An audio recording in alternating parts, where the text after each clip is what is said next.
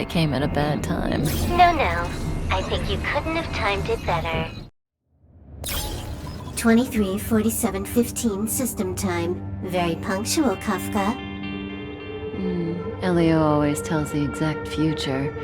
So what's with the explosion just now? Was that also part of his script?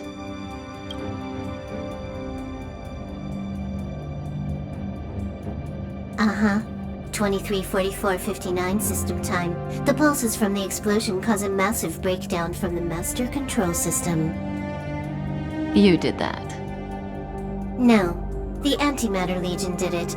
They completely invaded the space station 2 system hours ago. Alright. So do we need to fight the Legion? I don't know. Elio didn't say anything about it, so it doesn't matter. Got it.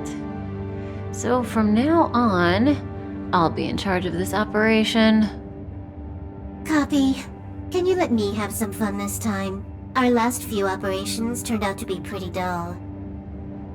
Sorry, I'm afraid there is not much I can do for you.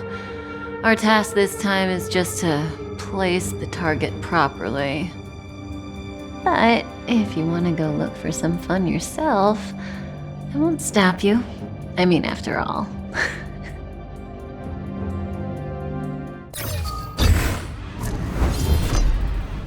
After all, Elio didn't put it in the script. Why would it matter?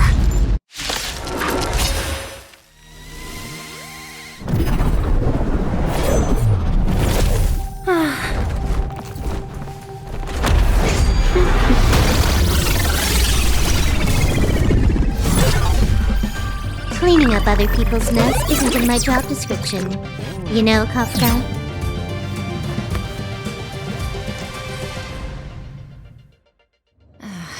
Yeah. Where did you send it, Silverwolf?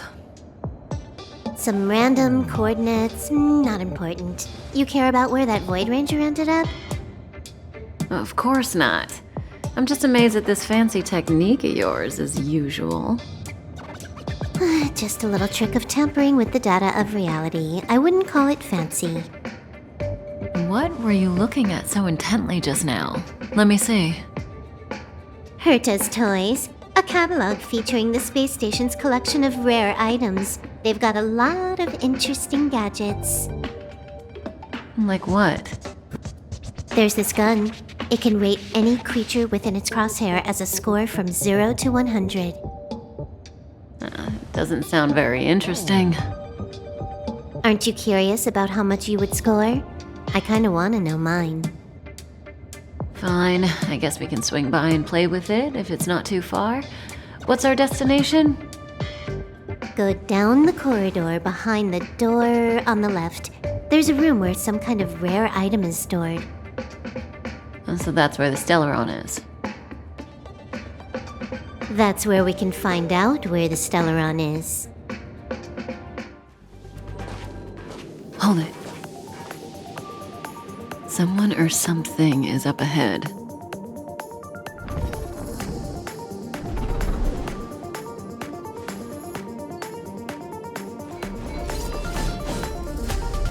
Looks like we're the ones getting ambushed. But they're the ones getting besieged. Not a single soul here. Impressive evacuation work. Did Herta organize it herself? According to the access history, she hasn't logged in here for over 6 months. The evacuation was directed by the acting lead researcher, a girl named Asta. It doesn't ring a bell. Oh, right. Elio said we wouldn't run into Herta. It seems she really isn't here.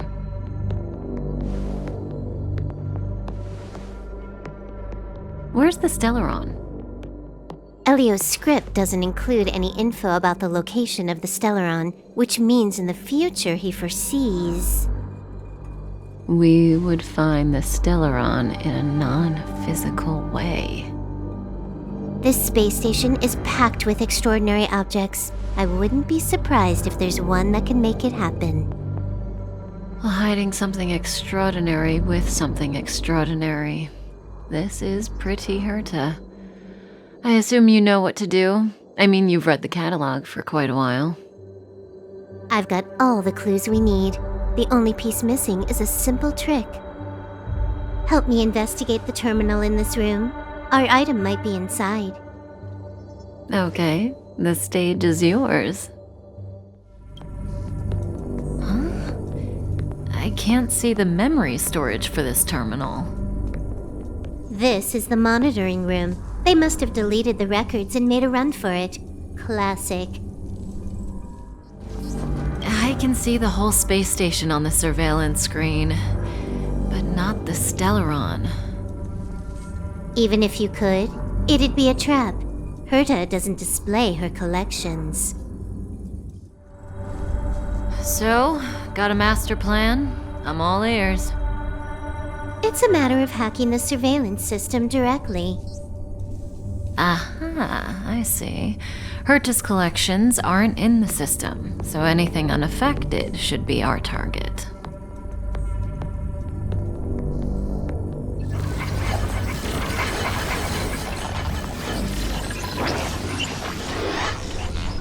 Simple, crude, but effective. Look, found it. Huh, what's this? Item number 211, line spot. A simple light deflecting field. It allows an object in its field to pass unnoticed, but if a different item ceases to be obvious, the object gets revealed. So, Herta hides her collection with something as simple as this? The simplest method is the hardest to spot. Isn't that our motto?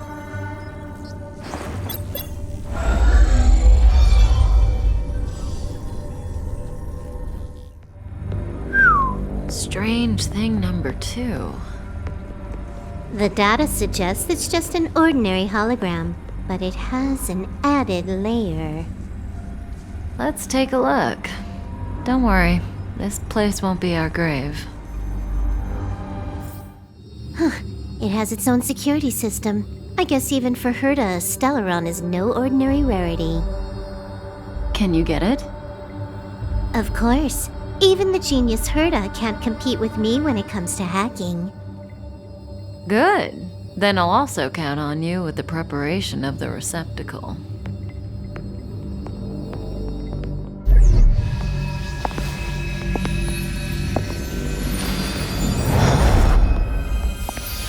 The receptacle's ready. Your decision. Elio said this decision will bring about lots of changes. He also said, it must be you who makes it.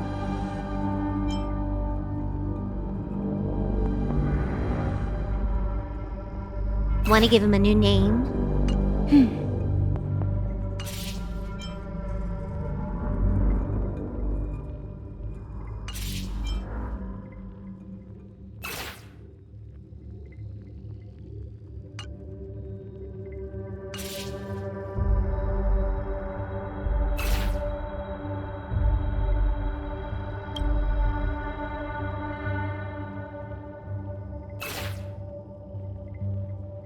Why are you standing around? There we go.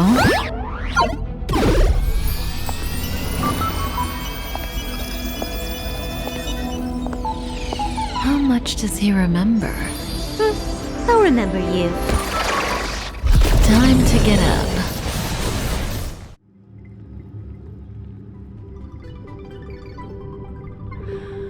Oh.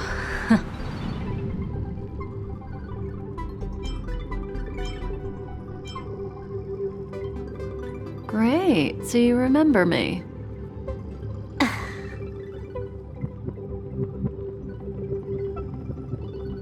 Listen, you are in a daze right now. You don't know who you are, why you're here, or what you're going to do next. You think I look familiar, but you're not sure if you should trust me. None of that matters. All you need to know is that I'm leaving, and you will be left all alone on this space station. From now on, you needn't think about your past or doubt yourself. Listen, in the near future, you will encounter all kinds of perils and hardships, but you will also have many wonderful experiences. You'll meet companions who will treat you like family and embark on surreal adventures with them. At the end of your journey, all that perplexes you and troubles you will resolve. This is your future that Elio has foreseen. Do you like it?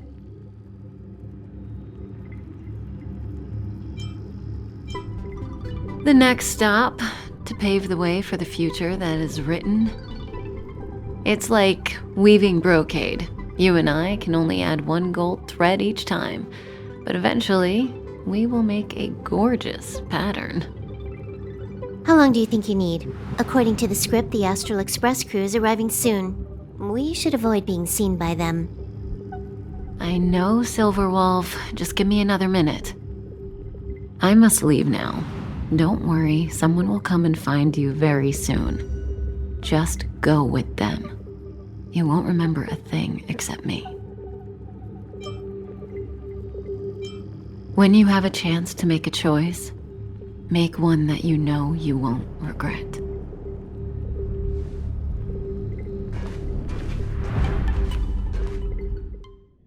Weren't their coordinates sent out from the space station?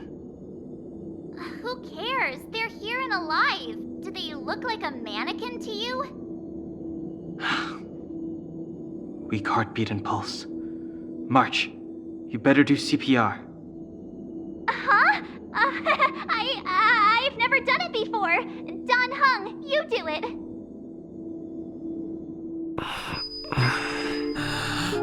Wait, stop it! They're awake!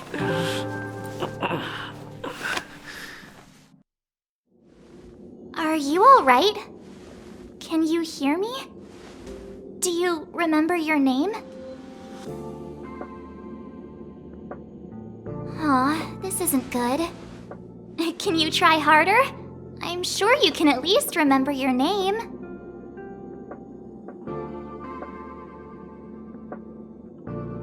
Nice to meet you.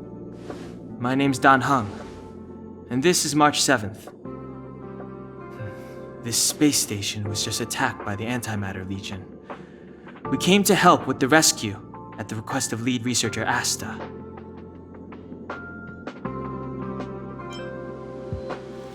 Goons owned by the destruction. You're lucky the most dangerous Lord Ravager among them isn't around. Just some nasty minions. We'll take those invaders out soon. Don't worry.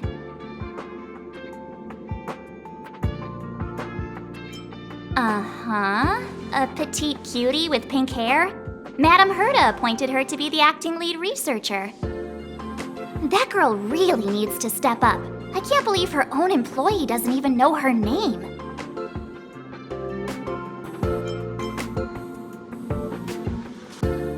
Back to the Master Control Zone. Asta and the other researchers have gathered there. Plus, that's where we parked the Astral Express.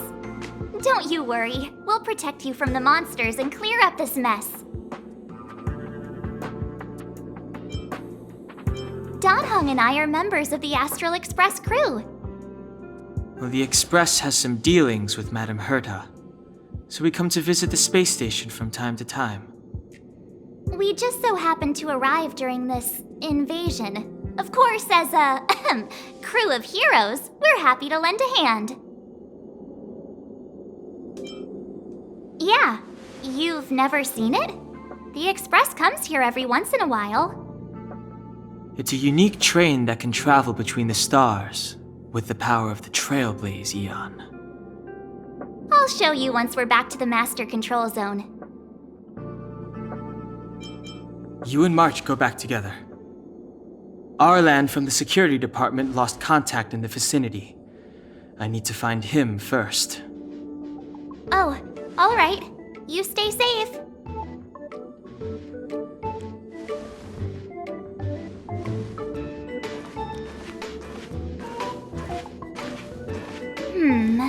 Maybe you should take this. The Legion are rampaging through the space station like a pack of wolves. This trip won't be a walk in the park. It's better if you have something to protect yourself. Just a suggestion, though. You're safe as long as you stick with me.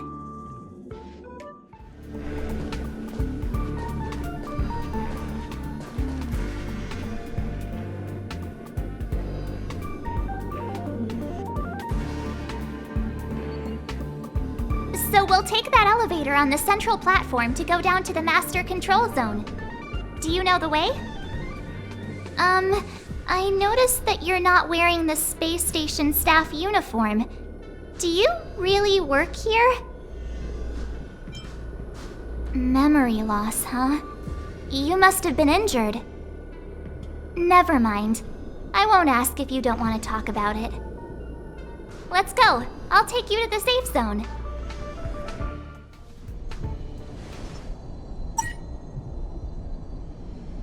Ah, I knew it.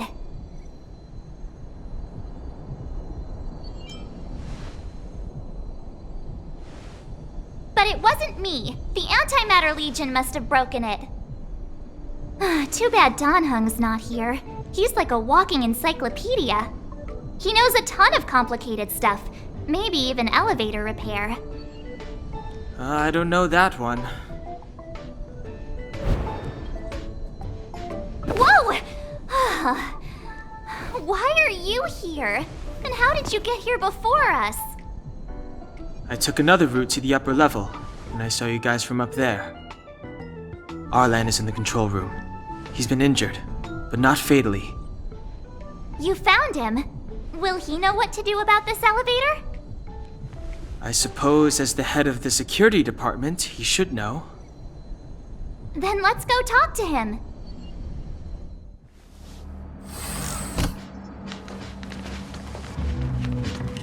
Hey! You're all together? Yep, we're from the Astral Express. Oh. Did Madame Herta send you to help? It's just a coincidence. We came to deliver the rare relic Herta trusted us to find. We didn't expect to arrive during an invasion. Why is the Antimatter Legion targeting you guys? It seems they just ignored the surface of the planet and came straight to the space station. I have no idea. The Legion came at a very suspicious time, almost right after the security system suddenly failed. Lead researcher Asta immediately began to organize the evacuation. I was supposed to cover everyone as they evacuated, but I didn't expect to end up failing in this task. Don't be too hard on yourself. Your leg and dominant hand were injured. It was a wise decision to hide here and avoid a head-on encounter with the Legion. Yeah, most of the staff have been evacuated safely. So right now our highest priority is to return to the master control zone and plan a counterattack. So, do you know how to use the elevator? I couldn't start it. After the evacuation was complete, the elevators were all shut down to keep the Legion away from the master control zone. Since Lady Asta sent you to look for me, I assume she must have given you the encryption key for accessing the elevator system?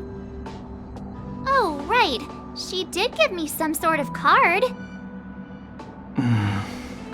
March. But where did I put it?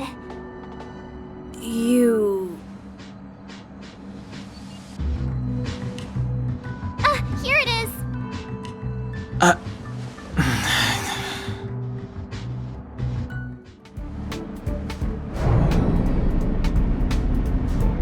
Let's go. Hold on. I only activated the elevator on the highest floor. We'll have to go there to use it. Because I mustn't give the Legion any chance to reach the master control zone by the elevator. I must ensure the safety of the station staff. So I'll have to trouble you to take a bit of a detour. Apologies. Huh? You're not coming with us? My leg is injured. I'd only slow you down. I'll stay here and shut down the elevator once you've made it to the master control zone. You won't slow us down. And you should be able to shut down the elevators from the master control zone, right? Agreed. He and I made it here safely. And now we've also got Danhung. We're more than enough to protect you. Let us worry about the Antimatter Legion. You just follow us and keep yourself alive. Aren't you a nice kid? Thank you. Hey, these shiny things. Are these light cones? I thought only the Interastral Peace Corporation had rare stuff like this. No. Light cones are Garden of Recollection technology. They allow you to carry memories around. Very potent enhancement items. I heard the corporation paid a lot for the usage rights, but I've no idea how Herta managed to get hold of one. They were acquired legitimately. That's all I can say. Take them. They're very useful in combat.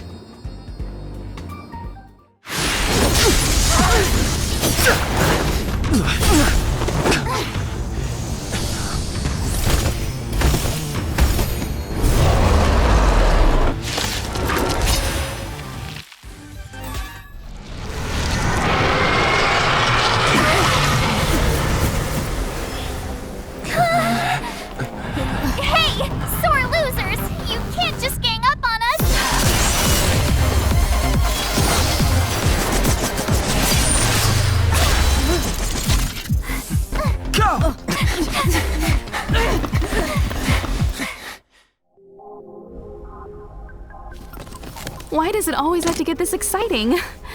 Anyway, at least you're back. March, Danhung, you've been through a lot. Oh, phew. Himeko, what took you so long? That last wave of Antimatter Legion came at us like a swarm of locusts. Have you ever tried shooting locusts with a bow? I wouldn't have made a difference. My orbital cannon can deal with a whole bunch of enemies at once, but I couldn't just blow up the space station with it. Herta would not like that. Whew. Are you all right, Arlan?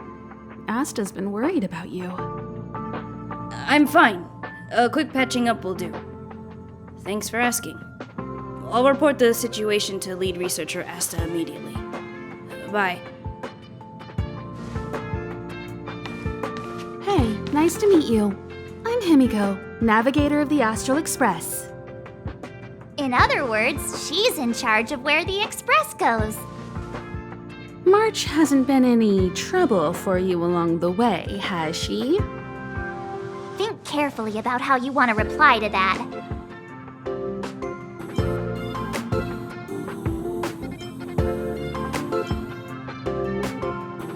Well, that's the joy of youth. We should take every step forward full of energy. He's a discerning one, isn't he, Danhung? I have the right to remain silent. Look at you all. You've already gotten really close. Come on. Asta has been worried about all of you. Projectile radar tracking normal. Telemetry signal frequency unusually high. Maintain at normal levels. Our measurements predict that the Legion is about to unleash over 10 waves of continuous attacks. Everyone, brace yourselves. Asta, we're back. Oh, I'm glad you're all back safe. Arlan just told me about the situation at the storage zone and about his injury. Thank you for all your help. In times of disaster, I realize more and more that the space station's researchers are its most valuable assets. Alas, we were ill-prepared for such emergencies. We should have built up our security and combat departments. But on the other hand, the entire crew of the Astral Express seems to be extraordinarily skilled. What is the current situation on the space station? The situation is under control for now. The damage to our security system was minor. The intruder only managed to alter a small amount of data, so it was easy to fix. The real problem lies with the researchers. They trust Madame Herta wholeheartedly and never thought that the space station would be breached by the Legion. A broken spirit is far worse than a broken body. Let's go speak with the researchers. Right now, the space station can't afford any more unexpected turns, especially from within. Have you tried contacting Herta? I sent multiple letters, all met with silence. You know her, Himiko. The space station is but a mere warehouse for followers and rare items. She doesn't really care about it. I knew it. No matter. I'll also send a letter to Herta and tell her that we've brought the rare item she seeks. At least that might get her attention. Oh, that would be of great help. If only I caught the Antimatter Legion sooner. Oh, I'm fine. This pain is nothing, really. I'm used to it. In fact, I should be proud of it. It's a reminder of being able to protect everyone. But, don't tell lead researcher Asta what I just said. Whew. There were a few researchers who didn't make it. The rest are fine, mostly minor injuries. But I'm worried about their mental states. Most of them came to the space station because they admired Madame Herta. But now they can't reach her or even their own families. I just hope they can all survive this crisis. My first impression was that she was the daughter of a rich family, owners of a big company. She was kind to me, though. When she went to the space station, I followed her. I don't know much about science, but I'm glad to be able to protect people in pursuit of their research. I hope all this chaos will end soon. I need to leave. I need to run from this Forsaken. No, it's impossible. I can run from yesterday. I can run from today, but tomorrow will always be one step ahead of me. Look! The obstacle detection terminal has recorded 142,856 attacks. The next count will be 142,857. I know in my heart that when I see that hopelessly beautiful cyclic number, it will mean the poetic end of my life cycle. Everyone keeps saying that! Things will get better. Things won't always be this bad. Negative, positive, a negative of a negative is a positive. Life inevitably comes to an end, but not today. How insightful. Yes, of course! The closer you approach death, the more you appreciate life. I will pull myself together. Thank you. That was kind of you. Push the stick down, Alfred. Oh, sorry, I got the wrong person. Thanks, kid. We're doing some pre-checks for the satellite remote sensing. I'll hold down the button to monitor the signal, and you push the control stick according to my instructions. But first, let's talk about the controls. Up is the spectrometer, down is the filter, left is the reference level, and right is the attenuator. Our pre-checks have 3 steps. Turning on the spectrometer, then the attenuator, and finally outputting the signal to the filter. It's quite a bit to remember. You got everything? Are you ready? 3, 2, 1.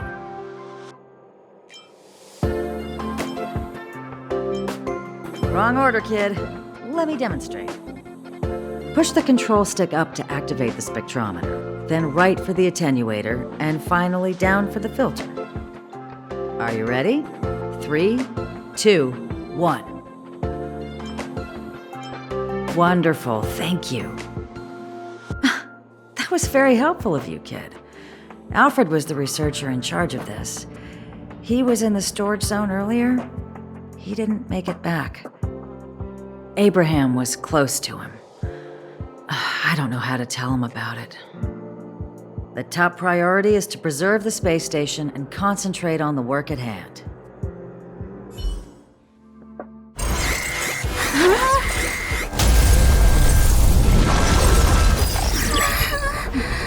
Take the express and leave. I'll stay. But Let's go. My zone's defense shield won't hold much longer. You all need to hurry.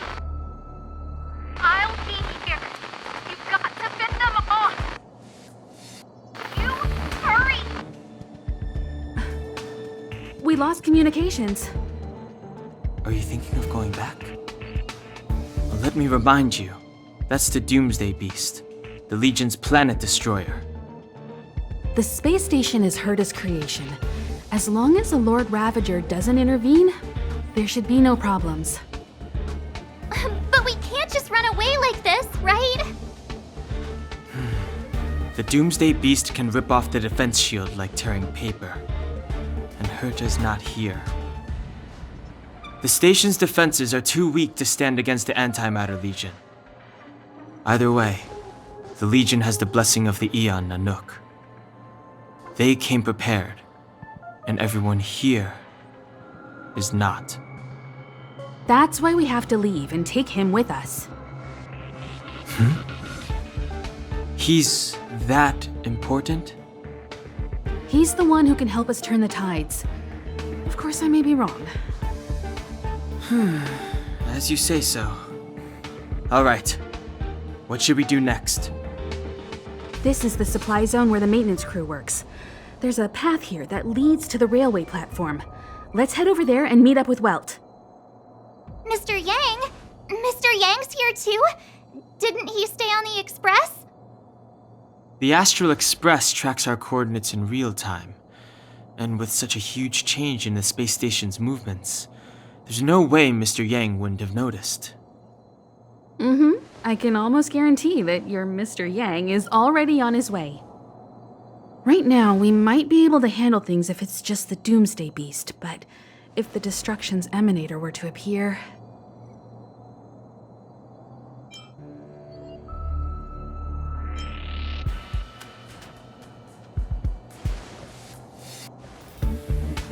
Let's hurry up and get out of here. I'll explain later. Wait, march!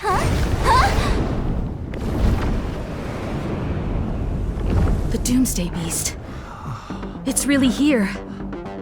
Get down here!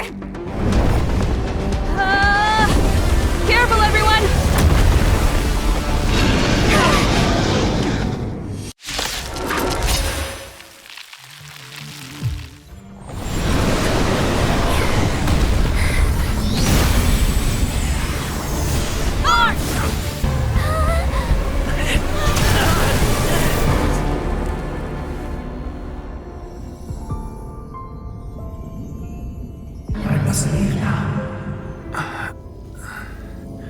What happened?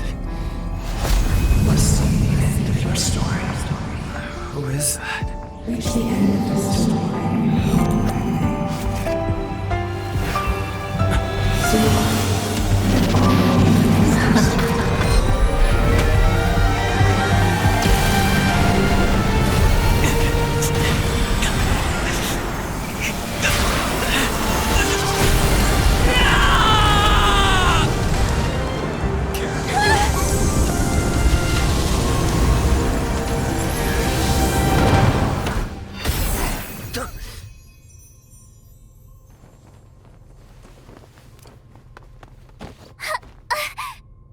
Mr. Yang, is he? They're okay now.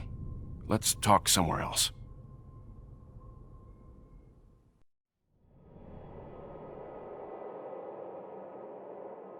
Is this the space station? Hello there.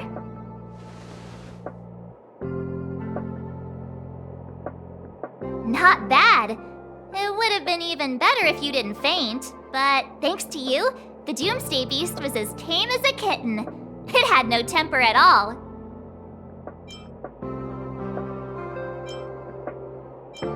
Yes, and you are the hero. Get up when you feel better. Himeko wants you to go find her. I have something to do, so I won't go with you, alright? By the way, we should exchange beacons. If you get lost or something, feel free to text me.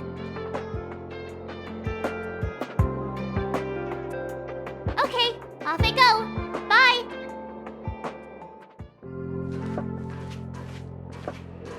You're awake. I had March and Dan Hung stay by the Express to keep an eye on things. It's almost time. She should be arriving any moment now.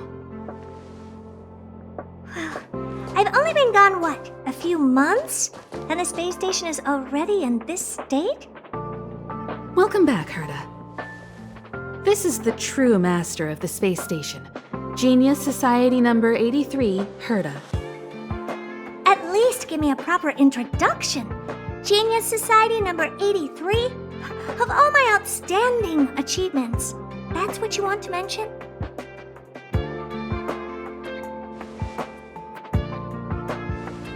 Yeah, up to speed yet? That place you all turned upside down? That's my property. So, this little twerp has the stellon now? Huh. I'll have to take a good look. Truly amazing! I built a whole space station just to contain this unactivated stellon and keep the blue from disaster. Yet someone was able to achieve that with this little twerp's body?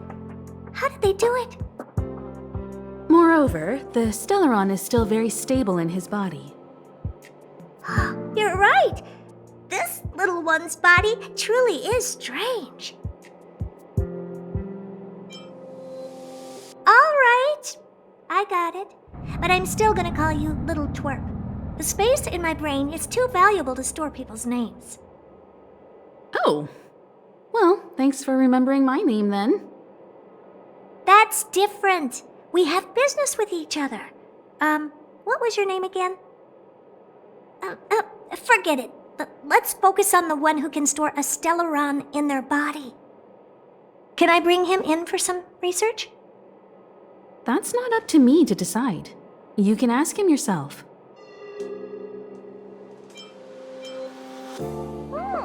This little twerp's pretty financially motivated. Oh, I like it. All right, give the poor child a break, Herta. I'm very interested now. So there's almost nothing I won't accommodate. A stellon in your body? How interesting is that? Be grateful that I'm offering to help you out. This is a service even the IPC can't buy. You understand now? Herta wants you to stay in her space station. Well, I'm going to have to modify your wording here. This little twerp can only stay temporarily until the research is done. Or maybe I'll lose interest halfway through and they can just beat it. And after that? Not my problem. You also have another option. The Astral Express. If you want, you can leave with us. The Express has its fair share of experiences with stellarons. The thing you're worried about and the answers we're looking for are one and the same. Besides, we can come back anytime to let Herta conduct her research. She's absolutely fascinated now. Well, works for me. Keeps this subject fresh, too. And that way, I won't need to keep worrying about this little twerp all the time. Perfect.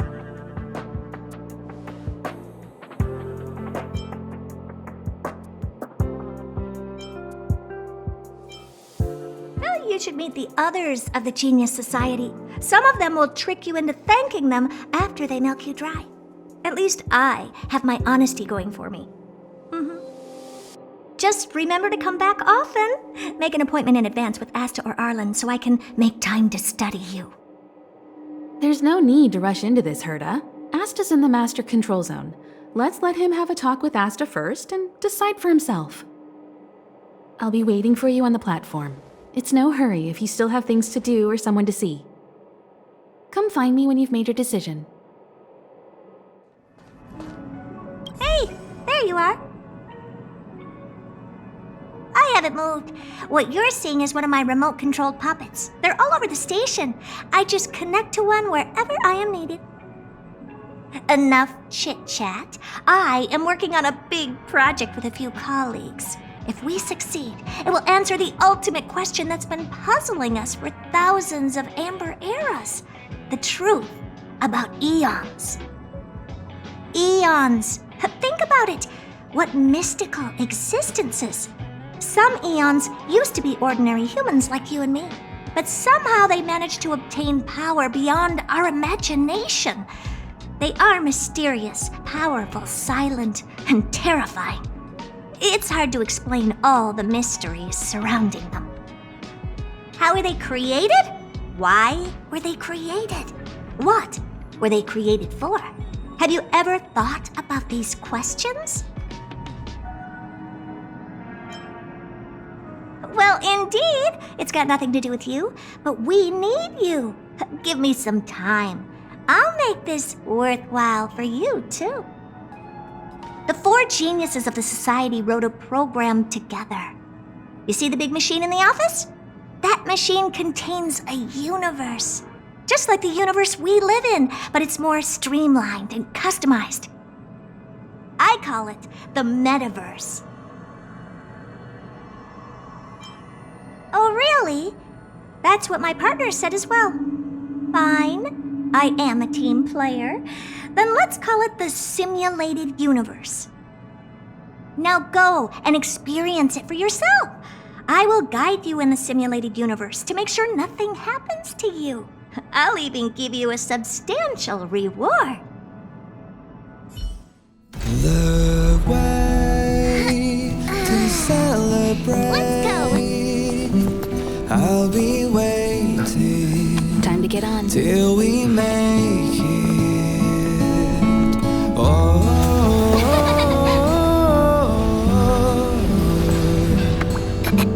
We will see. I'm over here. Come with me, take the journey. Hey, you over there looking dumbfounded. Yes, Pom-Pom's talking to you. Himiko told Pom-Pom about your situation. Now listen up. Pom-Pom will only say this once. Pom-Pom's sure there have been lots of people telling you how special you are lately. But this is the Astral Express, and everyone on here has their secrets. Since you chose to board, you can abide by the rules. You're not the only special one here. You'd best remember that. I'm Pom-Pom, the conductor. Just come find me if you have any trouble. Himiko likes using the phonograph a lot. She says it can play melodies from the past. Welt likes collecting these jet black discs. It seems like they could be antiques. He'd be very happy if you could bring a few back. Hey! You don't have any questions to ask Pom-Pom? Is it because you think Pom-Pom talks too much? Or is it Pom-Pom's age? You youngsters gotta learn to bridge that generation gap. Oh? Why are you interested in her room? Ah, Pom-Pom remembers Himiko saying that you saved her. Very brave. Very foolhardy. But that is what a trailblazer should be like. March 7th's room is in the express sleeper compartment. She's always running around, so she might not be there.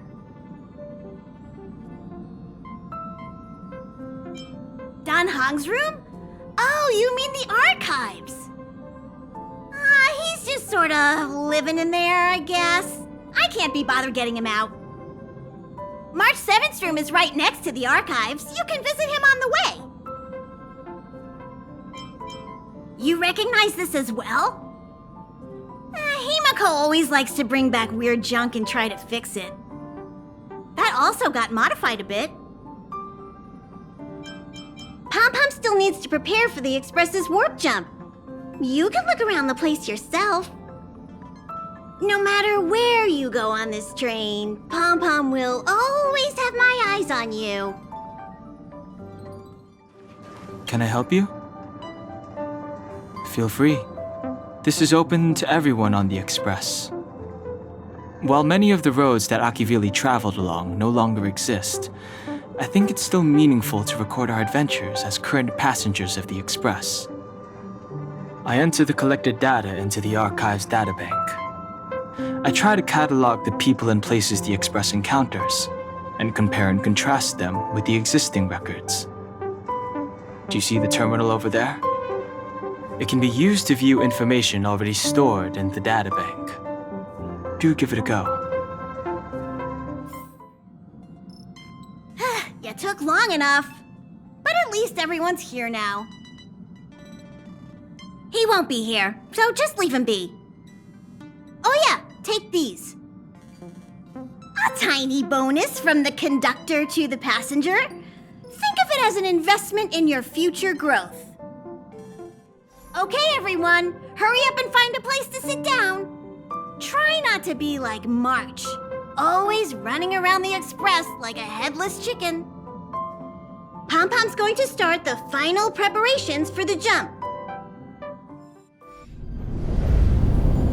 The universe. The Astral Express. Eons. Did I get dragged into a science fiction movie or something? This stellon thing in my body. Are you trying to catch the stars? I've done stuff like that before. But it wasn't stars for me, though. It was lights. When I first woke up after being rescued from the ice, I could see clusters of stars in front of me. I reached out for them automatically, but they turned out to be the carriage ceiling lights. The whole crew was watching me. It was pretty embarrassing.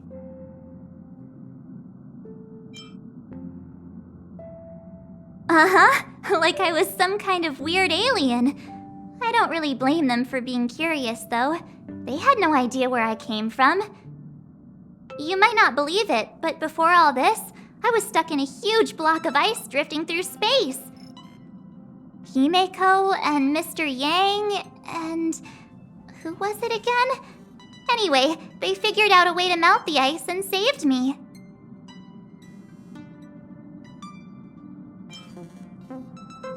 I don't remember a thing. Who I am, where I'm from, my name, it's like everything was erased from my mind. March 7th was the day they found me, so it stuck. Ever since then, I've been hanging out on this train and following it to whatever destination it decides to stop at. I'm hoping that one day I can find my past. What am I talking about this for? A way to get everyone down, huh? It's fine. I was the one who brought it up. Cheer up! It's not every day someone gets to ride on the Astral Express. Ah, here comes the conductor. The Express has reached a safe distance from the space station. We'll be jumping in about 10 minutes. Return to your seats, please. Both of you! Things could get bumpy. Thanks, Pom-Pom. But did you really have to come and remind me? I'm not a newbie, you know. Well, it wouldn't be necessary, but Miss March 7th likes to challenge herself and falls over every time. That's just called never giving up. Hello? Hello, hello? All passengers, please return to your seats. The train is about to make the jump. Hold on, everyone. I won't fall over. I won't fall over. I won't fall over. 5, 4, 3, 2, 1.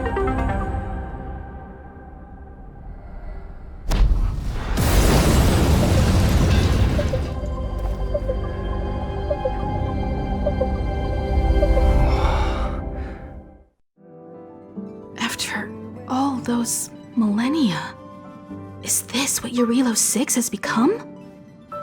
Uh-huh. So, that snowy planet is our destination this time? Yes. Looks like this trailblazing expedition won't be easy. Oh, spatial readout anomaly. Star rail stability is down to 12%. Schedule alteration. 7-day stopover time extended indefinitely.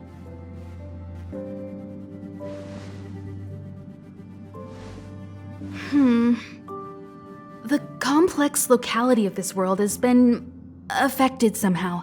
The star rail has been blocked off by something. Take an ordinary train as an example. It's like the tracks up ahead have suddenly snapped, and the way forward leads straight into a collapsing abyss. The only sensible thing to do would be to brake hard, right? If we try to force our way ahead, there could be a hefty price to pay. This again? Don't tell me. It's gotta be. The results of the preliminary analysis are here. The anomaly stems from a stellon, as always.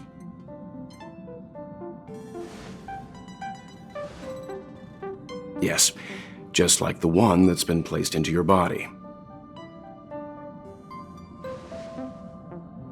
Don't worry, it's not the first time our route has been obstructed by a stellon. Stellarons are clouded in mystery. Even Herta isn't able to fully understand them, but at least we know how to neutralize their influences. The only thing we can say for sure is that their arrival causes massive changes to civilizations and ecosystems. They also generate distortions in space, such as fragmentums. There must be an inextricable connection between the stellon we're dealing with here and Jarilo-VI becoming a frozen planet. Our current theory is that stellarons are seeds of disaster, planted by a certain eon throughout the universe. We can't continue to trailblaze without removing the source of the disaster.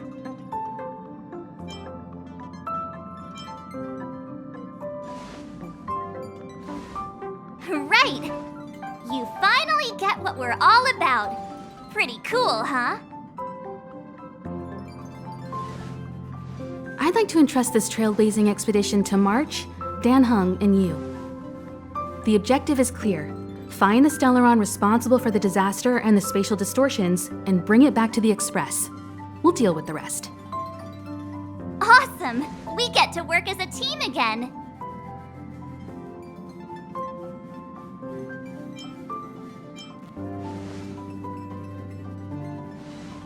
Someone has to stay on the train or Pom Pom will get lonely. Not to mention, Nanook threw us a glance just now. If we're targeted by the Antimatter Legion, then things could go south fast. So it's still not our turn. I know you really want to go, but we should give the youngsters a chance to get out there on their own. It'll be a good opportunity for them to bond. March, if you two are ready, why not go and find Dan Hung? He's probably already started collating the ecological data and survey results for Jarilo-VI. It's always good to know more about the destination before you start a journey. Are you doing okay after your first jump? Dizziness or retching are normal reactions. You'll feel better once you get used to it. So you have high compatibility with the Express. That's good. I went through the Express's database, and it seems the environment on Jarilo-VI has undergone drastic changes in the past few centuries. It was not a frozen planet to begin with. He said so? Considering the spatial obstacles that the Star Rail has encountered, it's highly possible. I've conducted a preliminary survey and found that there's one area with a relatively normal temperature on the surface of the planet. By normal, I mean a temperature that just about allows for human survival. If I had to choose a site for initial investigation on this trailblazing expedition, that would be it.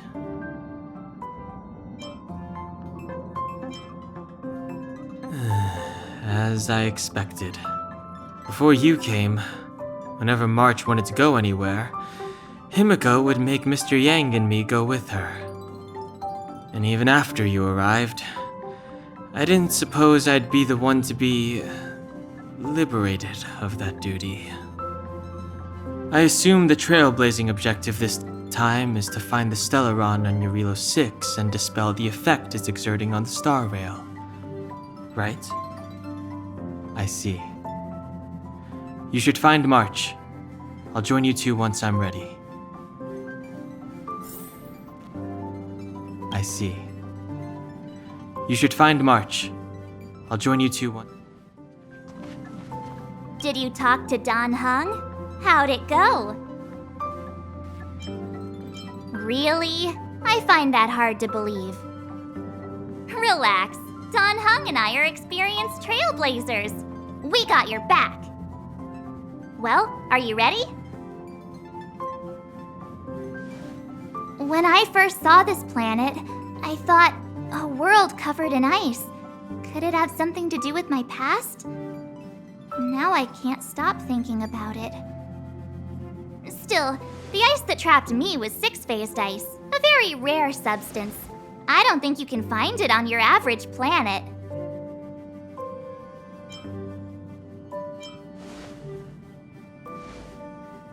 To be honest, I think I'd be kind of annoyed if I found out this was my home world. It looks freezing. Pretty girls aren't frost resistant.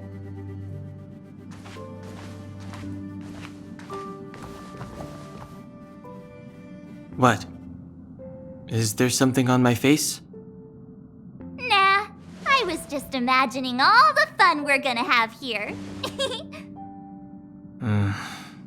I feel sorry for this world. First the Stellon, and now you.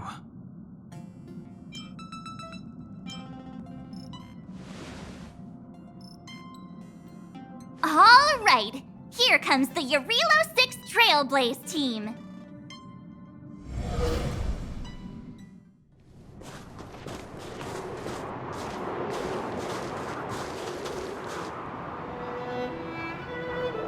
Jarilo-VI. We're here. It really is one big snowball. Hey, get your own metaphor. Snow as far as the eye can see. Which direction should we take? Based on the coordinates, the target should be up ahead. Then what are we waiting for? Let's go! Me neither. If only we had a snowmobile. We never get to bring anything cool from the Express. Do you remember what you did to our last snowmobile? Anyway, moving on. Remember, we should stay vigilant. We know very little about this world.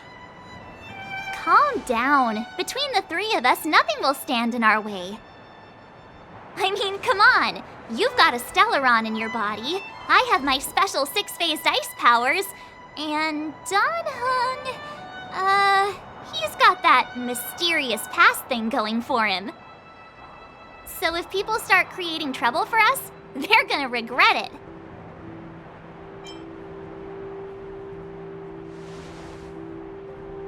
Well, let's not get ahead of ourselves. Let's go. Braving the unknown? That's the real spirit of trailblazing. These buildings have been buried in the snowfall. Huh? So these are rooftops? How long would snow have to fall to get this thick? A long, long time.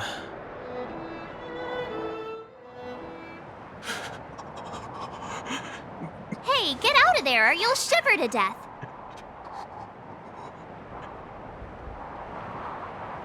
Holding your breath won't help. I got this, March. If someone's got their head stuck in the sand, or the snow in this case, they just need a helping hand. Ouch! My fine fellow, was that really necessary? Is crawling around in the snow a crime these days? I mean, come on, surely. It doesn't warrant a spearing.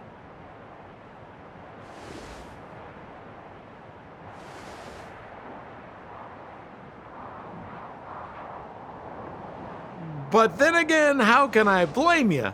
I mean, I caught you off guard. It had to happen. You could even say I deserved it, huh? Besides, I made a gallant group of new friends as a result. Is Captain Japard around? He's an old buddy of mine. Who? Wait, you're not Silvermane Guards? Well, why didn't you say so? Turns out we're on the same side after all. Pleasure to meet you. The name's Sampo.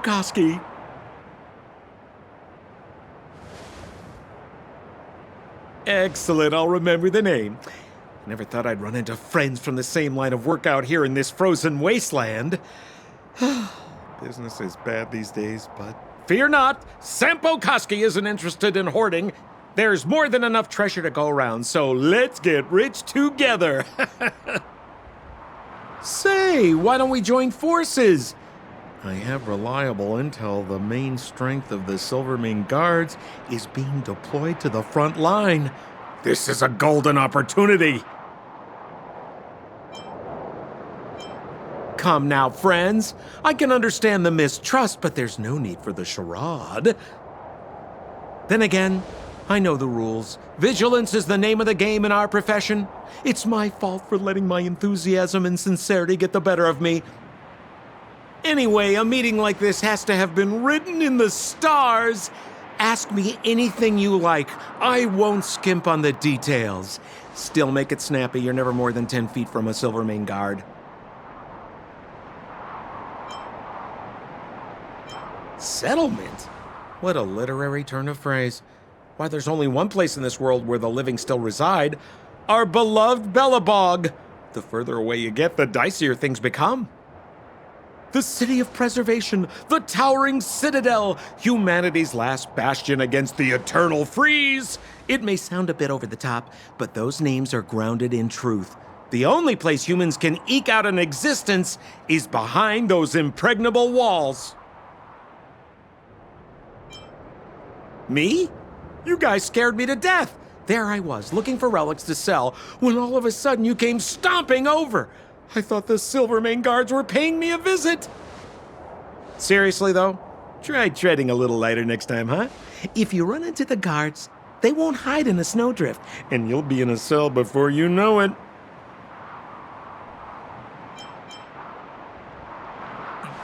You really don't know?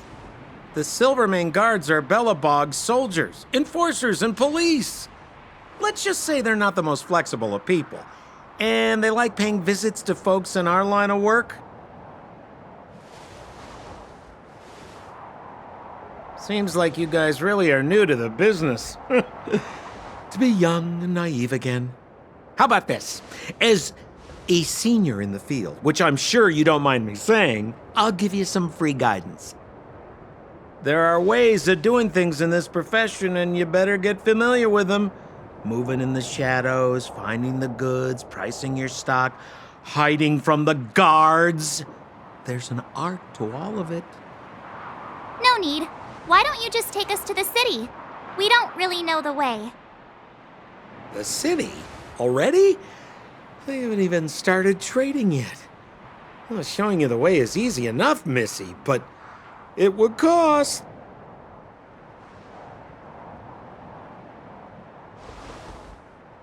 But it would be my pleasure. Kindness is Sampo middle name. Follow me, friends, and keep quiet. We don't want to be spotted by the guards. Rule number 7, never leave a footprint. I have my own special technique called invisible snow walking. Helps me throw off pursuers in no time. Who are they? You remember the Silvermane Guards I mentioned? That's them! Help me, old friends! I don't want to be caught! It's the suspect and his accomplices. Arrest them!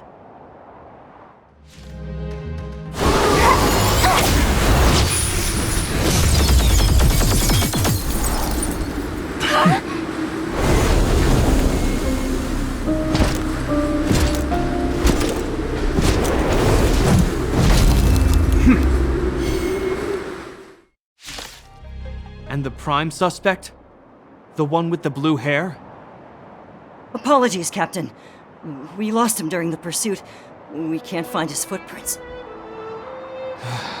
No matter. We have his accomplices. He'll be close by, plotting his next move. As in, forever. I'm not trying to talk our way out of this, but we're not friends with that scoundrel. Did you see how fast he ditched us? We rescued him from the snow out of the kindness of our hearts. We had no idea he might be using us to get past you. Are you really dumb enough to fall for his... I'm a captain, not an adjudication panel. As a Belobog citizen, you have the right to defend yourself, but that can only take place under the scrutiny of the architects, not now. Take them away. But we're not from Belobog.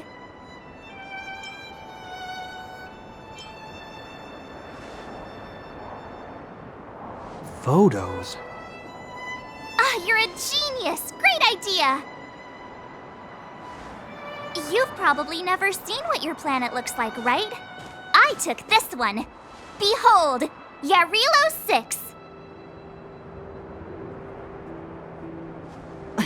You mean to say that this white ball that's here, that's our home? How can that... It is said that a long time ago, strange visitors from beyond the sky would visit us here, but that after the eternal freeze, the blizzards made passage impossible. And Belobog would cease to witness such arrivals. But these people are... This decision is beyond us. If what they say is true, then only the Supreme Guardian may decide their fate. Our job is to present them before her, nothing more. Outsiders, follow me. Belobog lies beyond this blizzard.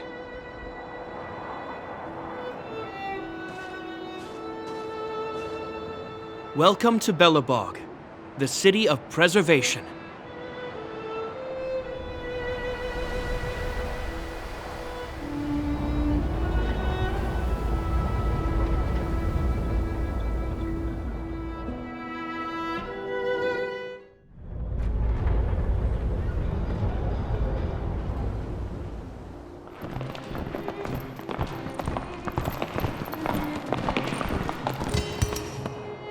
It feels like it got a bit warmer. That's because you're in Belobog, the last bastion of humanity. Last bastion? 700 years ago, monsters from beyond the sky set the world ablaze. The land was turned to scorched earth, with raging infernos and billowing towers of smoke stretching beyond the horizon. In the midst of the conflict, the eternal freeze descended without warning. Suddenly, sweeping winds brought blizzards which buried the invading legion. Belobog was all that remained. The steadfast architects built this city. Under the protection of Qlipoth, the preservation, Belobog remains forever warm in the face of unrelenting cold. He's sure saying some weird stuff. A marked change in tone. It sounds like he's quoting from a historical record. Uh-huh. So why is he telling us all this? You wanted to know.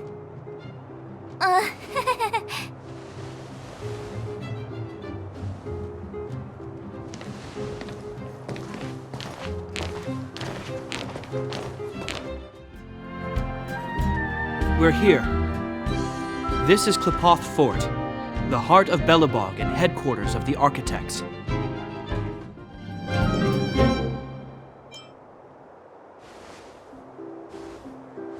Qlipoth is the symbol of preservation. Under Qlipoth's impulsion, the architects constructed Belobog, thus protecting the spark of civilization from disaster and the eternal freeze. To show our reverence, we named this fortress after the Aeon themselves. The architects, under the protection of Qlipoth, have continued to lead this city forward, repelling all manner of disasters. This fortress is also the residence of the Supreme Guardian. The Supreme Guardian? The leader of Belobog, elected and appointed by the architects. The Supreme Guardians have watched over this city for generations, sheltering the people from harm. The current Guardian is Madame Cocolia Rand. Every major strategic decision is issued by her. Whoa, she sounds like a big deal. I will now bring you to see Madame Cocolia. Please have your words at the ready. Her time is precious, so she prefers concise communication.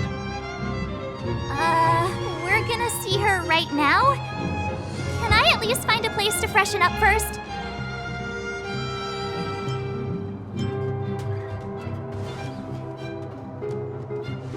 Rest easy. The Madam Guardian doesn't care about formalities. Not to mention, you've only just arrived. It would be unexpected if you were familiar with Belobog customs. I've dispatched a messenger to send word. Madame Cocolia will be aware of your arrival. Come with me. But that's a meaningless sacrifice. How can you... You may leave, Branya. Visitors have arrived. Yes, Mother.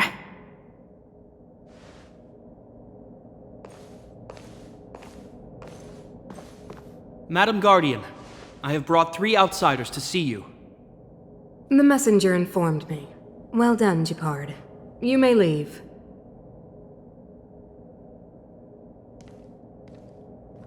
Welcome, visitors from beyond the Eternal Freeze. Or perhaps I should say, from beyond the sky, no? I am Cocolia Rand, Belobog's Supreme Guardian. I would be grateful if you could tell me why you have come.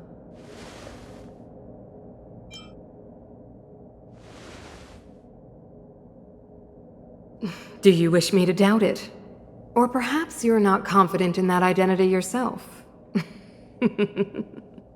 No, I do not doubt it. I can see that you are not from this world. The architects remember the history well, else we should forget it. I know that in the distant past, before the Eternal Freeze descended or the Legion invaded, this world was once prosperous beyond measure.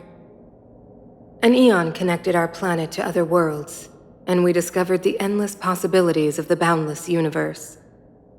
We also came to know of Klapoth, the Amber Lord. Under their attentive gaze, we built the city walls. So do not be surprised. For 700 years, the architects have received no further communication from the stars. But I knew of your existence. Tell me why you have come.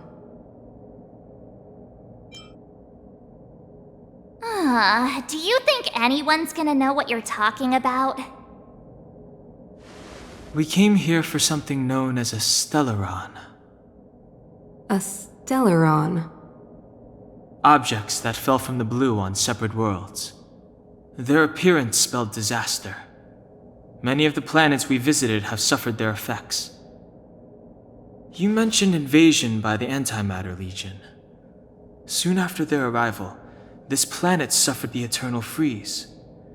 At the same time, the phenomenon known as fragmentum space corrosion began to occur. Correct? Correct.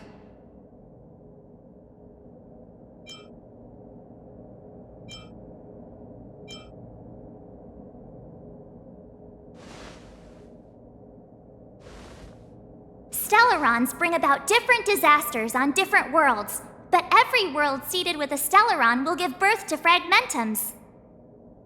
You can see us as kind-hearted interstellar public servants, lending a helping hand to any world affected by a stellaron. Your analysis of our current circumstances is clear. We have indeed suffered the disasters you speak of, some of which prove vexatious to us even today. But why should you care? Even if this stellaron you speak of did bring about disaster, I fail to see its connection to you. I don't believe that anyone would go to such lengths to help a world unrelated to them. Unless they had something to gain. You're right. Our reason for coming here is not purely selfless. If we don't seal the Stellaron, we cannot leave this planet.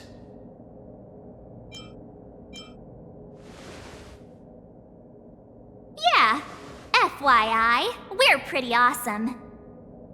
You know how to seal the Stellaron. We have the relevant means. Very well, I believe you. If our present situation is truly the result of this so-called Stellaron, then your arrival is the hope that Belobog has waited 700 years for. I am willing to assist you in any way possible to help you locate the Stellaron. It's getting late, and you must be tired. I will arrange for you to stay in our most comfortable hotel. Rest there and get a good night's sleep. Tomorrow at noon, I will dispatch someone to escort you here, and we can discuss this urgent matter in greater detail.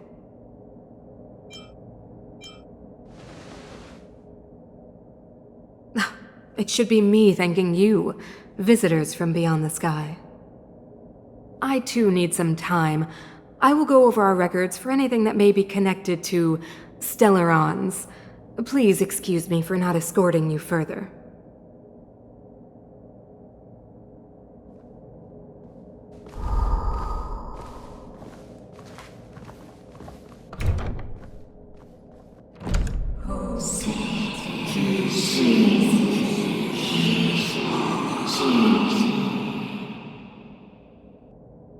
Of course, I understand.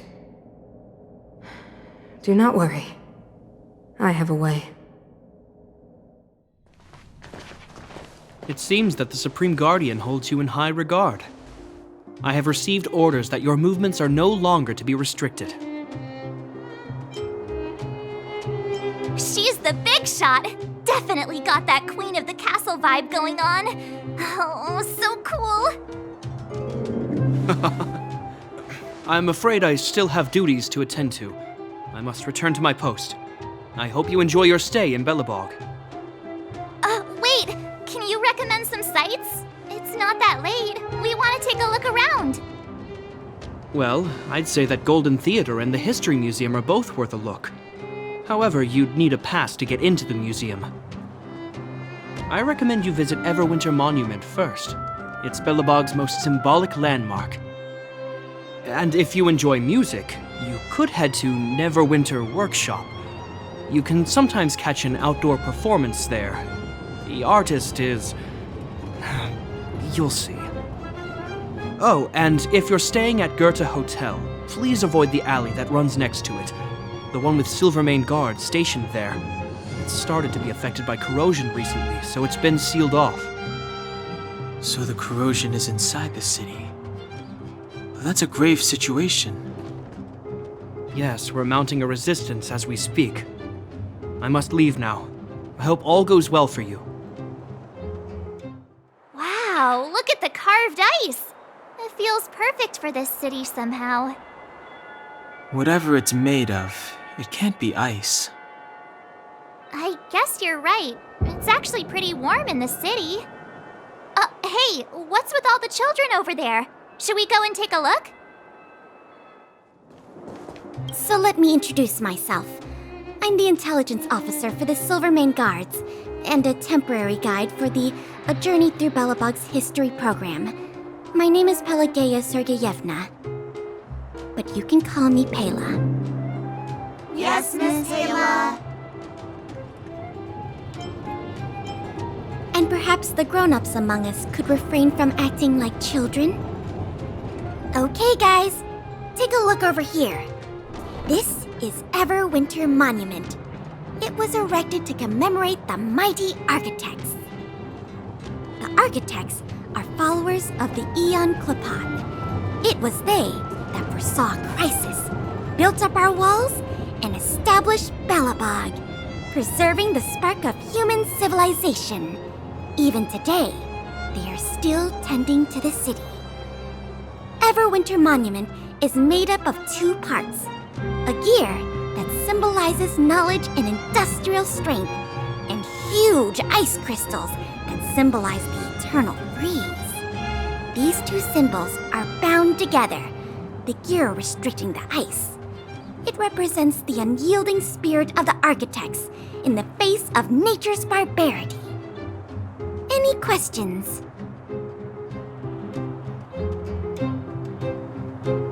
Any questions?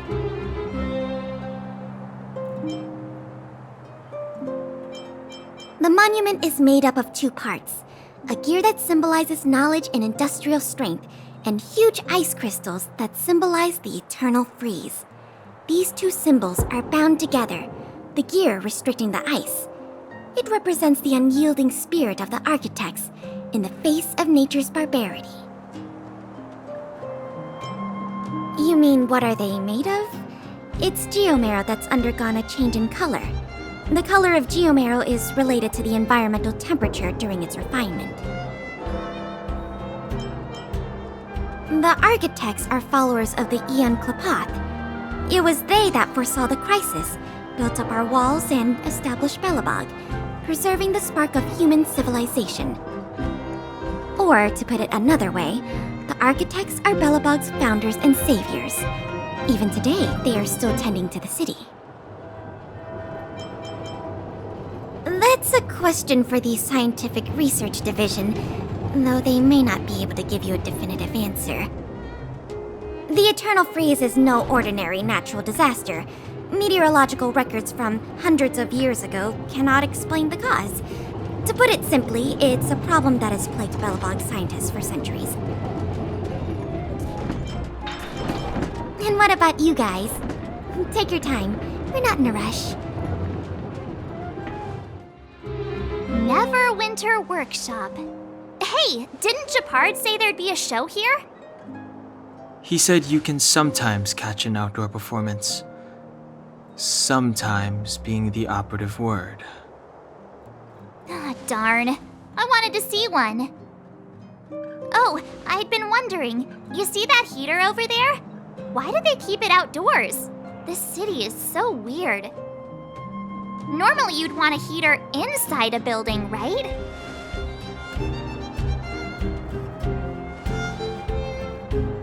If so, I'm not sure mighty is the right word for these architects. Tiny heaters are no use against the Stellaron disaster. You guys sure have a lot to say about that broken heater. Oh, wow, she's cool.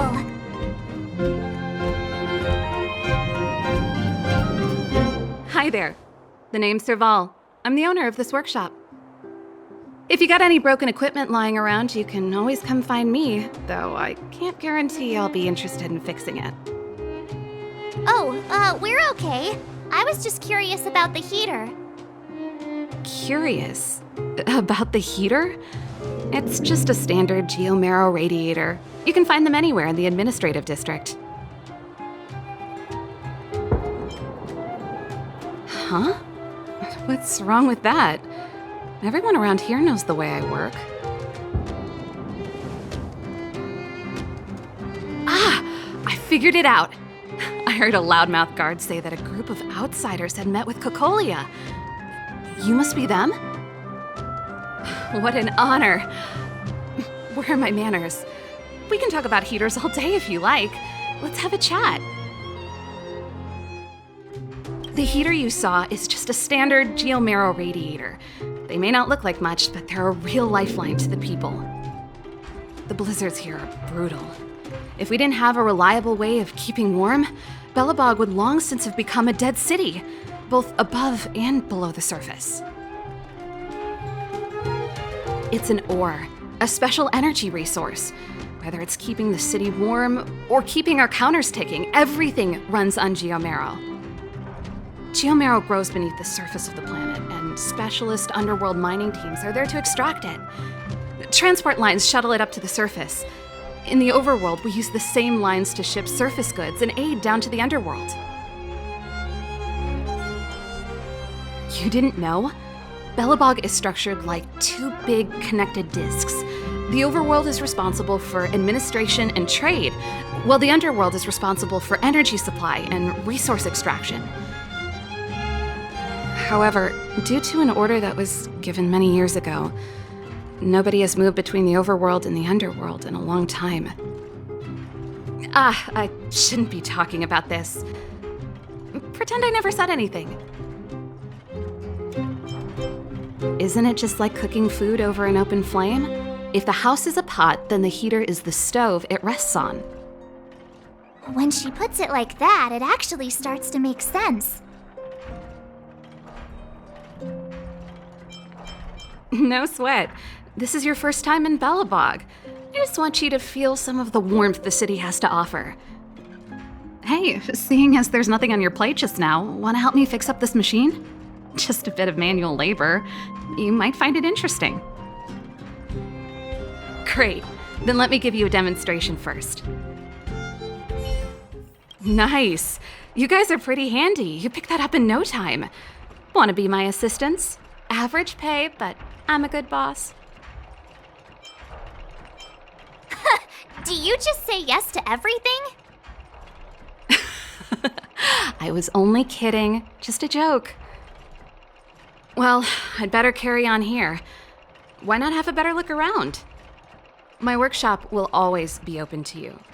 And your wallets, of course.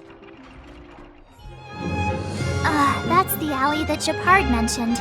The one contaminated by the fragmentum, right? I can't believe how close it is to the city center. If they hadn't identified it, I bet all the shops and hotels in the vicinity would have had to close down by now. Move back! This is your final warning! But my proof of property is inside. I don't have any...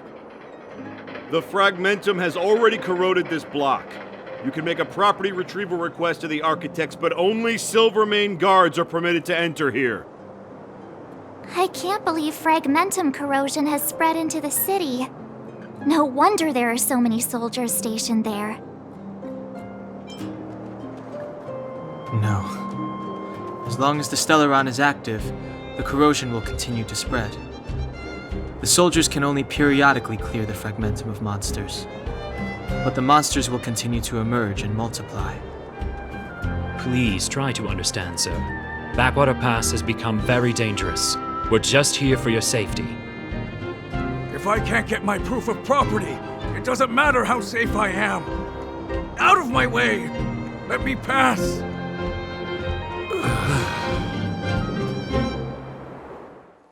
Wow, what a beautiful lobby! It's gonna be soft mattresses and cushiony pillows tonight. Wanna have a pillow fight later? Huh? I bet they're stuffed with goose feathers! March. Earlier in Klipoth Fort. Stop, I know what you're gonna say.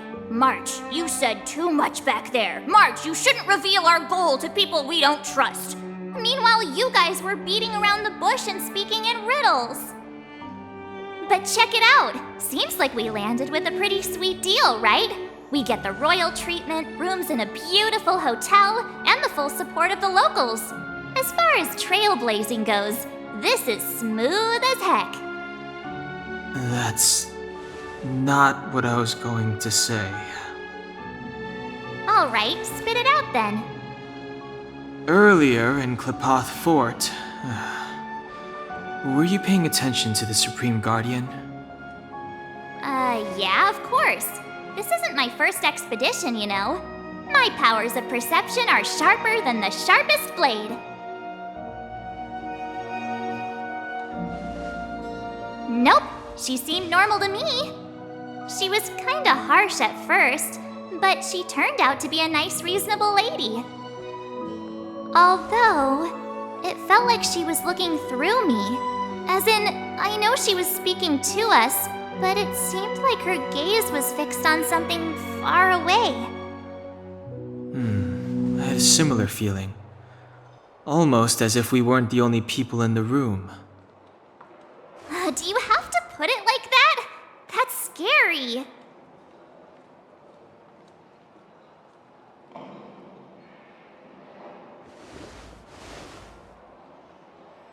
Well, there's no way he'd get past Danhung's sharp eyes. Perhaps I'm too sensitive. She did promise to help us. I just hope she keeps her word. Let's get some rest. We need to save our energy for the discussions tomorrow. Is there anything left to do? We're meeting the Guardian tomorrow. There won't be any time for sightseeing.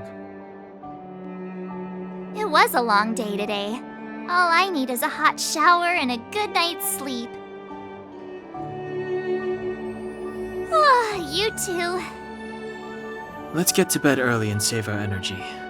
I sense the next few days could be tiring. Well, I'm off to my room then. Express lights off!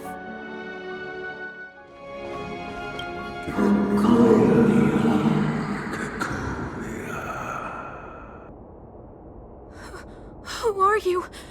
What are you?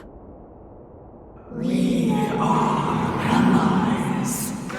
Allies of the Guardians in generations.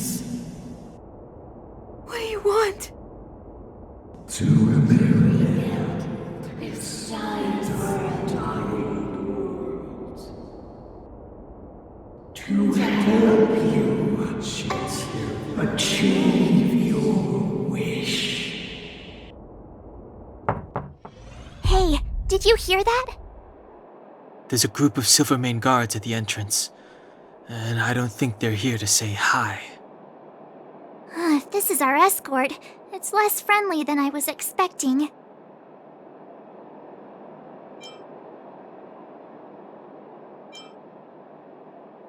I just have a feeling. Let's go and meet them. We won't know until we're down there. Hey, Commander Bronya is waiting for you all down below. Hurry up and go see her. And no tricks. Are we in a lot of trouble? Huh? It's you. You were there at the fort. I am Bronya Rand, acting commander of the Silvermane Guards. In the name of the Amber Lord in the Highest, and under order of Supreme Guardian Cocolia Rand, I hereby arrest the suspected infiltrators under the charge of plotting to incite rebellion. As agent of the Supreme Guardian, I herewith temporarily strip you of your freedom of action and speech. When you are tried by the adjudication panel, you will be given the opportunity to defend yourselves against the accusations. Resistance will prove futile. You must come with me. Wait a minute! This isn't what we agreed! She said we were gonna be escorted to discuss an urgent matter! This is an orchestrated betrayal, obviously. Looks like we've been downgraded to accomplices. Again. It seems like it's every third planet this happens. That's because you always act without thinking. You never have a plan. Hey, I'm improving. I'm coming up with a plan right now. And... got one! Downhung, the alley. The one that's been sealed off. It's possible. March. Be ready to make an escape. Huh? Really? I just wanted to say something. 3 of a kind. Shh! It's an old Astral Express escape signal. Do you play cards? 2 pair? Hey, what are you whispering? Let's get going. Ace!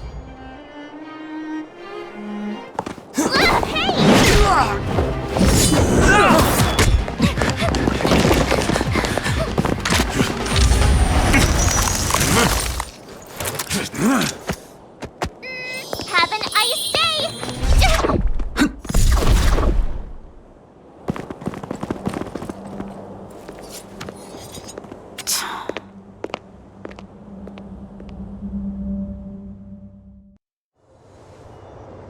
They charged straight in! Escaping into a fragmentum. I don't know if they're overconfident or just eager for death. It would seem that Mother's judgment was correct. Should we report them as missing or deceased?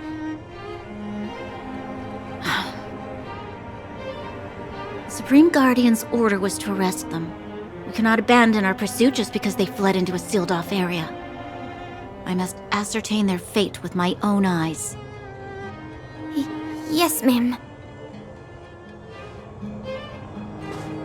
Eradicate all threats to Belobog security. That is what I must do.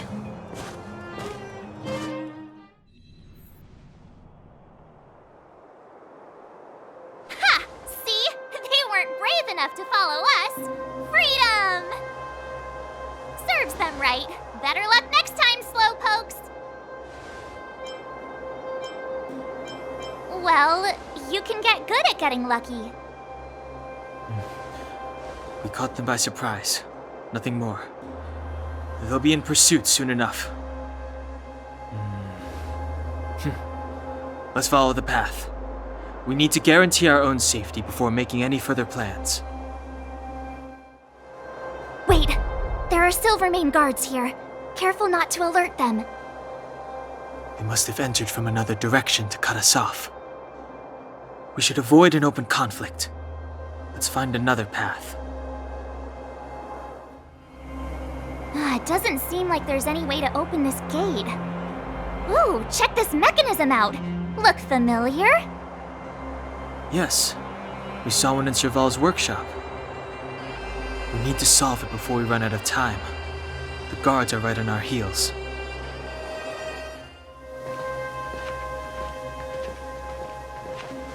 I don't see a switch for the gate. Over there! There's a monster in the area. We'll need to deal with it first.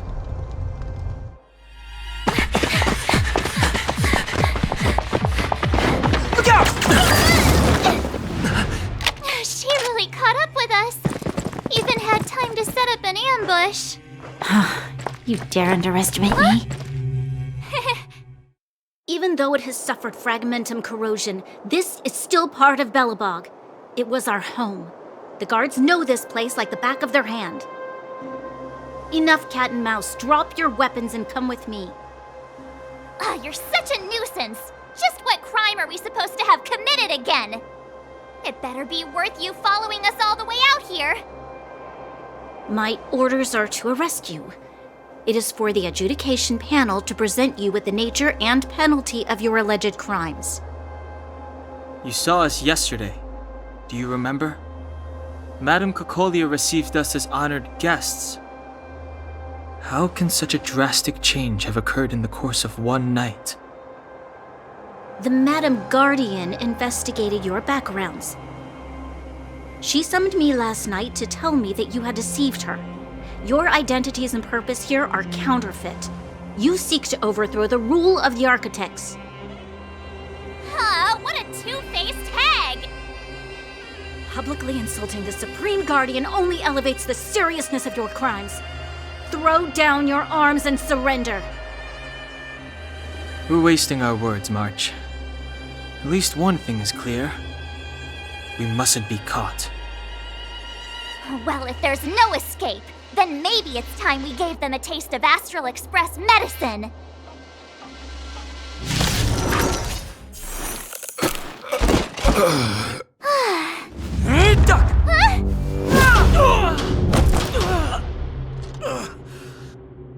Lady Bronya! I'll handle these evildoers myself.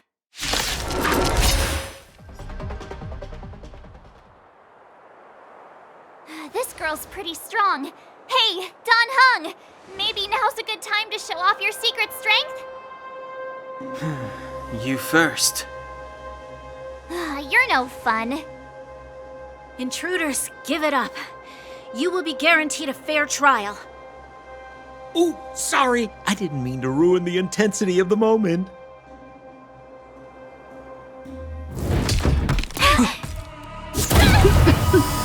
What is this? I can't breathe.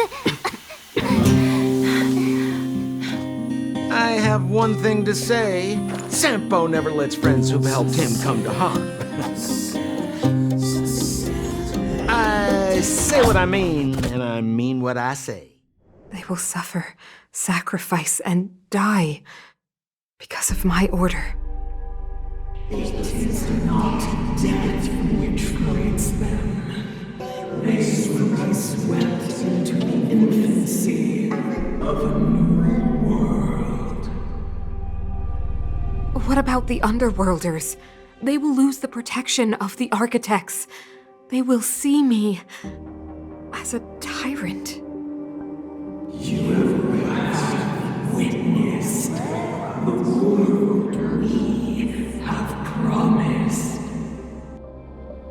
A temporary misunderstanding for an eternity of prosperity. We will honor your decision. I understand. Come on, those toys of yours aren't that dangerous. Then why hasn't he woken up yet? Because he's sound asleep. Didn't you hear him sleep talking? Poor child. Sounded like a bad nightmare. Tell me the truth, Sampo. What are you gonna do about the overworld girl? What am I gonna do about her? Why, wait for the opportunity and send her back, together with the rest of them, of course. Hey, come on, what's with the... You're a bad liar, Sampo Koski. What?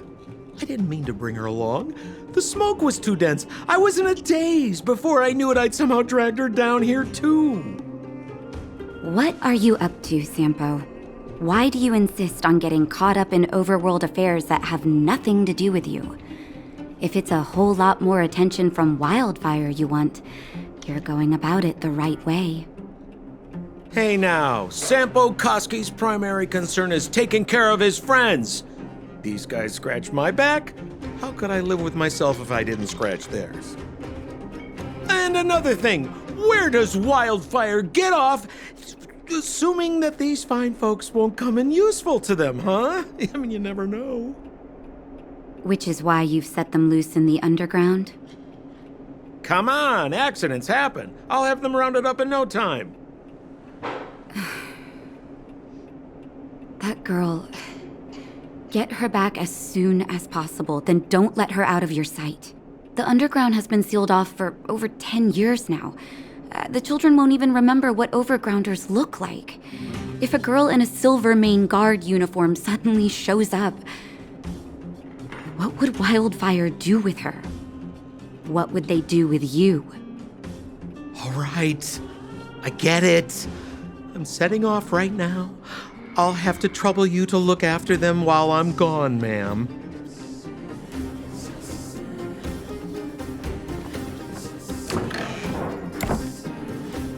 Hey, sleepyhead. Looks like you're awake. How are you feeling? Any aches or pains?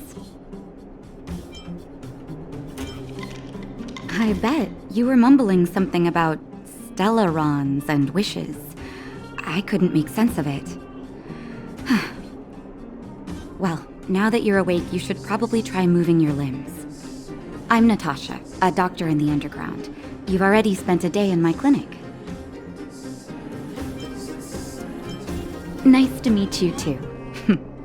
You're very polite. Sampo's gone to clear up a mess of his own making, so I'm looking after you in the meantime. Based on your current state, I don't think there's any cause for alarm. You seem perfectly healthy. So if you don't mind, I'll go and take a look at the other patients. Sampo just told me that you lost consciousness. He didn't say why. Still, I'll wager it had something to do with him. He's always tinkering with his devices. Anyway, the opinion of the clinic is that none of you have come to harm. Sampo told me. Don't worry, the Silvermane Guards won't follow you below ground. We've been cut off from the surface for many years. Even when things were at their worst down here, they never showed. Of course, I don't know the whole story behind why the architects ordered the lockdown. Who knows? Thanks to you, they might finally be about to lift it. Something that Wildfire's wanted to achieve for a long time now. Oh, please, you needn't worry. You've just been asleep for a while. I barely had to lift a finger. I might have exaggerated your condition for Sampo's years, but that guy owes me. You better bring me back some medicine. They've been up for a while already. The young guy with the dark hair left first. He went with Sampo. Your rowdier friend took off soon after waking up. I imagine she's taking a stroll nearby. As for the girl in the Silvermane Guard uniform, I told Sampo to watch her, but it seems that he left his post and she made a run for it. Good question. He's a man of mystery. He claims to be a simple cross-border businessman. Not that there's much to interest an overworlder down here. Either way, he's got a surprising number of connections. I've managed to secure more than a few urgent medical supplies through him, and he's been a big help to Wildfire. In any case, I don't think his intentions are sinister. It's a grassroots organization. Think of it as the Silvermane Guards of the Underground, but less stone-hearted. No need to thank me. It's a doctor's duty to heal.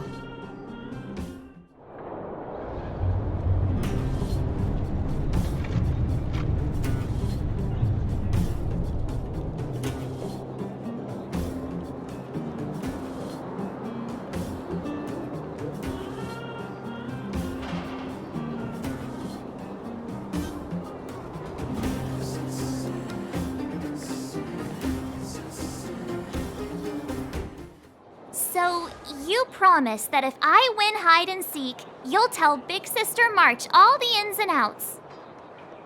Yep, all the ins and outs. What does that mean? It just means you'll tell me all the details. No hiding anything and no telling fibs.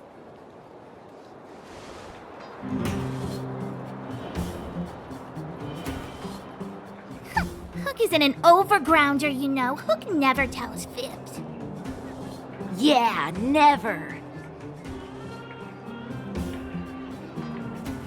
Well, that's settled then. Okay, let's play. Huh? You! When did you get here? Quit acting like a child. It's like this. After I woke up, that doctor said Sampo had taken Don Hung with him. I went around in circles trying to find the blue-haired scoundrel and bumped into these kids. They say they know where he is. But they said I had to join the moles or something if I wanted to find out. And to do that, I had to prove my strength by winning a game of hide and seek. Do you get it?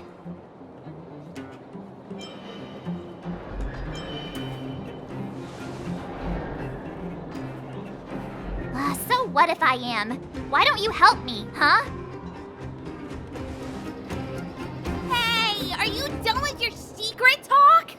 The most time is precious. Yeah, precious. Okay, we're done. Pitch Dark Hook the Great. This is my friend. He also wants to join the moles. Can he play too? Sure, I guess so. Then, you guys are seeking.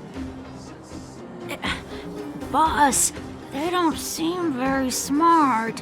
Why don't we do a practice one first? You're right, Julian. Okay, let's do a practice one. I'll hide. You two have to find me. So, you kids think you're better than us, huh? Just you wait and see. Ha! Gotcha!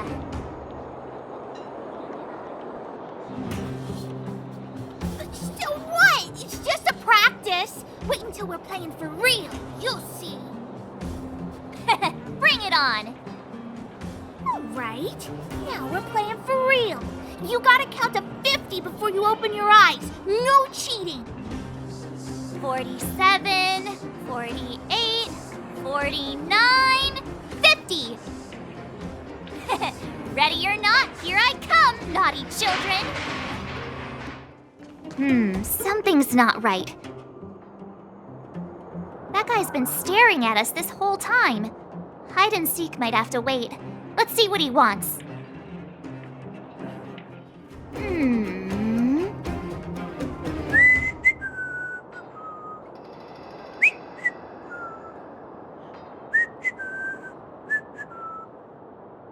My instincts are telling me something's not right with this guy.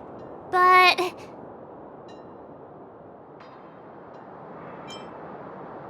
That's because I'm tall. And old. I'm a grown man. Ask anyone. all right, the jig is up. Your voice gave it away.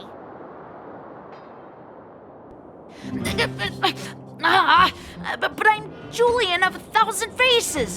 Why did you have to talk to me? My reputation is ruined. What will the boss think? No need for the melodrama. That was still a magical performance. Haha, I caught you. Doesn't count unless you can answer this question. What? But we caught you. What's with the Q&A? I thought I had you there.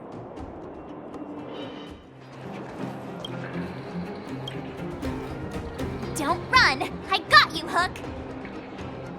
Not fair. I'm the boss of the moles. How can I lose to a bunch of villains? Do your worst. I'm not afraid. What are they feeding you kids down here?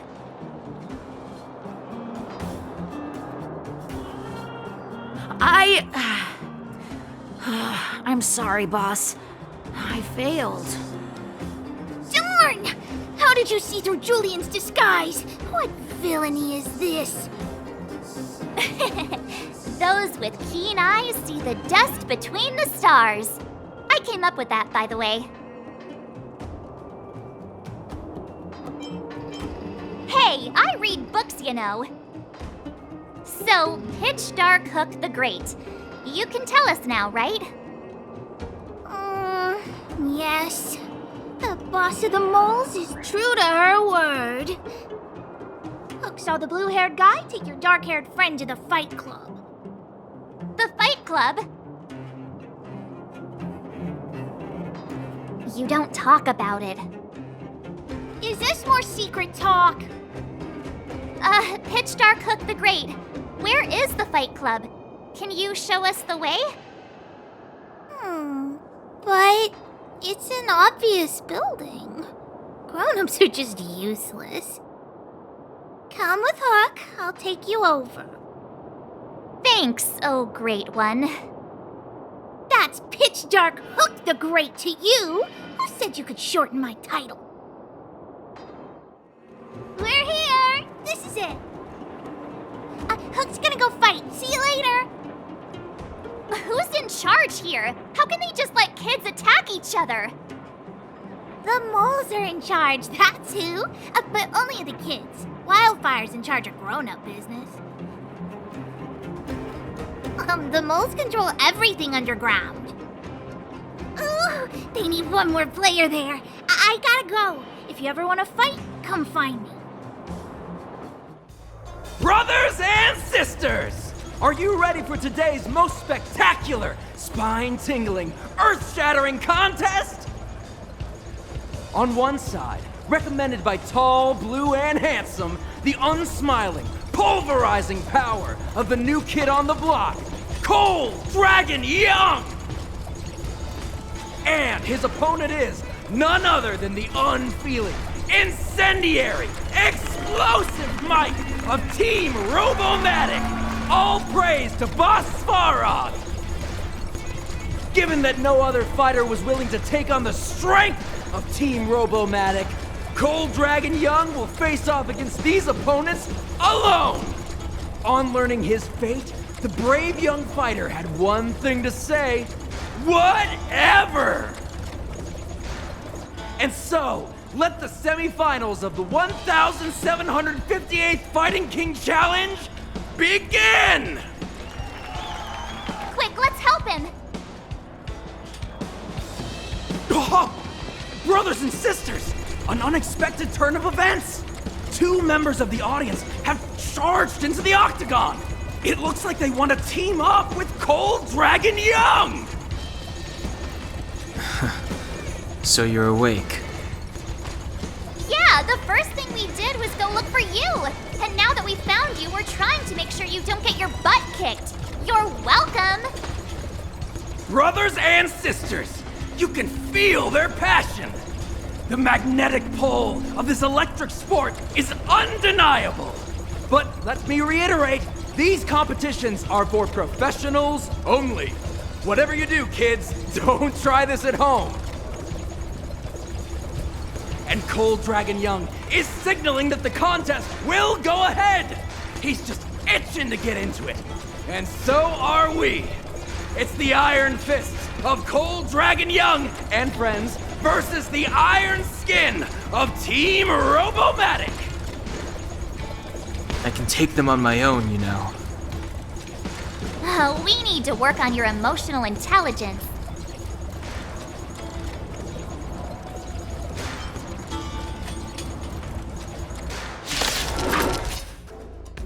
Oh, what a beautiful performance!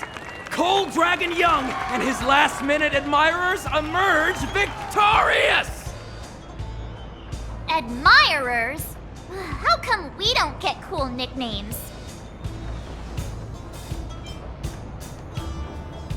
Forget it. I think our taste in nicknames is different. Hey, look! It's Sampo!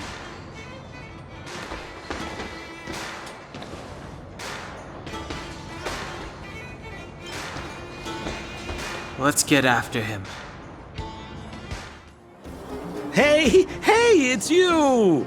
I was just thinking to myself, am I getting robbed?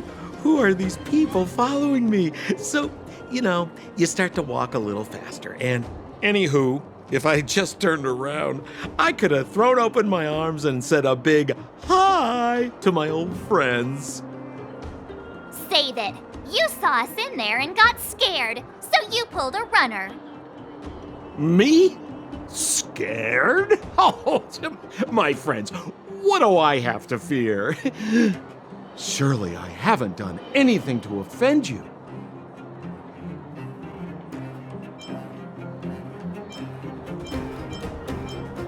Set him up? Yeah, with a job. You guys are new here, and let me tell you, you're gonna need some cash. And Sampo Koski stops at nothing to help his friends. Saving you was just the beginning. I have to consider your finances too. With me, you get the full service, folks. That's friendship. I had no choice but to take you guys down here. It was too dangerous for us on the surface. We're wanted criminals. Sure, the underworld has its drawbacks, but at least the guards would never follow us. We're safe here. Be that as it may, did you really have to poison us?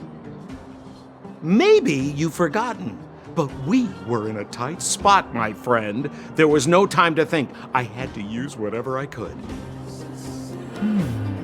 So it wasn't to cover anything up? A secret that you didn't want anyone, including us, to find out? No, it's... Don Hung, what secret? Well, I'm not certain yet. But there's more to our friend here than meets the eye. You win! I'll help you to the best of my ability, free of charge, I might add. But please, don't go spreading rumors about me. All right, to prove my sincerity, I'll introduce you to Wildfire. If you're looking for something down here, they're the ones to ask. Because you're looking for something? Why are you asking? Dan Hung told me you guys were searching for a... what's the word? Stellon. Sounded pretty powerful. If anyone has a clue on its whereabouts, it'll be Wildfire. You said I'd uncover a clue if I became the Fight Club champion. Yeah. I mean, if you fought in the final round and won, you'd have incredible street cred right now. Wildfire wouldn't think twice about talking with you. I don't see the problem. Well, there's no such thing as a free lunch, of course. Wildfire has no reason to help you yet, so we'll just have to give them one. With your talents, we have nothing to worry about. I'm telling you, no matter where you go, there's only one rule to getting things done. Find the demand. You know, like supply and demand. Anyway, the underground has been sealed off for more than a decade, but do you think people here are just resigned to their fate? Well, if you want my opinion, they're a bunch of artless, stubborn fools. But who cares what I think, huh? They're a band of do-gooders who sprung up to maintain order in the underground after the Silvermane guards withdrew. Wildfire set up shop. Still, don't underestimate them. We walk in the presence of giants.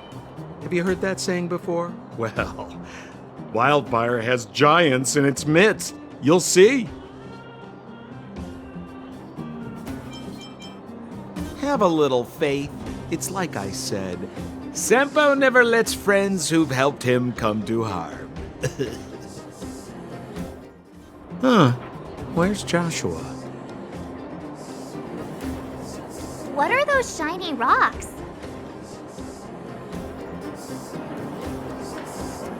This is geomarrow, an exothermic ore. The underground and the surface are sealed off from one another, right? Well, only the geomarrow transport line is still running. The underground sends ore to the surface, and the surface sends goods to the underground. At least in theory. Most undergrounders are miners, and this is what they mine for a living.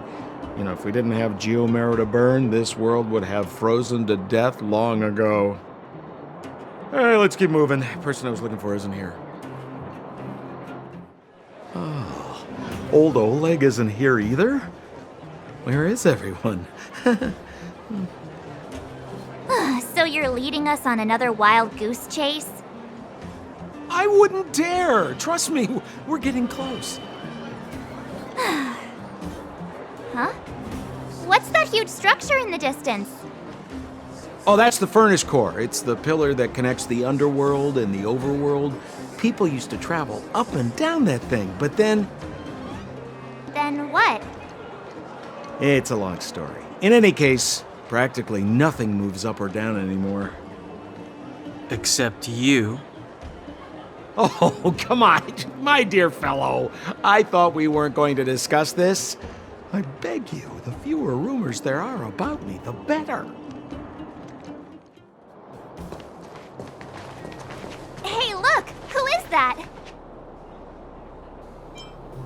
It looks like she's in trouble. My friends, don't just stand there. This drama doesn't need any more bystanders. Oh? You know, it might be interesting to see you get in trouble. We should avoid attracting too much attention. We can't just leave her.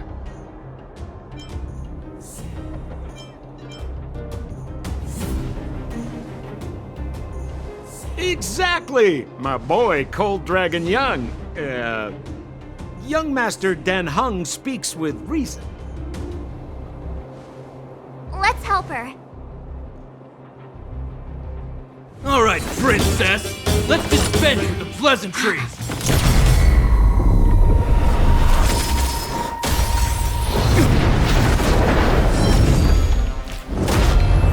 You dare attack someone on our turf? Well, how about a few rounds with me? Darn it! Quick, disperse! Spineless thugs. Miss Zila, phew. It's a good thing you showed up when you did. My heartfelt thanks. These vagrants have got some nerve looking for trouble in Wildfire Terra. Shut it, Sampo.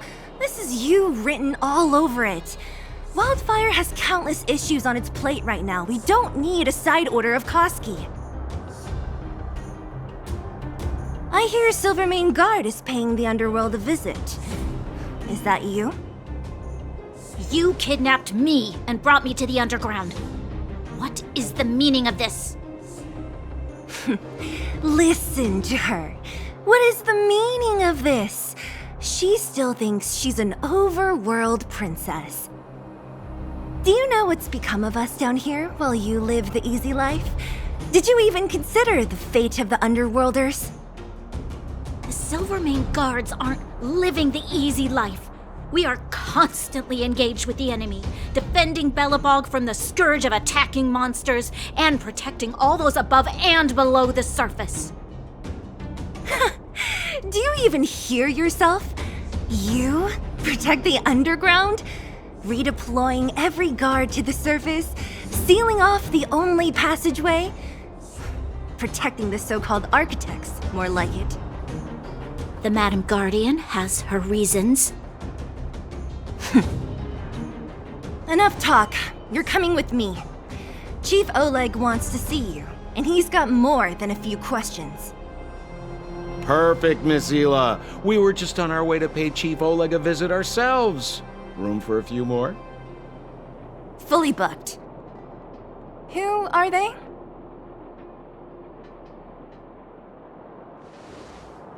What good is your name by itself? Well, it's like this. The chief's in the market for specific talent. An urgent request, so I'm taking them to see him. We're looking for a stellon. It's the source of all the disasters here. If we find it, we can... I would recommend you not recite your story to everyone you meet. Miss Hila won't understand it anyway, so let's save it for the chief, huh? You're right. I don't understand it. And I don't plan on passing the message on either. Wildfire's encountered trouble at the Great Mine. The chief's busy. If you really want to find him, come look for me at the mine entrance. I'm leaving. Finally! You're here! This is urgent, so I'll cut to the chase. Arlan's disappeared. Yes, I can't find him. He's not answering his messages or calls. In all the time since I took him in, this has never happened. Of course, I didn't see him. Parts of the surveillance system were destroyed when the Legion invaded. It still hasn't been fully repaired. Maybe he took advantage of a blind spot. It's been 13 hours since he last contacted me. He usually takes less than 13 seconds to reply to my messages. I looked everywhere and couldn't find him, so I checked the security department's work plan records. This is what I found. Look at his last work objectives entry. Of the heart, of the mirror, of the self. It's so strange.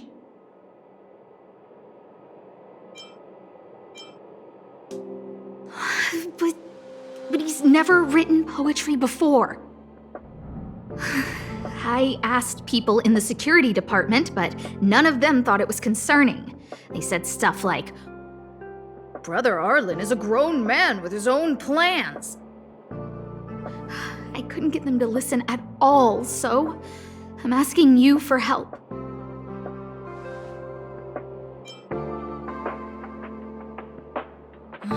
Why are you acting like those security department idiots?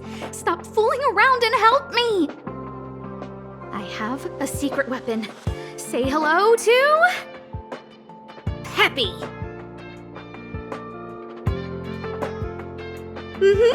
Peppy's my dog. Arlan's looked after him since he was a puppy. They're great friends. Peppy knows Arlan's scent. Maybe he can track him down. Yes! Think about it. If people see me, the acting lead researcher searching for Arlan, wouldn't that make Arlan look incompetent as head of the security department? Oh, let's go together! Relax. Peppy doesn't bite.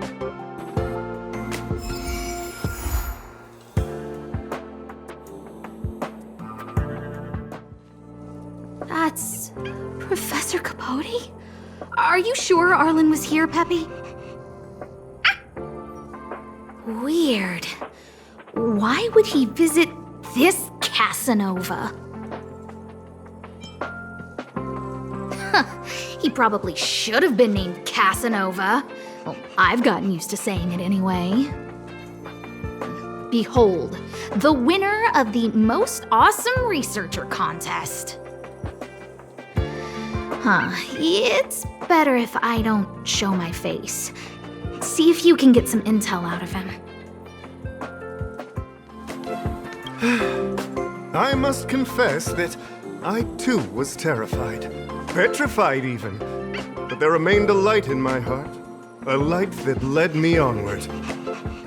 That light was the happy smiles on all your faces. Master Capote thinks about me! Oh, it's you! Long time no see. Are you okay? You look troubled. That's quite a wrinkled brow.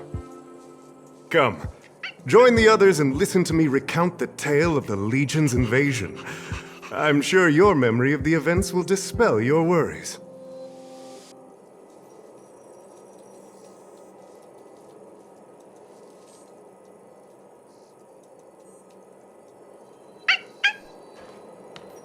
The Antimatter Legion barely missed me, and that's when I saw your faces. If it weren't for you, I wouldn't be standing here today. Long live Master Capote! Aha! I see you no longer look troubled. There is only one word to describe your expression. Enlightenment. Such is the power of my rhetoric. It creates an energy that uplifts the soul. Arlan? Yes. I know him. After all, my calling is to light up the heart of every person on the space station. As to his current location, forgive me, but I cannot tell. Insert dramatic pause and sudden drama here. Everyone knows the most important word in my life is principle. Huh? Without principle, what difference would there be between a person and a mechanical arm? Wait a minute. Last time he said the most important word in his life was illumination. We need to update Master Capote's Life Wiki! This will be version 12.0 of his life keywords! Anyway, I do not lie. I can tell you that I did indeed meet Arlan recently, and I know where he went. Regrettably, I already swore on my life that I, Capote, would never tell anyone Captain Arlan's secret. Seems like you already know what kind of person I am. Captain Arlan had a similar expression to yours when he found me. He was anxious and desired an answer. But answers are not easy to give. Besides, he wanted to master a trial of the heart that would thoroughly change him, and that would be even more difficult. You can't even imagine the difficulty of the trial. I was tired merely from the act of imitating that way of talking with him. Thankfully, he... no more. His words match Arlan's work plan records. Seems like he does have key information.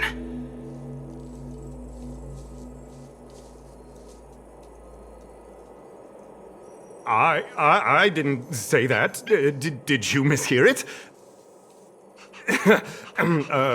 What I said was, life is a trial, and you need to be true to yourself. So, I know nothing about anything you said about Captain Arlan. I need to head to a meeting now. Can we talk later? I can't let him get away like this. If he doesn't want to tell me, then...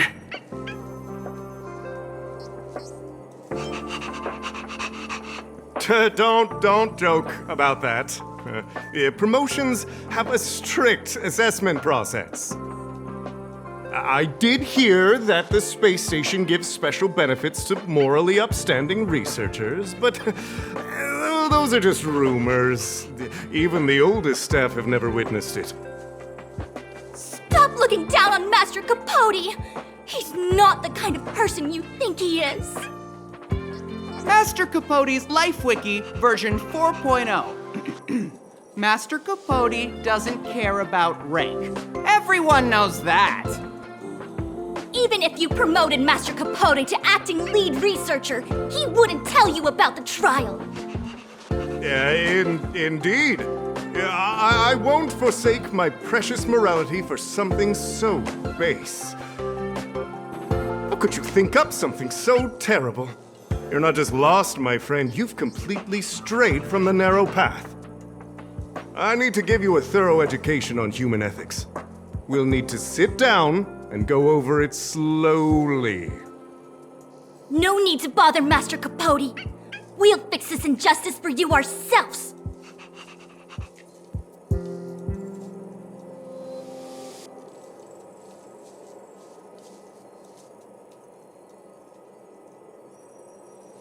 Wow, the cringe is strong. I need to remember what I came here for. They went through everything with you? I'm sure you reflected deeply on your actions. Well, I'll pretend I never heard the things you said. Think before you act in the future, please. Of course, if you haven't reflected enough, we can always talk more in private. Right now, I need to hurry to a meeting. I can't let him get away like this. If he doesn't want to tell me, then... Dare to utter such a threat? Listen here. Leaving aside the fact that you don't have the right to dismiss me, I wouldn't yield even if lead researcher Asta... No! If Madame Herta herself commanded me. I'm not threatening to kill me while you're at it. I've said it once and I'll say it again. I will not yield. Master Capote is so courageous. We're so lucky to be his fans. He said the exact same thing when he promised Captain Arlan. Yes, the part about not yielding. It's making me tear up. I'm gonna print out the transcript of the conversation as soon as I get back today. The fan club needs to recite and memorize it. Transcript? They recorded Arlan's conversation with Capote. I didn't think a clue like that would suddenly pop up.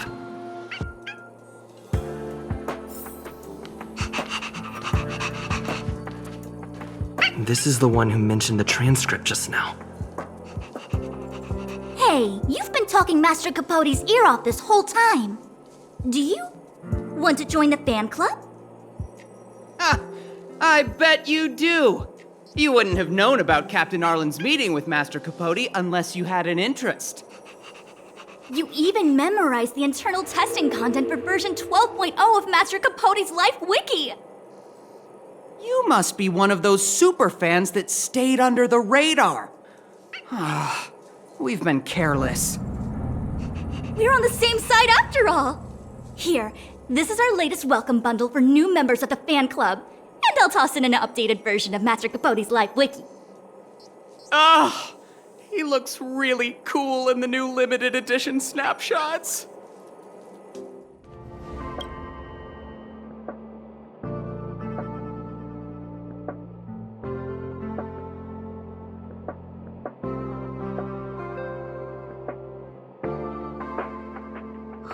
What happened to you, Arlan? Why did you have to get that sleazy Capote to help you with a trial? Yeah, I guess that's our starting point. This handwriting looks familiar. Is it Arlan's?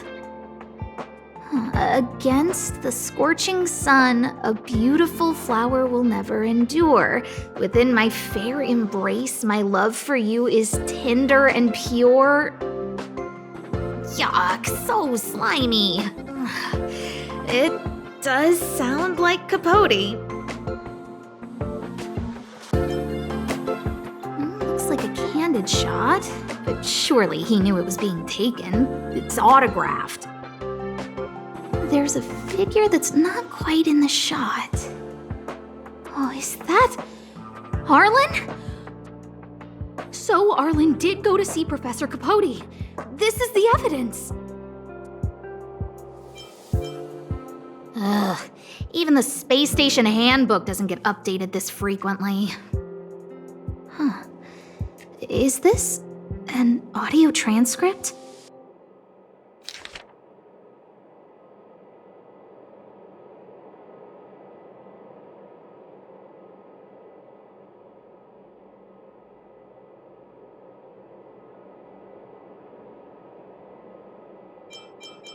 So, trial of the heart means knowing how to deal with an overbearing boss. So that's how Arlan sees me.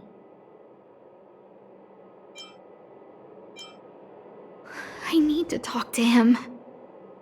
Let's hurry up and find him. Peppy, it's your turn again. That's Dan Hung and the security department staff. There are still remnants of the Antimatter Legion in the space station. Let's go help them. What are you doing here? Then be careful. There's still Legion remnants in the area. Arlan isn't here right now, so we need to step up the space station security. Spare no effort and stay focused. Yes, Brother Don Hung. Yes, he's with March.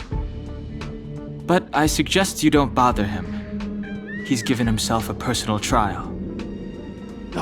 Brother Arlan's special trial? He's a man among men, a lion among tigers. He's already reached great heights, but still he wants to improve. That trial, I bet it's even more intense than physical training. And Brother Arlan already challenges himself to the limit in that department. He runs 21,358 meters around the space station every day. An eagle among wolves. Always so hard on himself. I think it must have something to do with the mind. He probably found a waterfall and asked Ms. March to lower the temperature to freezing point. No way. Brother Arlan's trial wouldn't be as simple as just standing under a waterfall. I think he wants to learn fighting skills from Miss March. They're not correct, but not wrong either. Arlan came to me to learn how to manage pressure from his boss. So I sent him to March. If he can manage her, then he has nothing to fear. That might be a metaphor too far. Brother Arlan runs like a horse and fights like a bear. I think that's a great metaphor. Arlan and I decided to switch our assignments. He went with March to investigate a suspicious crystal, and I've taken up his patrol. That's all. He gave me a pass for access across the space station while on patrol. I found a broken ceiling tile. This mark? It must be from where Brother Arlan smashed it down! Move aside, what kind of clue is that? This floor tile I found is way better. Look at the footprint. It's the right size, not to mention the angle of motion. This is proof of Brother Arlan in combat.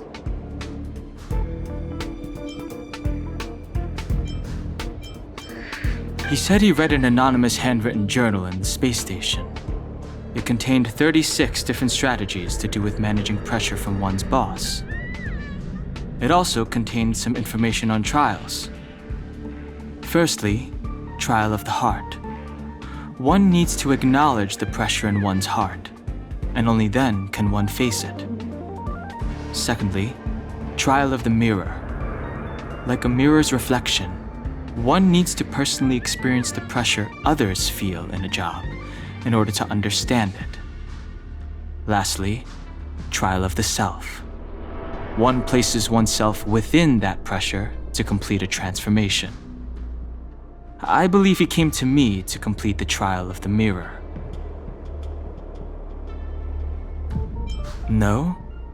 He didn't say, and I didn't ask.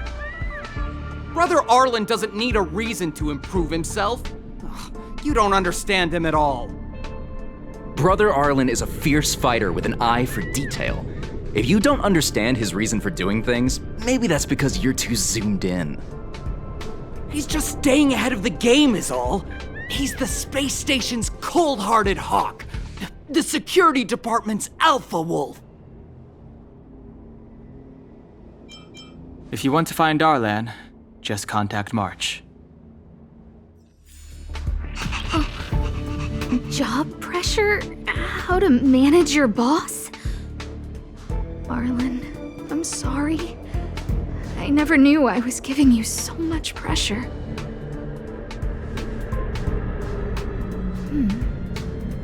I need to feel the pressure he's feeling so I can understand what it's all about. Oh, there's a photo of Peppy on the pass. I got Arlan to look after Peppy because I thought they got along, but was that giving him too much extra pressure?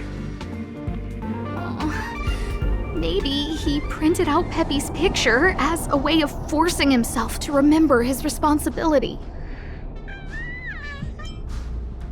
Look how smashed up the ceiling tile is. Arlan must have bottled up his frustration and had no way of releasing it, so he took it out on the monsters.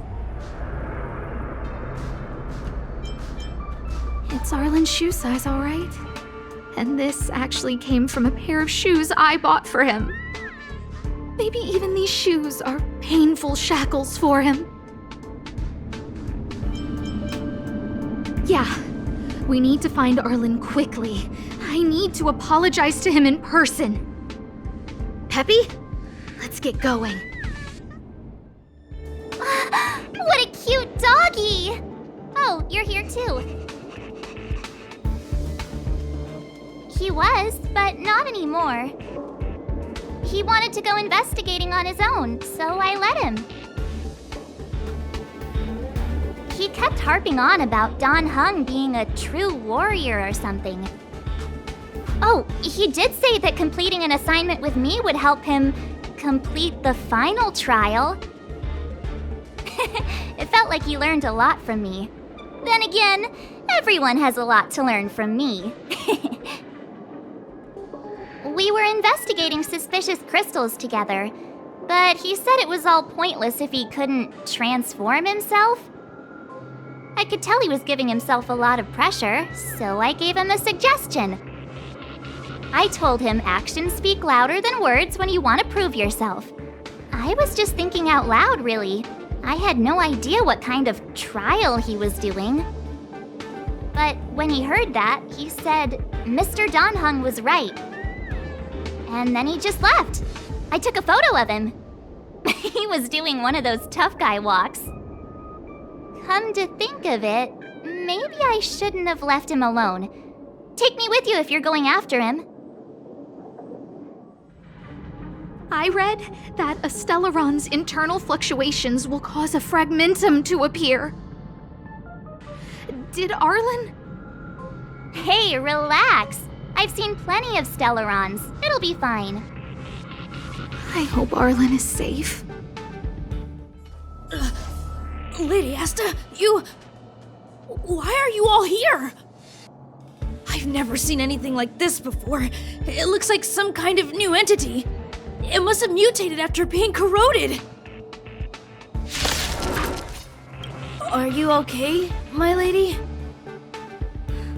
Arlan, Lady Asta? Why are you crying? Are you hurt? I'm sorry.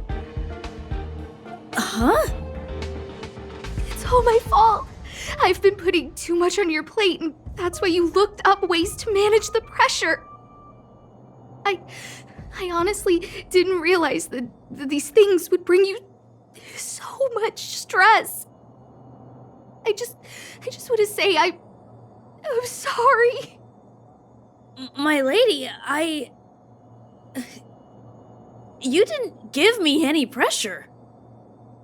Arlan, you don't need to hide this from me any longer. He and I know all about the trials you're putting yourself through.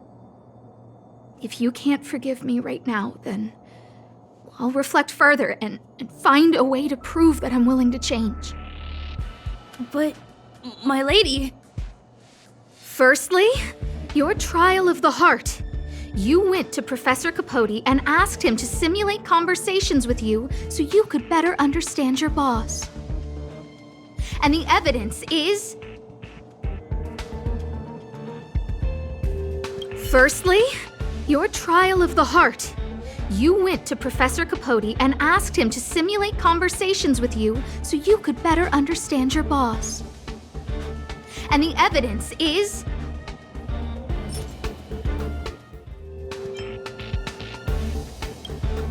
Master Capote's Life Wiki version 12.0. This transcript records what you asked Capote to help you with. Here, we can see a bossy manager and you being asked to do things outside of your job description. Clearly, Professor Capote is unlikely to master my speech or mannerisms anytime soon. Oh, but the content is the key here. I am the source of your pressure! My lady, I did speak to Professor Capote, and I did ask him some things. But they had nothing to do with you. I've never experienced any pressure with you. Oh, Arlan, won't you accept my apology? I'll just have to show you more evidence. We know the essence of your trial of the heart, and we also know that you asked Dunhung to help you complete the trial of the mirror. I'm so sorry, Arlan. Until I spoke with Dunhung, I never realized how much pressure was on your shoulders. Miss, I really don't... Hold it! I have evidence.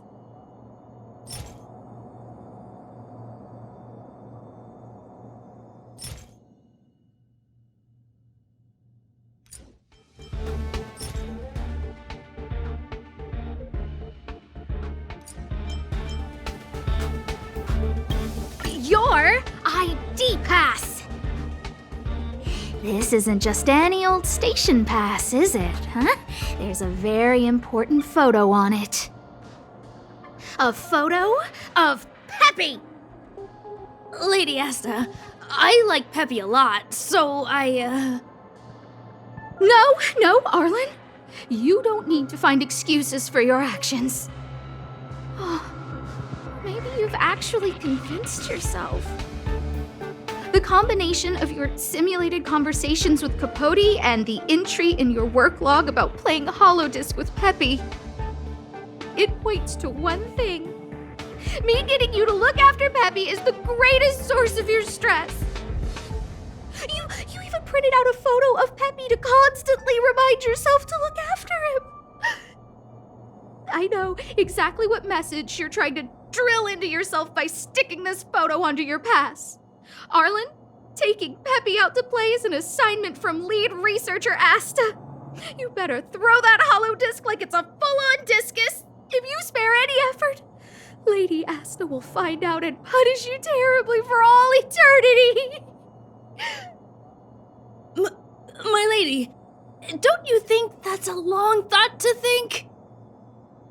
Lady Asta, please! I didn't do any of these trials because of you. I always try to complete every assignment you give me, regardless of whether it's within my job description. I really like taking Peppy out to play. Asta, I don't think Arlan is upset with you. But Arlan doesn't have any other bosses. Who else would it be? March, he asked to accompany you so he could learn how to manage his stress, right? What? Arlan wanted to go on assignments just to experience stress? Phew. Good thing I let him go alone. My calming influence would have ruined his training.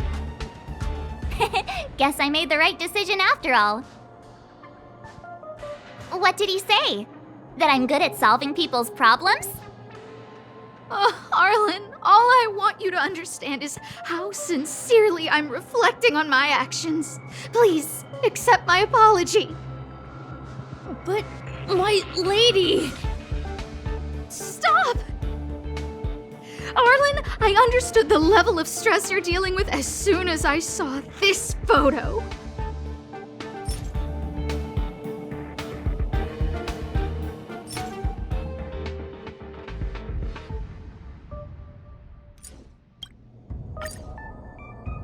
Didn't I take that photo? I'm always giving you tasks and assignments, but I never actually see how you take to the battlefield. When I saw this photo, when I saw you fighting alone just now, I'm just sorry that I gave you the stress of all my private affairs on top of an already stressful job. Please, forgive me, Arlan. My lady, I'm very touched, but I started this trial because of Madame Herta. What? Whenever she's back on the space station, Madame Herta assigns me things outside the security department remit. Even if I dared to refuse, I wouldn't know how. She's just too overbearing. Whether it's helping her test some new specimen, or looking for ancient documents I've never even heard of. Assignments like those were okay before the invasion. But now, I need to focus on clearing out any last traces of the Legion. Aha! So you're trying to learn how to reject Herta and then put it into practice. Yes. I found an anonymous handwritten journal while I was cleaning up. It mentioned 36 different strategies for relieving pressure. That's where I read about the trials. Yes. There were detailed notes, so I wanted to give them a try.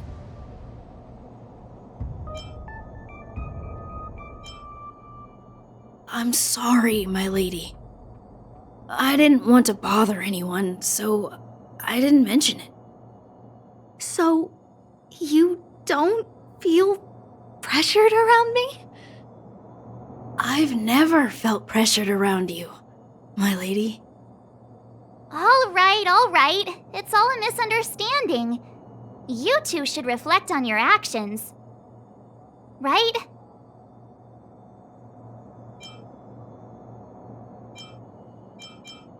Yeah.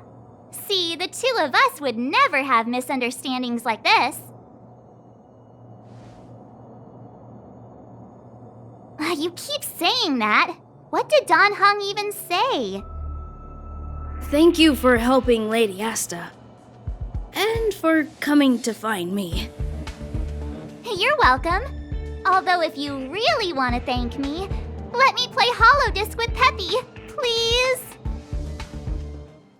Hey, you came. That was fast. Didn't I tell you? Long story short, the underground used to have many mines. However, in recent years, some sort of corrosion called the fragmentum started to spread. It's ruined a lot of mines. The one we're heading into is relatively unaffected. A bunch of vagrants made it their home after their old turf was consumed by the fragmentum. Actually, most of them are pretty honest folks. But with such a large group, it's inevitable that troublemakers will find their way in. They've been stealing stuff from the miners and picking fights. And that's not the worst of it. Things are much more serious this time. For 2 days now, huge clashes have been breaking out between the miners and the vagrants. It isn't pretty. Mines are our lifelines in the underworld. We have to keep providing geomarrow to the overworld in exchange for supplies. In order to quell the situation, Chief Oleg brought wildfire into the mine and left me in charge of security for the towns. But the situation in the mine is critical. I have to back him up. The underground used to have many mines. The one we're heading, but with such a things are mines are in order to quell the situation. Oh, as for you, the chief will decide your fate when we see him. Good. I've been wanting to come face to face with the leader of the underworld. You're about to come face to face with reality.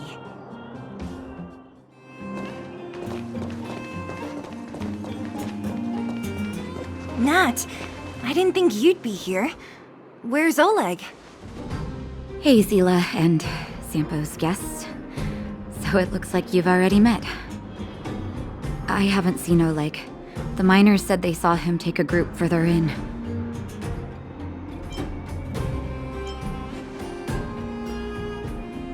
Miners and their family members.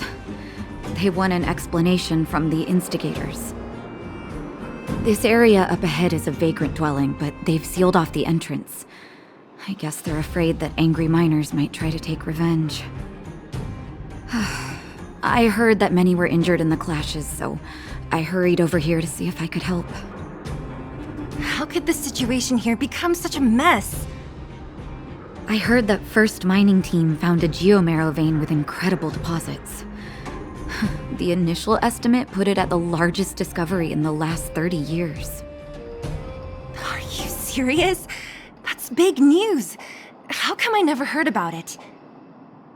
Well, they weren't in a hurry to make it known. Most of the mines have been contaminated by the fragmentum. Many people are out of work. They were afraid of being overwhelmed if they let the word out. But the vagrants here have keen eyes. They couldn't keep it hidden from them. Some local gangs wanted to profit from the situation, so they blackmailed the mining team for hush money. And that was the final straw.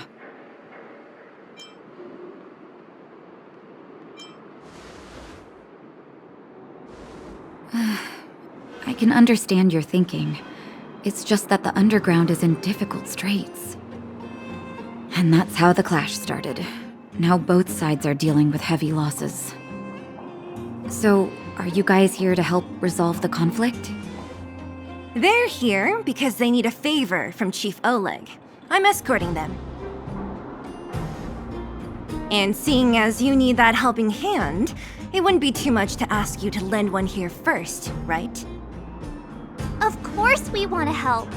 We care about other people too, you know.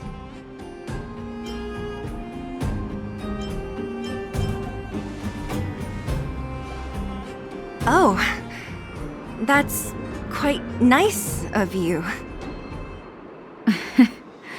I believe we're dealing with kind-hearted people here, Zila. As you've all seen, the situation down here is, strained. If you can, we would really appreciate you helping the people.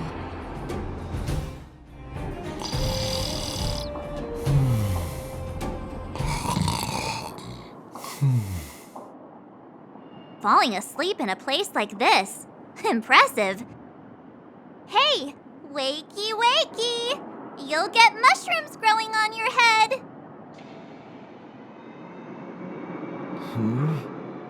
What? Mushroom bread?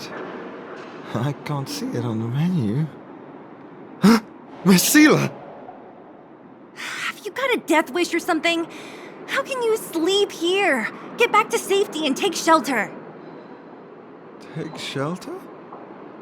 I remember now. These guys came out of nowhere and got into a fight with the mining team. At the time, I was exhausted. I'd hardly run a few feet when one of them caught me. If it weren't for wildfire, they'd have stolen the clothes off my back. Further in, I guess. Those thugs took control of the vein ages ago, and they're fully armed. We poor, defenseless, good folks were no match for them. It's only thanks to wildfire that the Great Mine hasn't fallen into their hands completely. It seems like Chief Oleg must be up ahead. Hurry up and get back to safety. Look for Nat. And try not to get into another scrap along the way. Okay. Thank you for, getting me on my feet. If I get back soon enough, I'll have time for a nap. Elaine! Are you okay? Are you hurt? Zila, thank goodness. I'm fine. Just a couple of sprains. You've got good timing. Those vagrants were asking me about the robots, but I don't know anything. Oh, don't you know? The intersection of the Great Mine has been seized by a band of robots. Neither the mining team nor the vagrants can get anywhere near. New challengers enter. About time. Human-only conflicts are so boring. Does anyone know where the robots come from? At first, we thought that a collective fault had occurred in the excavation machines, but then we found out that those machines didn't even belong to the mining team. They came out of nowhere and pushed the vagrants and us back. Then they blocked off the only tunnels into the intersection. There's no way anyone in the mining team is behind this. Operating a single unit is tiring enough, but a whole group? Impossible. Then there's only one possibility. Boss Svarog. Svarog? That name sounds familiar. You remember the robots we defeated in the boxing gym? Oh, Boss Svarog's robots! What's his deal? Let's just say he's not to be trifled with. Let's go and find some other people. Elaine, can you make it back to safety? No problem. Zila and the rest of you, be careful. Is this elevator broken? Why isn't it responding? Why are you worried about this piece of junk? Do you really want to go down there and be a live target for the robots? But if we evacuate, then haven't we lost out? You idiot. We'll just steal off the miners. Look, I saw with my own eyes. They managed to bag some geomarrow. This is a perfect opportunity. Oh, good idea. Shameless. Still after the miners, are you? Time to teach you a lesson. Fleeing at the first sign of danger. That's all they're good for. Huh? What's this? Did those guys leave it behind? Whoa! What the heck? Beep, beep, beep! Searching for potential user. Beep, beep, beep! Voice print detected. Looking up corresponding identity information. Oh my, it's an alien! Hey, it talks! And it knows that we aren't from this planet? It doesn't seem to be technology from here. Look, it even has an Interastral Peace Corporation logo on it. Perhaps it's an antiquity left behind by some past interstellar traveler. Beep, beep, beep. Your mom's an antiquity. Beep, beep, beep! Whatever. So you aliens know about the Interastral Peace Corporation? That's great! Beep, beep, beep! Self-introduction. I am Richard, the Home Use Object Finder. Model information. Version 0.63. Professional model. Annual deluxe package. Nickname? Findy. A home use object finder? Who knew the IPC made these kinds of products? Beep, beep, beep. My brainwave scanner module is damaged. Please send me to an Interastral Peace Appliances retail store near you for free repair within the warranty period of 232 years, 84 days. Beep, beep, beep. Alien, please take me to an Interastral Peace Appliances retail store to conduct repairs. What? This fella's already broken. What should we do? Take it with us? Beep, beep, beep! Yes! When you need to find something you can't see, just call upon Findy. That's me!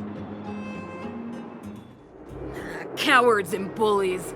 I don't remember you guys acting this tough around Svarog's minions. Did your parents never teach you what a backbone was? We ain't stupid. Why would we risk our lives against the robots? And get off the high road. You can't just find a huge chunk of geomarrow and hog it all to yourselves. This mine is our territory. The mining team is laboring here day in and day out. You guys don't even pretend like you're here to lend a hand. You're lazy. All you want is to profit off our sweat and tears. And you don't even try hiding it. Disgraceful. Where does disgrace come into it when we can't even fill our stomachs, huh? I know your game. You're just waiting for us to starve to death so there's more food for your mining team. It's a waste of time trying to reason with you. While you've been kicking up this fuss, the whole vein's been seized by robots. Now we're all in the same boat. Right. We can't rely on the vein anymore. But don't forget which side brought loaded guns to the party. Whoa, easy. What are you trying to pull off? I'm warning you, wildfire are in the area. Empty threat. Wildfire are stuck dealing with Svarog's minions. How are they gonna help you now? Unless you're planning on taking a bullet. Hand over the supplies and equipment. They're getting ready to attack. Those miners are unarmed. You shameless scoundrels! I'm going too. We can't let these thugs get away with whatever they like. Oh, Zila, thank goodness you came. We were nearly, Nothing but a few knuckleheads. I'm just glad you're okay. Antonia, have you seen Chief Oleg? Oleg? He took a group into the intersection. Said it was to clear off the invading robots. They've been gone for a while now. If Wildfire was around, those thugs wouldn't have dared. Seems like the core of this problem is Svarog's robots. Your run-of-the-mill robots don't have a will of their own. Their aim is merely Svarog's aim. The boss. He appeared suddenly after the guards were redeployed and became a major player in the underworld. Svarog claims to be a guardian of humanity, while the ownerless robots obey his commands. They've occupied the Furnace Core hub, and they're not letting anyone get close. Nobody knows why Svarog did any of this.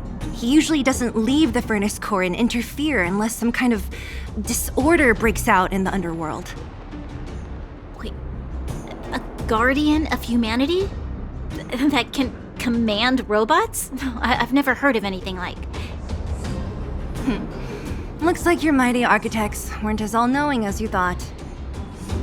Can you two say anything without quarreling? This isn't the time! It sounds like there's danger waiting for us in the intersection. Can we still get through?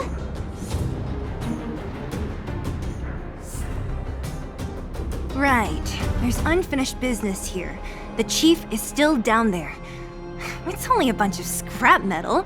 What are we afraid of? Oh, is Zila starting to appreciate our strength?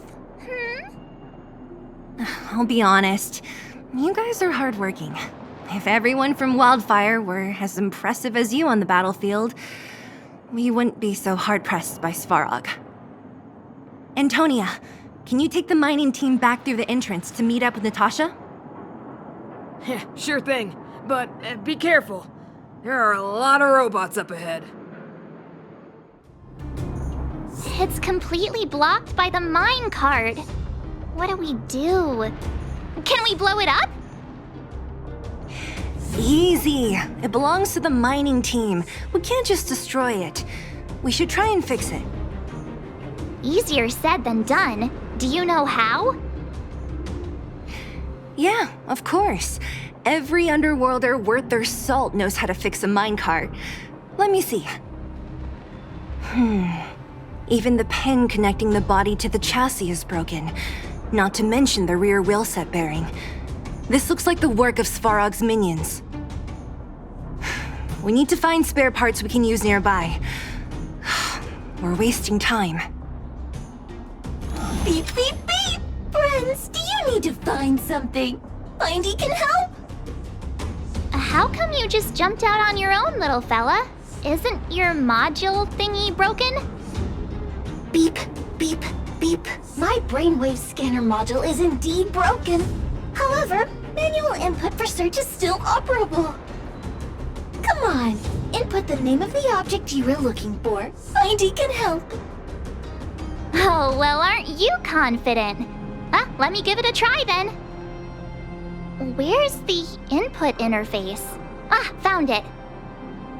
Minecart pin, minecart wheel set, confirm. Just like that? Beep, beep, beep. Request is being processed. Beep, beep, beep. Match successful. Initiating search for lost item, minecart pin. Beep, beep, beep. Item found. Please commence search according to the Home Use Object Finder Safety Manual.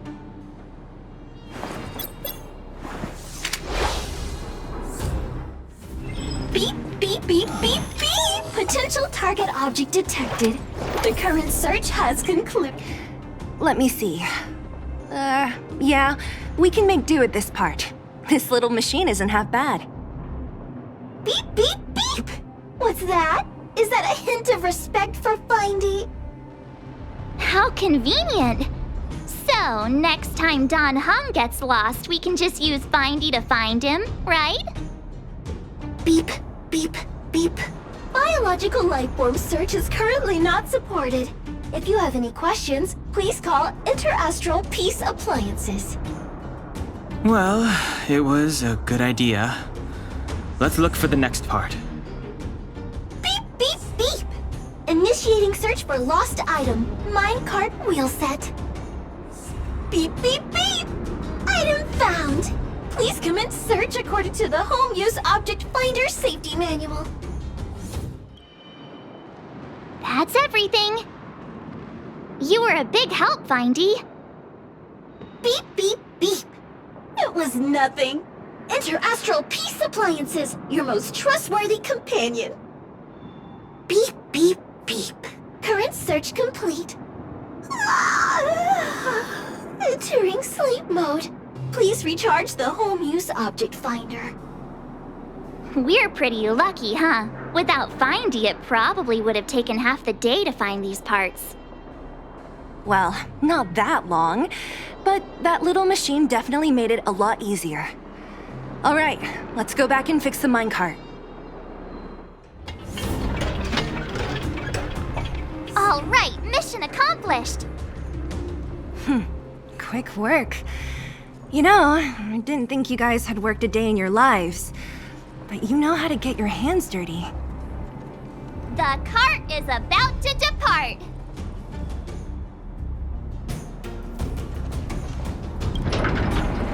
The robots will have seized the road ahead by now. Whoa! Stop!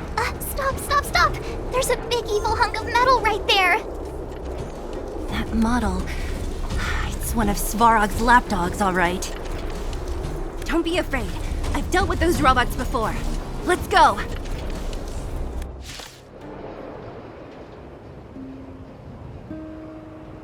This vein. So this is what everyone is fighting over. Mr. Svarog, it's such a massive vein. I've never seen so much geomarrow before. Calculating. Based on the average rate of excavation, this vein is enough to supply Belobog with 231 days of energy, with a margin of error of 7 days. I sense that your reason for summoning me is not the ore in question. State your true intention, Clara. Right.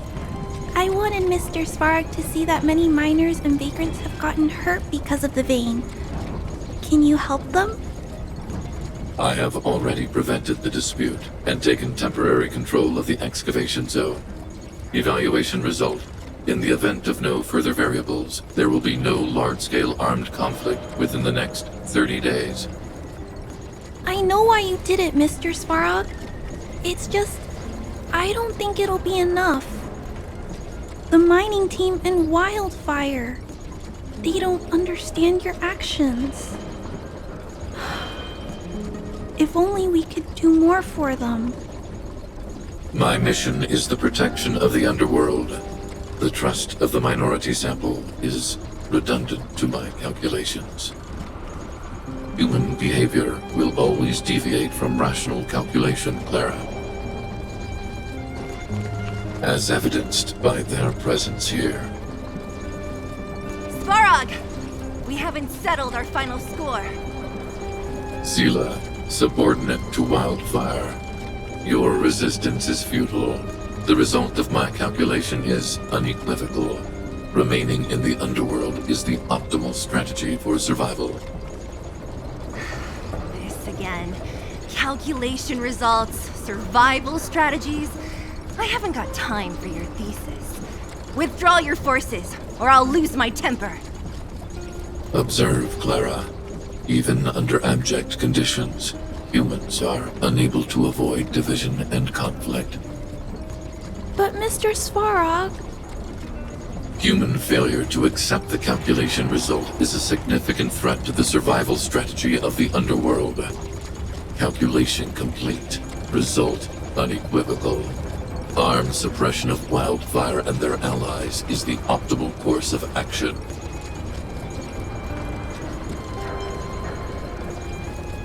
What about the girl in red?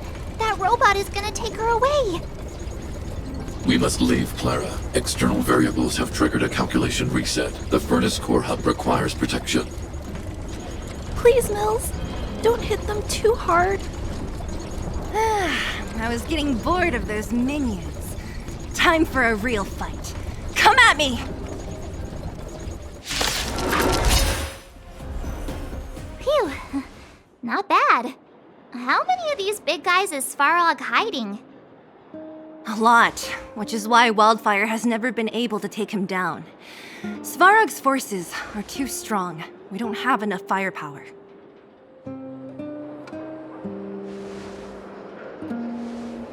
Clara? Don't worry about her. That girl is best pals with Svarog. She's always following behind him. He wouldn't harm her. I guess I'm just used to seeing them together now, even if I don't understand it. Let's look for the chief. No need to look far. Nice work, Sela. We were attacked on both sides by robots. Who knows where they came from? We thought we were in it for the long haul. Chief, is everyone okay? Is anyone injured? We're fine. We're used to it at this point. We sent those pesky robots and ragtag troops packing. The mine should be quiet for a while. And, who are your friends here? Ah, them.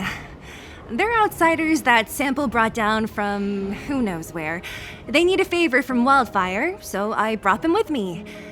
It'll be faster if they explain.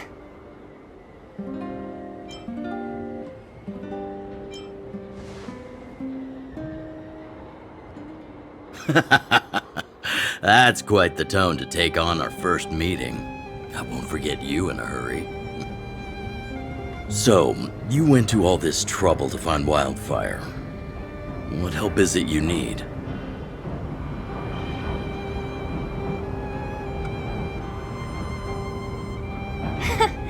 I didn't know you'd put on a show for the overworld, too. Impressive. Well, this is new.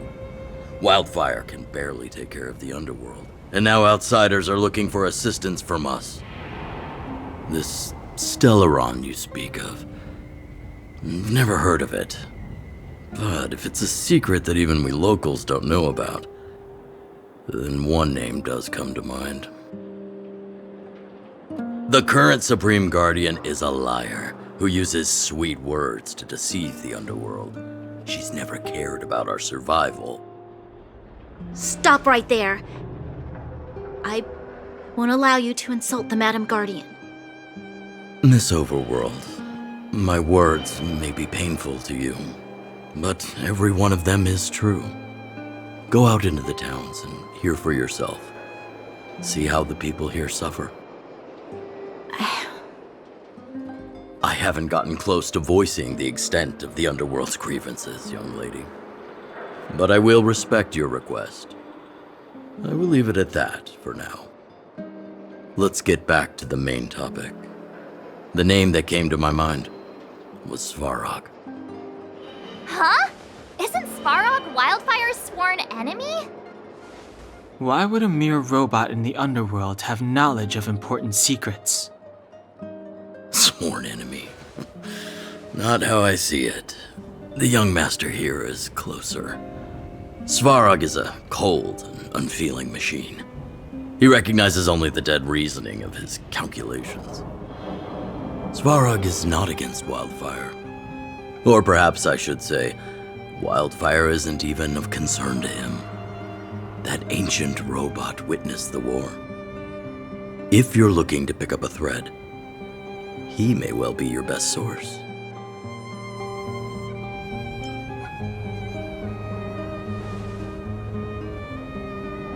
Yeah, I remember hearing this world was invaded by the Legion hundreds of years ago. Robots don't forget. If Svarog hasn't heard of your stellon, then I'm afraid perhaps no one has. In which case, we need to think of a way to convince Svarog to communicate with us. Or get him to hand over his memory bank. We could go through it ourselves. What should we do? We've tried repeatedly to negotiate with Svarog, but he rejects every effort. He believes that Wildfire is a threat. Still, if it were you guys... it's difficult to say. We have time. Let's get into the details tomorrow. It's late, and you must have been through a lot. Go back to the town and rest. I'll make arrangements. Again? I'm starting to get nervous of arranged rest on this planet. As for our Silvermane girl here, do you have time? I'd like to talk with you in private. Oh, you must be Oleg's guests. Welcome to the Gerda Grand Hotel. Hey, that's not very polite. It's fine. You aren't the first guest to have that reaction.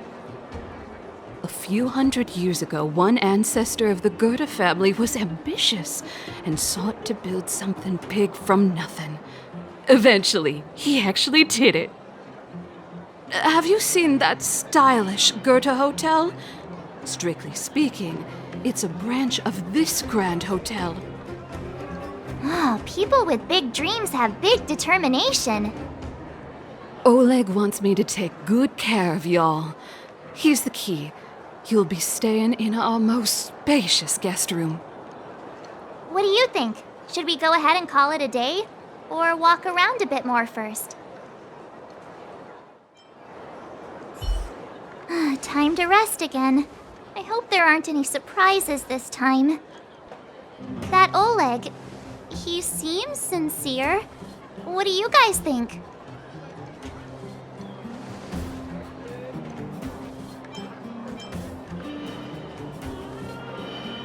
Would you look at him, blurting out something so irresponsible? A lot like you, actually. But if you ask for my opinion, it's better to be safe than sorry. Fine. We'll keep our guards up. Our last hotel experience was eventful, to say the least. One of us should keep watch tonight. Keep watch? Are we space cowboys now? I guess this is the cosmic Wild West. Anyone else sleepy?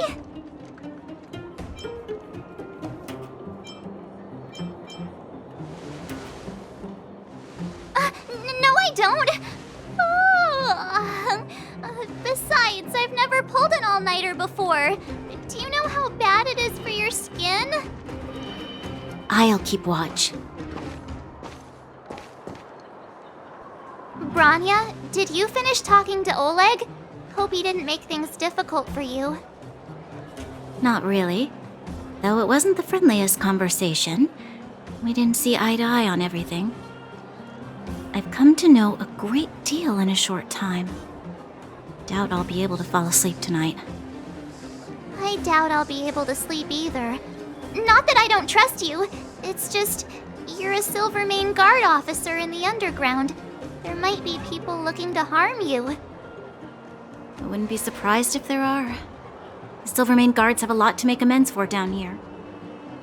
If someone had made a stand in the outset and explained the consequences to Madame Cocolia...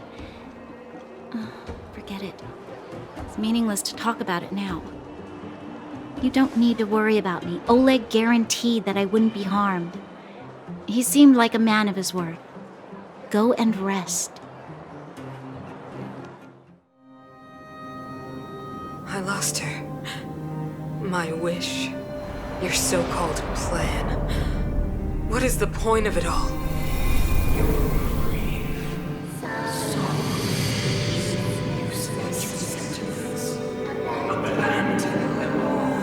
Silence!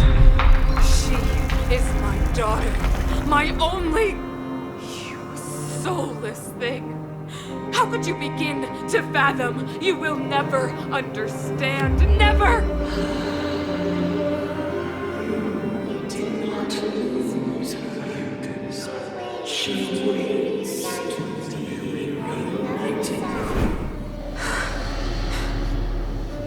A new world.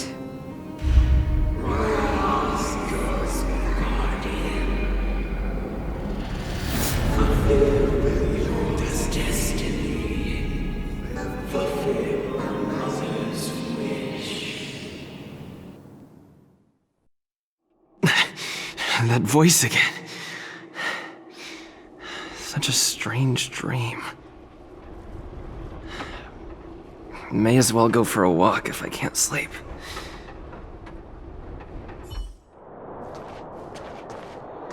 Who goes there? Show yourself! Oh, it's you. Don't sneak up behind me next time. Lucky for you, I wasn't armed. No sleep for you either, huh?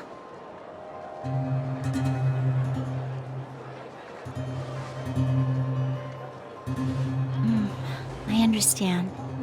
The more that weighs on your mind, the more your fears become dreamscapes. Actually, seeing as there's no one around, can I ask you some things? This stellon you speak of, if you were to find it, how sure are you that you could stop the eternal freeze?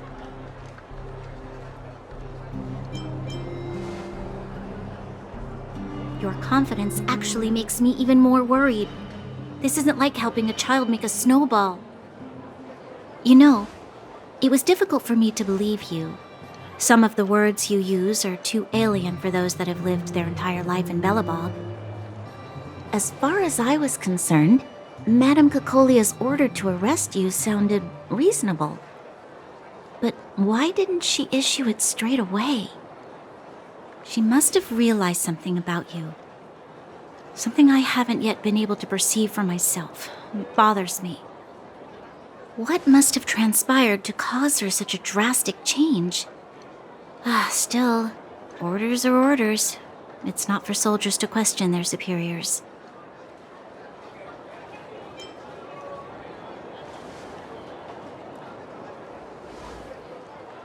I don't need you to remind me. And I didn't have every confidence that I was doing the right thing. But the sense of duty to carry out an order is bound to prevail with me. In the past, overworld soldiers on the front line would lose their lives in droves. And yet, the Fragmentum's advance would remain unaffected. Nevertheless, that was her reason for deploying all the Silvermane Guards to the front line. The transport line for supplies in Geomera remained open, but the passage between the surface and the underground ceased. I approved of that decision. I never thought that the underworld would sink into such ruin without the Silvermane Guards. Perhaps Mother was wrong. But how can I change her mind? I've tried, but she won't listen. I don't know how to get through to her.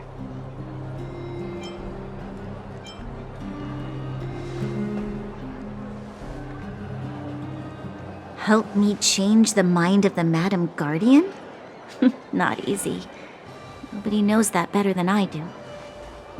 The more I think about it, the more disoriented I get, which in turn makes me think about it even more. I just want a better life for the people of Belobog.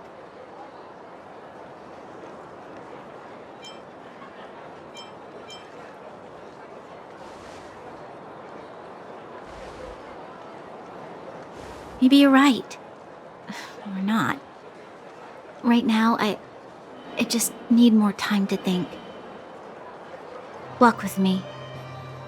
Let's forget our problems for a while.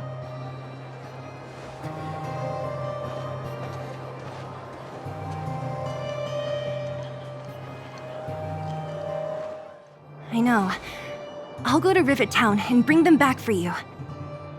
It's too dangerous to go alone. Get Oleg to send someone with you. The rest of Wildfire has barely gotten any sleep the last few days. They should rest. They'd only be holding their eyelids open and slowing me down. Besides, didn't you say some of the miners were gravely injured? Lives are on the line.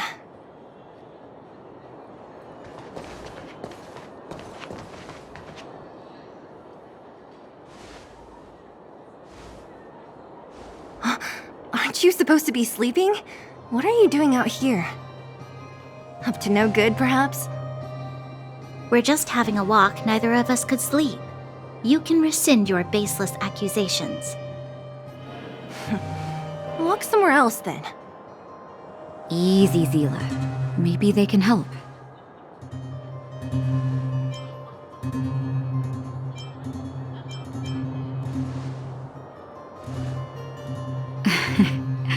I'm grateful. Here's the situation. The clinic is packed full of people injured in the mines incident. Since you helped us resolve things, Zila and I have been busy caring for them. As you know, the underground is lacking resources to begin with. Add on the sudden nature of the incident, and it's no surprise that the clinic is almost out of medical supplies. We need to acquire more, somehow.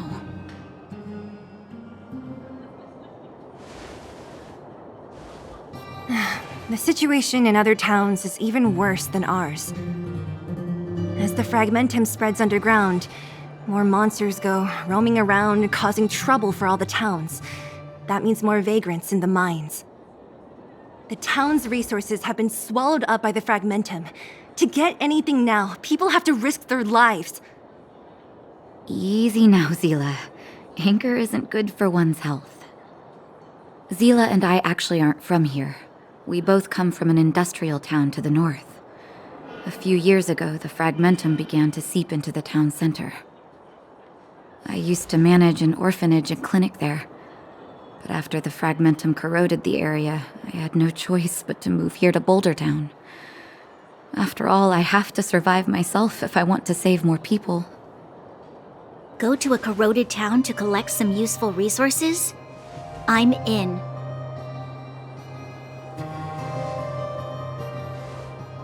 You want to come as well? But you look quite tired. Hold up. I never said you could join us. People's lives are at stake. Why wouldn't you want another person to help? Besides, I have some experience with the fragmentums. I'm sure I will be of use. Well, just don't slow me down.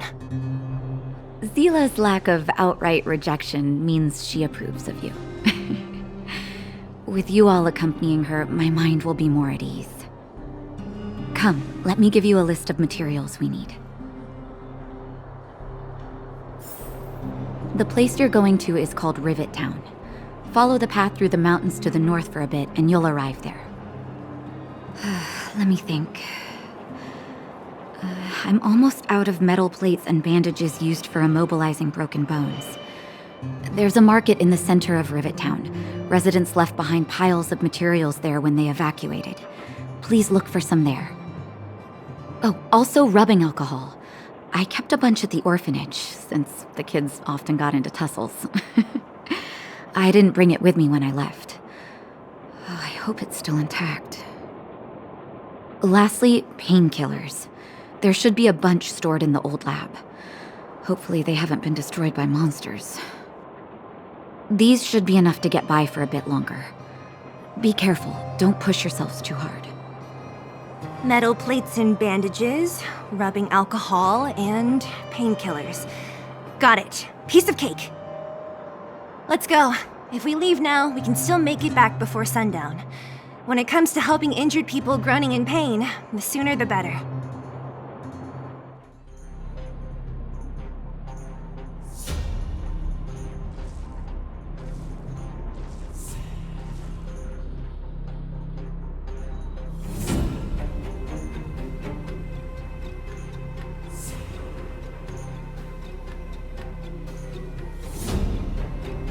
Way over there.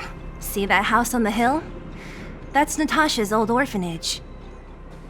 After Oleg found me, he sent me there. I spent over half my childhood in that place. Natasha said that the house was donated by some rich businessman.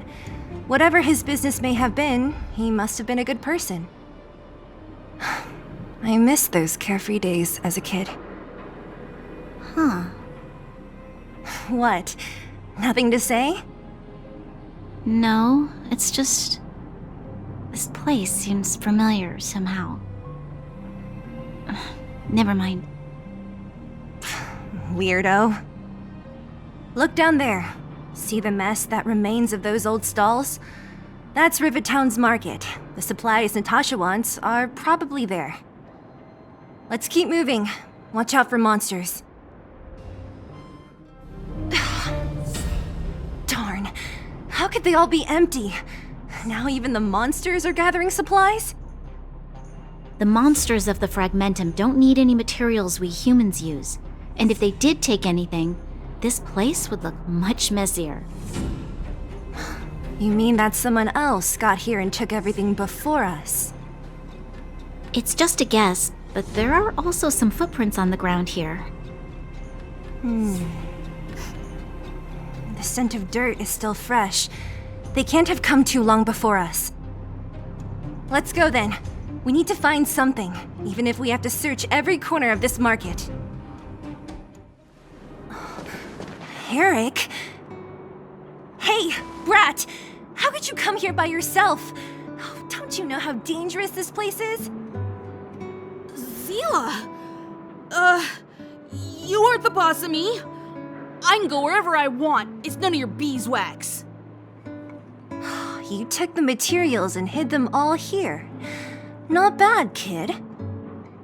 But if we didn't take care of those monsters, what were you planning to do? Just stay here, shaking in your boots? Who asked you to do anything? I was just about to escape. I didn't need your help at all. Still stubborn, huh? Then tell me, how exactly were you gonna get those big metal plates out of here past those monsters? There's always a way.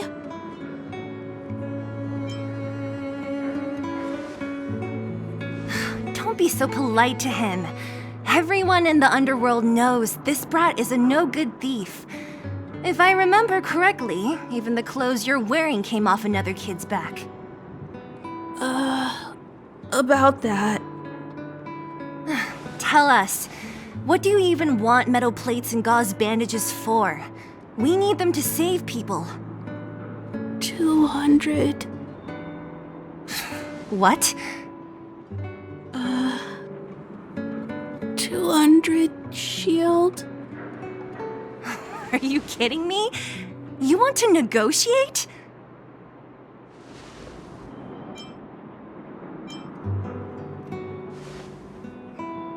Not much, but I didn't bring my coin purse. You're actually planning to give this little crook money? I'm telling you, this is his same old trick. No! Not this time. I really need money. My daddy. Pretending to use your dad again as an excuse. If he knew about this, you'd be in big trouble.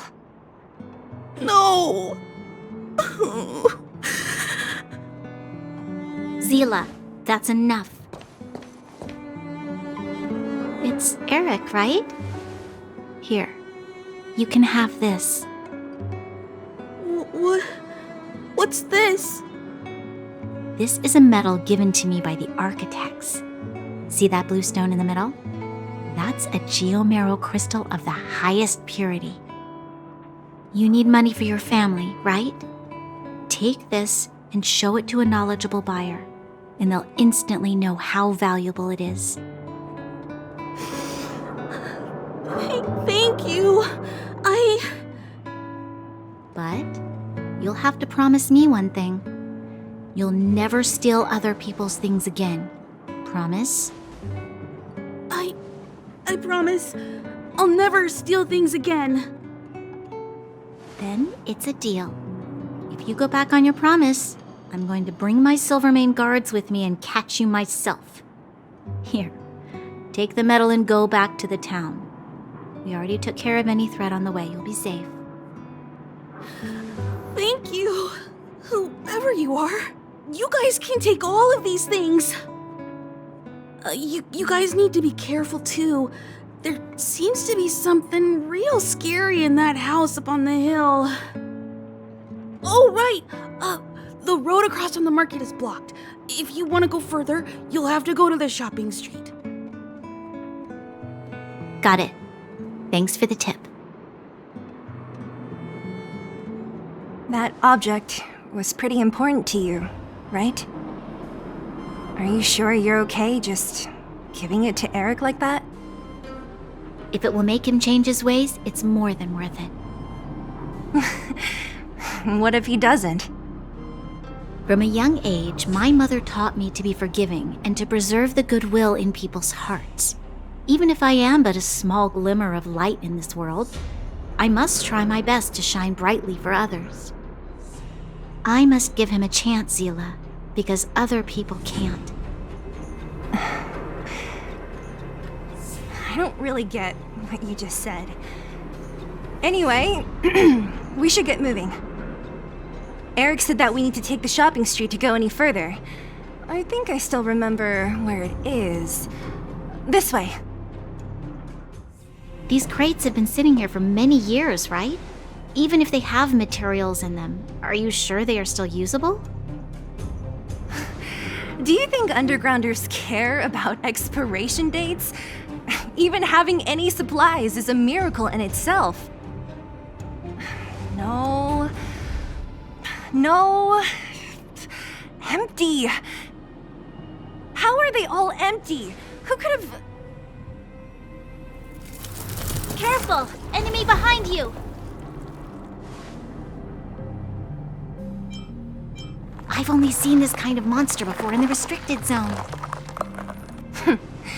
I don't care how big you are. You dare sneak up on us from behind. This is it for you, pal!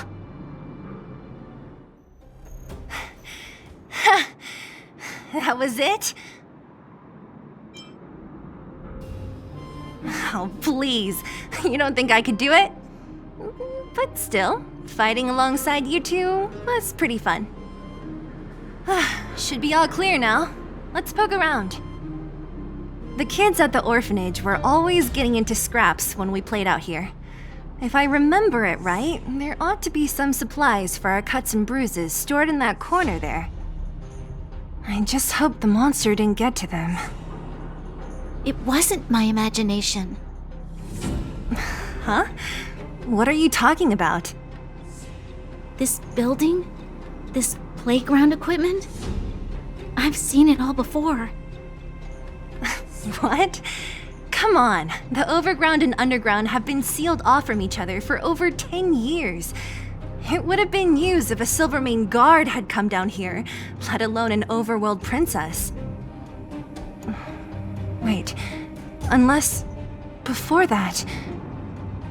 Yes, it's a possibility. That would explain why my memory of it is so blurry. Come on, I need to look around a bit more before I can be sure. What's up here? Some kind of toy? Yep. You pick. Red or blue. Blue. Look at this. After over 10 years, the teeth marks are still here. Teeth marks? Alright, well, this one time, a big kid was trying to steal this toy from me. I couldn't out-wrestle him for it, so I just bit down hard and hung on for dear life. How boorish. Ugh, the swing is covered in dust. Hey, don't sit on it. It's filthy. It sure brings back memories. I still remember one time I swung super high and everyone was scared I would fly off. Who knew swinging could be so intense? At the time, I wanted to swing myself into the sky and fly up to the overworld. So dangerous. You're lucky to have lived till now. Aren't we all, though? We've looked everywhere but here. I hope my memory is right. It's... yes! We found it!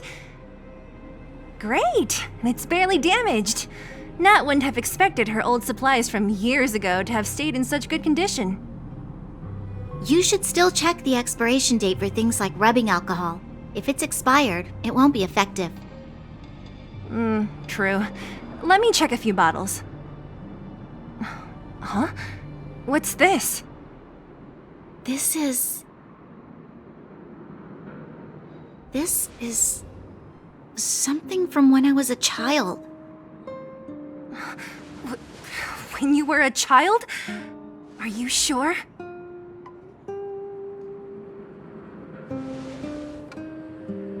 No. I remember now.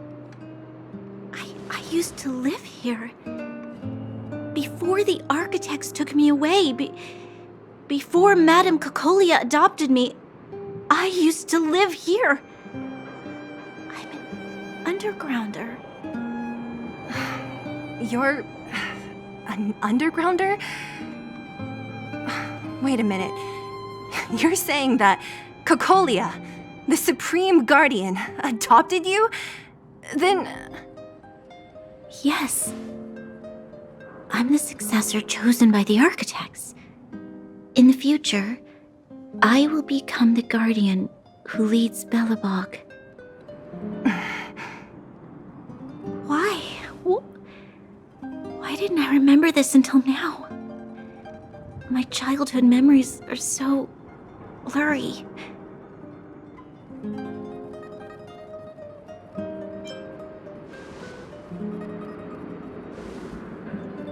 No. Mother would never do that to me. There's no way she would. The architect said that the guardian's successor is selected from among all people in Belobog. The selection process can take anywhere from a few years to a few decades. During that time, all children of the appropriate age in both the overworld and the underworld will be tested. In the end, only one child deemed as worthy will be chosen. I must have been chosen from among the children here and then taken to the surface.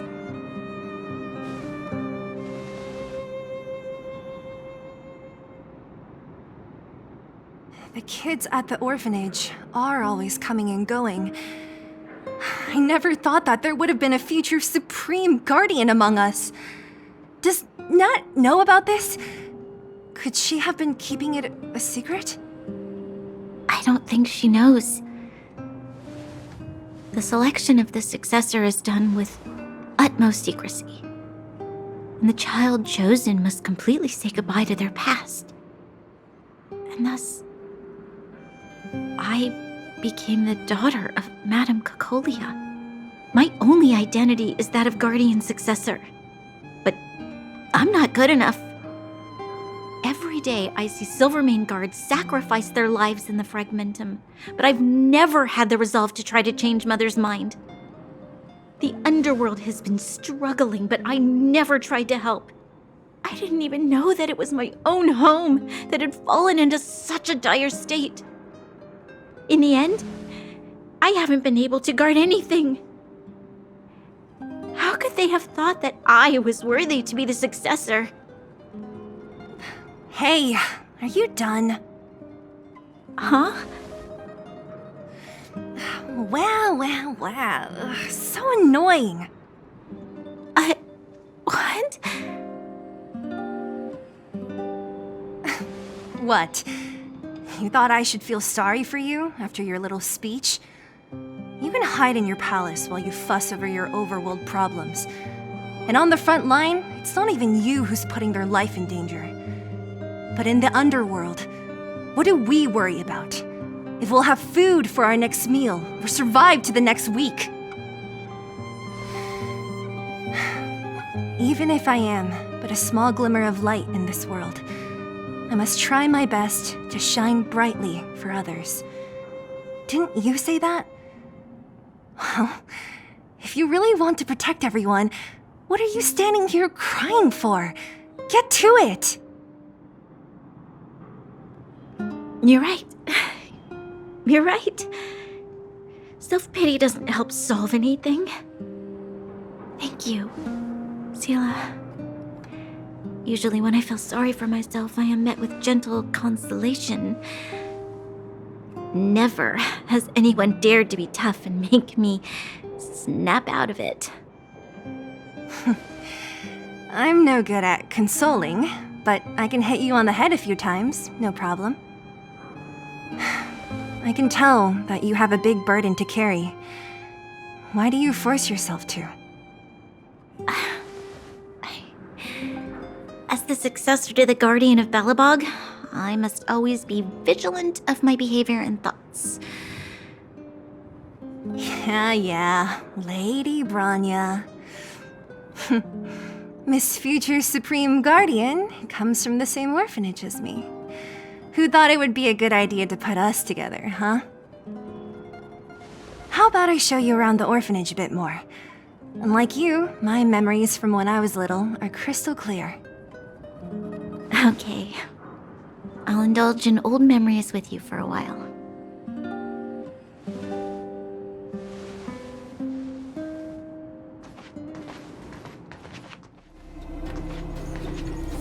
Warning.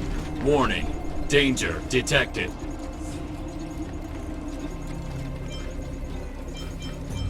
Protect Clara. Initiating active defense mode. Perkins, don't! Stop! I've seen this person before. He's not bad, right? Command received. Danger removed. Deactivating active defense mode. This place is dangerous. You should leave.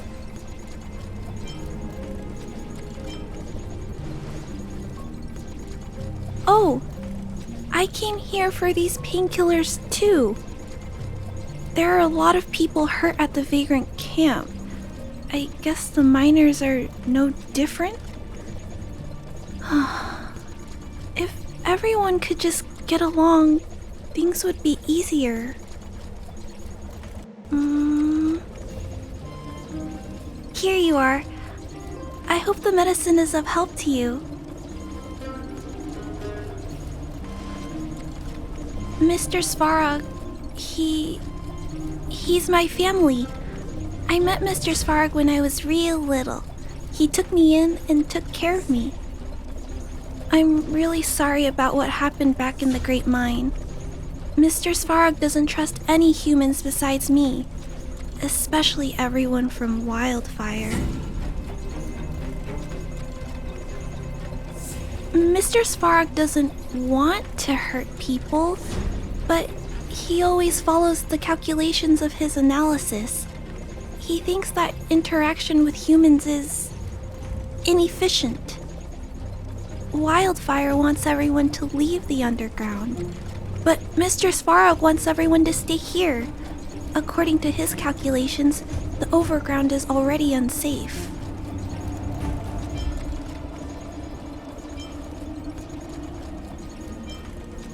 No, there can't be. Mr. Svarog is healthy.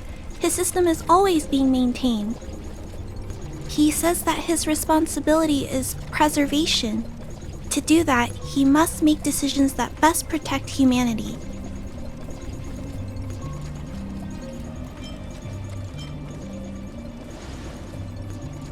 I know that Wildfire wants to talk to Mr. Svarog, but no matter how many times you talk to him, Mr. Svarog won't change his mind. So please trust me. I'll try to persuade Mr. Svarog. Hopefully one day he'll finally listen. Clara, what are you doing here? You're Miss Sela from Wildfire. I came here to...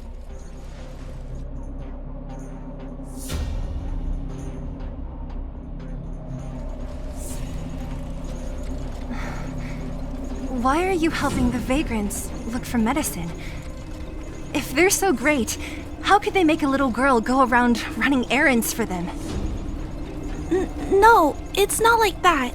I wasn't made to do anything. It's just that the living conditions for the vagrants aren't great. There's not even a clinic in their camp. So I wanted to help them out. Also, not all of them are bad people. Everyone just wants to survive. Miss Sela, did this medicine belong to Miss Natasha? Then, can you give me some? The vagrant's injuries are quite serious. I see. Let's split these painkillers then. Really? We don't need to ask Miss Natasha first? If I know Nat, she won't mind. Although, this will make it more difficult for us. She'll understand. She always does. Great! Thank you, Miss Sela. Are you leaving? This old town is too dangerous. We'll accompany you part of the way. It's fine. I have Perkins for company. And I have some more things I need to look for here first. Understood. Be careful, though. Metal plates and bandages, rubbing alcohol, painkillers. Great, that's everything. Let's go report to Natasha in Boulder Town. It won't take long to get back. Nat, we're back. That's our Zila. Nothing if not punctual. So, did you find any usable supplies? Oh, let me see. Metal plates, gauze bandages, painkillers, rubbing alcohol. Perfect. That's everything I needed. Huh. It's just... there are less painkillers than I'd expected. Did someone break into the storage room? Clara? Huh. If she was there too, then I understand. She wants to look after the injured vagrants, right? Clara's always been a kind-hearted girl. I think you made the right decision. Still, it means I'm going to have to draw up a detailed dosage plan. Hey, don't worry. I'll help you. No need. I'll handle the clinic. I assume you three have more important things to be getting on with, right? Oleg will be waiting, not to mention your two companions. I'm sure they won't mind. They seemed in good spirits. I bet old Oleg wants to talk about Svarog. We should get going. Sorry, Nat. We'll have to leave the wounded to you. Oh, no worries. I hope things go smoothly. Hey, they're finally back! That's nothing. The unannounced disappearance record holder is right here. And that's something to be proud of? It's good to have everyone back together. Let me get straight to it. Regarding the Stellaron and your predicament in the overworld, your friends have gone over both with me again. The last time I saw Cocolia, she was an impressive young lady. I never thought that after becoming the Guardian. All I can say is that I sympathize with your situation. Rest easy. Wildfire won't go behind your back on this. Your plan sounds a bit like the ravings of a drunken miner, but at least you're offering a road forwards. We Underworlders haven't had a road to anywhere for a long time now, and you can see how things have become. I'm willing to give you guys a shot. Don't worry, Mr. Oleg. We'll make sure you don't regret it. Ravings of a drunken miner is a little harsh. Maybe it is, but I think we need to set our sights on something a bit more realistic. You guys want to know the whereabouts of the Stellaron. Wildfire wants to remove the restrictions on the Underworld. In other words, Svarog is the target of both our efforts. If we can't deal with the boss, we can't deal with anything.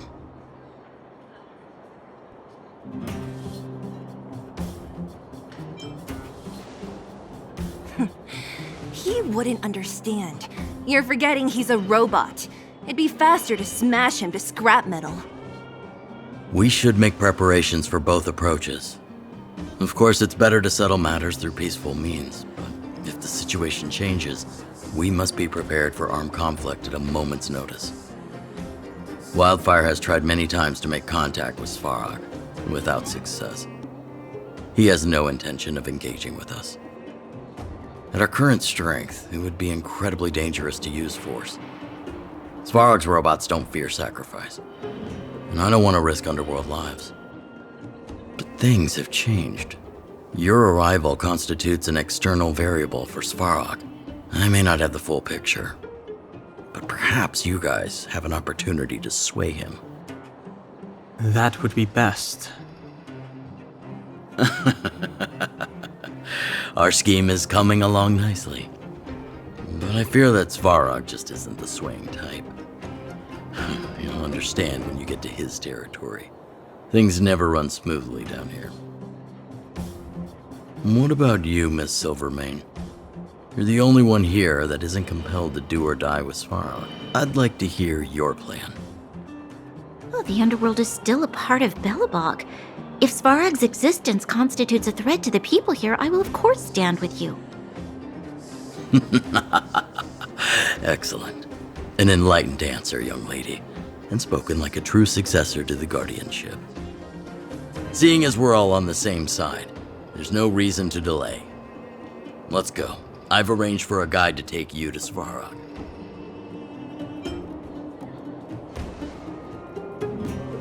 Wildfire's relationship with Svarog has been hostile for a long time now. Accompanying you would only lead to misunderstandings. We'll be nearby, awaiting orders. If things go south, we'll be there in no time. Zila, perhaps you can take our outsider friends the rest of the way. I'm on it, boss.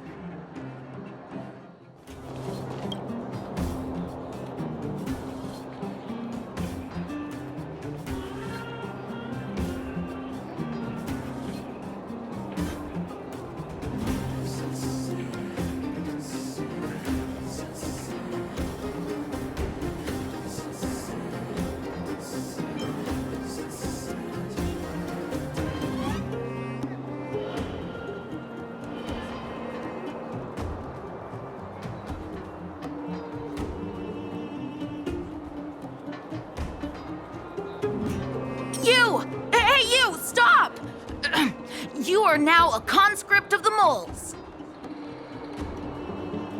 I'm not a sidekick. I'm second in command. You know what? No, this ain't the time. We got trouble. The boss went to the Great Mine along with her Diggertron.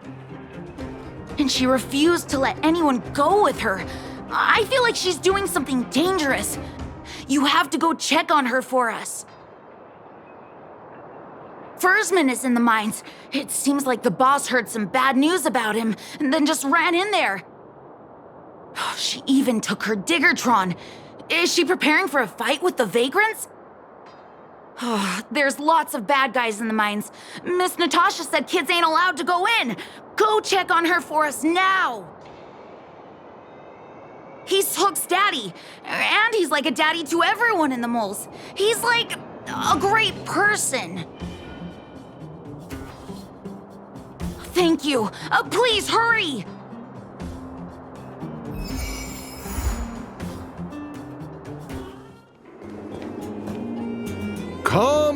down, calm down. We're all here to work for a living. Why not sit down and talk it out? Save it! We treated you as our leader, but look how you treated us. Such a rat! You sold the intel about the vein to Antonia, but we discovered it first. Now we lost the mine, and we have to work for those guys. Traitor! Well, nothing to say for yourself, huh? So you admit that you sold the intel to the mining team? Go away, you brutes! Don't bully my daddy! Oh, little hook? Oh, no, you have it wrong. It's your daddy who bullied us first. Ask him if you don't believe me. Daddy? Yes, I told Antonia about the vein, but I was the first one to discover it. I have the right to do anything with it. It's only because you have that detector. Let's see who's boss when we take it from you. Back off. I was thinking about the bigger picture when I did that. Unlike you all who just look for trouble every day. Well, I think someone needs to teach you a lesson. Guys, get him! You'll never lay a finger on Daddy without passing through Hook. It's you! Come and help Hook! Another punching bag? Fine by me. I'll kick all your butts! Daddy, are you hurt? Just a few scratches. How about you, Hook? Don't worry about me. I have Diggertron. No one can hurt me. Good. That's good. And you, young man, are you hurt? Thank you for your help. Quit acting tough, young man. Your injuries must be treated right away. I remember. You are the outsiders Natasha mentioned before, right? I heard that you helped resolve some conflicts around the mines when you arrived. And again today, when you saved my life. The conflicts between the vagrants and the mining team have lasted for quite a long time.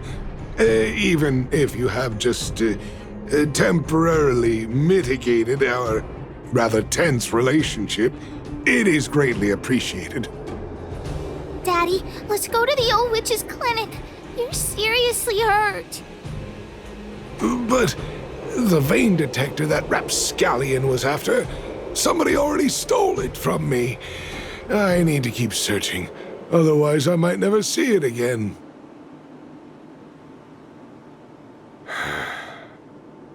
It's just a tool. I guess I should let it go. Let's head to the clinic. I've taken care of your wounds. I'm running short on medical supplies these days, though, so behave yourselves and stay away from trouble. You hear me? Don't pretend you didn't hear that, Hook. I'm talking to you. Hook wasn't the one that caused trouble. It was those bad guys. We were just defending ourselves. Ask him. See? You are gonna spoil that kid. That's enough for now. I'll say this one last time, Hook. If you cause any trouble again, I'll take Diggertron away. Do you understand? Hook understands. The boss of the moles should stick to her word. I have patients to take care of. See you later. Thank you again. If it weren't for you and Dr. Natasha, Hook and I probably would have been in big trouble.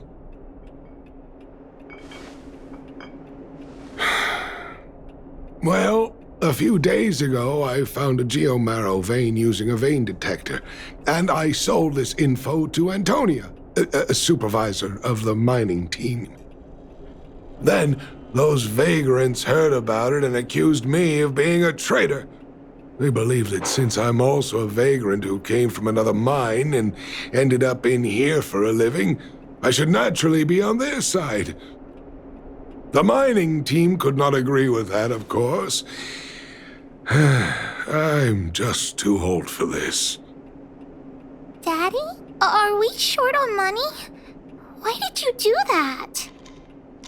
My poor child. Daddy is old now. Who knows how long I can stay by your side? I have to start preparing for your future. People say I'm selfish, think I'm a traitor, but it doesn't matter to me. All you need to know is when I'm gone, you will have the money to take care of yourself and survive on your own. Daddy... Forget about it. Since I've got the money from the mining team, I have nothing to complain about now. It's just a shame that I lost my vein detector. It was indeed a treasure. I guess so. It's an ancient relic that can detect geomarrow veins. It's very rare. I haven't seen a second one in my life. I often carried it around looking for a new claim. I suppose some villains must have taken notice. Anyway, I guess I don't need the detector anymore. The less trouble, the better. I shouldn't care who stole my device. Whoever it was, I hope they get good use out of it. Hook seems to be giving me a look like, I want to talk to you outside the clinic now. So that's why people call eyes the windows to the soul. Wait! Hook needs you to help with something. Yes! We can't just stand by and do nothing. That detector is Daddy's treasure, so I gotta get it back. You'll help me, won't you? Alright then. I'll be waiting for you at the shelter in the mine, big brother.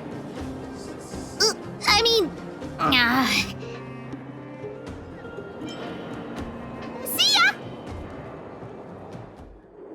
Too slow, honorary member of the moles.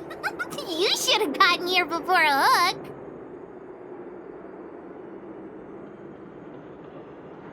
Let me introduce you to Sweta.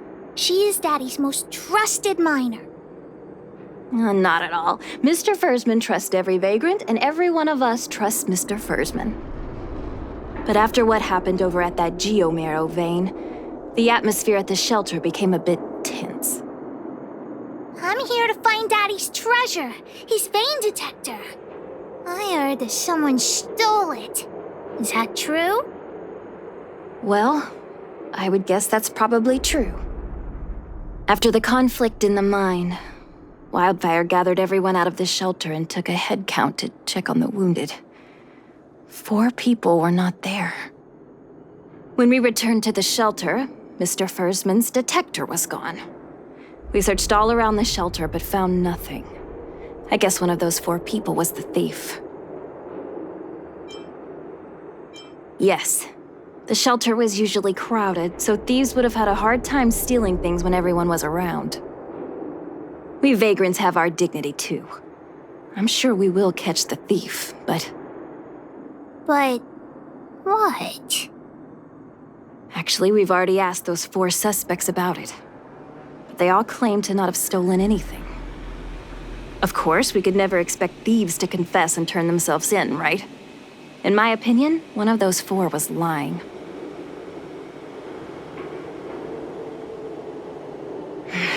I agree. All 4 suspects are at the shelter. If you're feeling confident, why not give it a try? Maybe you can determine who the thief is. Adults are so dishonest. Hook's gonna question them one by one. Well. What's this? Playing detective, are we? Spill it! Did you steal my daddy's detector? You little brat. How dare you label me a thief? Someone needs to give you a good lesson on manners. I'm an honest and decent man. I'd never do such a shady thing. Anyone can say that. If you really didn't steal anything, then just answer our questions. Oh, you have a temper, huh? All right, I'll spare a couple minutes for your little detective game.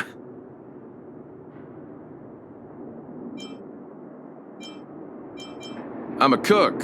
What else would I be doing? Don't you notice the smoky cooking smell all over me? It's just that I happened to be out shopping for ingredients at that time. Otherwise, who'd want anything to do with this kind of thing? That old fursman was kind to me. When we were at Rivet Town, he put me in charge of the whole mining team's food supply. And it's because I trusted him that I came to this mine with him. I mean, I didn't expect he would take that money for himself. Anyway, he found that geomarrow vein by himself, so I won't blame him for not sharing. But you know, what he did was not like the old fursman I knew. Well, I don't want to be a snitch, but out of my respect for fursmen, I'll tell you a secret. The helper over there, I saw him sneak into fursman's tent and come out holding a box. See? Isn't he the most suspicious one?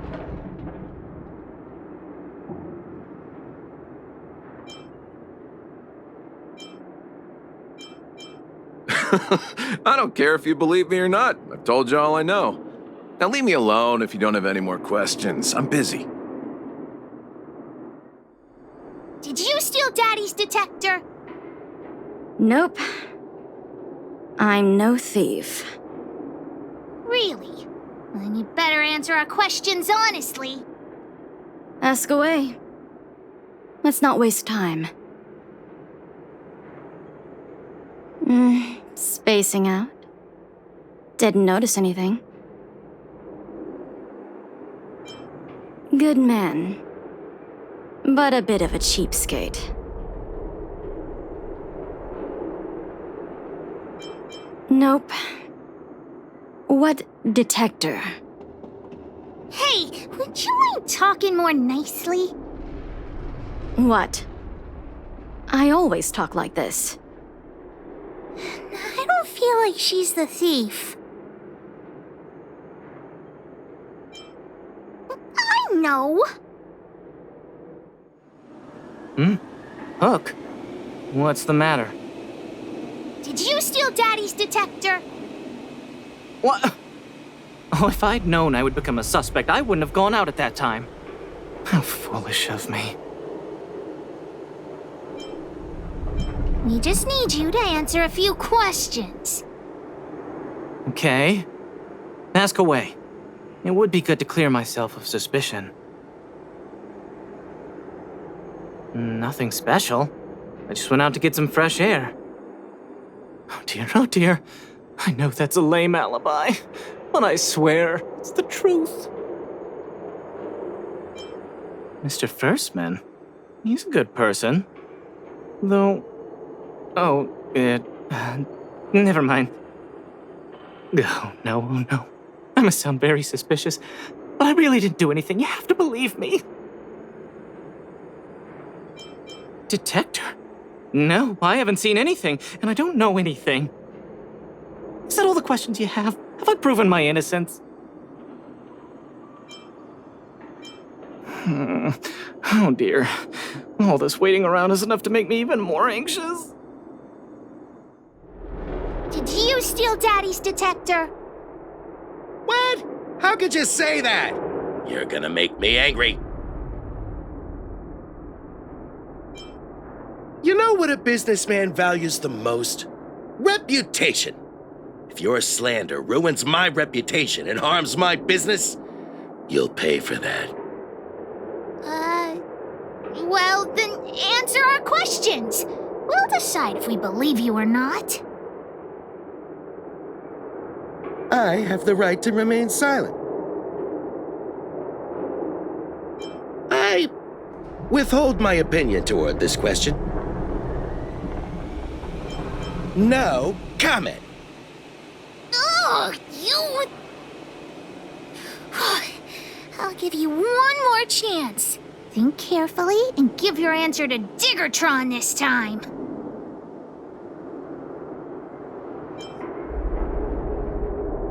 You little brat. Grow a couple of feet taller before you think about threatening me. Here, how about we make a deal? I'll tell you what I know in exchange for a small intel service fee. Fair and honest. Great. I like your style. Customers who don't fuss over the price are the best. So what do you want to know? Ask away. I went into town to restock. Nothing out of the ordinary, right? I restock on a regular basis, everyone knows that. I was wondering why there was nobody at the shelter. Versman is an old customer of mine. He's pretty nice to me, though we are not so close. As to what he did about that geomarrow vein, it was kind of unethical. We're all neighbors. We've known each other for a long time. But he sold out to the other side and left his own people out to dry. I really can't agree with that. Look, the cook is definitely the thief, I'm sure about that. I value my reputation more than anything, so you can trust me. In my line of work, I've learned to read people. And something's definitely fishy with that cook. I could tell from the start. If you don't believe me, just ask anyone. Hook's head is spinning. Do you remember everything they said? Don't worry, I've written it all down for you. Remember, among these 4 people, only the real thief would lie. The cook said the helper did it. The tailor said it wasn't her. The merchant said it was the cook, and the helper said it wasn't him. So, do you know who the culprit is?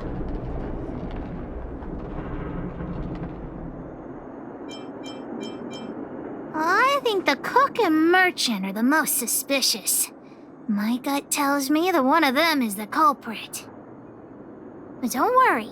Even if you choose the wrong one, Pitch Dark Hook the Great has other ways to uncover the true culprit. Right. We have other methods besides deductive reasoning to find out who the true thief is. Let's just examine what they've said first to decide. The cook said the helper did it. The tailor said it wasn't.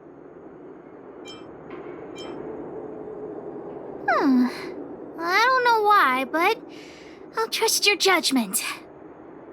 Come on, let's go accuse the culprit. Huh? Where's the cook? Where did he go? Beats me. I saw him running out in quite a panic. That guy has to be guilty! Where is he running off to? Oh yeah, I saw Mr. Sampo on the way to the mine when I came here. Could he be involved in this?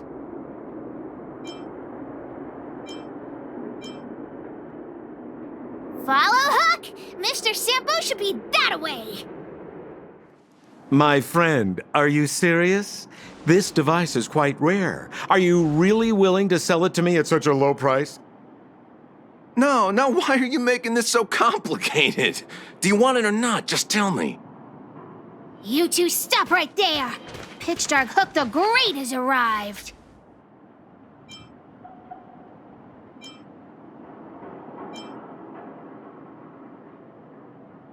Oh boy, I knew it was too good to be true. I gotta make this clear. I have nothing to do with this fella. You have to trust me. Miss Hook, please, don't point that thing at me. It's scary. Hey, how can you sell me out like that? We had a deal. You stole Daddy's treasure! Diggertron will not spare you. This is all that old Versman's fault. Just because he has this device I'm holding, he can make a fortune. It's not fair. Well, it seems you guys have some issues to sort out, so maybe I should leave.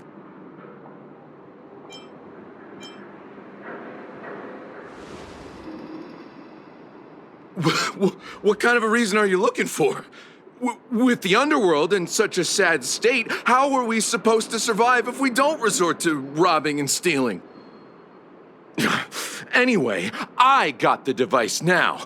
Come take it, if you have the guts.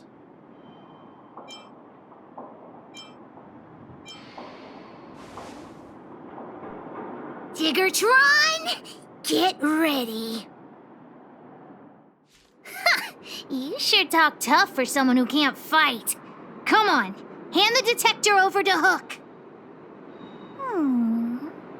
Huh? No, Daddy's treasure! It's broken! Hey!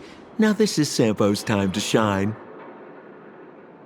Of course! I wouldn't want to miss out on seeing you and Miss Hook's acts of heroism, would I? Listen here. There's a fellow in Bouldertown they call Balloway the Miner's Lamp. He's an appraiser. Although he claims that he doesn't do appraisals anymore for ancient relics, he actually still does a bit behind the scenes for ones that are of especially high value. I think this device of yours is probably worth a lot. It might be a good idea to try your luck with Balloway. Here's a trick. First, pretend that you want to sell it for a low price, then wait for him to excitedly fix the device for you. After it's fixed, tell him you changed your mind and you want to keep it for yourself. This business tactic is what I call a bait and switch. Pretty clever, huh? Balloway the Miner's Lamp. Got it. Thanks, Mr. Sampo. Let's go into town to find him. Have a safe trip!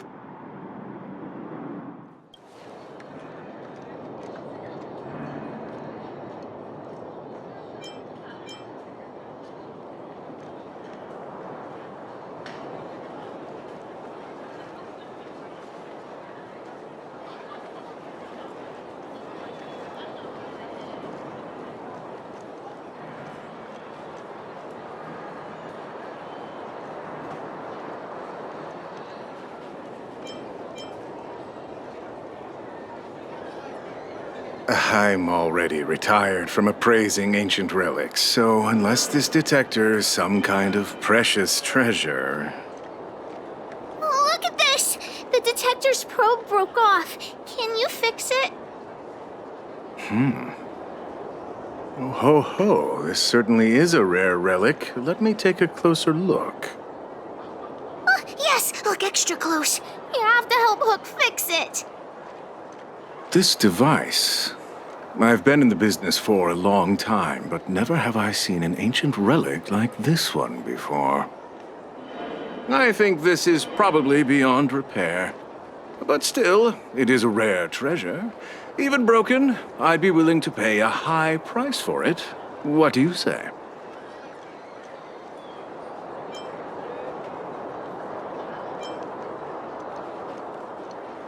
The detector's probe is gone. It's like searching for something without eyes or ears. Now, it's nothing more than a pile of junk with no practical value. I'm willing to offer a generous price for this thing, so do you want to sell it or not?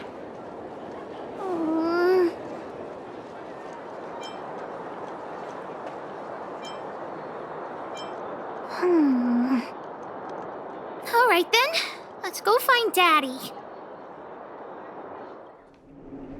Where have you been, Hook? I was just about to go looking for you. Come on, let's go home. I'll cook some salt-baked rock crabs for you. What's wrong with this kid? Why? What happened? Big Brother and Hook helped Daddy catch the thief that stole it. But Daddy's detector is broken. It's all my fault. If only I could have found it sooner. So it was stolen. You're not hurt, are you, Hook? I'm fine. Daddy, can you see if your detector still works? The geomarrow probe is damaged. I'm afraid this thing won't work anymore. I'm sorry, Daddy. I didn't help one bit. What are you apologizing for? Thank you so much for looking out for me, Hook. But Daddy's treasure.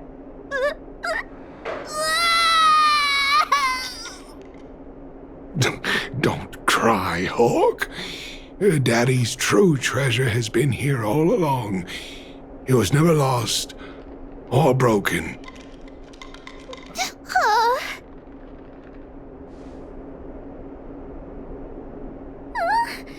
Even you know what it is? The detector helped me find lots of geomarrow veins, and it saved the mining team a lot of money. In that respect, it was a very good thing. But at the end of the day, the detector is just a tool. A true treasure must have irreplaceable importance to someone. Hook doesn't really understand. It's okay. I'm saying some things that might seem strange, but you will understand someday. So, the treasure Daddy's talking about is still happily running and jumping around. Daddy!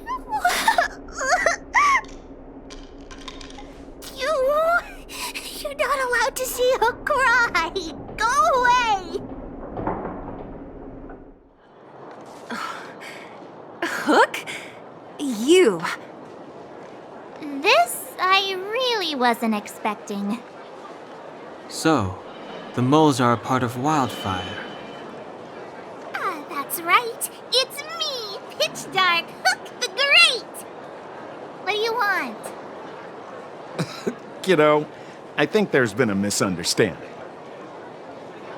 I will be your guide, friends, by order of Chief Oleg.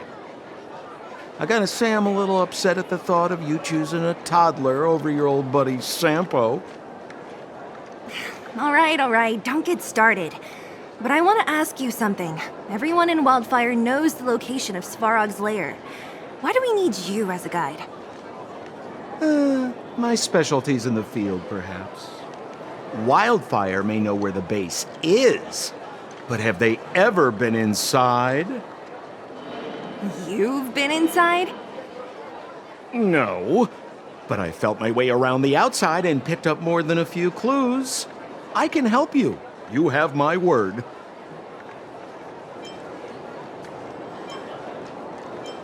Hey, what are you trying to say? Name me someone above or below ground that walks the talk like Sampo Koski. My legacy will prove that Sampo Koski was nothing but a willing and devoted servant of... Oh, enough. Jeez, we believe you, okay? Show us the way already. Great! Stay close. This is Svarog's lair? I thought it'd be cold and lifeless. Turns out it's pretty busy. Many vagrants are staying here temporarily.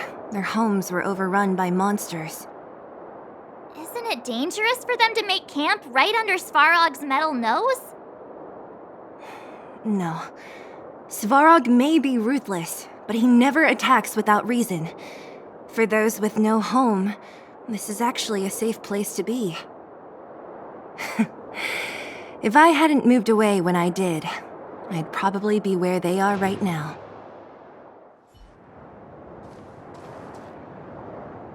What a heavy gate. Okay, watch this! Open sesame!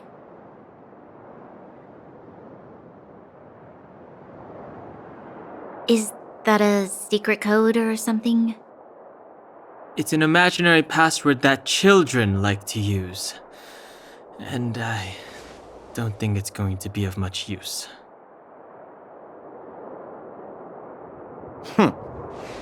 I was just about to get into those before Miss March's colorful attempt. Luckily for us, I've already figured out the mechanism for this gate. They don't just let any Joe Schmo in and out of Boss Svarog's territory. I mean, if you want to see the big cheese himself, you need certification.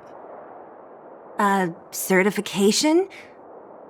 Correct. Only prospectors with the right certification can get in or out. These prospectors collect mechanical remnants from all over the underground and then bring them to Svarog for him to repair. Honestly, it's a very profitable little venture. If only I'd beaten them to it. They'd be calling me Sampo Bosky by now. Time out. Where do we get this certification? Oh, that's simple. You see the robots over by the vagrants? They're all Svarog scouts. Every one of them is commanded to maintain order here. Apart from them keeping a watchful eye on these hooligans, another one of their duties is processing. Anyone who wants to become a prospector has to pass a test from these walking stoplights first. Not a clue. I never had the urge to go on a Svarog suicide mission before. You guys are the ones that want in. Why not go and ask the robots? This has to be one of them, right? It looks so lame. Is it even awake in there? Maybe it's broken down. That scared me. Protocol. Initiating. Scanning. Verifying. Certification failure. Subject has yet to obtain access permissions. Launching processing. Huh? Are we starting now? Launching stage 1 processing. Please listen to the following question. Who is the reigning champion of the Internal Combustion Engine Wrap Tournament? Infernal construction what now? How would we know anything about that? Sampo, do you know the answer? Sampo Gasky always knows that... Wait, what did it say again? Aren't you supposed to be dependable? Well, I don't know everything. Sometimes you gotta ask around if you want to know the answer. Don't panic. Let's listen in to what the vagrants are talking about. We might just hit the jackpot. Please answer the following question. Who is the reigning champion of the Internal Combustion Engine Wrap Tournament?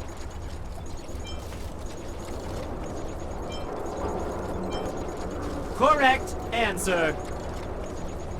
Whoa! Was that a lucky guess? Did you go to a music festival without us? Certification result. Success. Requisite certifications remaining. 2. Please extend your right hand. My right hand? Here you go. Why is this part of the... hey, ow, ow, ow! So this is the certification mark? Great. Only 2 more steps to go. Let's move. Protocol. Initiating. Scanning. I'm so sick of repeating this. Huh? What did this bucket of bolts just say? Seems like this one's got a temper. Let's get this over with. Did you get your first certification? If not, then you're wasting your time. You mean this? Here, look.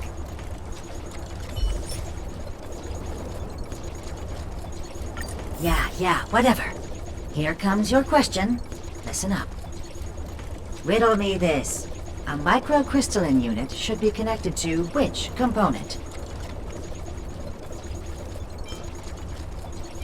Huh? Lucky guess.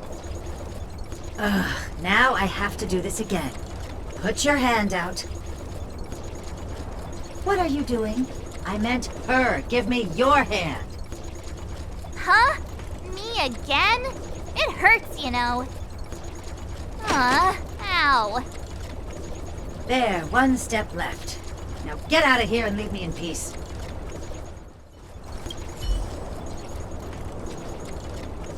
Whatever the case, we'll need it to identify our certifications. There's something wrong with this one. Protocol. Nish. Initialization failure. Attempting system restoration. Not encouraging. System restoration failure. Core module damaged. External threat detected. Threat elimination activated. Initializing combat module. Finally, no more racking our brains. This rust bucket's about to meet its maker.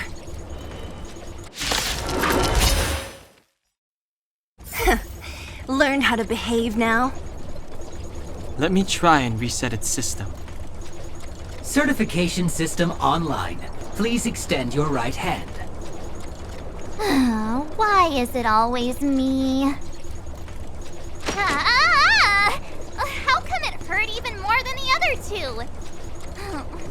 At least that's the final step. We can get in now, right? Svarog's certification system is no match for us. This better work. Let's get back to the gate and give it a go. Open sesame!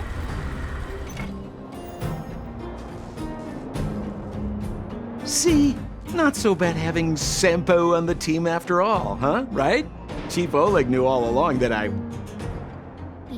Yeah, thank you very much. I'll commend you to the chief. No need to waste your time. All right. Well, let me issue a warning now. Everything from here on out is uncharted territory. We must proceed with the utmost caution. Now to set the record straight with Svarog. Let's get in there. Ooh, did anyone hear what I just said? It looks like this gate has a more complicated structure than the last one. Sampo, what is this? Huh? Sampo? Oh, where is he? Oh, where did he run off to? He was just here a second ago.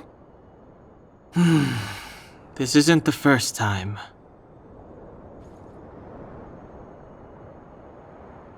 It's that same type of robot again. Oh, please don't tell me there's another round of processing. Visitors for Svarog detected. Protocol initiating. Scanning. Verifying.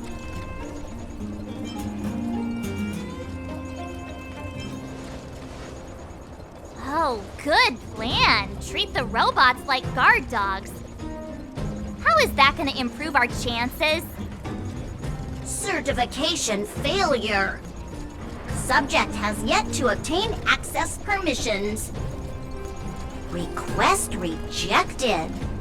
Visitors must acquire access permissions from Ms. Clara. Clara? Oh, the girl we saw in the Great Mine? We need to get permissions from her? What's she got to do with this? Family. Huh, weird. Don't trouble yourself about it. We need to find her. I don't know if this will work, but it's worth a try. Where is Clara right now? Obtaining audio data. Please wait. The energy core's bearing component is broken. If we don't repair it soon, the settlement will be pitch black. Timmy, I'm going back to Rivet Town. Maybe I can recover some usable components. You need to guard the gate while I'm gone. Recording recovery complete. Resuming execution of Clara's commands. She went back? But we were just there. Sounds like we better head over again. Wait, you guys went sightseeing in another town? It wasn't as fun as you think. Indeed. And that little girl heading into the Fragmentum all by herself. It doesn't bear thinking about. Her strength belies her appearance, but even so... You don't look so tough yourself. Well, let's find her. Svarog's not going anywhere. Isn't this the robot that was following Clara around? These can openers all look the same. How can you tell them apart? Shh. It's about to say something. Listen. Initializing self-repair module. Initialization failure. Clara in danger. Must protect. In danger? What do you mean? Workshop. Target must be eliminated.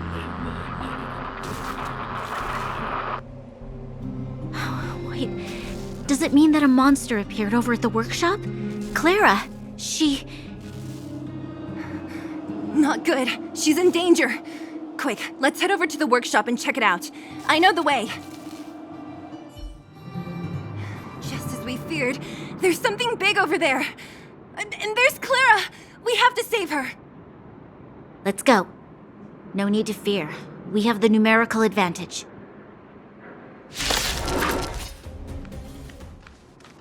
Are you okay, Clara? Are you hurt? Thanks, everyone. I'm fine. Just a few scratches. You shouldn't be running around by yourself. It's too dangerous. What are you looking for here? There is a fault with one of the energy supply units at the base. If I don't repair it soon, everyone at the settlement will be affected. I knew there was a workshop in this town, so I wanted to try my luck here. I found all the components I need, but then I ran into a monster. You guys saved me. I'll tell Mr. Svarog about it. Huh? What do you need to see him for? I can pass him a message. No. This time, we need to set things straight with him, face to face. Can you take us to meet him? But Mr. Svarog doesn't like talking to others, especially Wildfire. Don't I know it? But he's evaded communication with us for too long. This time, we have to see him.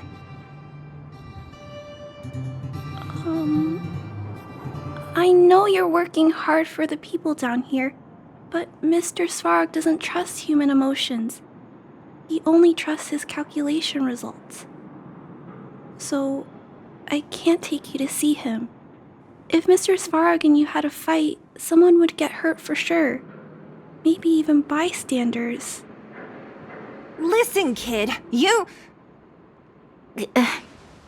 Clara, you said it yourself before, right?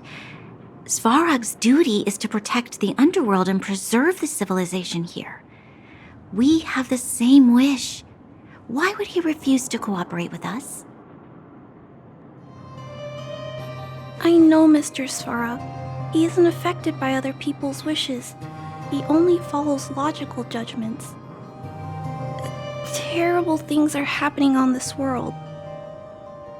Mr. Svarog thinks that the overworld will end soon. What? According to his calculation results, the strength of the Underworlders won't be enough to prevent the disaster. His plan is to keep the Underworlders away from the source of the disaster so they can survive for longer. Isn't that just putting us in a cage? It's ridiculous. What difference does it make if our death gets postponed a couple of days? How is that better than putting up a fight?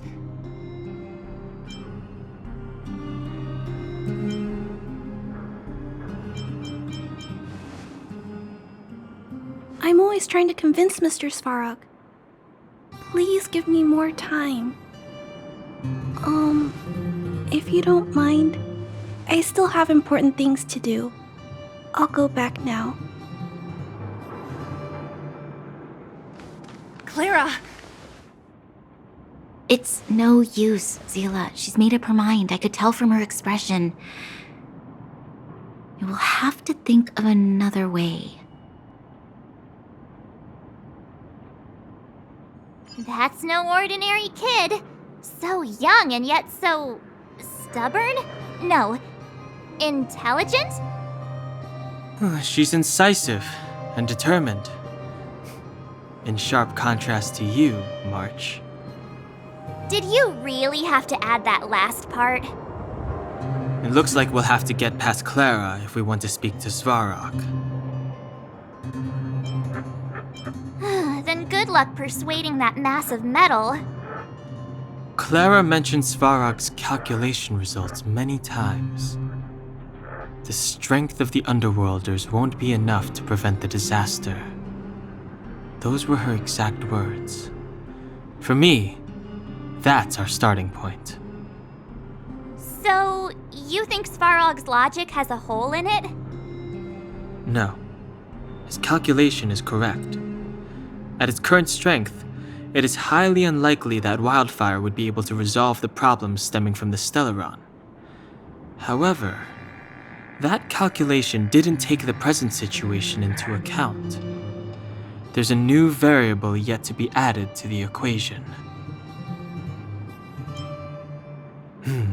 Precisely. If we can make Svarog believe in us, we can almost certainly overturn the result of his calculation, and we'll be one step closer to peace talks. But how can we get him to do that? Showing him some of our photos wouldn't cut it, right? There's always a way. But first, we have to convince Clara. I assume she must be on her way back to the robot settlement. Let's catch up with her. She turned that way, quick! Huh? Where'd she go? We just saw her go this way. We'll just have to head straight and keep looking. Why won't it... I can't figure it out. Oh, it's you. You came with me after all. You keep saying that, but... Are you repairing this installation, Clara? Hit a snag? Huh? How did you know? The dimensions and wear of these two roller components look very different from the rest of the unit. You must have only just replaced them. You replaced the damaged components, but the unit isn't starting up as normal. That's what you're trying to figure out, right? Yeah, I fixed a lot of things before, but I never had to repair one as complicated as this. Why isn't Svarog helping you? I don't want to disturb him. This installation was accidentally damaged by two of the vagrants. If Mr. Svarog finds out, they'll get in big trouble.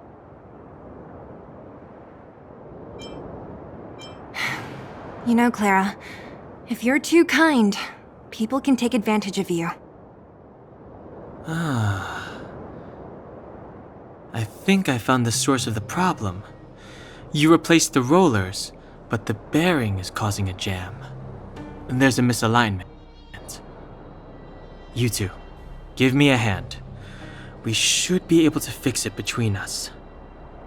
More fixing? I'm getting good at this. Can we really fix this? Relax, we got this. Right, Don Hung? Less asking, more helping. Pat on the back Whoa, for that one. it lit up. Thanks, guys. No need. We hardly lifted a finger.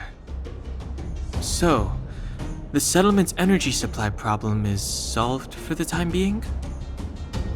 Yes. The people on the outskirts don't need to worry about heat or light now.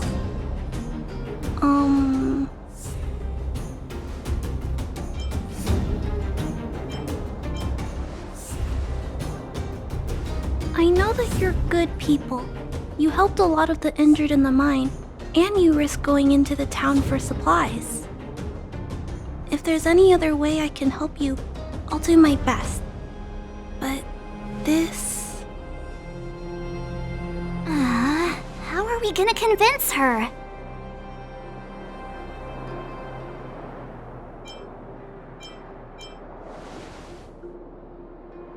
The variable is... our arrival! arrival! No outsiders set foot in the underground for over a decade. Clara, you're observant, right? Take a look at us. Do we look like underworlders? Well, you do look very different from other people. Right! That's because we're not from here. We've never been a factor in Svarog's calculations. And if those calculations are based solely on the strength of the underworlders, then the results don't apply to the present situation. When did Svarog start doing his calculations, Clara? It was a long time ago. The same time the underworld was sealed off, I think. Circumstances have changed since then. There's a Silvermane guard down here now. Is that part of Svarog's calculation? Not to mention we're...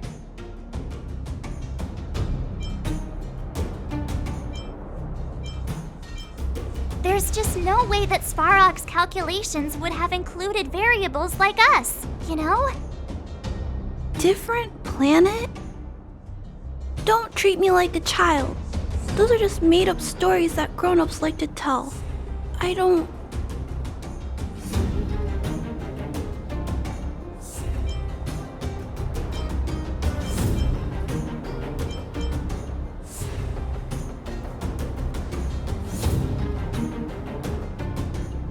Hey, he and Marge aren't lying, Clara. I believe them. Branya, do you really? I know how you feel, Clara. You want new hope for the underground, but you don't want anyone to get hurt in the process, right? I also have doubts, but my gut tells me that March, Dan Hung, and they are the new hope this world has been waiting for. Let them meet Svarog, and let's see if his calculation result is any different. For you, for him, there's no harm in trying, right?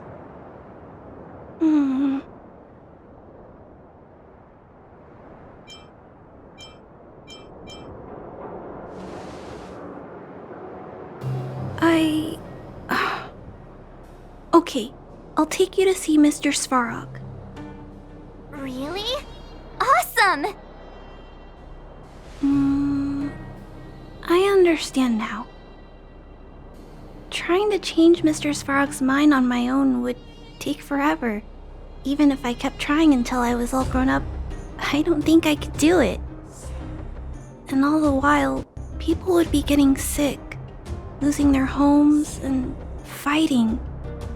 Just like in the mine. I don't want that to happen. If you guys really believe that you can convince Mr. Svarog, then I need to be brave too. Everyone, follow me. I'm back, Timmy. Welcome back, Miss Clara. Timmy, open the gate, please. I want to see Mr. Svarog. Outsiders detected. Do you wish to permit access? It's okay. They're all my guests. Command received. Access restriction terminal unlocked.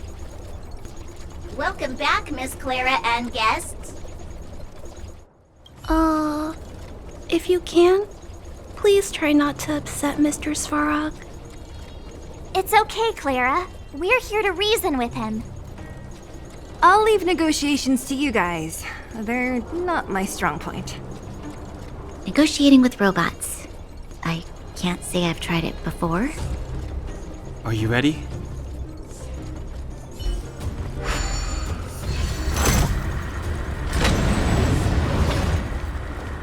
I'm back, Mr. Svarog. I see that the energy supply system is back online. Thank you, Clara. But why have you brought them? Mr. Svarog, they want to talk to you about going to the surface. Analyzing. Analysis result. Target does not belong to Wildfire. Background unknown. Classification unknown. You have arrived on Clara's recommendation. I will give you an opportunity to speak. Hey, sounds like he's willing to communicate. Quick, time to smooth talk him.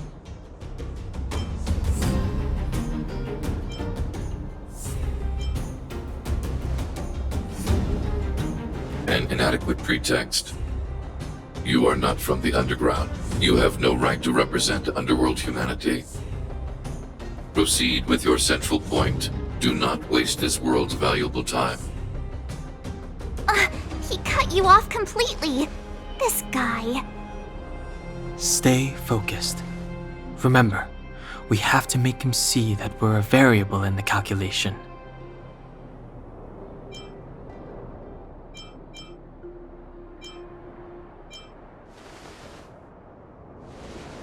Stellaron. Searching database. Access denied. Discussing Stellaron with unauthorized targets. Prohibited. You are broaching a secret that lies at the heart of this world. A secret that should remain unknown to humanity. Reassessing targets. Threat index raised. I demand that you reveal your true intention. As expected. He knows of the Stellaron, but it's a restricted topic. We've come this far. Out with it already! Just be straight with him. Everything depends on it.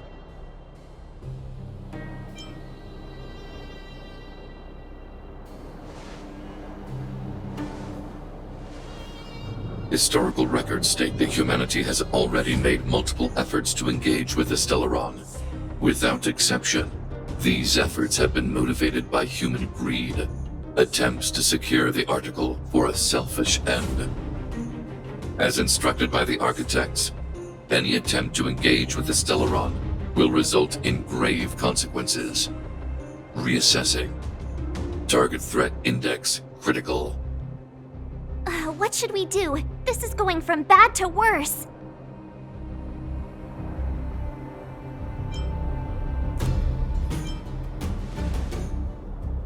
There is no evidence to suggest you are an exception. Calculation result remains unchanged. Peacekeeping protocol temporarily disengaged. Requesting extermination protocol launch. Extermination? In the literal sense? Peace talks are over. March. Prepare for combat. Mr. Svarog, please don't! Leave, Clara. Clara, it's dangerous here. Find somewhere to hide.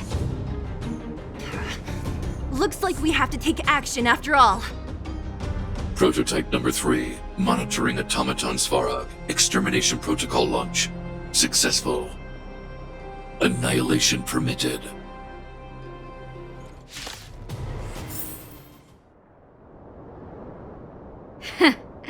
How can you put up your best fight without a doctor on the battlefield? All of you, stay focused. I'm right behind you. Nat, how did you... Guess you guys had a bad talk, huh? Luckily, Sampo's got your back. Sampo!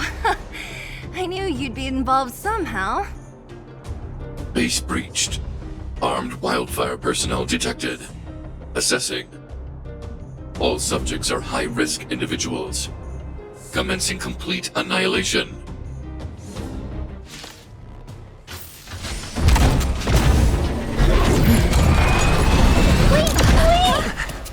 Please don't hurt Mr. Svarog!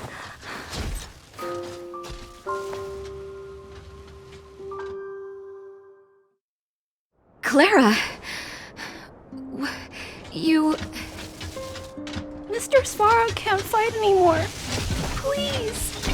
Please don't hurt him. Clara. Mr. Svarog, don't push yourself any further. Can you tell them what you know? Mr. Svarog, you said you were willing to make all my wishes come true, right? My biggest wish right now is for everyone to work together. Like family. Recently, I learned something new. Calculation results can't always bring people happiness. Even if the world outside the cage isn't beautiful, people still want to know what it's like. Assessment system reset. Successful. Processing variables. Variable 1. Clara's request. Variable 2. Outsider's intentions. Updated assessment result. Transference of decision-making authority to outsiders. Outsiders are granted access to Stellaron intelligence. So we did it?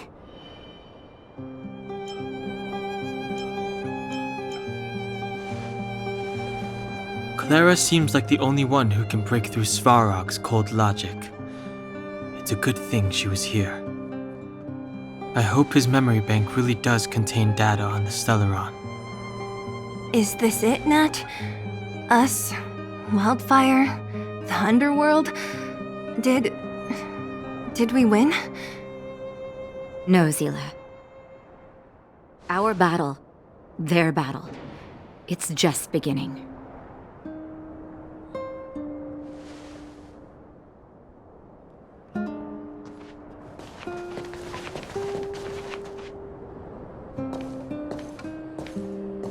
Finally.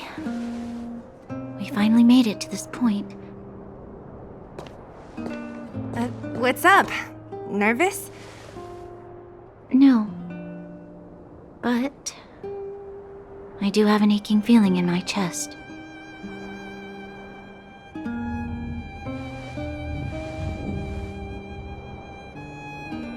I'm ready. Reveal the truth. I'm listening. I have finished collating the Stellaron data and records.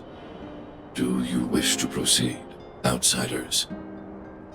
Requesting database materials cache, serial number 13175.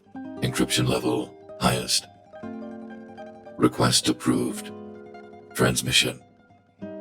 This is the fruit of many years of research, Madam Guardian. The evidence is irrefutable.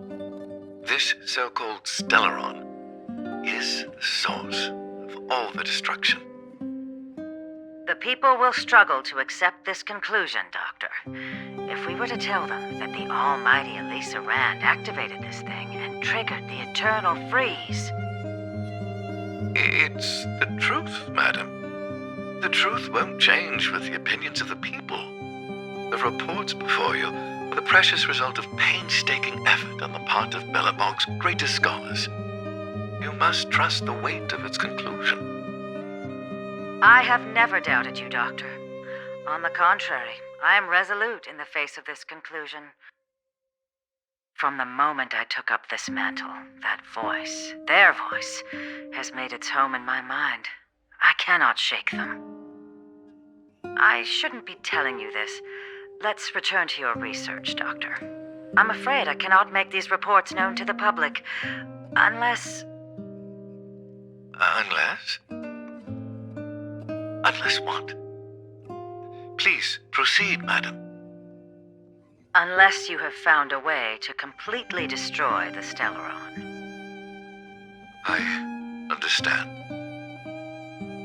In the name of preservation, I will fulfill this mission.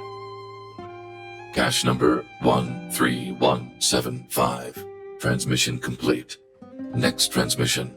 Cache number 24830. I don't understand, Doctor. Why do we have to hide such valuable research results away? They're the work of a lifetime. You're still young, child. There will come a day when you do understand. This Supreme Guardian, she sees further than you or I. All her decisions are for the security of Belobog. I just think It's a shame. Our research has hit an obstacle. Meanwhile, your results will be buried in the snow. Don't be upset, child. You still have lots of time ahead of you. When you find a way to destroy the stellon, our efforts will have been worth it. Cache number 24830. Transmission complete. Next transmission. Cache number 57614. Why is there a robot here? During his life, this was Dr. Mearsheimer's personal robot bodyguard. I heard it's a prototype from the Great War. Since the doctor and his assistants passed away, it's remained here. It hasn't moved an inch. Oh, I see. Let's start. We must unearth the doctor's research conclusions. All of them. Madam Guardian, I've found them. All the documents are here. Good. That'll do. Madam Guardian, what should we do with the robot? It would seem a great waste to destroy it. Find someone to reset its system, and then arrange for it to be sent to the underworld. I hear that the development group is in need of a robot with defense capabilities. Yes, madam. I'm sorry, Doctor, but these results must be taken care of by the architects. One day, somebody will be able to carry out your behest. Cache number 57614. Transmission complete. Concluding data transmission. So, the truth is clear now, right?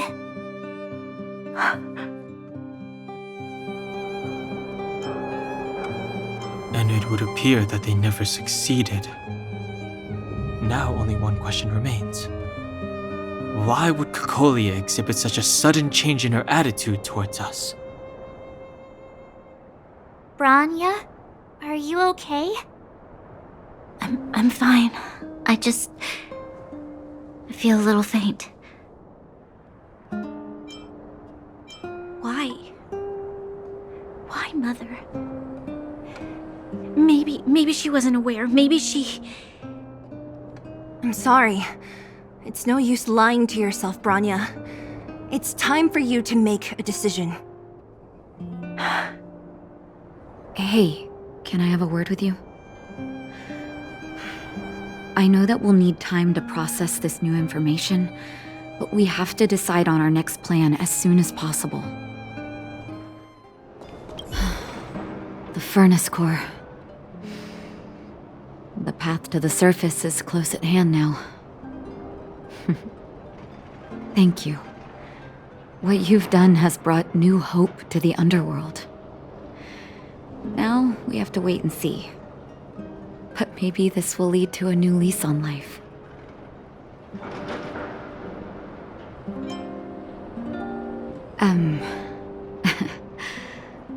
I haven't been truthful with you. As Wildfire's leader, I couldn't simply look on while you fought on our behalf. We had to come help. Huh? Huh? So you're the real chief? What about Oleg? Oleg has always acted on my behalf. He helps me deal with all manner of problems in the underworld. Thanks to him, I'm able to make time for the people. I do my best to make sure that they have everything they need. At the same time, I was formulating a plan to deal with Svarog. Your arrival unraveled that carefully crafted yet rudimentary plan. And for that, you have my utmost thanks.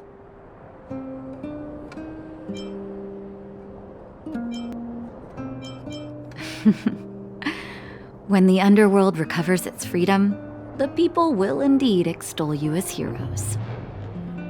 However, even though Svarog is no longer sealing off the furnace core, There's no way that we undergrounders could go pouring onto the surface. That cold-blooded Supreme Guardian has used lies and tricks to keep the surface separated from the underground.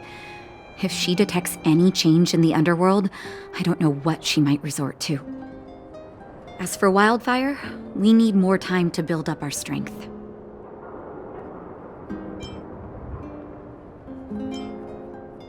No, but we need to wait for the opportune moment. In the meantime, I'm sending someone I trust to go with you. Zila. Didn't she tell you? In private, she insisted on accompanying you. Don't let her carefree nature fool you. She's actually very discerning and can read a situation like no one else. Zila is a talented scout and a quick thinker. She takes decisive action. She'll definitely be able to help you. Not to mention, you also have Bronya now. It seems like the intel we got from Svarog caused her a significant shock. But with Zila by her side, I know she'll recover. Hey, when's the last time you got some rest? I heard that you've been on your feet looking for Svarog since Rivet Town. Health is everything. You won't be much use if you neglect yours. Let Wildfire take care of the furnace core for now. You head back and recuperate. If you're lucky, perhaps tomorrow you can return to the overworld. Equilibrium. The universe should be in equilibrium.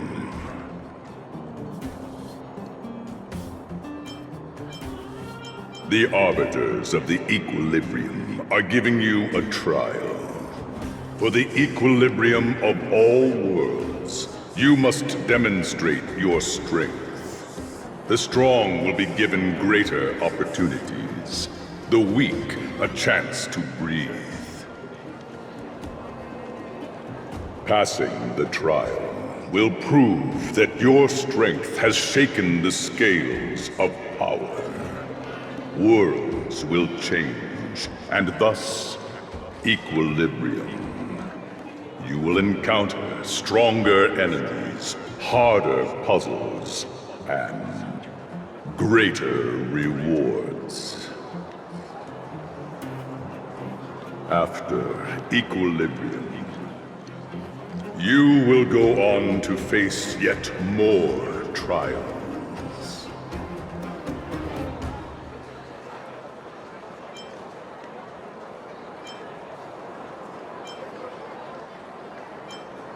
Equilibrium. It is for this that all worlds change. Equilibrium. The worlds are already changing. For equilibrium reigns supreme.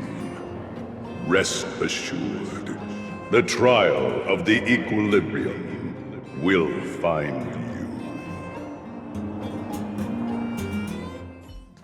Oh good, you're here.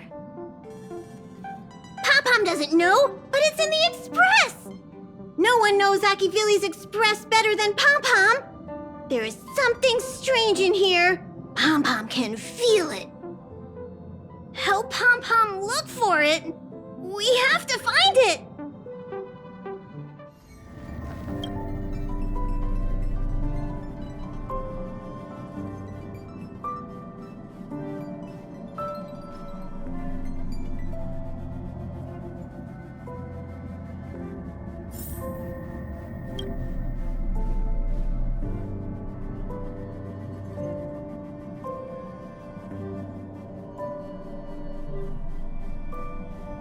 Wow, so this is the Astral Express. Oh, I haven't introduced myself yet. I'm a messenger from the Garden of Recollection. I will be staying on the Express from now on. It's very nice to meet you. That's why I'm here. Let me explain. Garden of Recollection is an organization that worships the Aeon Fuli. As a messenger for the remembrance, We surrendered our worldly bodies and traversed the universe in the form of memes to search the stars on behalf of Fuli for the most precious memories. Seeing that I'm able to be here, you must have already come to understand the concept of remembrance and the Garden of Recollection. The memories that you possess have activated a pathway for the Garden of Recollection to make copies and implant me into your thoughts. We can actually just follow you without being noticed. However, the Garden of Recollection believes that you're special. The memories that you possess are extremely rare and precious, and it's very likely there will be even more in the future. That's why I thought it'd be best if I introduced myself to you. I noticed that you've also received the concept of memo snatchers. The Garden of Recollection wouldn't want you to mistake us for thieves or crooks. Everything we do is for a higher purpose. I believe we've become acquainted now.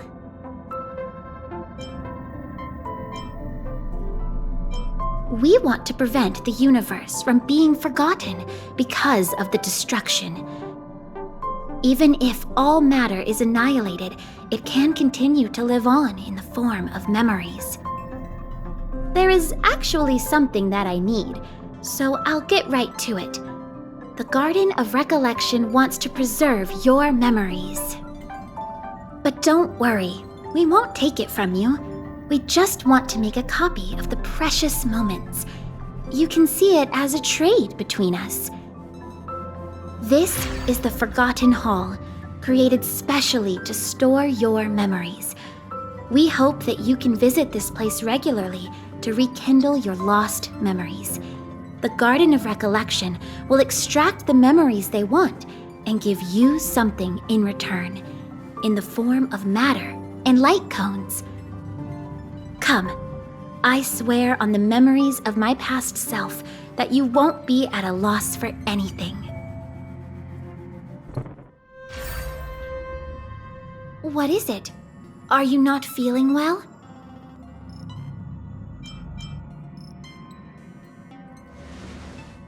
That's how it is the first time.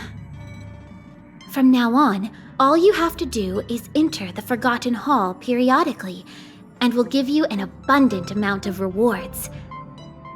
About me being on the Astral Express. It'd be best if you kept it between the two of us.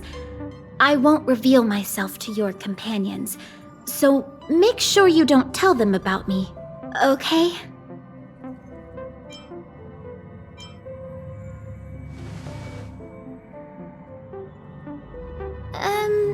You can say that it's just a phase flame or an Inquisition spirit. They often suddenly appear and then vanish. You should be able to get past them with that. Alrighty then. Just step close to the mirror if you ever want to find me. Did you find anything? An Inquisition spirit? On the Express? Yeah, these creatures do suddenly pop up sometimes and start questioning the first person they see. What did it ask you?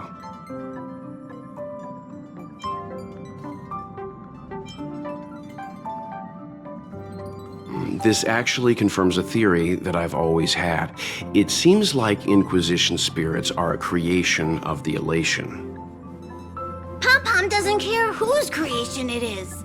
It has to go. Indeed. Welt, do you know what to do? Don't worry, it should be gone by now. Inquisition spirits only ask one question at a time. It will go elsewhere once it gets an answer. That's good. That should do it. Well, now that we're done with that whole situation in the underworld, we can finally look for the Stellaron. But thinking about it, I feel a bit bad about Clara. We promised her that our talks with Svarog would go peacefully.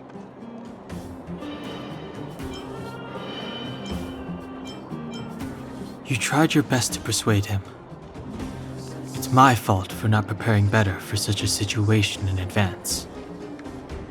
I didn't mean for you guys to start beating yourselves up over it. Look on the bright side. Things turned out alright, didn't they? Now everyone knows that the real problem here is the Stellaron, and they're willing to help us out. All in all, the mission is going super smoothly. But we still have a lot left to figure out. For instance... Exactly. We don't even have the Stellaron's coordinates and location. Cocolia's sudden change in attitude is also very curious. We still haven't put all of the pieces together. Dreams? Oh, I remember you mentioned something about strange dreams before.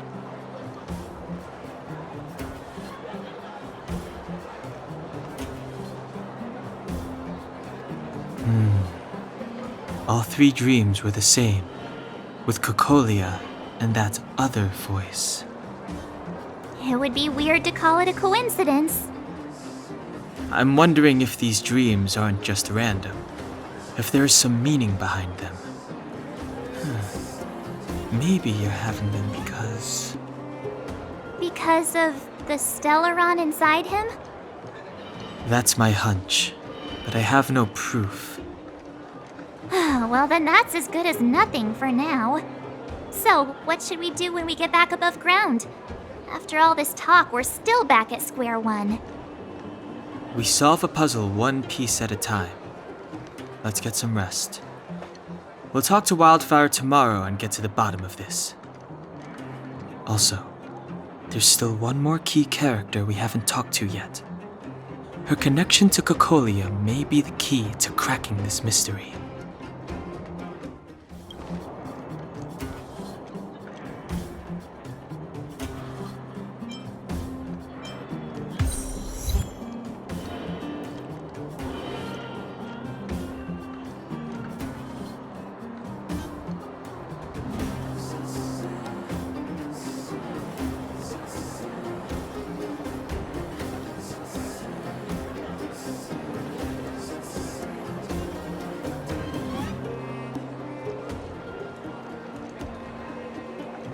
You're back!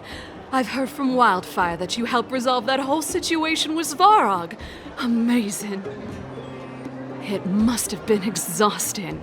Please have some food and get a good night's rest.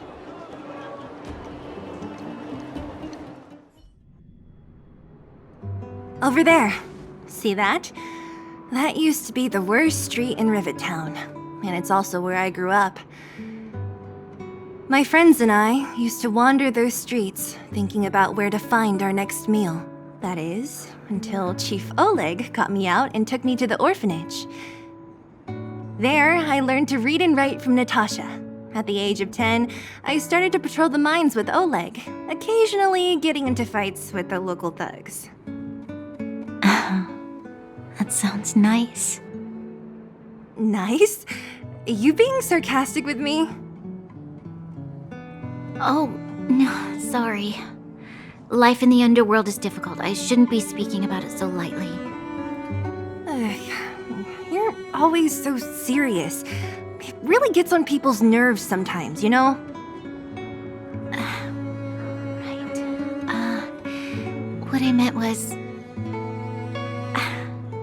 I kind of envy you, Zila. For as long as I can remember, my days have been an endless cycle of studying, etiquette lessons, and training. Every day, all I hear is, "Remember who you are, Bronya. This is against the Architect's admonishments, Bronya. Ladies shouldn't use such foul language, Bronya."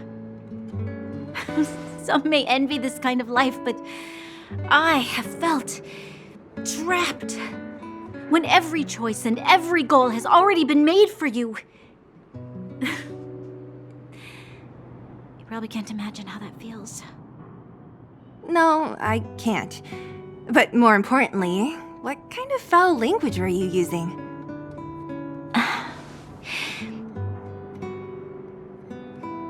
In the name of the Architects, I shall stick this spear into your nostril. it? Oh, that's nothing. Looks like I'll have to teach you some underworld slang before you go back. No, that won't be necessary. It'll be better than poking people's nostrils, at least.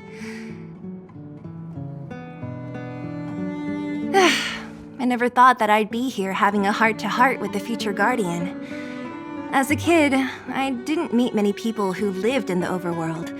I only heard stories from the grown-ups and figured you were all just a bunch of cold snobs. I've heard from some Silvermane veterans that before the orders were made to seal off the underworld from the overworld, there was no difference between the two places. Everybody ate the same food, chatted about the same topics, celebrated the same festivals.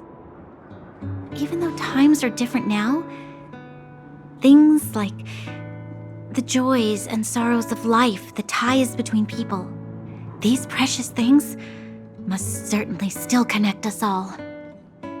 If there is a way to bridge the gap between the two worlds, we can definitely go back to the time when you and I were not divided, when we could stand side by side against the eternal freeze and the fragmentum. I'm not like you. I don't have that many grand plans for the future. But if that's the future you want, I'm willing to build this bridge with you. Thank you, Zila. Your trust is very important to me. Speaking of which, what are you going to do next? What Svarog revealed must have made quite an impact, huh? Yes. I thought I was prepared for anything, but... as long as I am the Guardian's successor, those truths will come out sooner or later. But why does my mother hide it from me? And why does she want me to hunt down the outsiders who know about the nature of the stellon? It doesn't make sense. I thought it over. There's only one thing I can do. Go ask her directly. Hold on. You're not really going, are you? Alone? You can't. This plan is... I've already thought it through, Zila. I am Madame Cocolia's daughter. That will never change. Be it my duties as her heir or as a Silvermane guard, I must face my problems head-on. Even if... Bronya. This is for you, Zila. Please help me pass it on to the outsiders. If I am unable to see you again, they'll know what to do. Okay, I understand. You've made up your mind, and there's nothing I can say that will change it. But remember this. If you run into trouble, I will come to save you, no matter what. Then I'll be waiting for you. So, did you come to this spot when you were a child? Of course. I just didn't appreciate how nice it was at the time. Very nice.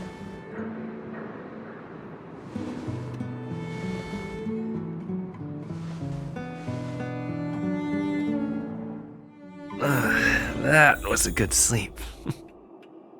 I should go meet up with March and Danhung. Took you long enough, sleepyhead. We've been waiting all day. I've noticed that our sleep routines don't match up. You either keep getting up in the middle of the night or snoozing away until the day's almost out. Unacceptable. You gotta work on your teamwork. Did you have a dream again last night? So that's why you slept for so long. Well then, let's go find Wildfire to discuss her next move and see if they have any new discoveries. Let's go! I can't wait to finally get back above ground. Oh, look who's here. It's the Bane of Svarog, the big hero of the underworld. And the other big heroes, Danhung and March 7th. Were those lines rehearsed? Where's Natasha? Is she here? She has a bunch of other things to attend to, so I hope you don't mind talking to this old man instead. I speak on behalf of Natasha. By the way, sorry for keeping that whole thing about her being the actual leader of Wildfire a secret.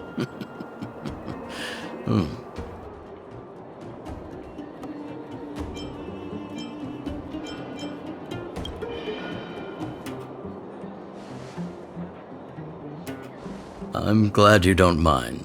Natasha is always cautious, but she has no ill intent, as you surely have noticed. She told me to make sure you return to the overworld safely. I gave it some thought, and I think the safest way is to ask this fella for help. I brought you down. I can take you back up. Free of charge. Satisfaction guaranteed. There's no need to knock us out this time, right? Of course not. This time, we'll go back through the furnace core.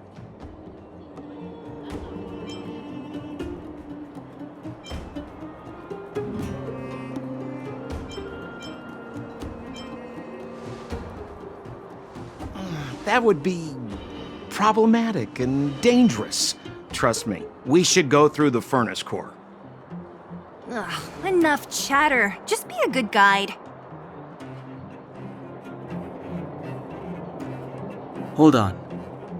What about Bronya? Why isn't she here? She already went back. As you know, she has some things to settle with the Supreme Guardian. What? She just ditched us and went back? How could you let her?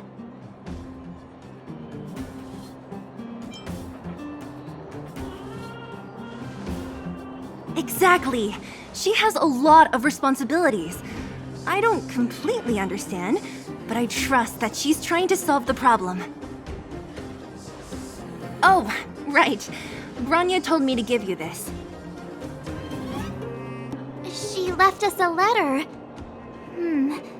Could this be one of those open in case of emergency letters? I've never gotten one of those before. Should we wait until we run into something dangerous? Stop overthinking and just open it.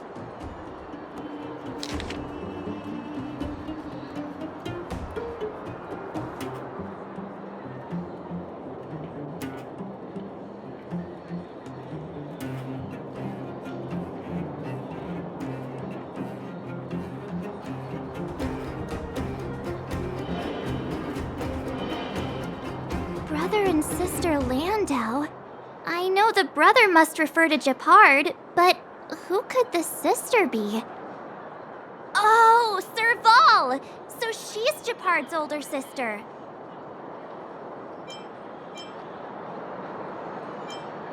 She gave it some good thought.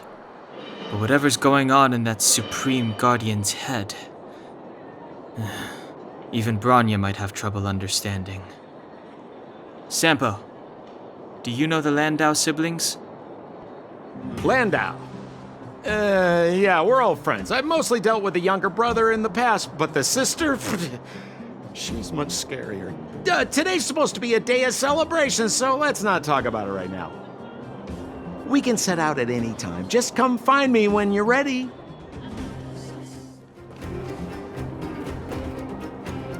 Well, my friends, are you ready to head out?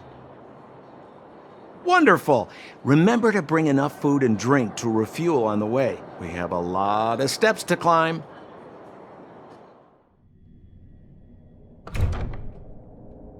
Mother, I have returned. Bronya, I thought I'd lost you. Where were you? Are you hurt? I'll fetch the butler right away. No, there's no need. I don't want to see Sebas right now. Sorry, Mother. I'm fine, really. I just got into a few skirmishes down in the underworld, but nothing I couldn't handle. The underworld? Oh, I see. In that case, report everything you saw. Commander Bronya.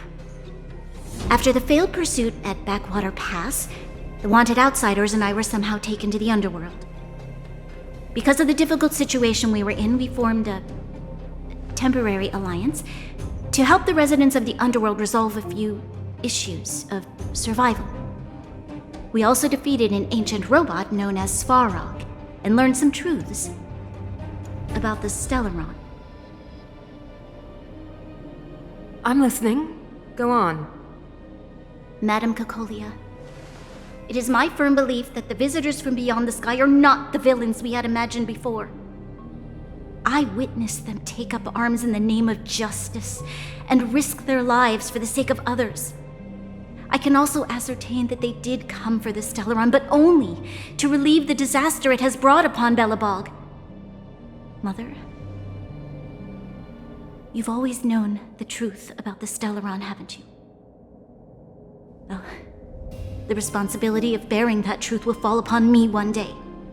Such is the burden of being guardian, to carry these secrets for eternity. So, I ask you to forgive my defiance, but I believe that the order to dispatch the outsiders was a mistake. To solve the problems brought on by the stellon, the architects waited hundreds of years, and those outsiders may be the... Enough! What? Arrogant. Ignorant. Oh, you disappoint me, Bronya. You merely glimpsed the tip of the iceberg, and now you think you know everything. You spend a short time with that underworld scum, and suddenly you have the audacity to question my orders? Guards! Take Bronya. They are not scum. My entire life, everything you ever kept from me. I remember it clearly now. This time I am standing my ground, Madam Guardian. And please, stop dismissing me with vague excuses. Tell me what you have seen. What exactly it is you are hiding. Why do you send the Silvermane guards to die in the Fragmentum? Why have you abandoned the people of the underworld? And why? Why did you have that sudden change of mind? I see. I knew this moment would come sooner or later. I just didn't expect it would be so soon. You want to know why I gave those orders? Is that right? Do you believe you're ready to learn the truth? Yes. I am ready, Mother. Then come with me, Bronya. It is time you heard it. The voice of this dying world.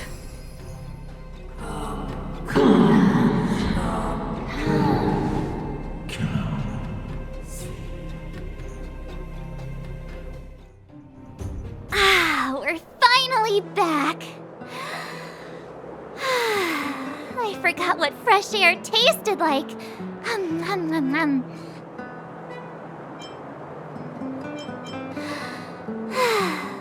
Freedom.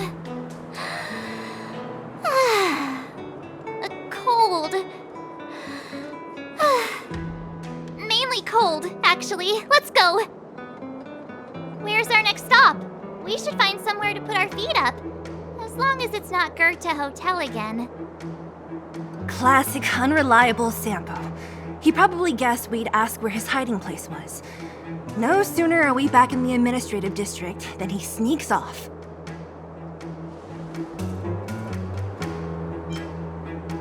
The bro or the sis? If you're talking about Japard, we should be careful. He's a top Silvermane guard.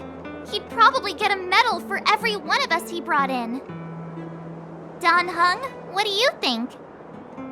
I think it'd be best to pay a visit to Serval Landau. So you think we should avoid Japard for the time being, right? He's an elite officer of the Silvermane Guards. It wouldn't be easy to get to him.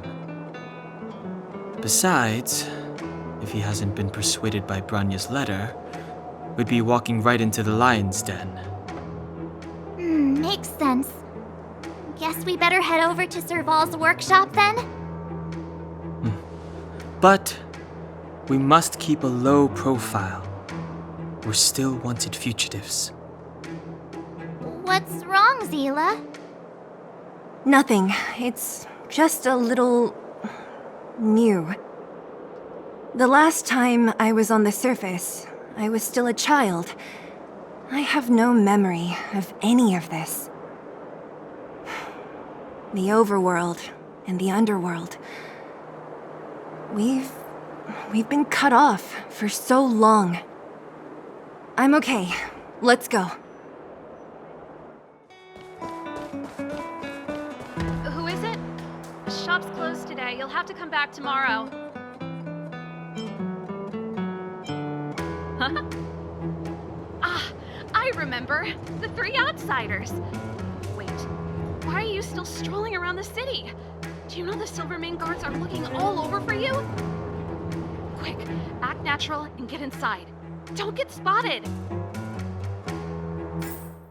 All right, you'll be safe here. My workshop has pretty good soundproofing and barely anyone comes in. Just what crime did you commit exactly? They recalled a bunch of guards from the front line to track you down. It's unprecedented. Now they're patrolling the whole city and everyone's in a panic. Oh, we just... Not yet, March. Branya said we could trust you completely. You mean to say you don't trust me completely? Good. That's smart of you. But you needn't worry. Cocolia and I aren't even on speaking terms. It was her that ejected me from the Architects. I refuse to stand with her. I don't believe you guys would do anything bad. And the Architects are gonna need conclusive and publicly available evidence for me to think otherwise. Besides, I know the Architects, and if they did have any evidence, they would have released it by now. I know Cocolia's style. Get everyone into a frenzy first. Most people in a frenzy don't stop to ponder the details.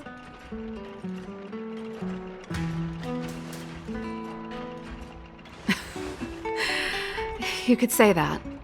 We were like sisters once, inseparable. Of course, that was all before she became the Supreme Guardian. These days, I just spend my time fixing things in this workshop and playing music. It's a pretty carefree existence. If I'm not careful, I'll start boring you all with sob stories from the past. Let's get back to you guys.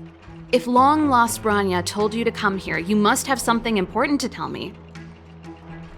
You can trust me. I know our paths have only crossed once before, but my intuition tells me you guys are good people. And I've got good intuition, by the way.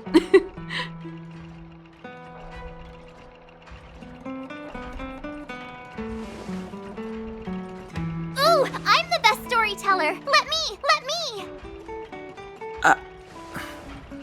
Try not to embellish the facts.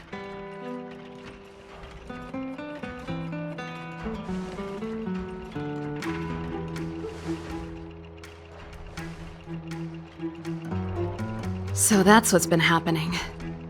No wonder we hadn't heard from Branya recently. After all these years in isolation and without a single word from below, this is what's become of the underworld? I believe you. There's no way you could have invented all those twists and turns. What's more, we have Miss Zila here as living proof. As for the Stellaron, I know why Branya got you to find me.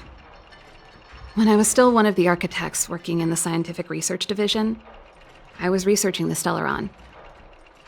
I never thought I'd hear that word again after being expelled by the Architects. Come on, I'll tell you everything. Only a very few people in Belobog know of the existence of the Stellaron.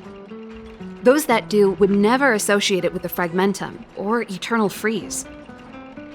But according to the data recorded in that robot, Svarog, the Architects dug out the truth long ago. The research results were purposely hidden away to ensure that the outside world would never know of them. Just my luck. Out of all the research topics I could have chosen, I insisted on the Stellaron. It's clear now that anyone who wanted to get closer to the truth would have been expelled or abandoned. Maybe I should be thanking Cocolia.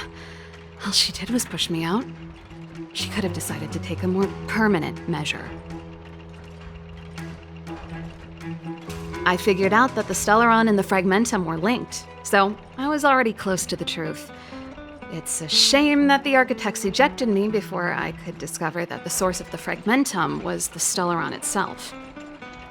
Before I lost my position, I was applying for permission to survey the Stellaron directly. It was my research topic, but I'd never even set eyes on it.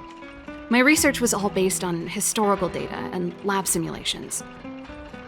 Not long after I submitted my preliminary report and application, I received my punishment. It was obvious that somebody didn't want my research to continue. Cocolia... It's been so many years since we last spoke. We were great friends once.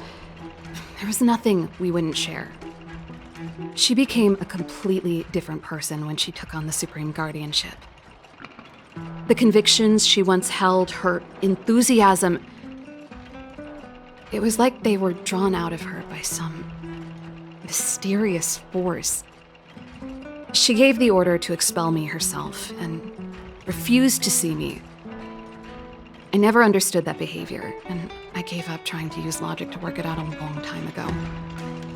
Sometimes I even wonder whether she really did become a different person. Is that possible? Perhaps there's a single guardian consciousness that gets handed down from generation to generation, and the real Cocolia has already vanished. Is she being compelled by previous generations of guardians to make such baffling decisions? Who knows? But this might make for good songwriting material. Japard? Not a chance. He's a decent guy, but also famously uncompromising. For my brother, orders are more important than anything. Even if you stuck Branya's letter to his forehead, he wouldn't be swayed. You need to choose your words carefully if you want to persuade him of something. It might be best if I talk to him. Though, I'd need a strategy first. Yes. I never observed it directly, but I used lab simulations and outbound surveys to establish a rough location. According to the survey results, the Stellaron is likely to the north of Belobog, somewhere in the vast snow plains. We must locate it as soon as possible, ideally before Cocolia takes action. Can you tell us the way? Not a problem. I was thinking the same thing. But I'm afraid telling you might not be enough. The area to the north of Belobog has been more or less swallowed up by the Fragmentum. If you want to get to the northern snow plains, you'll need to get past the Silvermane Guard restricted zone on the front lines first.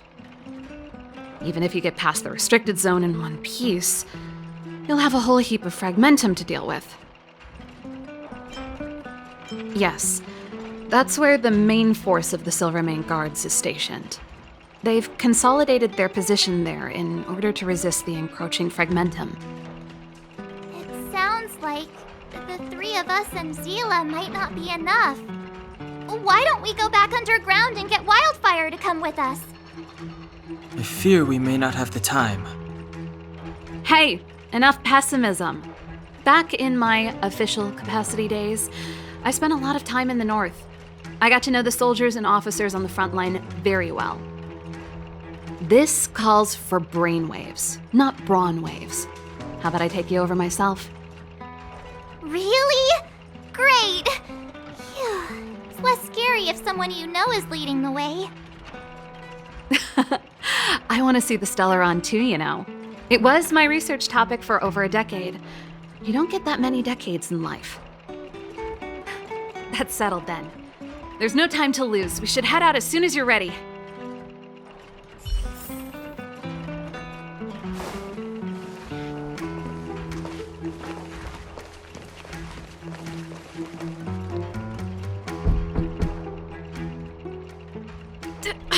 Darn it! I forgot my brother said he'd be around today. Find somewhere to hide, quick! I'll handle him.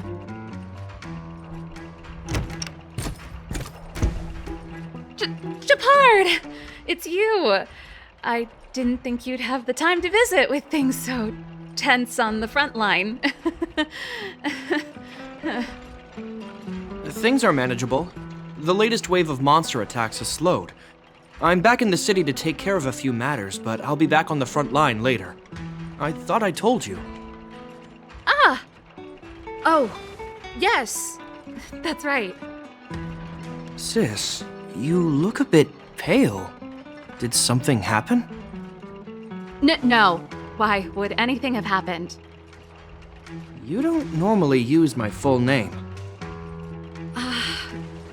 You said you hate it when I call you bro in public. Well, I agree. It'd sound better if I started using your full name. Right, Brosif? You can call me whatever you like. Look, Serval, I'm here on official business today. There's something wrong with the barrier generator device, and the engineers in our unit don't know how to fix it. I need you to take a look. Those guys can't think outside the box. Of course they can't wrap their heads around my design. I thought it was something big. Leave it here. I'll take a look. Sorry to trouble you. Why are you being so polite? Oh, and why is the city under curfew all of a sudden? Has something happened? I've been instructed to keep it quiet. Lil Jeppy. So grown up now, looking down on his civilian sister. Don't say that. Forget it. If I don't tell you, Pela will. Last night, Lady Bronya suddenly appeared. She entered Klepoth Fort without saying anything to anyone. The Supreme Guardian is worried that the 3 intruders may have followed Bronya out of the Fragmentum and back into the administrative district. She issued a curfew for the entire city and ordered us to pursue and capture any suspicious individuals. Ah, so that's how it is. No wonder I haven't heard from Bronya. Is she all right? I'm not sure. She hasn't left Klepoth Fort. The Supreme Guardian just said she'd returned. Nothing more. Well, I was sure worried about her. After she disappeared, Pela's workload doubled. She said she barely had time to go out. She really does tell you everything. Oh, by the way, I left my Goethe Hotel limited edition flask behind last time I was here. Let me have a look for it. I think I left it over... Wait! What is it? You seem pretty off today, Serval. It's, right. You remember how you neglected all those flowers to death? I piled them all over there during a bit of spring cleaning, and now they smell terrible. So, don't go over there. Seems like a strange reason not to take a look. Plus, am I supposed to believe you were spring cleaning? You must be up to more forbidden research. Am not? How dare you? What do you take your sister for? Never mind. This is your space, and I shouldn't intrude. I've got business to take care of. Bye for now. Hey, wait a sec. Those intruders. I wanted to ask, what crime have they committed? They're plotting to overthrow the architects and bring harm to the city. Huh. Reminds me of the accusations against me. Cocolia's methods haven't changed. Don't say that, Serval. I know that you're still nursing a grievance against the Supreme Guardian, but this isn't a joking matter. You're telling me off again? Fine. Whatever, bro. You better be going. Come listen to Pela in my next rehearsal. I will, if I have the time.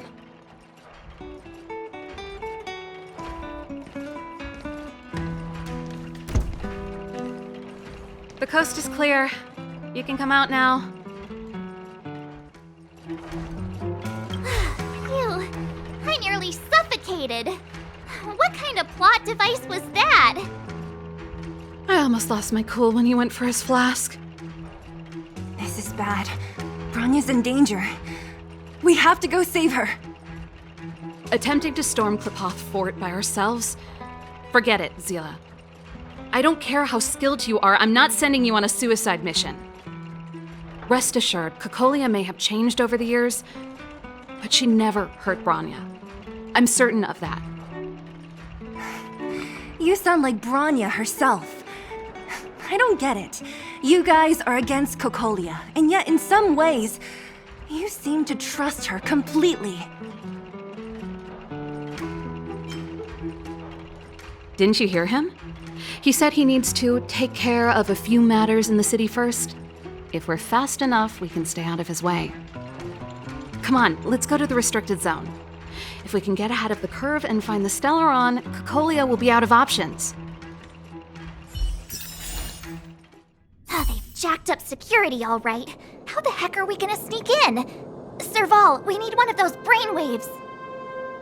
Leave it to me. Stick close, guys, and don't get spotted. This is a military base. Trespassers aren't allowed in. Wait, isn't that... Serval! Long time no see. Well, if it isn't Franz. Long time no see. You still watching the entrance? Well, you see, you haven't changed, Serval. Still nailing us to the wall. So, what brings you over here at this hour? And who are the guys behind you? My brother said the restricted zone energy lines were malfunctioning. Told me it was urgent. He doesn't trust those contracted maintenance workers, so he got me in for free. These guys are my assistants. We need to overhaul all the installations here. I didn't hear anything about the energy lines malfunctioning. Oh, please. This is a technology division issue. Why would they tell you guys? Come on, let us in already. If the heating system goes down in the middle of the night, are you going to be responsible for all the frozen corpses? No, that's not something I could handle. Seeing as you're Captain Japard's sister, it should be fine. Okay, here are some temporary passes. Oh, and remember to give them back to me when you leave. Thanks, Franz. I'll put in a good word for you with my brother and get him to promote you. No, Captain Japard hates all that under-the-table stuff. I'd have a better chance if you don't mention me at all. Do you see that mechanical gear bridge? When you cross over to the other side, you arrive at Hell on Earth. It's a place too cold to bear, covered in snow and ice. The guys doing the scientific research don't have time to worry about the surroundings. The restricted zone frontline is on the other side of the gear bridge. It's an endless fragmentum with a few exhausted Silvermane guards and the stench of death in the air. If we want to progress further north, we will need to cross that hell. Are you ready? Exactly. We've got nowhere left to retreat. Let's go then. First, we need to think of a way to get to the other side. I helped set the underlying mechanisms for this type of gear bridge. It's controlled via different terminals in combination. Let's go find them. Nope, this terminal's offline. We can't control it from here. So what's the plan? Look for another. Every platform linked to the gear bridge should have a similar terminal. Darn! Can't activate it. It seems like someone severed the energy supply to the terminals.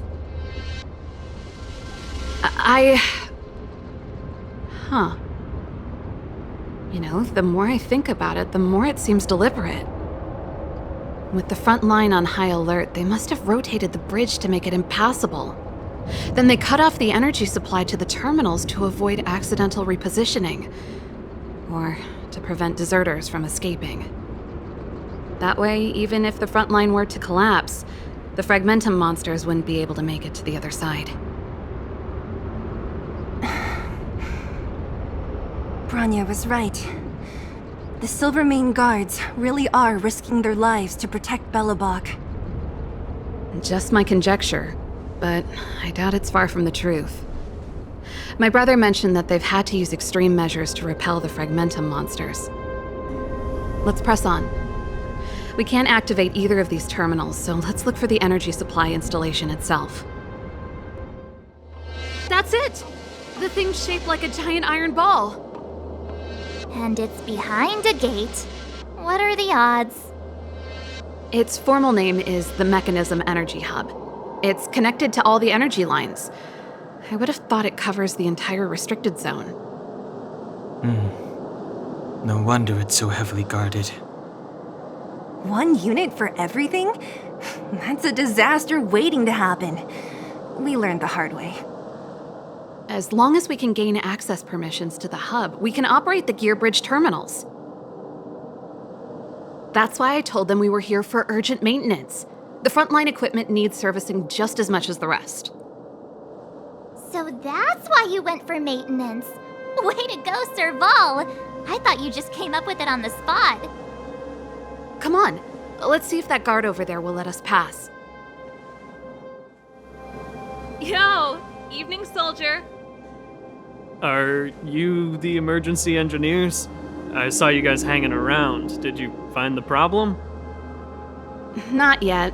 Everything looks normal so far. I think the problem is stemming from the energy hub. If you let us in, we can do a routine service inspection. I've worked on various iterations of this type of installation. No. No can do. No one gets near the energy hub without the security captain's encryption key. Not even the Supreme Guardian? The Supreme Guardian? Hey, no games, you hear? No dice without the encryption key. Darn, this guy's not stupid. You need the encryption key, right? Which captain should I bother then? Captain Dunn's resting up ahead. Go and find him. If he grants you permission, I won't stand in your way. Done? Why didn't you say so? No problem, we'll be back in a bit. Hey, Dunn! It's been a while. I didn't know you made security captain. Serval, it's been a long time. You're still so... You look good. Allow me to introduce my assistants to you. They help me take care of business at the workshop. Everyone, this is Captain Dunn, an old friend of mine. He used to be an ace on the keys in the band. Oh, you play rock and roll too? Cool! Pleased to meet you.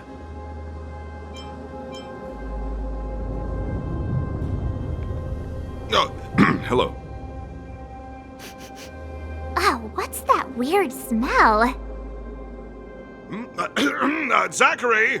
How many days has it been since you showered? I showered right before my shift. What did you say?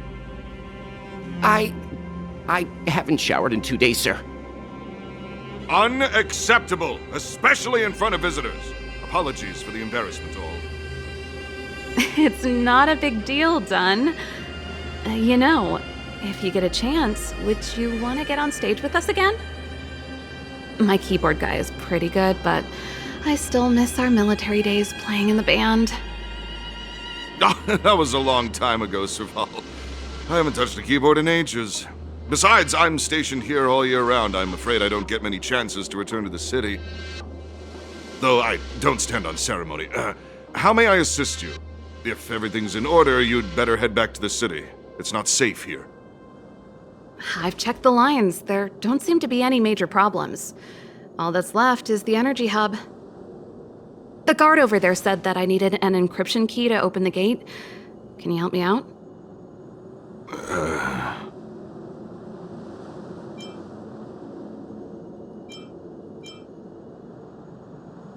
Could you be any less discreet?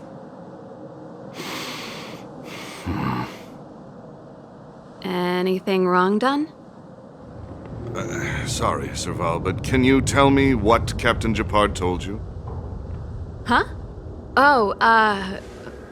Let me think.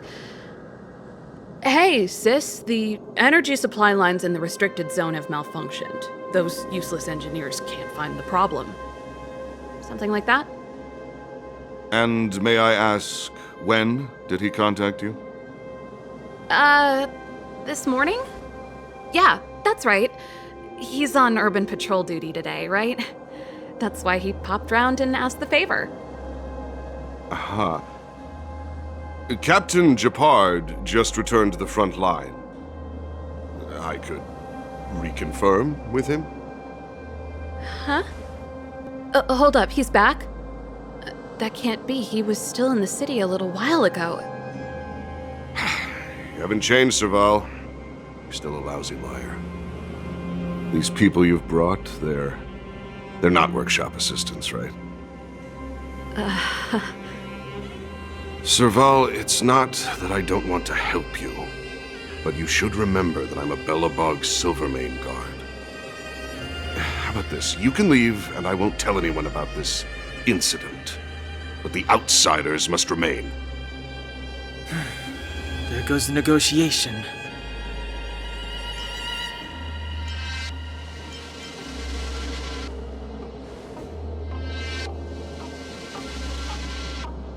I brought you guys here, and I'm standing with you till the end. Done. This concerns the fate of Belobog. No, the fate of our whole world. Please, don't stand in our way. Serval! We used to rehearse together every day, you must understand. My rock and roll soul is to uphold the dignity of a soldier. Serval? Why? I'm sorry, Dunn. Time for a little nap. He's just unconscious. Don't worry. Stubborn fool. Strong, though. Wildfire lacks people like him. Got it! The encryption key. Quick, before we attract attention, let's...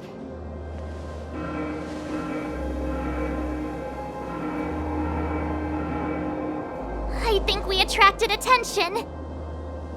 That's the enemy attack alarm. Every Silvermane guard in the reserve zone just became our enemy.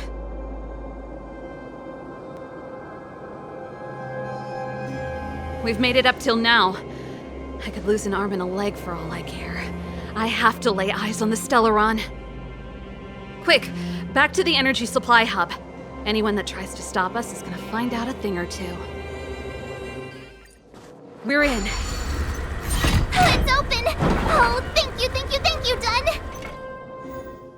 Give me some time. Who designed this operating system? It's so unintuitive. Emergency fire evacuation system? Not that. Rock and roll dance floor atmosphere mode? Who the heck added that? And they used one of my songs! Your bridge control terminal. Still found it. That's it. I've reset the energy system. Let's go and operate the gear bridge terminal. Careful. There's a big guy up ahead. There's no other way. We'll have to fight. If we can beat Svarog, we can beat this one. Let's go! Energy restored. System online. Certification enabled. Come on, come on! 40%. 65%. 85%. We did it. We've gained access to the gear bridge. Let's move.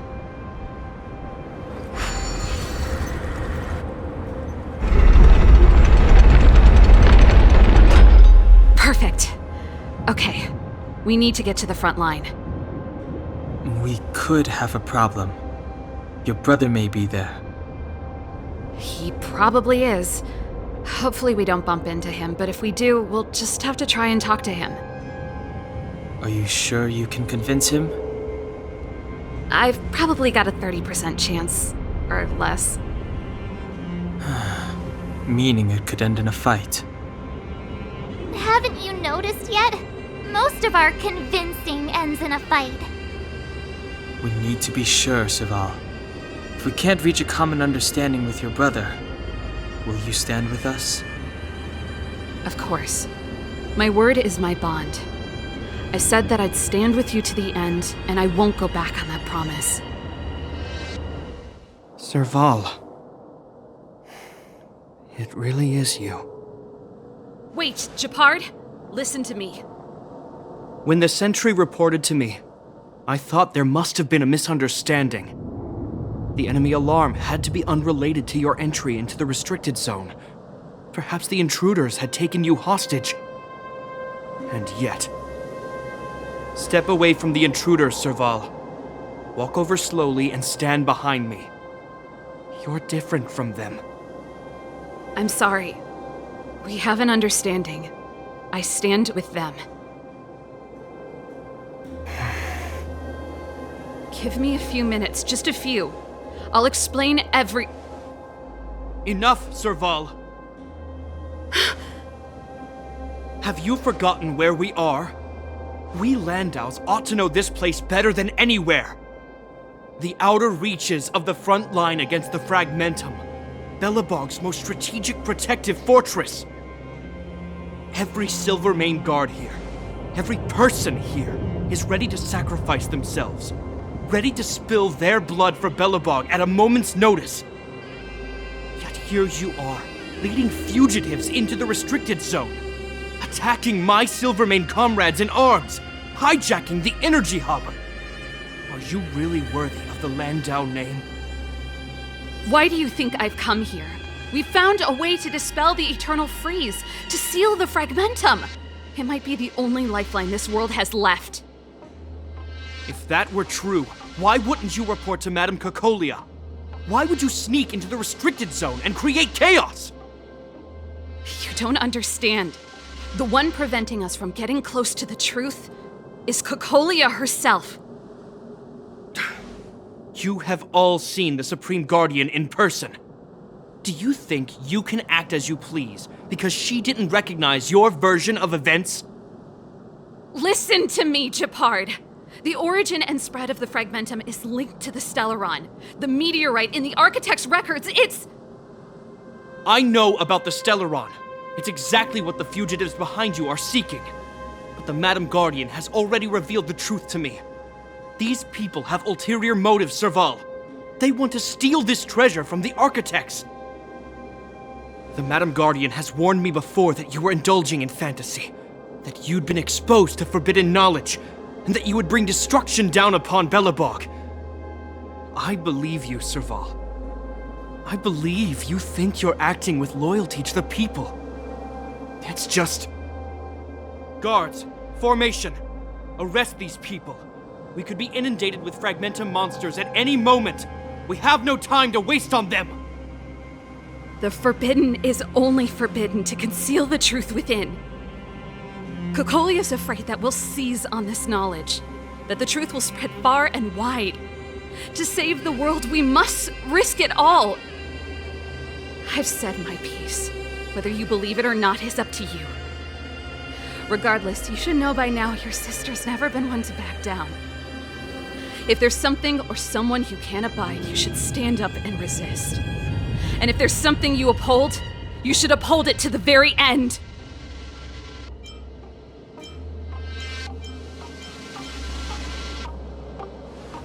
Save your explanation for the judge.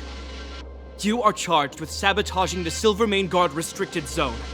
In my capacity as captain, I hereby order that these fugitives be arrested. This isn't like our childhood games, Serval. You won't get any leniency from me. The barrier hasn't been fixed yet. Don't try and be a hero, Gepard. Didn't I tell you? All our negotiations end in combat.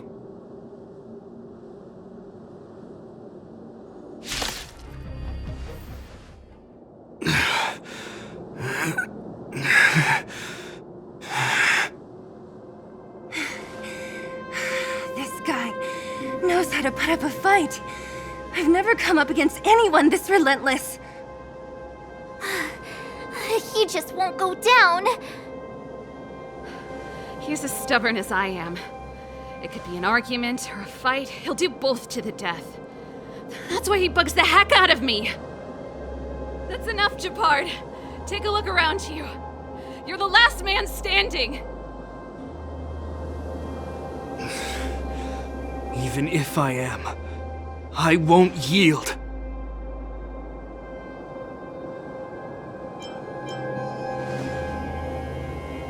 We don't want you to yield through force of arms.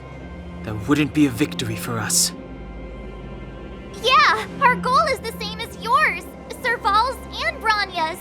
We just want to preserve this world. There's no reason to turn against each other. Japard, brother, surely now you can see the need for pragmatism. Even if you don't believe my outsider friends, you should believe me. Maybe I've wasted your trust. In which case, believe Bronya. Lady Bronya?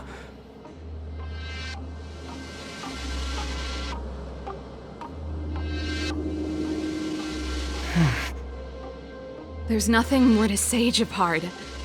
The decision is yours. As a captain of the Silvermane Guards, I am duty-bound to carry out the orders of the Supreme Guardian.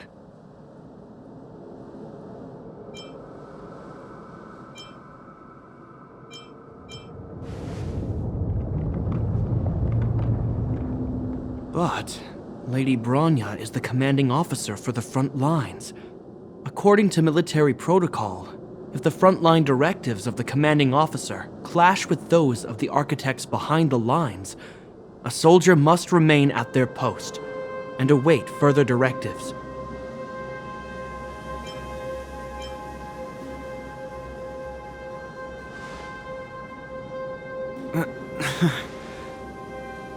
For the Silvermane Guards, the Guardian's orders are paramount and absolute. But there is something of equal importance in the oath we take. The people of Belobog. If we lose the people, we lose the reason for our existence. Our fight with the Fragmentum monsters is for the sake of preservation. But our fight with you, I fail to see the purpose. If you are truly able to prevent our endlessly unfolding misfortunes, then the people of Belobog are indebted to you. But if you are using lies to mask your true intentions, using my sister and Bronya for your own ends, I swear by Klapoth that I will carry out your punishment without an ounce of mercy. They're not lying. I promise you. You must be Zila. You are a skilled fighter. Your combat style is nothing like that of the guards. Regardless of what you believe, these guys have been a great help to the underworld. Many people would vouch for them. I'm sure. If you want to advance further northward, you must traverse an area entirely corroded by the Fragmentum. It's the only way to get to the snow plains on the other side. The guards can give you some time before the next wave of attacks is upon us. As soon as the restricted zone gate is open, the monsters on the other side will turn out in full force. The guards will do their best to stall them and buy you some time. Once you've broken through the front line, there's nothing more we can do for you. You'll have to find out for yourselves what lies within the northern Fragmentum. So, have you made up your minds? Understood. Keep your weapons close. This will be a fierce fight. Guards, open the gate.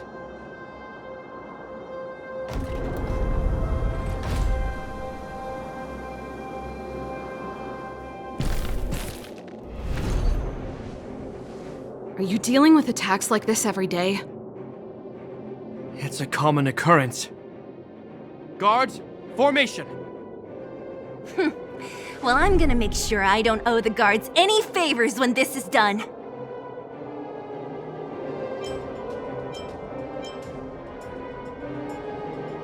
Here they come. Steel yourselves!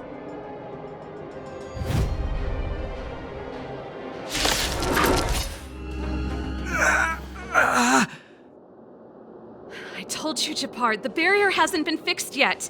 Don't try and be a hero. This is only the first wave. They'll have reassembled soon. I have to! Hey, Mr. Silvermane, listen to your sister. I can tell just by looking at you that you haven't fully recovered. Outsiders. Zila, the second wave hasn't started yet. Make the most of this opportunity and make a break for it. Huh? Serval, aren't you gonna look for the Stellaron with us? My brother can't hold them back by himself. He wasted a lot of energy on us. He's my responsibility now. Besides, if I'm not here to help, I don't know what might happen in the next wave. I want to go with you. I do. I always wanted to catch a glimpse of the Stellaron with my own eyes, and now it's so close. But I can't abandon my brother and the other guards. I'm a Landau. It's up to you now. I believe in you. You've given me new hope. Get hold of the Stellaron before Cocolia realizes what's happening.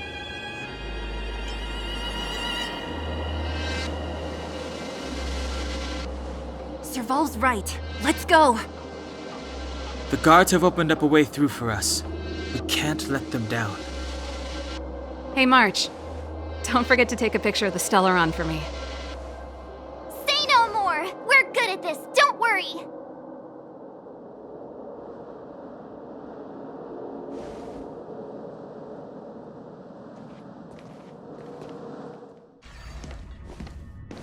Fragmentum activity is intensifying. Something's happening on Jarilo-VI. Shouldn't we go down there, Himiko? Have faith in them. Besides, this is his first trailblazing expedition. How will he be able to look back fondly without a few twists and turns? Are you bored, Welt? I understand. But we have lots of opportunities ahead of us. Let's leave the memories of this expedition for them. So you think they'll be safe, right? Yes, we haven't seen any Eon or Emanator level imaginary reactions. Relax. This is a young person's adventure. We shouldn't interfere. At most, we could offer a little off-site assistance. Is this the Fragmentum Gepard was talking about? Compared to this, the corrosion we saw in Backwater Pass pales into insignificance. Oh yeah, it feels like there are loads of eyes staring at us. Serval said that the Stellaron was very likely hidden in the snow plains north of Belobog. If we want to get there, I'm afraid we'll have to find the exit to this Fragmentum maze first. This place makes my flesh crawl. Like there are insects under my skin. We have no guide and no way of detecting the Stellaron. We'll just have to advance gradually and cautiously. Don't be disheartened. The stronger the Fragmentum contamination, the closer we are to the source. Oh, look! Up ahead on the ground! What is that? This is... Bronya's! Right, she must be. This can't be a coincidence. Whoa! Quick, look! That's Bronya! Huh? Is that Cocolia too? No, it isn't them. It must be a kind of echo? Some type of residual energy replicated by the Fragmentum. Which means they were definitely here, right? And it looks like they went that way. Just in time. We had no idea which direction to take. Let's go. You still haven't told me what this place is, Mother. 700 years ago, this was Belobog's northern border, and the site of an ancient battle. Here is where Elisa Rand led the first Silvermane Guards in resistance against the Legion. Now, it is nothing more than an abandoned corridor, filled with the sounds of old-world echoes. Don't let its fragmented appearance fool you, Bronya. On the day the promise is fulfilled, these ruins will become the breeding ground of a new world. Mother, do you truly believe the Stellaron's promise? It summoned the blizzard beyond our walls and opened the door of the Fragmentum. It destroyed our civilization. And yet, the crime of our ancestors was their inability to embrace that destruction sooner. What? From the moment those intruders descended from beyond the sky, this world was handed a death sentence. But the Stellaron has reserved for us a thread of hope. There is a price to pay for new life, wiping away every decaying vestige of the old world, renouncing the meaningless and lingering struggle. This is the price the Stellaron demands. When the promise is fulfilled, Bronya, no longer will we have to squander our lives guarding this wasteland.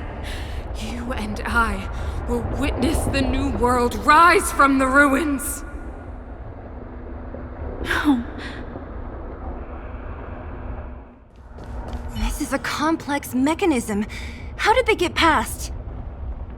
I knew this wouldn't be simple.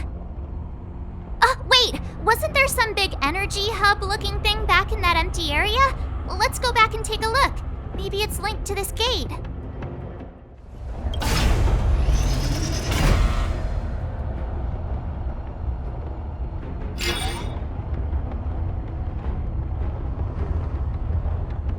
It worked, right? But the gate didn't move an inch. Are there other units around?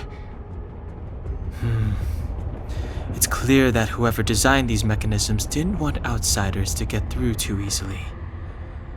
Let's keep looking for the energy hub. Look, over there! I think I can see the next unit. Oh, I see it too. Let's go.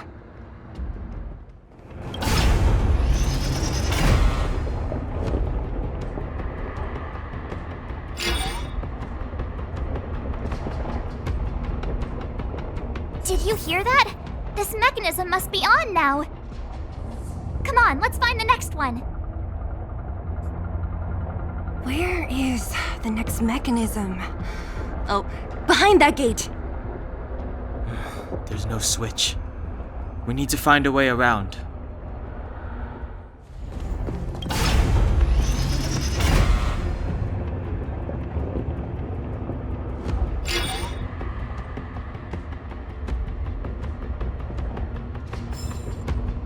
Success! Another mechanism shut down. I want to ask you a question. Do you still remember those dreams you mentioned to us?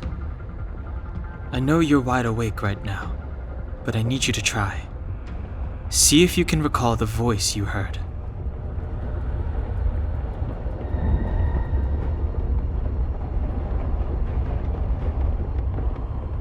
Danger approaches.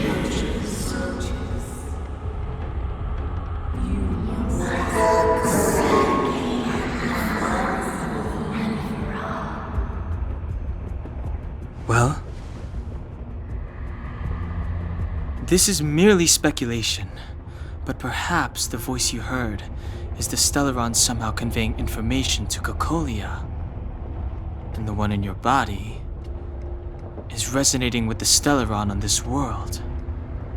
Huh? You mean that Stellarons can communicate? I've never heard that before. Well, there's never been a human that could accommodate a Stellaron in their body. Then, aren't we walking straight into a trap? Yes. and Bronya may well be the bait. Don Hung's speculations are usually right on the money. But even if we've guessed right, we can't go home now. There's no way back anyway. At least Cocolia won't catch us off guard now. So what if it's an ambush? We're not about to lose now. I have to save Bronya, beat Cocolia, and crush this stellon thing to dust.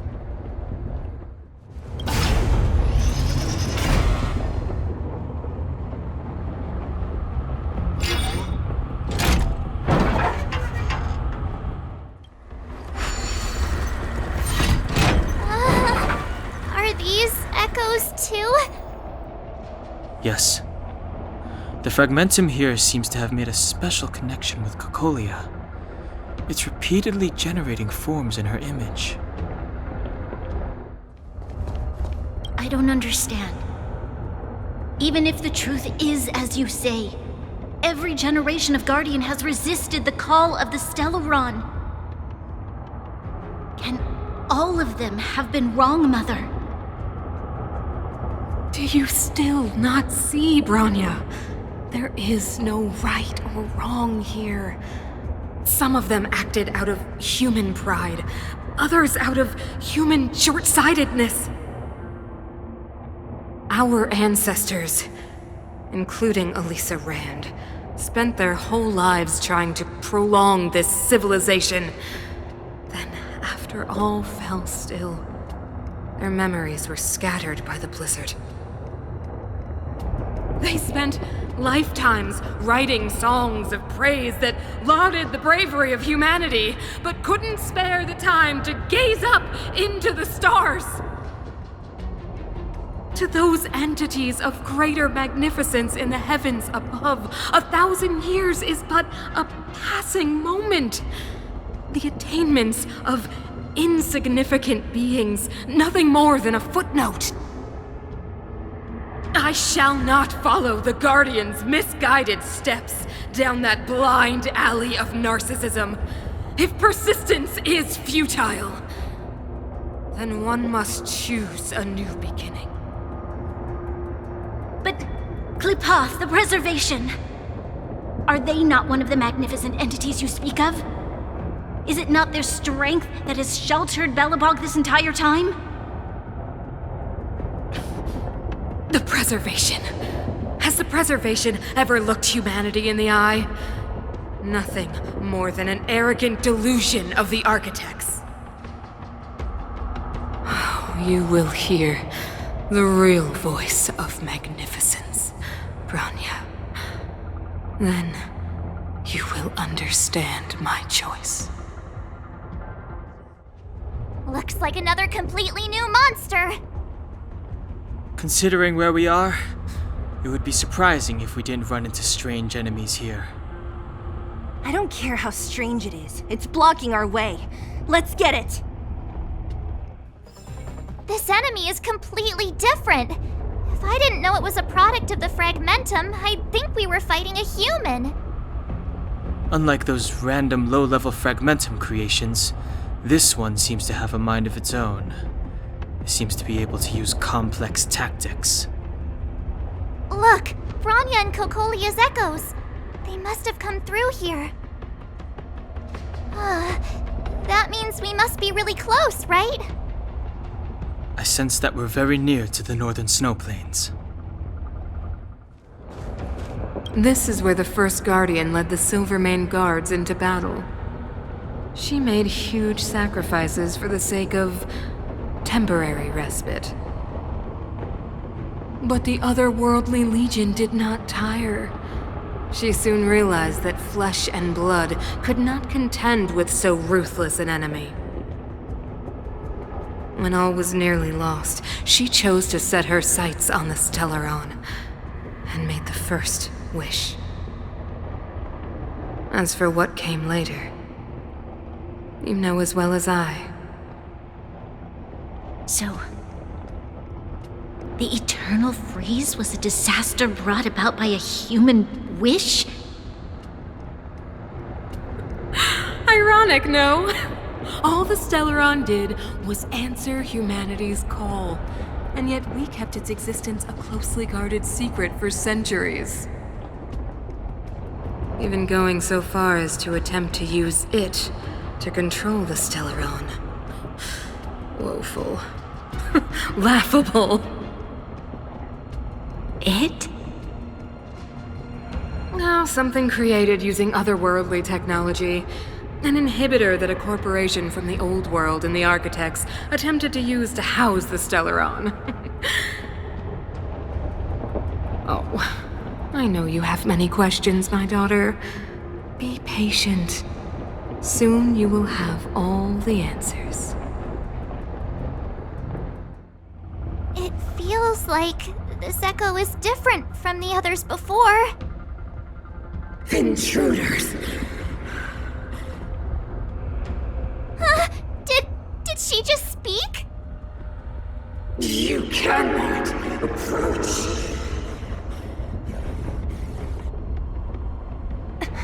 Not good. March, out the way! The Stellaron! She disappeared. Those stairs. It's the only way forward. Wherever they lead, it must be the end of the journey. I don't want to get to the end so soon. I want my journey to go on forever.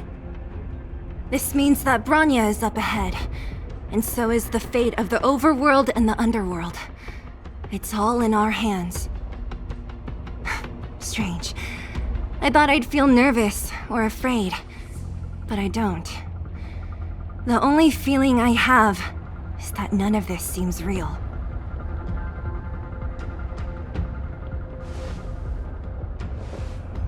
Not always.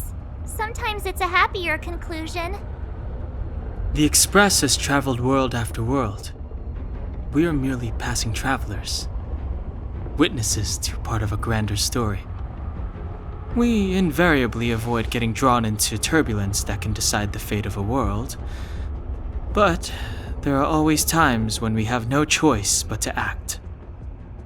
Or to put it another way, this is one heck of a first trailblazing expedition. You hit the jackpot. I was about to bore you all with my gloomy reflections, but on second thought, not today. Adventuring with you guys by my side has made me feel like no obstacle is too big. Right on! But you can say whatever you like. A good adventure shouldn't be full of rules and regulations. Helping those in need, befriending those worth counting on, and saving the world a few times along the way.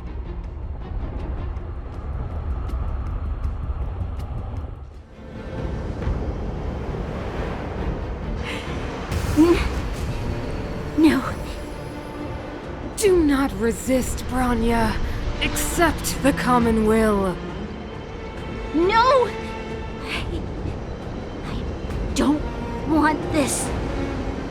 Look upon their promised future, Bronya. A world without poverty, without cold, without suffering. A world where people no longer have to pray like prisoners for survival. A world that we can guard for all eternity. 700 years ago, we tried and fought unceasingly, believing that the radiance of human nature could shepherd us towards rejuvenation. And to what end? A crushing defeat.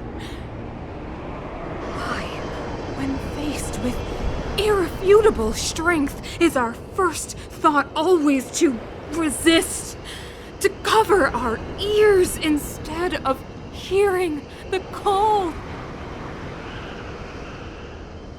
It is the conceit and cowardice entrenched in the depths of human nature, so difficult to efface. Cast them aside. Break free of the chains that bind you. The Stellaron will lead humanity to evolve, and they will. Your brainwashing ends here, you witch! Zila? you came. I thought the blizzards had entombed you. You wish! We're not going down before you do! Bronya! I don't know what happened between you and them. Even if you explained it to me, I probably wouldn't understand all the crazy details. But there are two things I do know. One, these guys have come through hell to get here, to seal this stellon thing. And two, do you remember what I said? If anything happened to you, I'd save you. Do you understand? Even if the damage is done, even if you've completely forgotten our promise, then I'm just gonna have to knock you out and bring you back myself.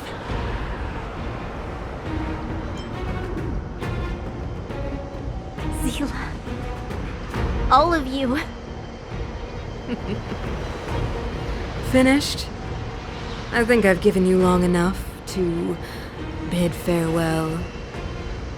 It's time I told you my other reason for bringing you here, Brown. I want to witness your choice.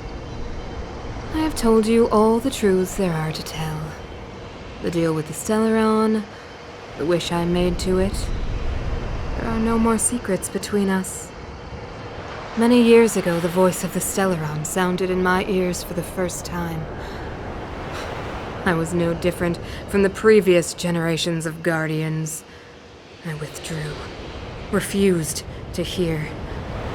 I was as you are now, bitterly defending the architect's so-called preservation. My conviction was once steadfast, unparalleled. Until a sudden change arrived and threw everything into chaos. Another choice appeared before me. A subversion of the old order. And the welcoming of a new world. And compared to the illusory, ever more distant preservation, this was so tangible. I have agonized, long agonized over how to convey all this to you. Inevitably, the promised tomorrow will transpire. But if you were not there beside me to watch over that new world, then I would descend into torment. Bronya. Enduring torment. Perhaps I should be thanking you, outsiders. The pressure you have imposed has at long last compelled me to confront my final weakness. Bronya, throughout your life, I have never forced you to submit to my will. You have always, will always have a choice. As then, so now. Choose, my daughter. Madame Cocolia, I am grateful to you for raising me and for allowing me the privilege of choice. But I am sorry, Mother. On this, our final occasion, I cannot stand with you. You say that conceit and cowardice lie in the depths of human nature. Perhaps you're right. Desperation sheds a light on the darkest recesses of the heart. What about those simply struggling for survival, fighting for something better? I've witnessed their light on the front lines, in the underworld, in places you have overlooked. Our ancestors built this city, striving in the bitter snow to prolong our civilization. Even if this world is doomed to fall apart, we should allow humanity to pave the way to its final outcome. Not hand over our fate to the seed of ruin.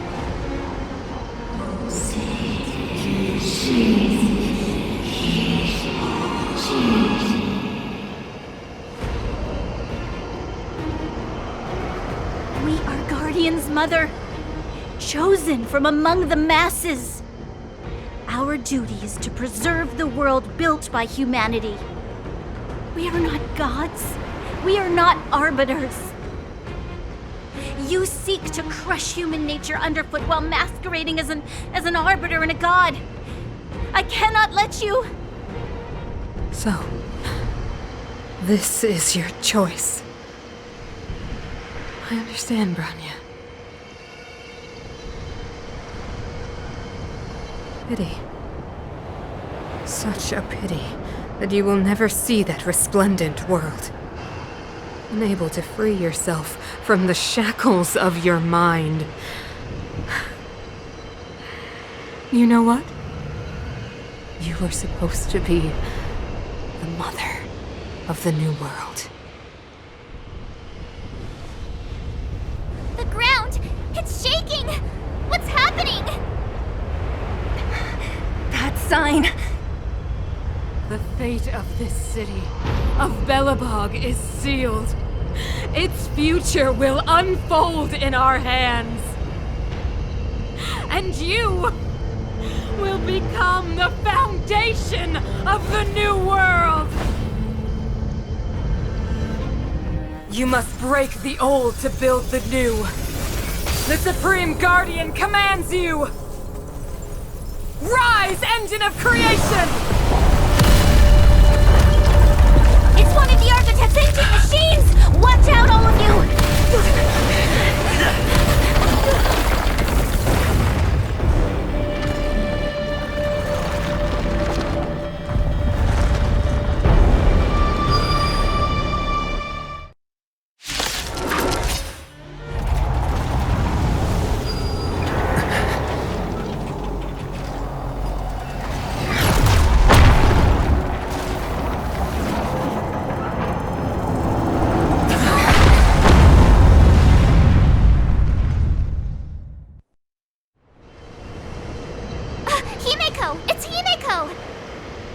Hello? Can you hear me? Gosh, the signal's terrible. Himeko! You finally spared a thought for us. What are you talking about? Weldon, I've been up on the you the time. You've got quite the trailblazing edition on your hands. So, how did that guy work? Or, importantly, how do you stop him from working? Over to you guys, I guess.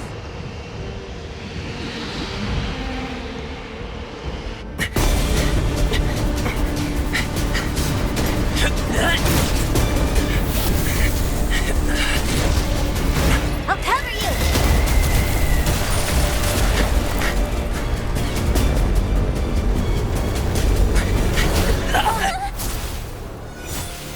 Grab hold of me!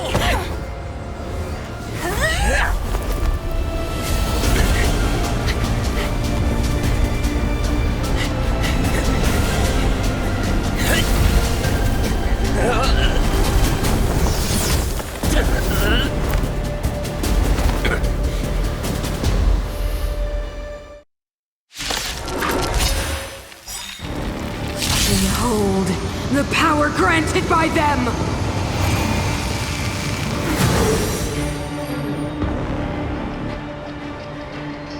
Listen to the power surge! Sing! The Stellaron's promise is the only hope for this world.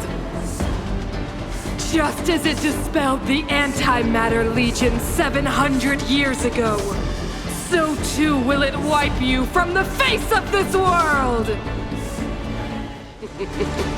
Humanity, so weak and foolish, always overestimating their abilities. Let me bestow upon you despair!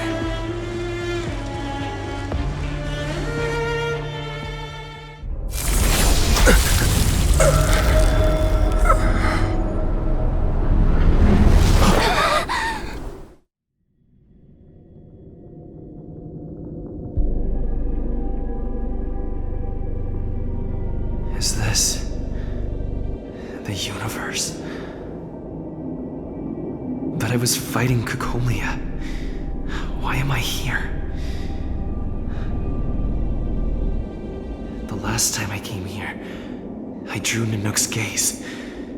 Could it be?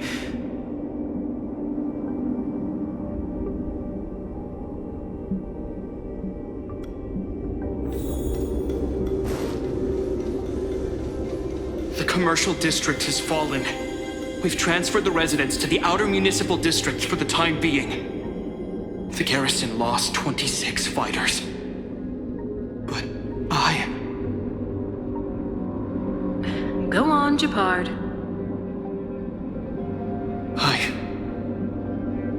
I'm not sure that they're dead. I saw their broken figures lingering in the fragmentum.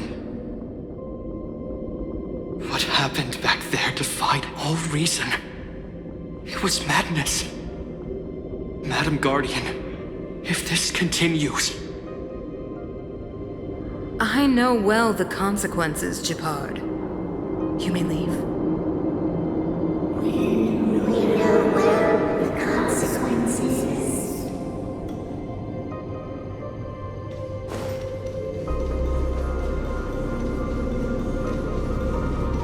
Why do you hesitate, Cocolia? Isn't this what you've always been hoping for? Get out of this cage and take a look at the city. What is there to lose? The efforts of our predecessors, their unfinished research. We can finally see them come to fruition. Give me some soldiers and I'll locate the stellon and find out how to save our world. You need to come to your senses, Serval. Come to my senses? What are you... Guards! Miss Serval is tired. Take her to rest. Sequester her lab and detain the researchers. Their work is illegal. Why, Cocolia? Why have you grown so cold? Serval Landau, you were my most cherished friend. There is no place on earth promised new world.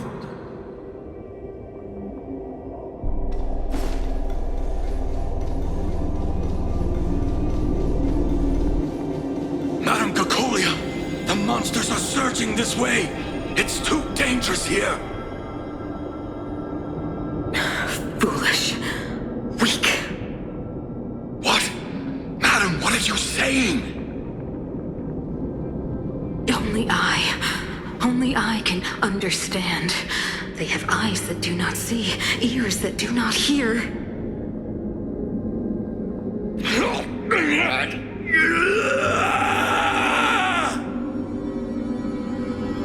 Feast on their willful ignorance!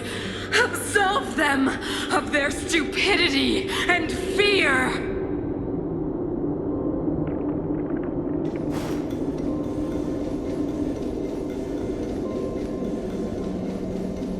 Mother, I still don't understand.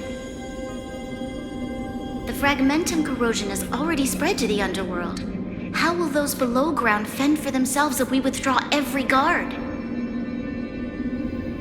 The automatons will ensure their safety. The most important defensive position is here on the surface. If our lines crumble, the underground will vanish in an instant. Our defenses here must be maintained at all costs. These are the choices we make, Branya. As a leader, you must harbor the courage and foresight to choose. You, me, and every Silver Main Guard in the city, all of us must carry out a higher mission. There will come a day when you must make your own choice. Do you understand? Higher mission? It is too early, Branya. Still too early. You will understand when the time is right.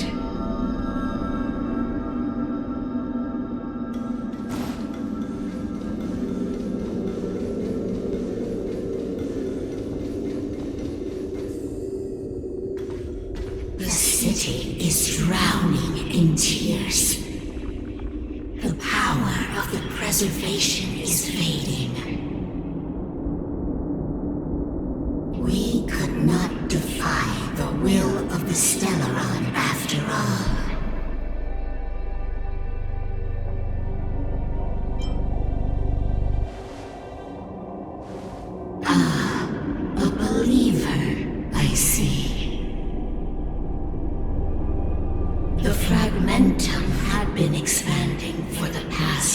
700 years. There is no faith nor wealth left for our successors. Only despair. To see the home we vowed to preserve wither away. That in itself is torture. Not to mention the haunting whisper of temptation. The day will come when even the strongest of wills cannot help but give in to such influence.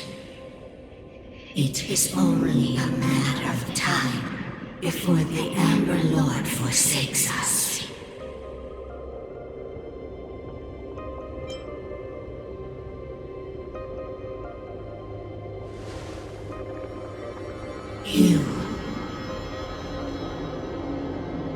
You are but a stranger to us. And yet you seek to bond your destiny to ours. So be it. What is there to lose when so much has already been lost? Touch the light of the Amber, Trailblazer. See if your will can attract their gaze.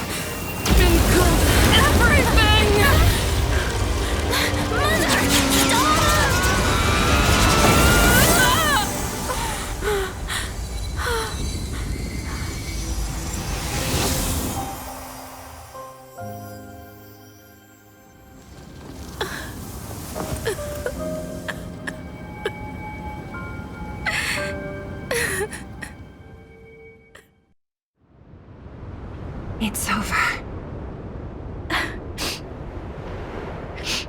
Mother, did you wake up from that dream?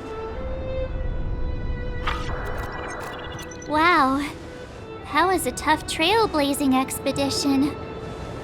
We made it! But, what are we gonna do with the Stellaron? It's usually Mr. Yang who handles it. I've informed Himiko and Mr. Yang already.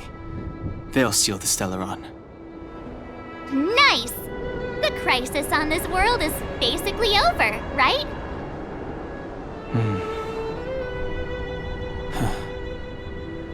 The storm still rages on. Now that the Stellaron is sealed, the eternal freeze will slowly recede. Fragmentum won't aggressively expand anymore, but nor will it disappear. Jarilo-VI has a chance to return to life, but it will take time. It will depend on the efforts of the people here. Thank you. All of you.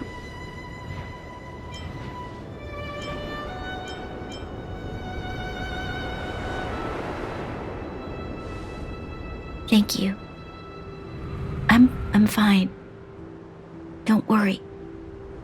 There is still much to do. The people will have felt the effects of the engine of creation. There are so many questions to answer, so many truths to reveal. I don't know whether I can get the people to accept all this.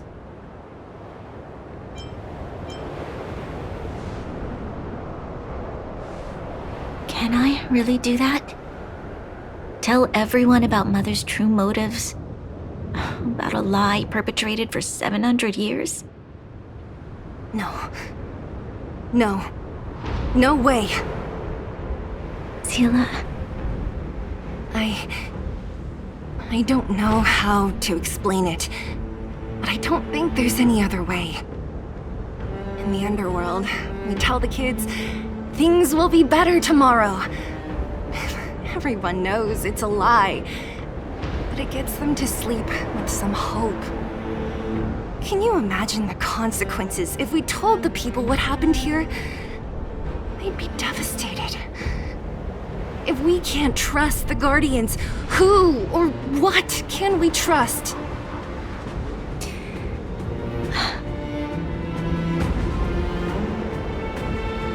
Mother died to preserve Belobog. What? The visitors from beyond the sky told her the secret of the stellon. She knew that Alyssa Rand, the first Supreme Guardian, had failed to destroy it. And yet, she decided to challenge its power, a power beyond human comprehension. Supreme Guardian Cocolia sacrificed herself to dispel the dark clouds enveloping this city. From here on out, that's the truth the world will hear. What do you think? It keeps the hope of preservation alive, at least. It's logical, and hard to disprove. Why do we have to lie? I'm abstaining. I like telling the truth. But I get what you're trying to do.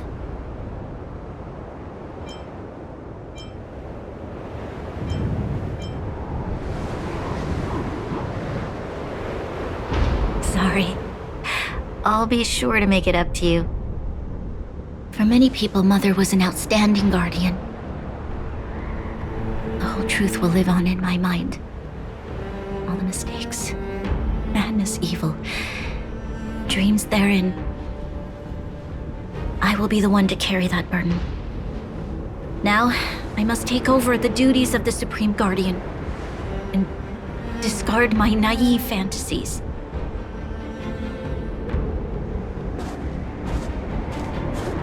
I'm sorry, Selah. Please, protect this secret with me till the end of our lives. Say no more. I know what to do. Thank you. Well then, as promised, let's start rebuilding the bridge between the overworld and the underworld.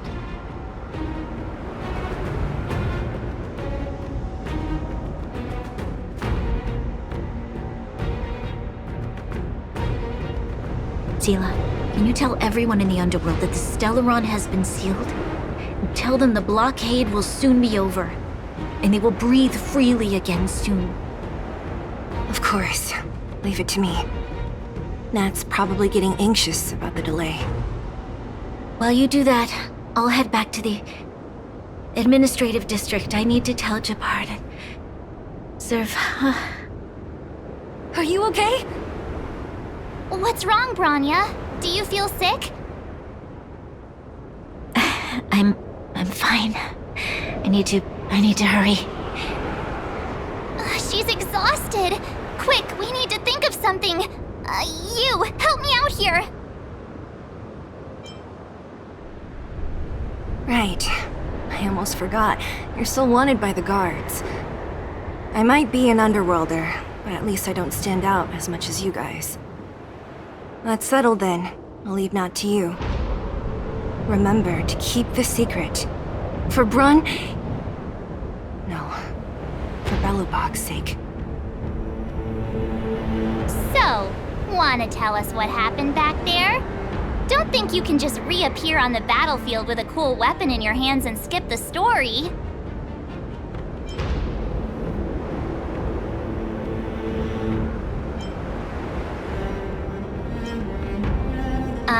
Thank you. That's not answering my question, though. He probably doesn't know what happened either. This wouldn't be the first time. Something similar happened when we faced the Doomsday Beast on the space station. Remember that glance from Nanook?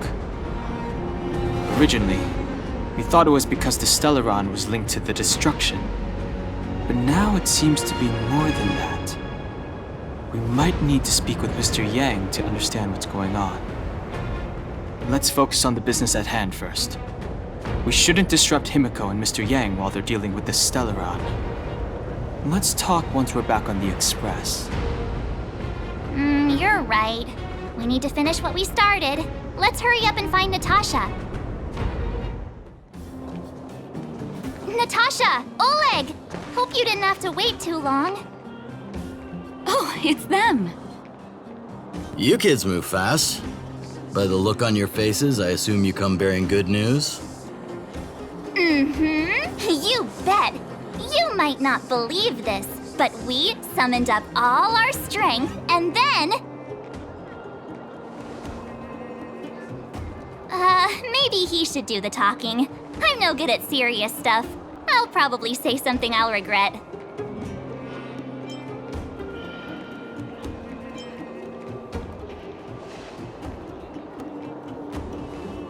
We were there at the fight. We witnessed everything. Sacrificed herself, huh? Sure, yeah, that's the whole story. Cocolia, in order to save Belobog, she... I see. So the massive tremors we felt earlier were a result of the battle, right?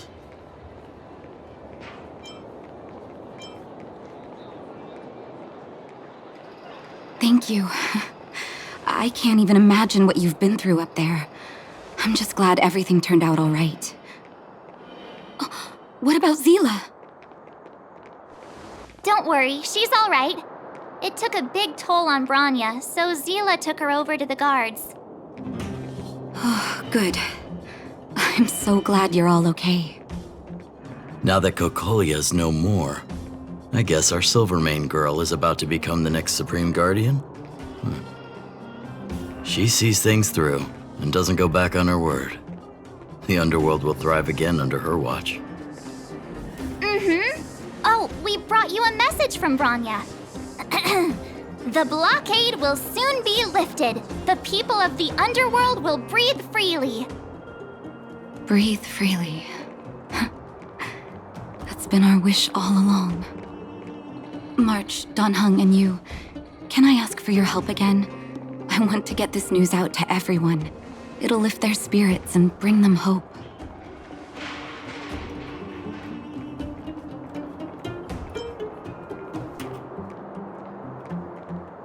Thank you. Choose whoever you like. Wildfire will take care of the rest. We've gotten to know a lot of Underworlders. Who do you think we should start with?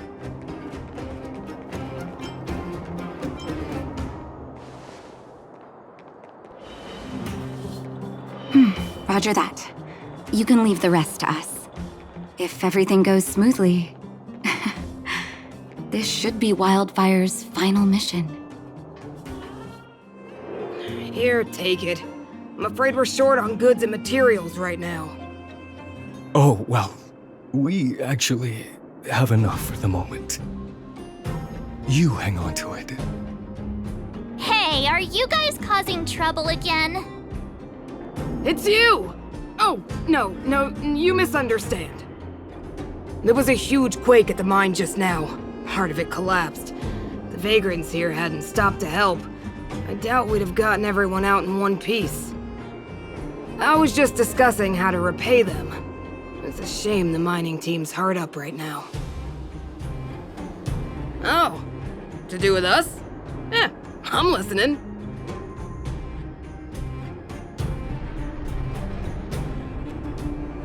Whoa, you mean to say that we're about to be reunited with the overworld? Are you serious? This has gotta be a dream.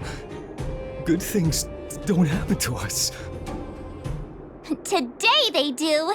And you're not dreaming. If you don't believe us, pinch yourself. If things go back to the way they were 10 years ago, then the mining team can finally escape this poverty. And you won't have to rely on the charity of others. We'll finally be living with the dignity we deserve.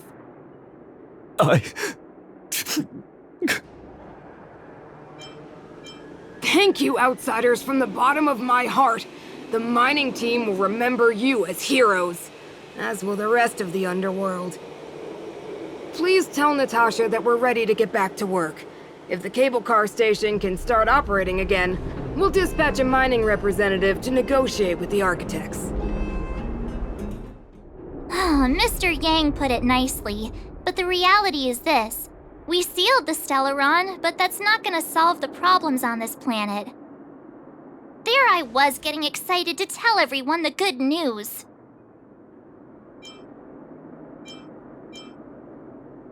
That's the cruelty of a Stellaron. Still, compared with some of the other planets we visited, at least this one has hope. So, should we tell everyone the deal? We should tell Bronya when the time's right. Let's not dampen the spirit just yet.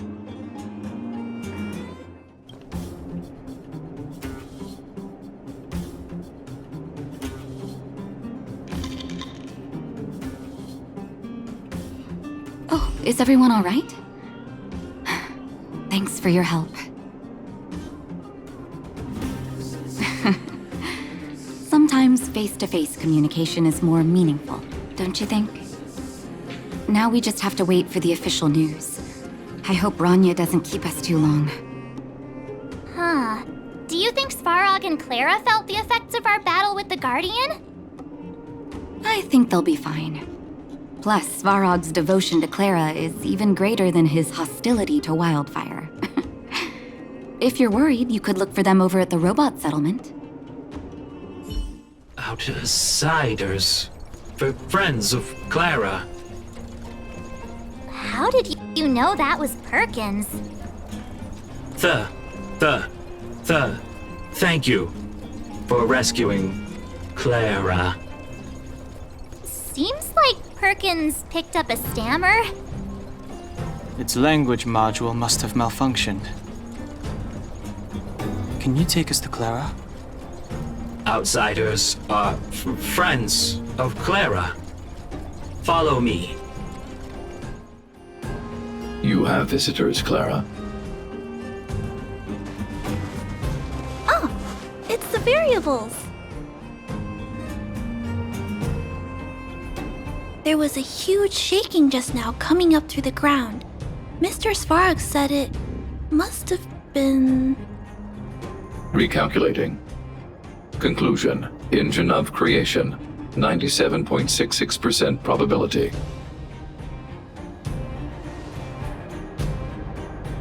The engine of creation was an immense construction machine created by the architects.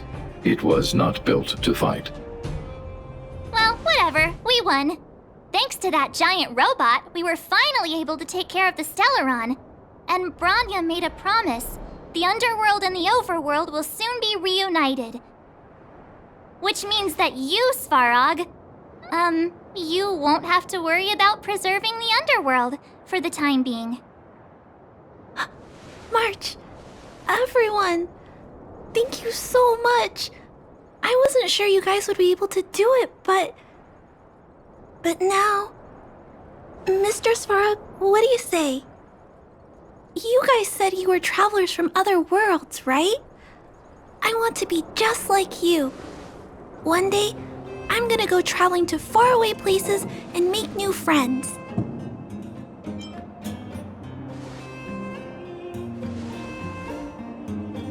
Calculation result. Update. Mission number 0001. Preserve the underworld. Complete. You made it. I thought you were about to miss out on a moment of history. No way! After all our hard work, how could we miss out on the final celebration, right? I don't know how much of a celebration we'll be having. But I know Hook and Clara will be pleased to sit with you. For Oleg and I, not to mention the other adults, reopening the passageway means rediscovering old ways of living. Return to normality. Survival is no longer the top of the agenda. But for the children who were born into this era, who grew up in this isolation, this will be a new life altogether. Once you've tasted freedom, it's difficult to accept a life of separation and isolation. Those of us whose childhoods were marred by tragedy, we must strive to do better for the next generation. I'm sorry. Here I am talking your ear off again. This is a day to remember. We should welcome it with smiles. If you have time, talk to the folks here. Every one of them will tell you about their excitement. Then when you're ready, let's go home. Finally, I can get back to supervising the cable cars. I thought I'd spend the rest of my life in those mines. Ah, it's you, the liberators of the underworld. You're the first passengers we've had since being sealed off. It'll be my honor to get you to the surface in one piece. Relax. In all my 20 years on the job, there were only ever... Anyway, none of them were serious. So, ready to climb aboard? Brothers, sisters, ladies, gentlemen, boys and girls of all ages, gather round. The cable car passenger service is about to restart. Whoa! Look at the big blue ceiling! That's not a ceiling, Hook. That's the sky. So this is the overworld? The air here smells different. Less rust and geomarrow particles floating around. Take a deep breath, children. This is what freedom tastes like. I never thought I'd live to see the administrative district again. All those years. We've been through a lot, Natasha.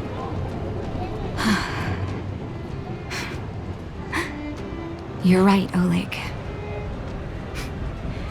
It's funny. The moment I boarded the cable car, my mind was filled with everything I wanted to do on the surface. But now, I just want to sit down, zone out, and watch the people coming and going. And let the day just pass me by. Enjoy the peace and quiet, Natasha. We earned it. Welcome back to the administrative district, Trailblazers. Trailblazers! First time anyone's called us that on this planet! The architects think it's only right that we should address you properly. Outsiders is hardly fitting anymore. Please allow me to apologize again for what happened in the restricted zone. You were only trying to help. I should have trusted Serval's judgment. I'll keep that in mind. Thanks. Lady Bronya's inaugural address will begin soon. She asked me to pass on her invitation to you. Huh? That's sooner than I expected. Is she well enough to... Not really. But Lady Bronya insisted on delivering the speech as soon as possible. She wants the people to understand what happened. The address will be held at Everwinter Monument. I hope the three of you can find time to attend. gathering over there. Is the address starting soon? Looks like it. Bronya hasn't arrived yet, though. Let's find somewhere to wait. Guards, formation! Whoa, this must be it! Citizens of Belobog, I kindly ask for your attention. Lady Bronya Rand's inaugural address will begin shortly. Please remain orderly. People of Belobog, hear me! Today we gather here to celebrate our victory, but it was a sacrifice made by a mighty guardian that delivered us this opportunity. She dispelled an evil that cost us 700 years of suffering, and in the process, she paid the ultimate price. The sacrifice of Cocolia Rand ushers in a new chapter. The blizzard beyond the walls will die away, and the offensives of our Silvermane guards will begin to contain the Fragmentum's advance. In the far north, I witnessed with my own eyes the struggle between the late Supreme Guardian and the evil power that sought to destroy us. In her last moments, the Supreme Guardian told me her greatest regret. The order to seal off the underworld from the overworld. With the passage of time, she gradually came to realize the consequences of that decision. Although tortured with guilt, she could not undo the damage. In her final moments, she wanted us to mark the Stellaron's end by reuniting Belobog. Overworlders and underworlders must embrace the dawn of a new age. Together. People of the underworld, I dare not ask for your forgiveness. I now know the reality of your decade of suffering. But I want us to work together. We know that without your perseverance and hard work, Belobog will not recover its former glory. And the seed of civilization will not be preserved. And on that note, I'd like to extend my heartfelt gratitude to a few guests of the city. Most of you were not aware of their arrival. But it is thanks to them that our world now flourishes with hope. They made me realize that while we remain focused on preserving the ground beneath our feet, we should not forget to look up into the sky. I firmly believe that with the determination of everyone, our world, the world the Trailblazers call Jarilo-VI, will no longer be alone among the stars. But before we accomplish that goal, I humbly ask you to follow me into the future. I, Bronya Rand, the 19th Guardian of Belobog, hereby take my oath. Lady Bronya! Lady Bronya! Long live Belobog!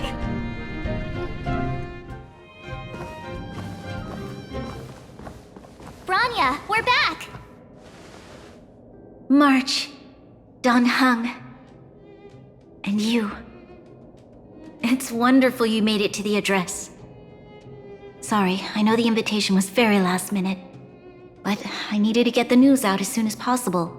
The longer people waited, the more rumors started to swirl. The situation risked spinning out of control.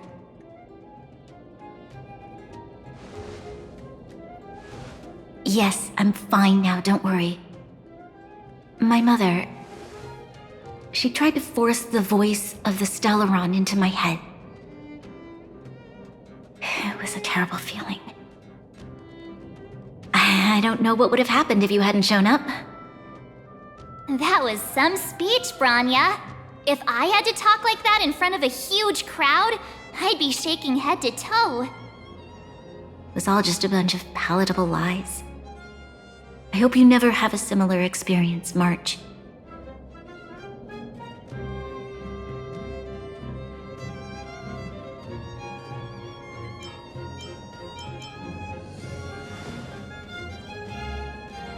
I prefer to be honest with the people.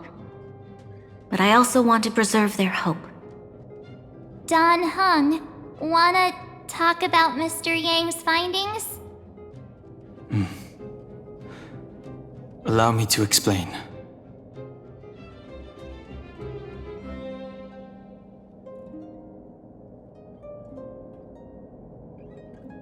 Which means the fragmentum has already taken root by this point. Even though the stellon is sealed, we won't be able to reverse the damage immediately.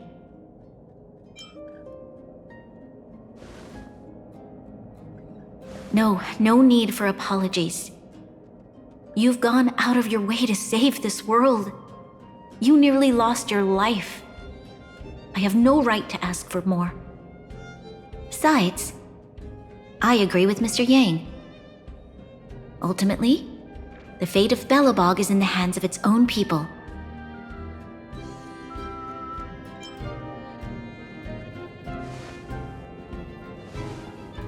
In that case, as a leader, I must give you a promise of the same weight. We will hold out with everything we have until the day you Trailblazers return.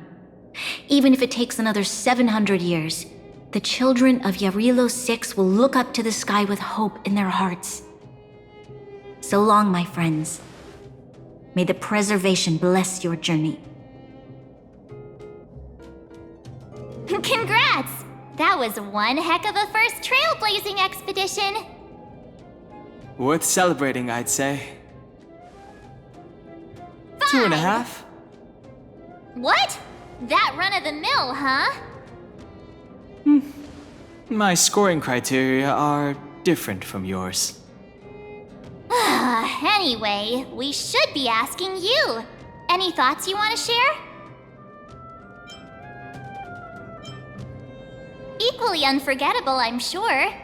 Anyway, don't worry about the future. Live in the moment. Let's go for one more round in the administrative district. I want to take more photos. Here we are, Everwinter Monument. Photo time! Oh, Pela and Hook are here too. Let's make sure we get them in the background.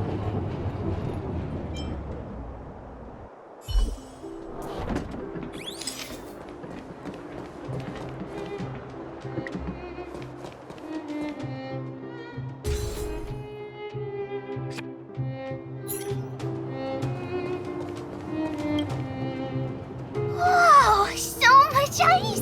But it's warm here. Aren't you overworlders worried it'll melt? Not at all. It may look like ice, but it's actually a monument carved out of geomeral crystal. Geomero! It's a shame Daddy isn't here. He'd find a buyer for it and sell it for big bucks. How do I explain? This particular piece of geomero is definitely not for sale. A photo? What's that? Hook wants to see it! I must remind you that taking photos of others without gaining their permission violates Belobog Public Security Ordinance number... Wait, that's a nice picture! And it's crystal clear. Wow, photos are awesome! Can Hook have it? You like it? It's yours. A farewell gift from us. Who's there? Didn't your parents tell you to knock before... It's you three! Come on in! I was just talking to Clara about you. How have you been, big brother? Miss Serval's workshop is amazing. There are all kinds of things. I like it here a lot. Miss Serval? Clara is such a well-mannered kid. Meanwhile, the architect's children are still calling me auntie and making me feel old. Photo? This feels like one of my fan meetups. Anyway, for you guys, I do autographs for free. Photo. Oh, I remember. When I was little, Mr. Svarog took a photo for me. Over here, Clara. Want to learn some cool poses?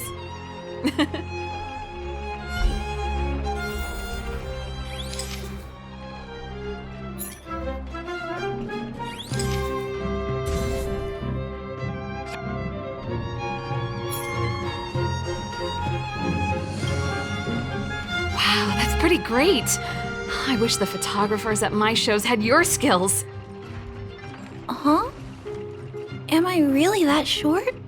I thought... Don't worry. If you eat like Don Hung, you'll be as tall as him one day. I'll let that slip. Here, keep it. A little farewell gift from the Astral Express. Huh? You're leaving so soon? I understand. Well, this photo will always be close to my heart. I'll make a copy for you too, Clara. Thanks, Mr. Vol. Big Brother, March, Danhung. Thanks for taking care of me. Safe travels. If you have time, please come back and visit me and Mr. Svarog. That's enough sightseeing and photo taking to last me a while.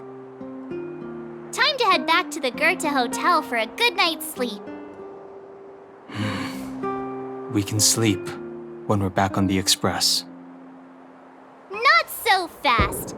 Last time we were here, that evil Madam Guardian interrupted us before we'd gotten the most out of our luxury suites. Don't you think we should make up for it?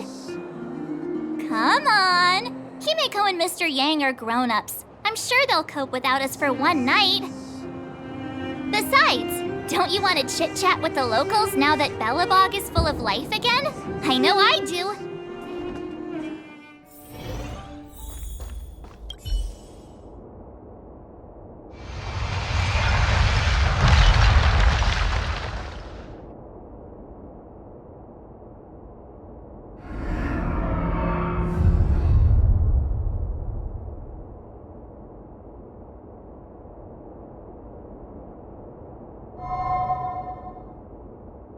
At the end of your journey, all that perplexes you and troubles you will resolve.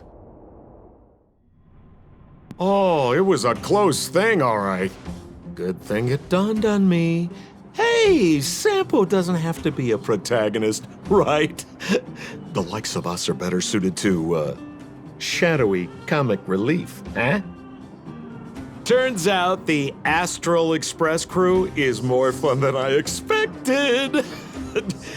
You liked it? Really? Told you so. No! I'm in no hurry to leave. What? Oh, Epsilon? What fun can you get out of a giant Vanity Fair like that? True happiness always entails the manifestation of the dignity of mankind. Now, that's a quote I live by. Well, bye for now. Send my regards to the guys and girls in the tavern. Oh, and don't forget to say that Sampo Kaski will catch them for the next one. Time to make my curtain call. To you, my dear audience, I dedicate my performance. I wonder, did I bring a little more joy into your lives? You don't have to answer that, but if the answer is no, then you'll break my heart. We should be getting back to the Express. Time to find March and Donhung. Morning! How did you sleep? I'm full of energy myself.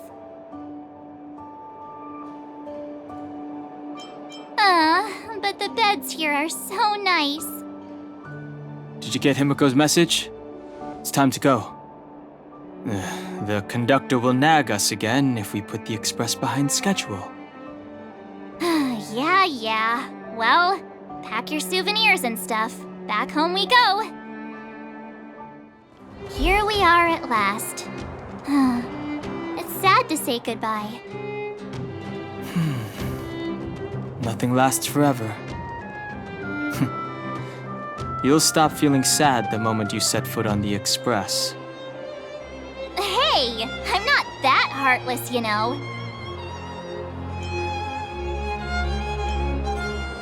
Priorities? What do you mean? Are you saying rebuilding the underworld isn't one of your priorities? Of course not. I'm just saying we have limited assets and we need new parameters.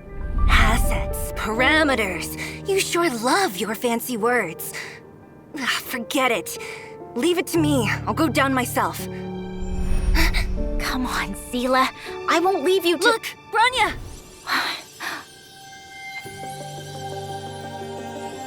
There'll be plenty of difficulties waiting for them, right?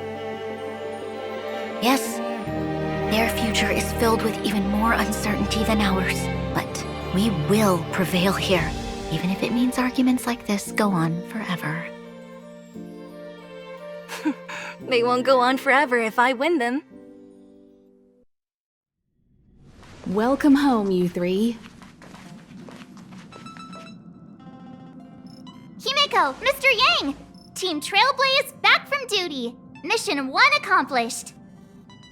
Although Welt and I didn't get the chance to go with you, I can tell you worked hard to bring things back to normal. Well done, everybody. And especially you. I heard a lot of good things about you.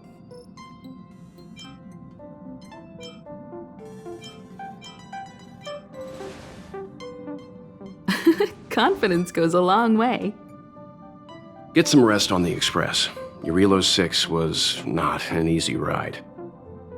Pom-Pom is of the opinion that we should leave as soon as possible to avoid potential resurgences of the anomalies we experienced earlier. Himeko and I agree. Which means we need to decide where our next destination is, soon. That's right. That's the path of the Nameless, I presume. Always on the road, always trailblazing. I'm not complaining, by the way. One adventure after another, that's exactly what I signed up for. Looks like March has fallen in love with the way of the Nameless. That's good to hear. You can head back to your rooms for some rest, or stay here and make yourselves a cup of coffee, whichever you like. I'll head back to my room then. There I was thinking this guy would gradually open up. We need to give him some time, March. I think he treasures the time spent with you guys. About your battle against the Supreme Guardian and the whole stellon situation, you must have a lot of unanswered questions, I suppose. While you were away, Welt and I did some research and came to some interesting conclusions. Let me know if you want to ask about anything. Home sweet home. Mr. Yang and Himeko must be bored given how long our train had to stay here. Where's our next stop? I can't wait!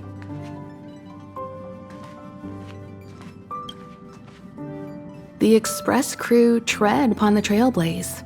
We travel between worlds, like a thread weaved into the life stories of others. The universe is vast beyond our imagination. It's a miracle that our paths converge. The fact that we get to know and travel with each other can only be seen as the design of destiny. Thank you for becoming our companion. I'll do my best to answer any questions you may have. Sure, oftentimes those who are involved in historic events don't have the opportunity to see things from a wider perspective. I hope as an onlooker, I may provide some help. Qlipoth the Preservation is known for their indifference. Unless you become a zealot like those with the corporation, it's hard to share in the Aeon's power. Determined to preserve the world they loved, the architects held on for hundreds of years. But as the fragmentum continued to advance, their already wavering faith started to show some cracks. And one particular guardian, Cocolia, abandoned the path of preservation altogether. In contrast, you stood your ground and proved your faith in the Amber Lord. Judging by how the battle turned out, Qlipoth responded to your wish. Their gaze infused you with the power to wield the weapon of a supreme guardian and to take control of the Colossus.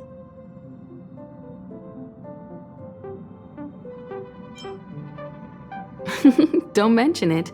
Welt and I may have stayed on the Express this whole time, but we've been watching over you from the moment you set foot on Jarilo-VI. Friends look after each other. The same goes for us Nameless. Please remember, no matter where you are in the universe, the Express will always be behind you. Is a Stellaron. There's no doubt about that. What I've gathered so far suggests it's likely that the Supreme Guardian was corrupted by the Stellaron at a very young age. All the tragedies that came after can be traced to that point.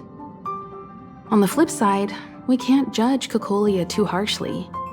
Imagine if it were you or me who had to sit on the throne and watch the city slowly being brought to its knees. Would we not question what we believed in?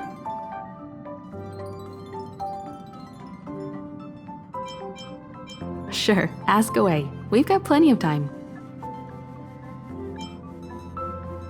Welt may be better equipped to answer that, but if you want my 2 cents, I'd say it's unlikely. I guess it's possible, but it would take a long time.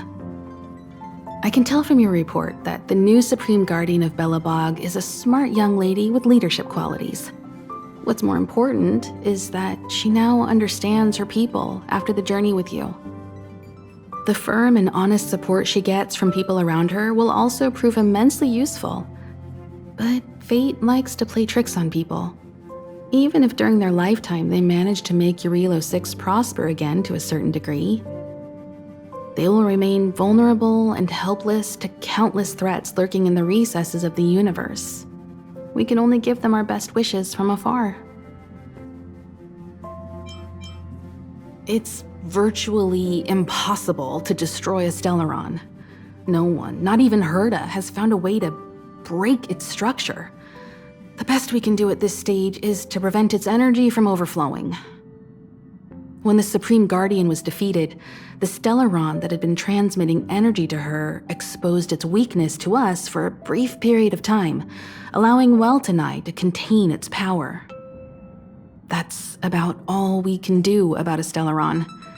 It may be suppressed for now, but it's only a matter of time before it regains power.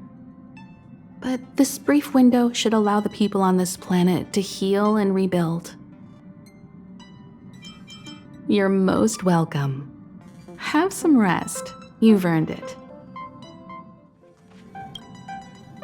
So, your first trailblazing expedition has concluded. How do you feel? Be it joy or pain, success or regret, it's all part of the journey. Those feelings will accompany you as long as you tread on the trailblaze, and one day you'll grow used to them. It seems you have something on your mind. Let's hear it. I'd like to hear a fresh perspective myself. As talkative as Himiko is, we've pretty much run out of topics. I'm afraid not. As I've mentioned before, the Stellaron's influence on Jarilo-VI is more profound than we might think. I don't think Belobog's fight against the lingering effects of the Stellaron will end anytime soon. But the balance of power is tilting ever so slightly towards humanity, the crucial factor being the hope you brought about. As intangible as it may sound, don't underestimate hope, because the power it inspires has no limit. Like the Stellaron, it's a seed that may grow into something much bigger. But, in my opinion, the fruit that hope bears will have a much bigger impact than that of the Stellaron.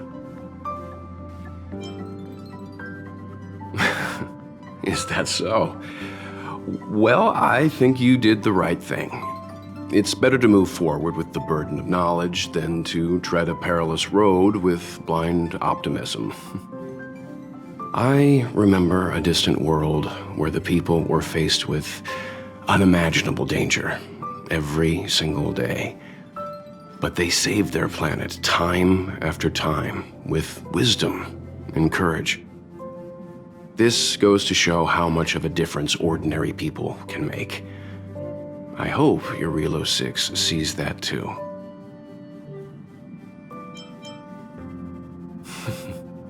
I too wish to go with you, but Himiko insisted on letting you and your friends rise to the challenge.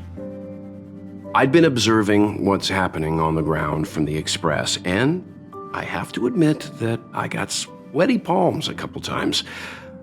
I was glad to see you three meet friends you could trust and overcome hardships. Well done. Himiko was calm from the very beginning. She kept telling me to trust you youngsters' decisions. And she was right. I really need to stop worrying so much. Likewise. Get some sleep. We'll be heading off again soon. Pom-Pom, we're back! Shh! Checking star rail stability! Pom-Pom needs to focus! Good to see you too. Spatial readout!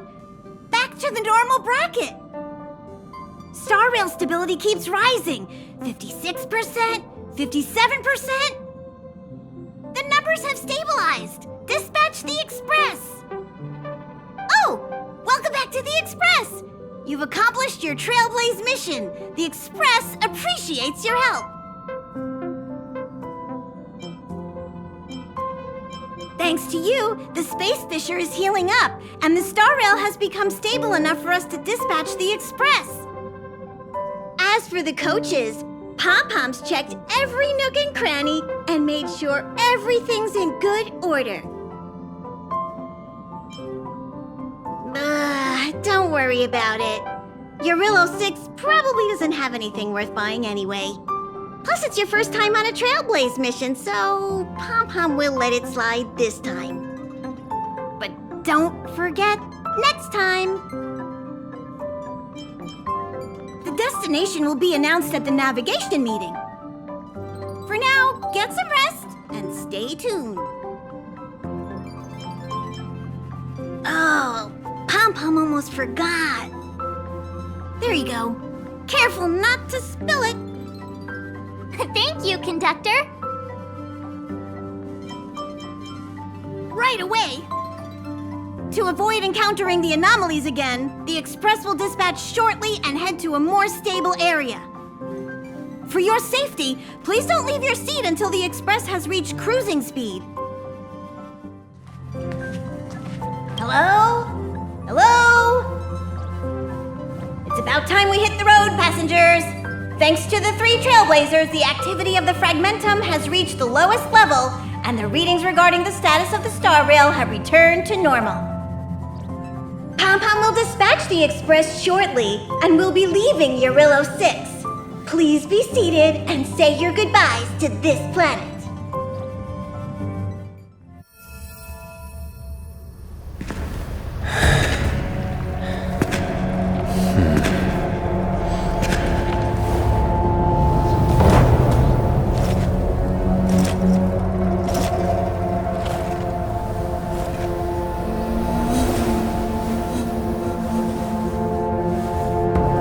Yanqing, Yes, General.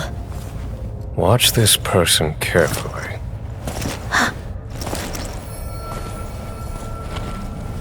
Do you remember me? I remember. Of 5 people, 3 must pay a price. You are not one of them, Jin Yuan. Of 5 people, 3 must pay a price. You are one of them.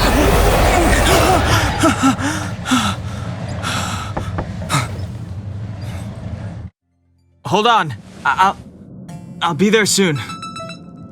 What did I tell you? He's definitely sleeping in.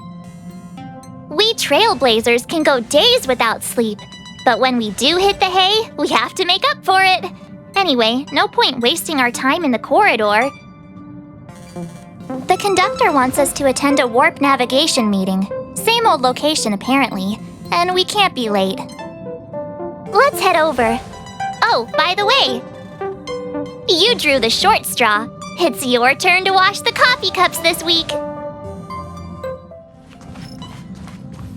See, it's like I said.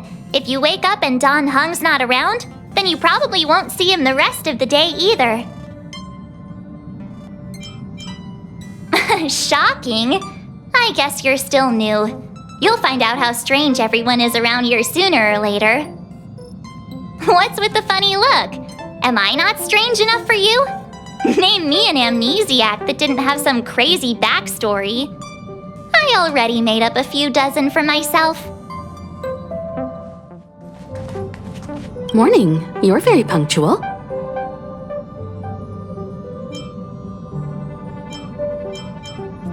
Oh, I can't remember the last time I got such a polite response. The trailblazing of Jarilo-VI is drawn to a close, and the Astral Express must depart for the next planet.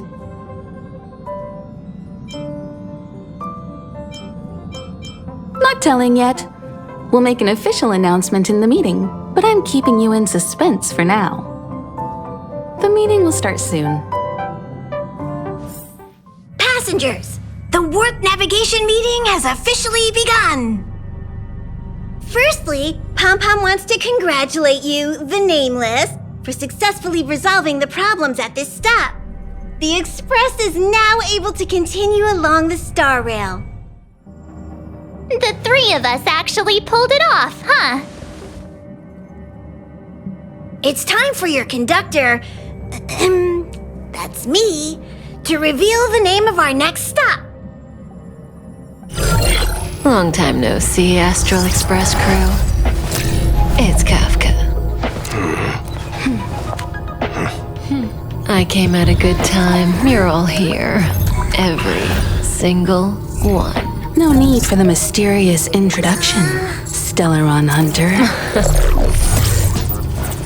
Himiko, correct? Apologies for interrupting your little get-together, but I'm sure once you've heard my request, you'll forgive me. I'd like you to make a destination alteration. I've seen your face before, Stellon Hunter. Even if it was only on a corporation wanted poster. They were offering quite the bounty. Dead or alive. Do you know the figure? Doesn't concern me. Then again, a corporation bounty is a compliment, not an insult, don't you think? The higher the figure, the bigger the compliment. You wanted criminals sure know how to look on the bright side of things. I will say, Herta certainly paid you all a compliment. A maniac that claims he can see destiny, leading a bunch of wild lunatics in pursuit of the most dangerous objects in the universe. And Herta doesn't give out compliments very often. In pursuit of the most dangerous objects in the universe, huh? Well, in that sense, you Astral Expressers and I are cut from the same cloth. You're in the wrong place, Kafka. We're not about to accept your request, and we're not about to get into bed with a Stellon Hunter. It was nice talking with you. Perhaps next time you'll be willing to pay us a visit in person, and we can continue our little discussion. Have you guys heard of the Law-Fu? The Xianzhou Law-Fu? It belongs to the Hexafleet of the Xianzhou Alliance. We've heard of it. But what you haven't heard is that it's currently very close to you. A couple of warp jumps away, in fact. Not to mention, 45 system hours ago, a Stellaron burst occurred on the Law-Fu. An unexpected calamity, don't you think? What exactly are you Stellaron hunters trying to do? The Xianzhou Alliance aren't us. They won't give you time to explain. Once you draw the attention of the hunt, you become their prey. The Alliance will hunt you to the end of the universe. Stop speaking in riddles, Kafka. Say what you have to say. It's simple. That Stellaron has nothing to do with us, but the Xianzhou is convinced that we're responsible. My companion, Blade, has been taken away by the Cloud Knights. I want to bring him back, resolve this Stellaron crisis, and clear our names. Nothing to do with you? Yeah, right. Sounds like a weird coincidence to me. You just happened to show up after the Stellaron burst? Also, we're not your friends. Why should we care if a Stellaron hunter is innocent,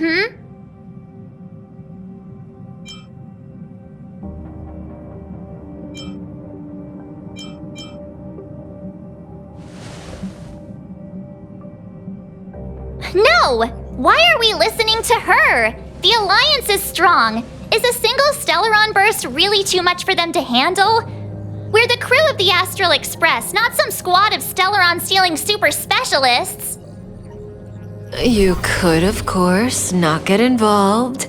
Knowing that the Stellaron hasn't yet affected this region of space, you could make the jump and arrive at the next world. But sooner or later, the star rail here will be more blocked off than it was before. I can tell you what the future holds. If you don't go to the Lafu, the Stellaron will eventually contaminate the entire ship, and over half of the inhabitants will perish. Oh, you brave and fearless trailblazers, you benevolent nameless. Can you really remain indifferent to that? This companion of yours, Blade, he'd perish too, right? No comment. Here are the coordinates. It's up to you how to proceed. Our destinations may differ, but the orbits of the stars will eventually converge. See you later.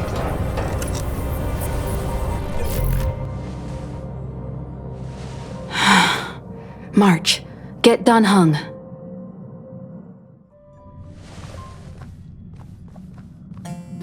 Whoa, what are you doing here?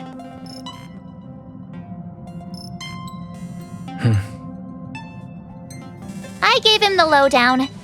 Hey, remember what I said, okay? We're gonna vote against it. I'm not gonna take orders from that woman.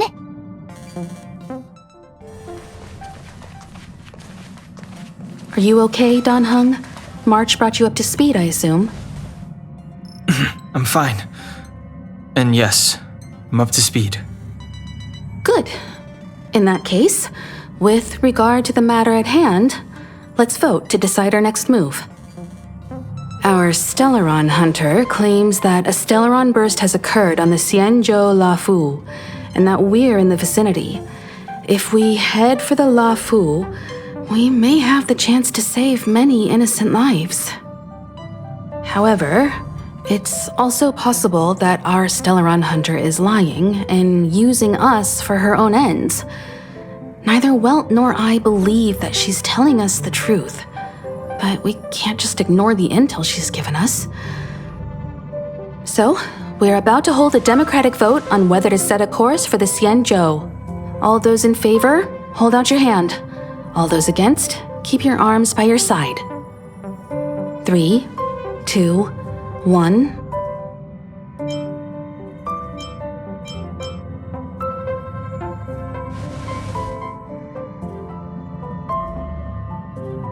Four against 1. Well, it looks like the Astral Express crew has a majority vote to head for the Xianzhou.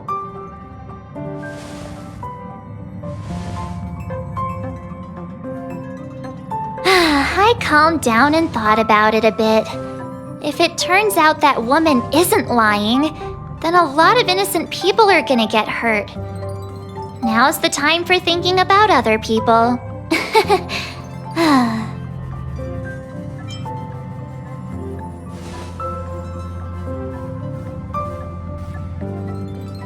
All right.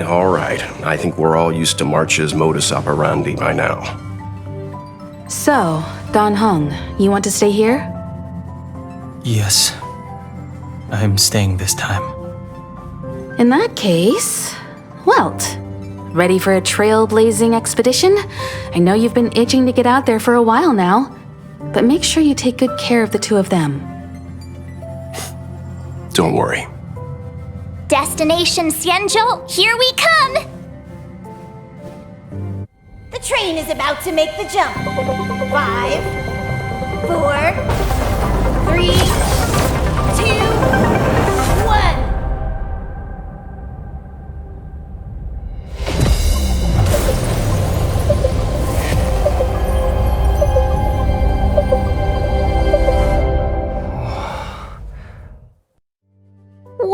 Whoa! So that's a Xianzhou ship?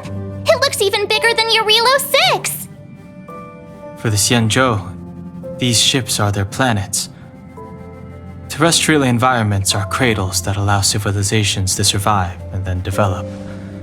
Some of those civilizations progress further, constructing spacefaring vessels, which allow them to voyage into the unknown. The Xianzhou Alliance is one such civilization. I've only glimpsed it a few times, but it's as magnificent as I remember. You okay there? What's with all the lonely nostalgia vibes? This is the Astral Express. I repeat, this is the Astral Express. We have arrived in Xianzhou territory. Requesting landing permission from ground control. From the bridge, I mean. Welcome to Lawful Skyport, Starskin. Please await transfer. Please await transfer. Please await transfer.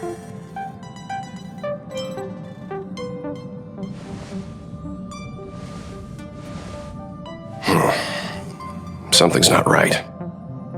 The signal is still repeating, but no one is guiding us into dock.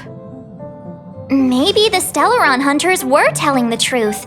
It seems like something really did happen to the Xianzhou. A vessel arrives at a deserted spaceport. Isn't that how, loads of horror movies start?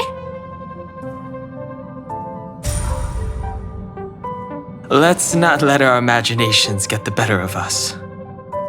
Please await transfer. Please await transfer. Please await transfer. Still the automated signal? Yes, it's still on repeat. Ah, there we go. The Jade Gate now opening. On behalf of the Xianzhou Lafu, welcome, guests from afar. Please proceed to dock in accordance with the guidance. Huh? Is this still automated? The signal broke off. Seems that's all there is. We should get going. Himiko, stay vigilant back here on the Express. Relax. I've got Dan Heng here with me.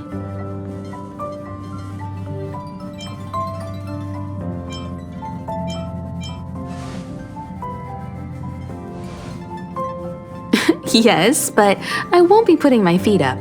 There's a lot to take care of here on the train. Make sure you're properly prepared before you set off. Before we set off, I need to clarify the aim of this journey with you. The Stellon hunters have given us a lot to consider, and a lot to doubt. But the most important part of this expedition is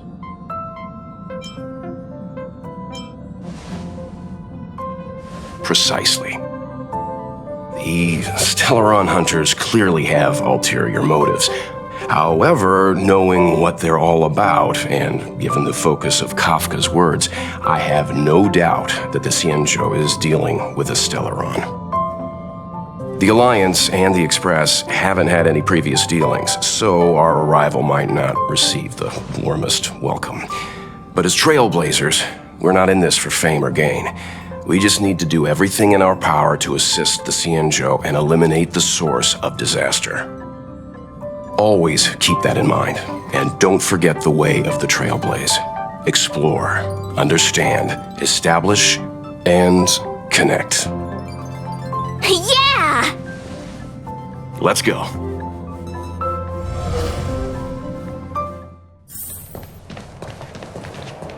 Oh, look! It's just containers as far as the eye can see. This area isn't for receiving guests, it's for unloading cargo. Who decided to send us this way?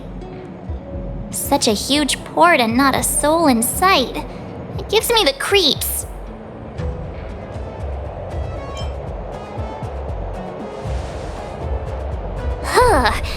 Stop talking. If there is someone here, they're in my bad books already. Mr. Yang, what should we do? We should start with the person who opened the Jade Gate. If it turns out they're not friendly, then at least they've already made things easier for us.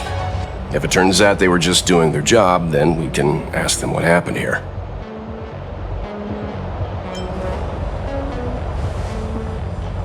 Are you forgetting we've got Mr. Yang with us? Oh, right. You haven't seen what he can do yet. Let's move. Keep your wits about you. Up ahead. You're hurt, son. Try not to talk. March, use your 6-phased ice to stop the bleeding. Go easy. We don't want to add frostbite to his list of complaints. I'm on it. This area saw fierce fighting only recently. Let's keep searching. There might be other survivors.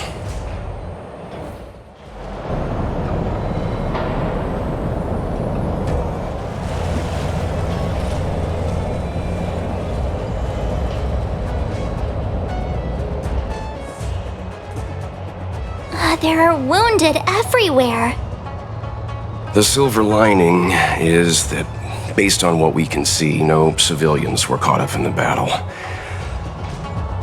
I'm guessing the Xianzhou must have evacuated the port immediately, leaving the soldiers to deal with the crisis. But as for these corroded monsters...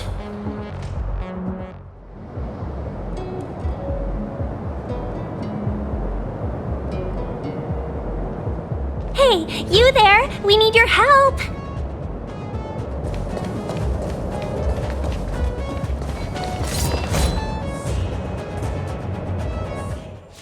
Miss Ting-Yun, the Mara struck have been repelled, but there could be other dangers nearby. The situation is serious.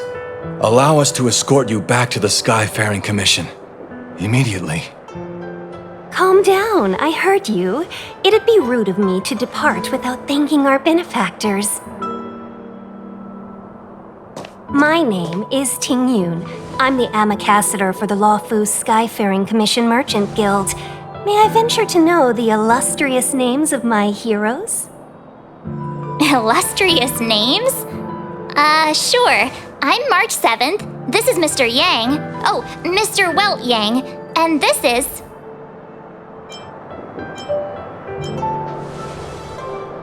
Oh, Mr. Secret. Don't mind him. He likes to get a little creative with his introductions.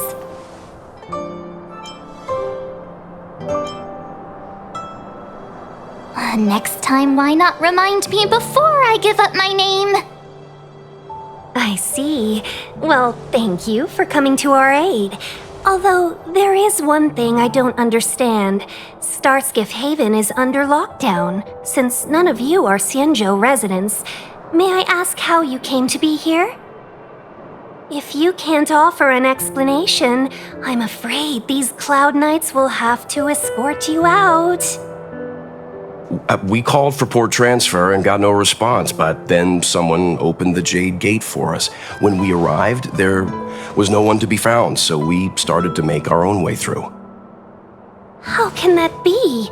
My ship was the last one into port before the Jade Gate was shut. The Skyfaring Commission has already locked down Starskiff Haven entirely.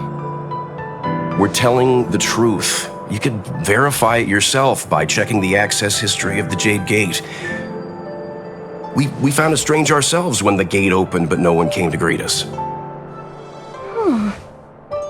You're with the Astral Express. You've heard of us? Indeed I have. Oh, you've arrived at a bad time. The Xianzhou has suffered an incident. Whether you're here for leisure, treatment, or trade, I'm afraid you won't be able to go through with it. For your safety, you should hurry to Central Starskiff Haven and take refuge. I'll take you to Madame Yukong of the Skyfaring Commission and let her decide how to proceed. We caught wind of the incident you mentioned. That's why we're here, Miss Ting-Yun, to help the Xianzhou seal the Stellaron. Your actions have already revealed your kind hearts to me. Sadly, I I can't make you any promises. You're outsiders, and only Madame Yukong has the authority to consider your offer. Oh, don't worry. Madame Yukong is kind-hearted too.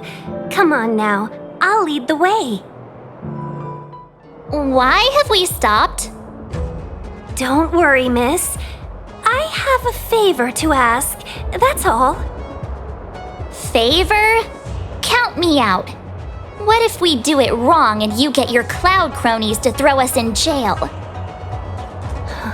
I shouldn't have doubted you. Please accept my apologies. Our road ahead is barricaded. Do you see? The soldiers stationed here must have moved these into a roadblock.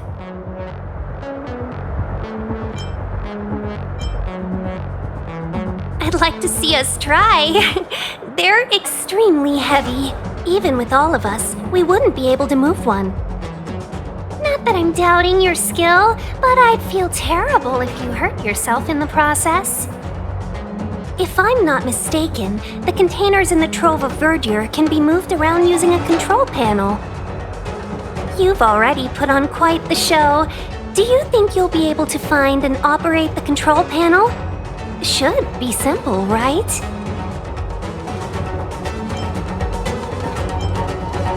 I knew it! This will be a breeze for you. We just need to pass through here, take the barge to Starskiff Haven, and we'll be safe.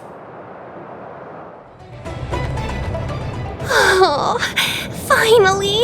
Look how many tail hairs I lost on the way! Oh, my beautiful tail!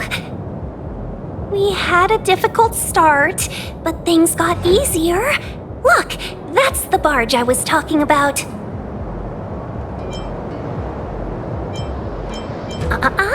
Just sit back and relax. All Amicassadors know their way around a star skiff. I was perfectly calm until she volunteered to help. Please take your seats, everyone. We'll be off right away.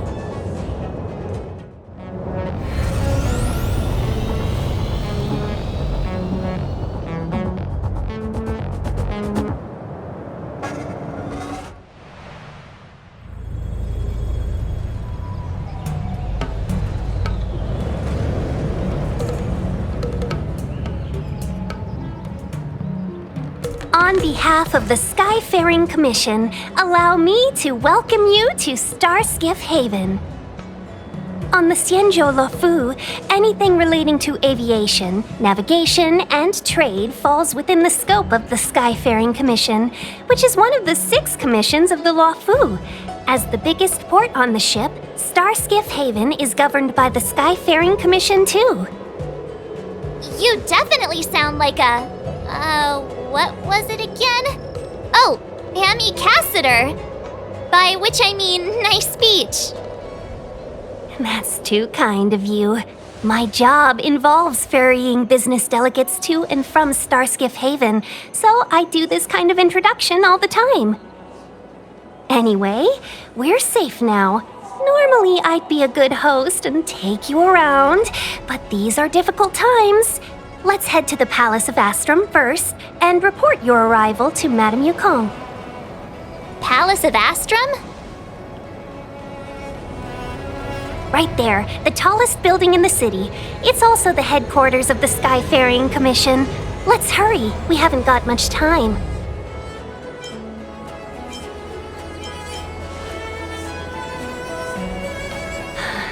I don't mean to rush you, but if Madame Yukong holds me accountable for not getting you over soon enough, I wouldn't want to be around for the consequences. Sounds scary. I thought you said she was kind-hearted. We need to make a few preparations before paying a visit to any of the 6 commissions. Rest assured, Miss Tingyun, we won't go anywhere. If you could inform Madame Yukong of our arrival first, we'll meet you at the palace entrance later. Very well.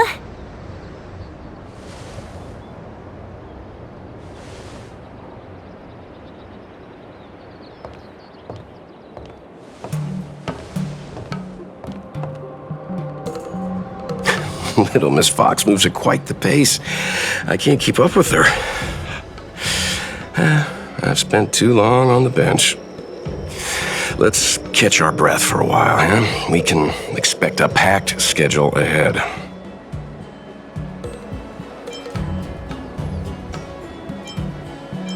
That might be a little harsh, but she does put her own interests first.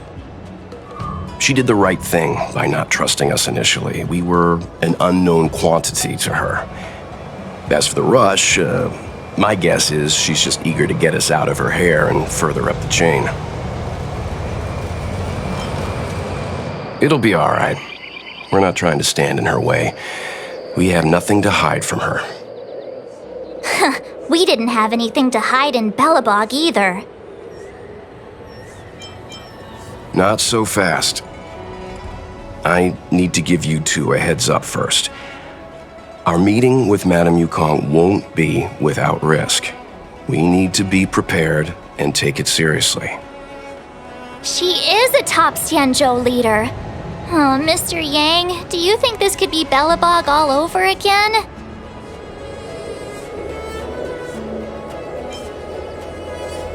No, the Xianzhou Alliance is better than that. But Madame Yukong will definitely have a string of difficult questions for us. Why did we choose to come to the Xianzhou now? How did we know that the incident is related to a stellon? Who leaked their information to us?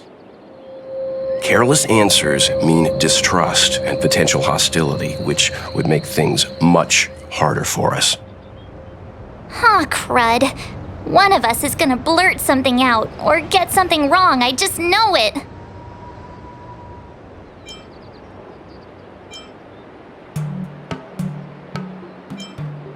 Good idea. We can be his cheerleaders in the background. Let's not do that. Don't worry, we'll find a way through. Let me do the talking.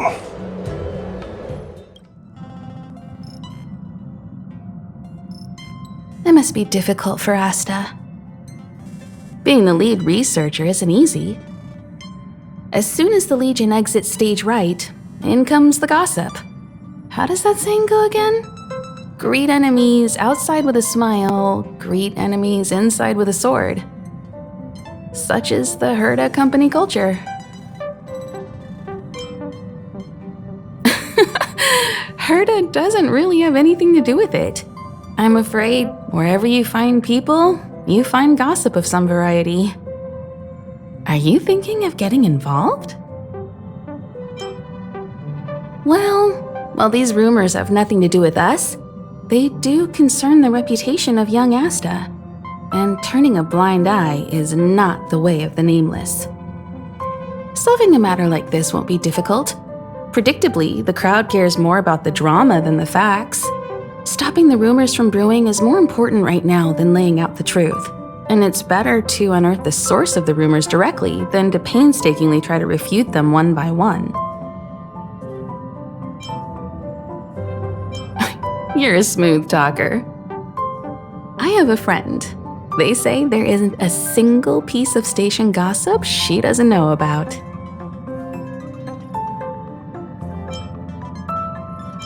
First of all, it's not me. Secondly, I don't make friends just for the sake of gossip. It's just that my friend is pretty amazing, and I think you might be able to extract some information from her. Let's see.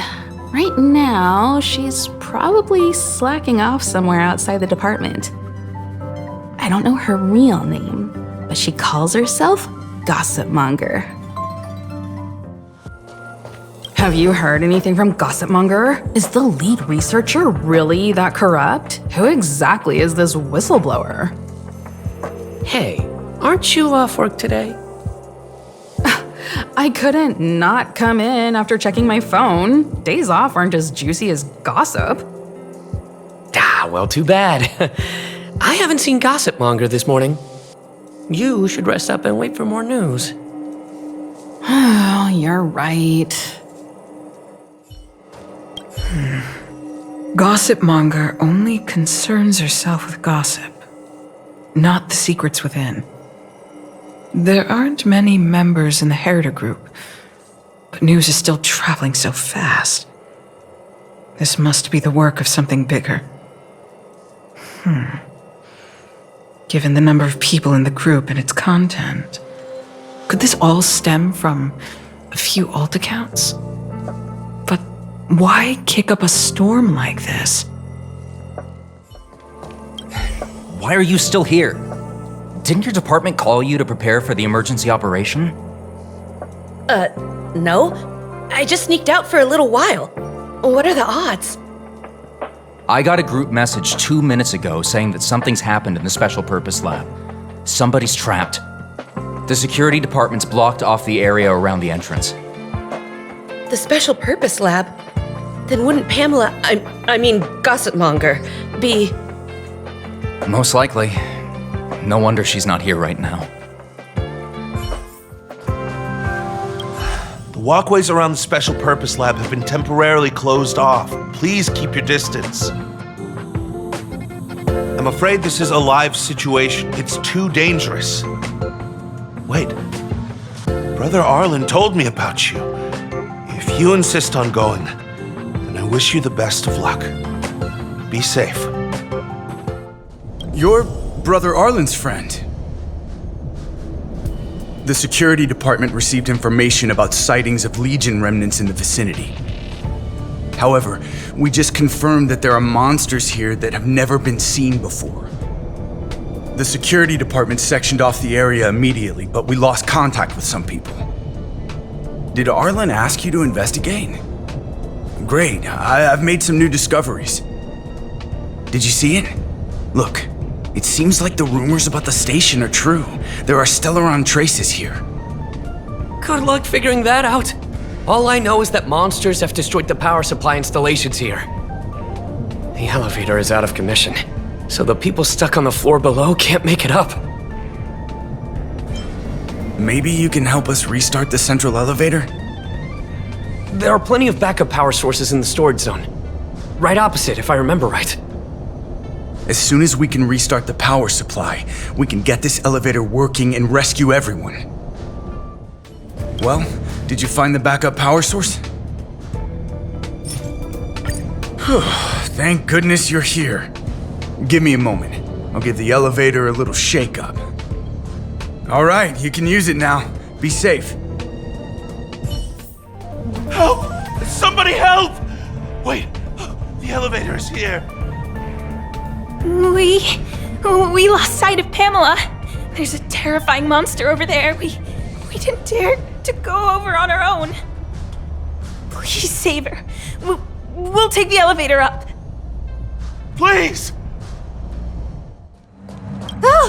Oh, holy mackerel, you scared the stars out of me. You took your time. That's right. I'm the one you're looking for. Of course. Not only did I know you were coming, but I also know why. You want to know who Richard Know-It-All from the Herta group is, don't you? If I didn't even know that, could I really call myself Gossipmonger? I'm a businesswoman, and we play by our own rules. If you want the scoop, you have to pay the price. Certainly not. I have a very clear notion of how much different favors cost. I don't have any particular hobbies. I do indulge in a little tittle-tattling here and there, not to mention admiring of a certain scientist. And now here you are, vanquishing monsters left, right, and center. I heard you're with the Astral Express. How fortunate. As it happens, I'm a huge fan of Himiko. An amalgamation of beauty and brains. The epitome of a graceful and gentle scientist.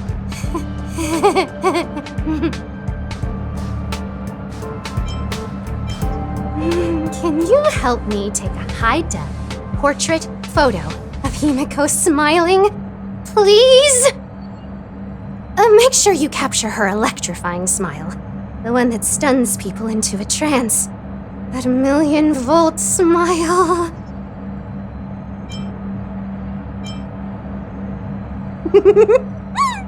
I appreciate young, brave, talented people like yourself. A superbly beautiful, dazzling, electrifying portrait shot of Himiko in exchange for the secret behind Richard Know-It-All. Send the picture over when you have it. I'm always fair when it comes to haggling. Did you find Gossipmonger? What did she say? I knew she was weird.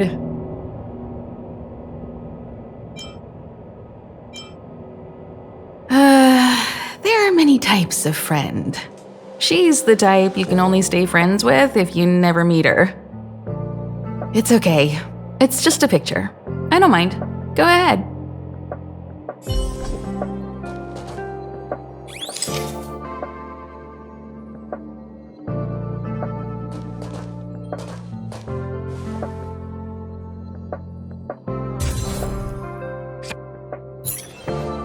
Let me see. Hey, you're pretty good. Huh? What are you taking pictures of?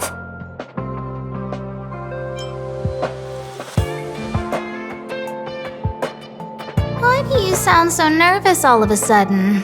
Suspicious. I didn't expect to see you here.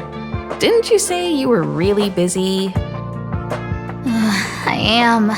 The Legion has only just retreated. The station is in absolute shambles. Now any progress in rebuilding things has been ruined by the reappearance of the Fragmentum. Oh, an active Stellaron is rarely a cause for celebration. What did Herta say about the Fragmentum's appearance? You know what she's like. It's like nothing's happened. She's just sitting back and giving orders.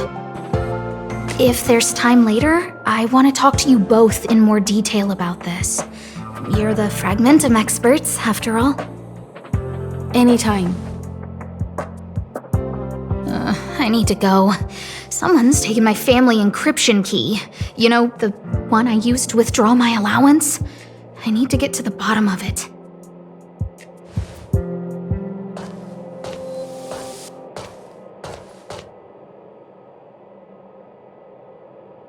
That might be the whistleblower's so-called evidence. Looks like you don't have much time to lose. And you are? Rumors? More like a formal complaint. So, you're here about the lead researcher's corruption. Anything for a good story, huh? I don't get it. You people live your lives for gossip. Wouldn't it be better to apply that drive to your research? Madame Herta would be delighted to see everyone working so hard. What encryption key? Have you been reading too many novels? You think there's some hidden heir on this space station with keys to the family coffers? Less fantasizing, more researching. Got it? All right, you want the scoop? Fine. I backed it all up anyway. Here, take it. And let it be known that I, Richard Know-It-All, do not spread rumors. This is the receipt. See the title on this purchase order? That's what I call substantive evidence. Of course it is. If I had any doubt, I'd have kept it quiet. I picked it up a few days ago when I was collecting a package. I saw a few receipts requiring the lead researcher's signature. The security department's head honcho, Arlan, he left pretty quickly when he saw him. We all know he's on her side anyway. So I had a peek, and whoa, she's buying equipment for the space station under her own name. I've got her now. Jeez, do I really have to break it down for you? The space station has its own financial procedures. As long as the purchase is for the space station, no matter how big or small, it has to go through the organizational account using the station's allocated funds. The payer here is her private account. She's totally embezzling station funds for herself. I'm so disappointed, so hurt. Looks like a sweet enough girl, but not only did she fail to repay Madame Herta for promoting her, she even stooped to this. I was so angry I was shaking. I broke out in a cold sweat. That amount of money? Herself? Who do you think she is? Fleming's daughter? Anyway, now you know everything, so leave me alone. I still need to write a report about this for Madame Herta. Seems like it's all just a scare. But it's easy to make rumors and hard to dispel them. I better let Asta know.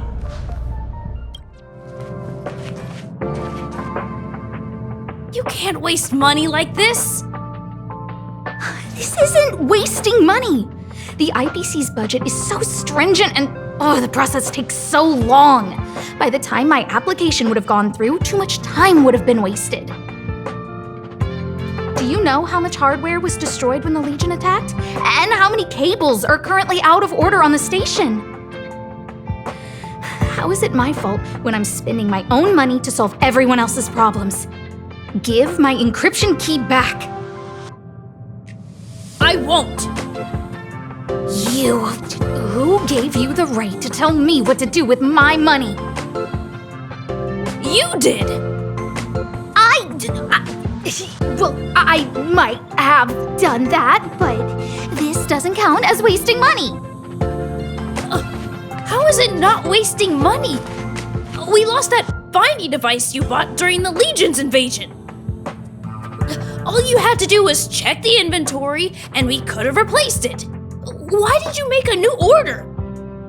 And that Star Knot fleet from the last time? I did make an order, but it didn't go through. I was just trying to improve security measures to make sure attacks like this don't happen again. If the money wasn't spent, then it doesn't count. Anyway, are you here for something?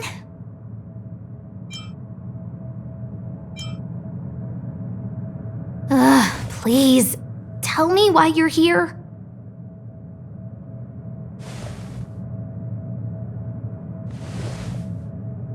So, you think Richard was the one who stole my encryption key. So, he was the one who started the rumors. Huh. That fits. It feels like she's not surprised. I'll deal with that immediately. Please don't worry, Miss Asta. Go. Wait! Leave the encryption key here. That's a separate issue. We'll talk about the encryption key later. How can you... The thief has stolen parts again? How am I going to track down this crook? Oh, it's you! There have been a few unusual thefts in the dwelling over the past few days.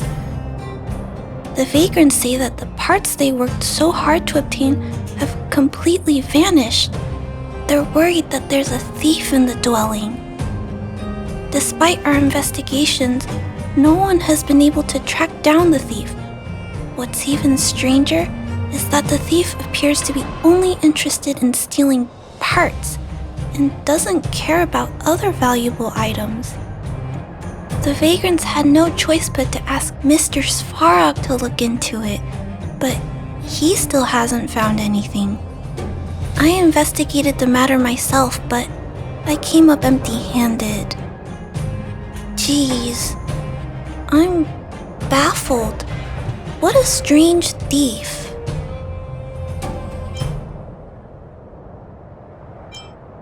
Are you also here to look into this case? Perhaps if we work together, we can uncover some clues that I missed.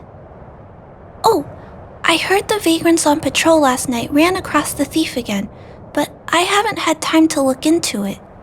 Should we go ask them? That sounds kind of weird. But actually, I think it's cool too. Now, let's get started. Sir, how are you? I heard you saw the thief who stole the parts last night. Can you tell us what happened? Who's there? Oh, Clara, it's you. I thought it was... You scared the living daylights out of me. I did see the thief last night, but who is this person next to you?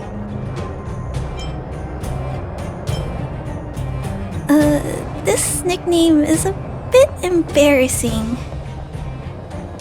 Detective? I see. You're here to help catch the thief, right? It's great that there are more people here to solve this case. Hold on, I'll explain what happened last night. Just let me gather my thoughts first. Okay, so, last night I was on patrol when I bumped into the thief stealing the parts. Then I just...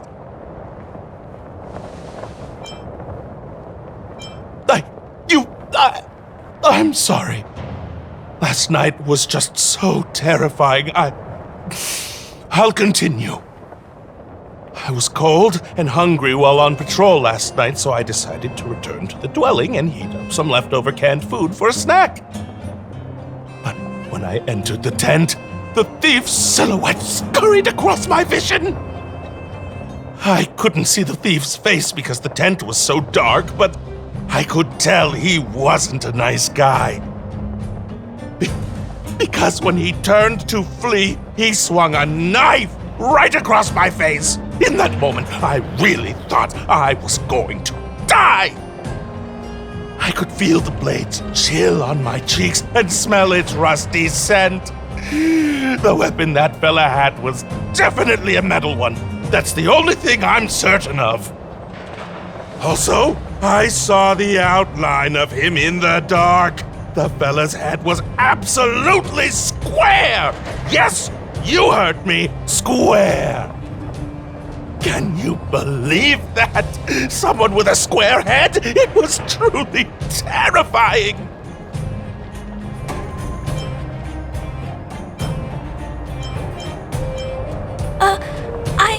I'm also terrified, but I still have to jot down the important clues. Sir, please take a deep breath. So, the thief was armed with a metal weapon and had a, square head, correct? Yes! That's correct! I'm struggling to make sense of these clues. Do you have any thoughts?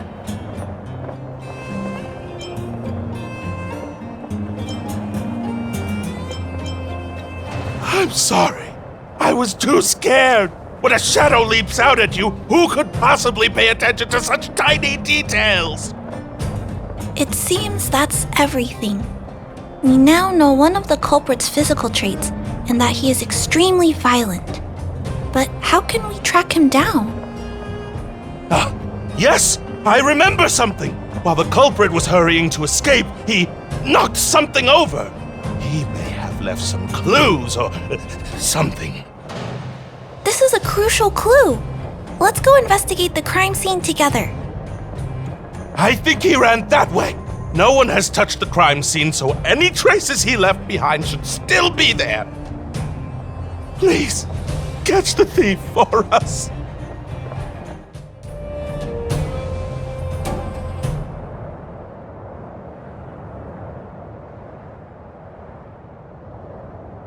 Take a look at these marks.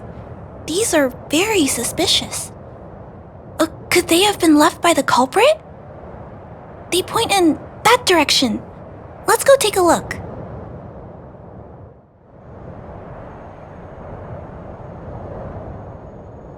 And look at these. How unusual. They don't appear to have been left by a human.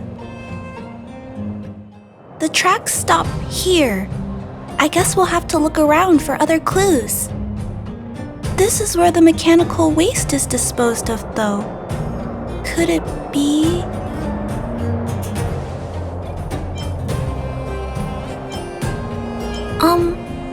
I don't think the culprit actually likes waste heaps. he probably uses them as a hiding spot. Oh, maybe he hid the stolen parts here too. Let's split up. Wait, what's that noise? It's a tiny robot? Is it searching for something? But I don't remember Mr. Svarog issuing an order like this recently. It looks like it's carrying the vagrant's missing parts. And those tracks and metal scratches we noticed earlier.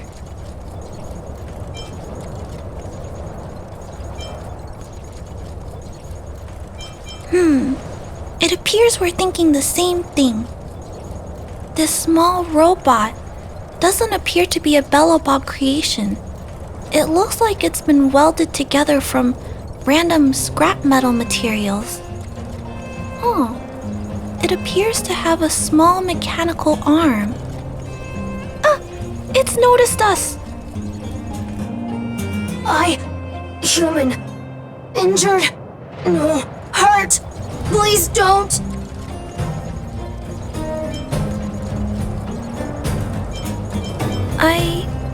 I don't understand what it's saying, but it doesn't appear to be trying to flee or attack us. It appears to be trying to say something. Human, please, don't hurt. Is it trying to say, please don't hurt me, humans? Human. Parts. Rivet. Need. Repair. Need. Town. Parts. Need. Hurt. Don't. It appears to have a malfunction, but I think I can understand it. It seems that it needs these parts, and it's begging us not to hurt it. I've never seen a robot with this kind of malfunction before. What happened to it?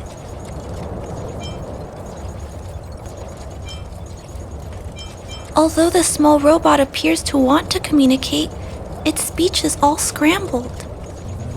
Perhaps there's an issue with its language module. This little guy probably can't understand what we're saying either. Run.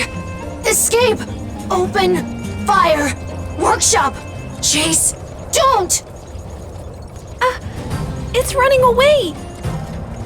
No, we can't let it escape. It still has the vagrant's parts. What should we do? We gotta stop it. But please don't be too rough on it. I'll figure out a way to repair it later.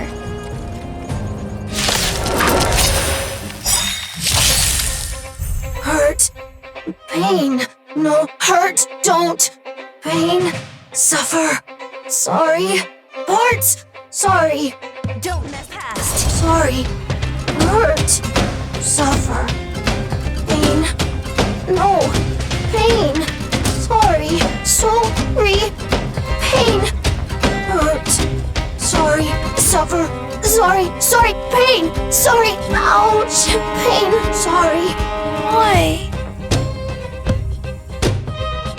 Sorry. Pain. Suffer. Sorry. It seems to have stopped working.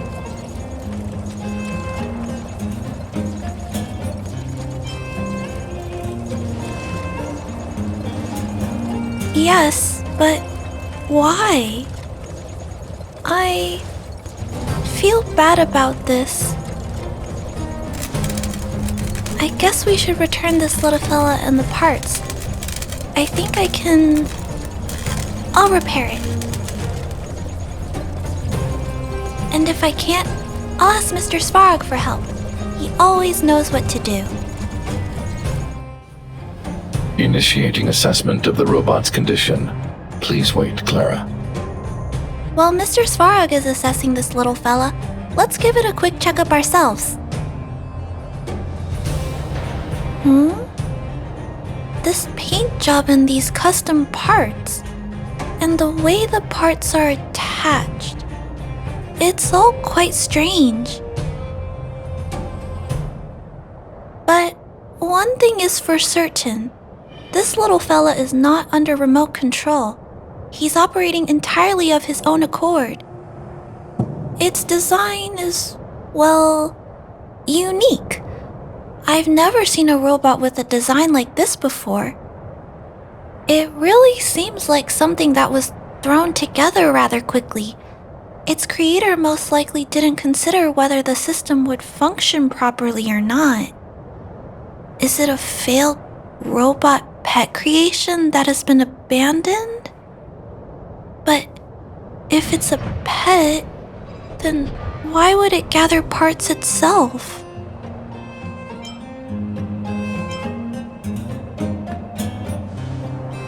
I've heard that some vagrants in the dwelling keep the little robots they find as pets. Some vagrants also make modifications to their pets, which they call pet upgrades. Pets like that are pretty rare, but some of the folks who have them have formed a small community to share ideas. Some are interested in nurturing robots. Others force them into battle. If my memory serves me right, the parts this little fella stole were originally designed for that kind of pet upgrade.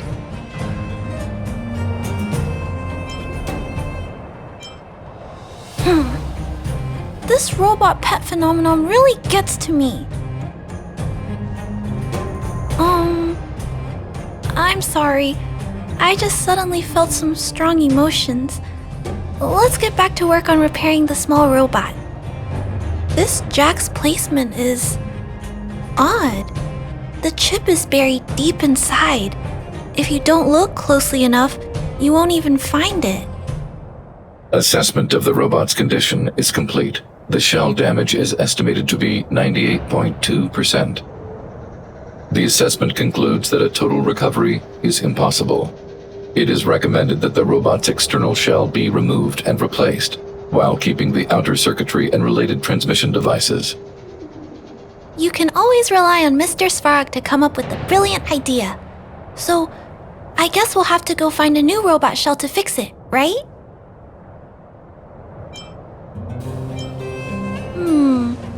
I'm not sure if anyone sells this kind of thing.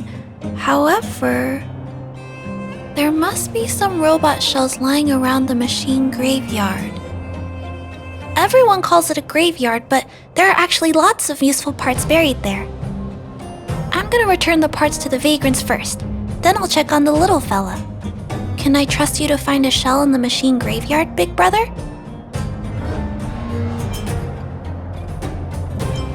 Really? You could have what it takes to be a prospector. Then, I'll entrust this task to you, big brother.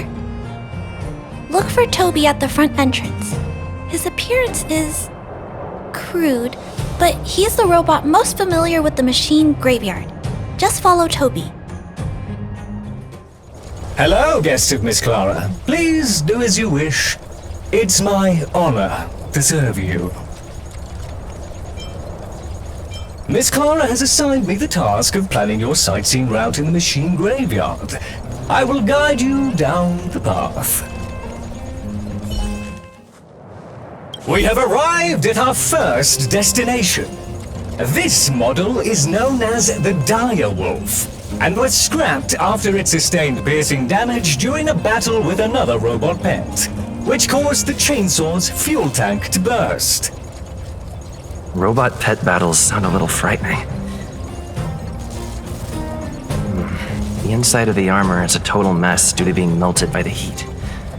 Unfortunately, it appears to be useless. We are on our way to the second destination. Please take a seat, buckle up, and hold tight. We have arrived at our second destination. This module is called the Beetle, which is the same as mine. This machine was scrapped because it accelerated erratically for 7.1 kilometers after it incorrectly interpreted a command, causing the engine to catch fire and the core module to melt down. That is such an odd reason to be scrapped. However, The shell appears to be in good condition, so I'll bring it with me. Your trip has concluded. Please keep an eye out for vehicles approaching from the back or sides, as well as enemies and automatons. Clara, it's time for a break. You shouldn't repair machines when you have negative emotions. It's bad for your physical and mental health. Don't worry, Mr. Svarog. I'm fine. Oh, you're back already. How did it go? Did Toby help you find a shell? This shell... It doesn't appear to be the same design as this little fella's. But it shouldn't matter. The structures of these small robots are nearly identical. Thank you for bringing this to me. I finished extracting that chip from the small robot. Now, all that's left to do is move all this circuitry into the new shell.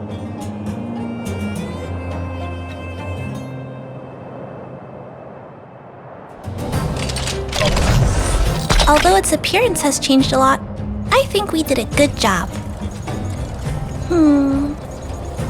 But what I just did, is it any different from those pet upgrades that the vagrants perform? Not compatible. Incompatible. It's making a strange sound. Incompatible. What's going on? Is it malfunctioning? Incompatible. Incompatible.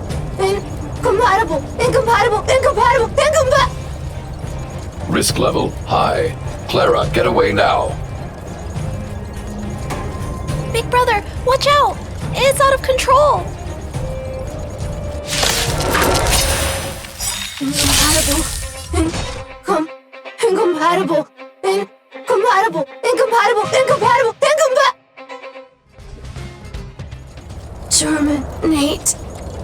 Terminate. Phew. That was close. Fortunately, Mr. Svarog and Big Brother acted fast. Why did the little fella... Was there a compatibility issue? Troubleshooting. Assessment. The system on the chip and the new hardware are incompatible, causing the robot to behave erratically. The current issue has been resolved. Risk level low. Alert lifted. It appears to have adjusted to its new shell after the battle. That's great! But I'd like to keep a closer eye on it for a while. Compatibility tests should take a few days. Hopefully, it'll be all back to normal by then. I'm also curious about where this little fella came from. Could you please come back later, Big Brother? I need to look into something. I may require your assistance. Thank you, Big Brother. I'll text you when this little fella is fixed. Mr. Svarog, I'd like to give this little fella a name. Any ideas for a good name? Accessing name database. Search results. Abby, Abigail, Ada, Addison. I should come back to Clara later.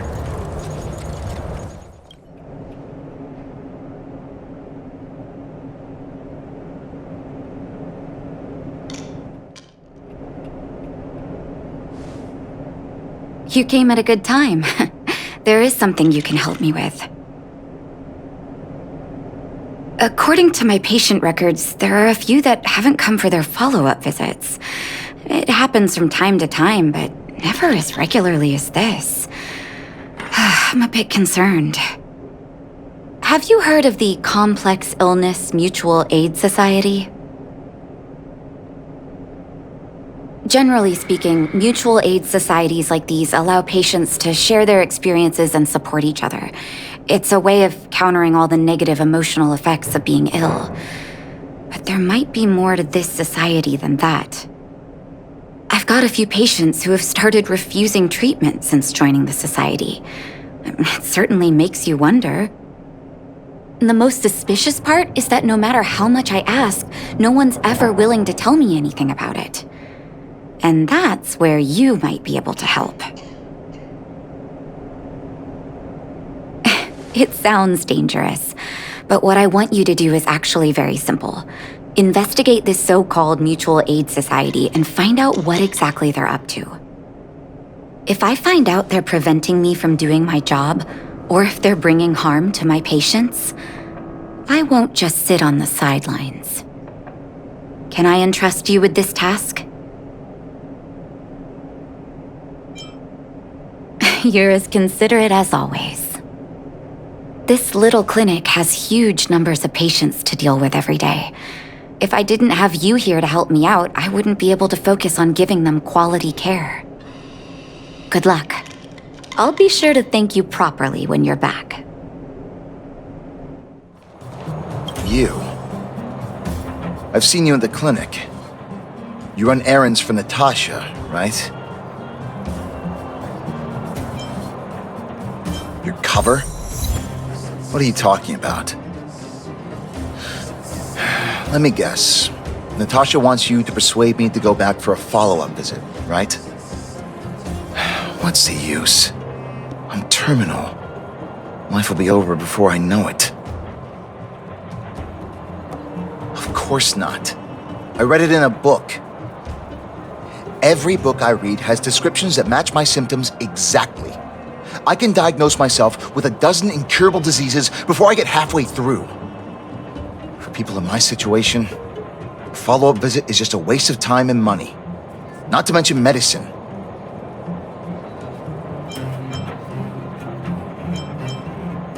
What else is there to say? Natasha was seeing me free of charge. She said I could keep a tab running for as long as I liked, then pay it back when I had the opportunity. I guess I'm too proud. Are you making fun of me? Have at it. You won't change my mind. Dr. Vash never charged me anything either. Natasha's great, but Vash was always my number one. Natasha's brother? They both used to practice medicine back in Rivertown. I heard he was a top student from the Overworld Medical Academy. Belobog's main hospital wanted him. I have no idea what convinced him to set up down here. A kind heart, maybe. What do you mean? Dr. Vash was a people's doctor. He handed out free medicine. He even followed up with detailed questions on how he felt. The underworld is always short on medical resources. They say that Dr. Vash made all his own medicine himself. You think I don't want to? I heard that he passed away. I should keep my voice down. Don't go telling anyone else about this next bit. I heard that Natasha had something to do with Dr. Vash's death. They say she was jealous that her brother had stolen her patients, so she...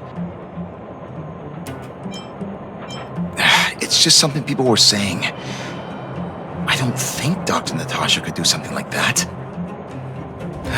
Forget I said anything. Since Dr. Natasha sent you over specially, I'll do her a favor. I'll go to the clinic for my follow-up a little later. Bye for now. What was that? Oh, you'll have to be louder. My ears aren't what they used to be. Oh, everything's muffled. Ah! A follow-up visit. Is that what you're asking about? Natasha's a wonderful girl. She always gives me a thorough checkup. But at this age, it's rather a lot to bear. Even if they could cure me, I'm sure I wouldn't be around for long. I don't want to waste anyone's time.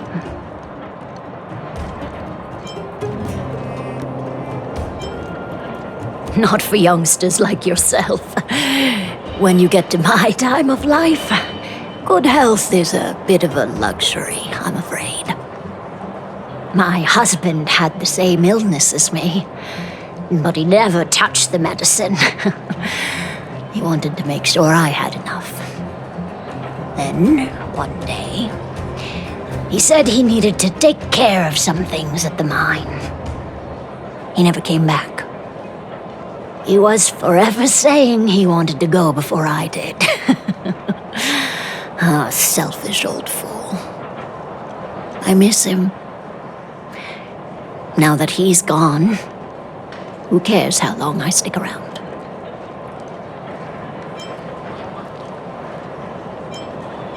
You're not wrong, I suppose.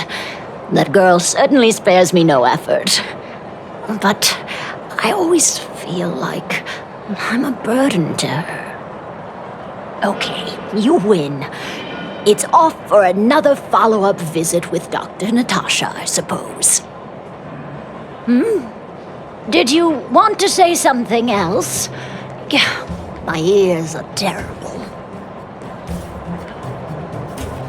Virtual who? All right, I heard you. Do you have to shout? No, I've never heard of any mutual aid society. Why haven't I gone for my follow-up visit?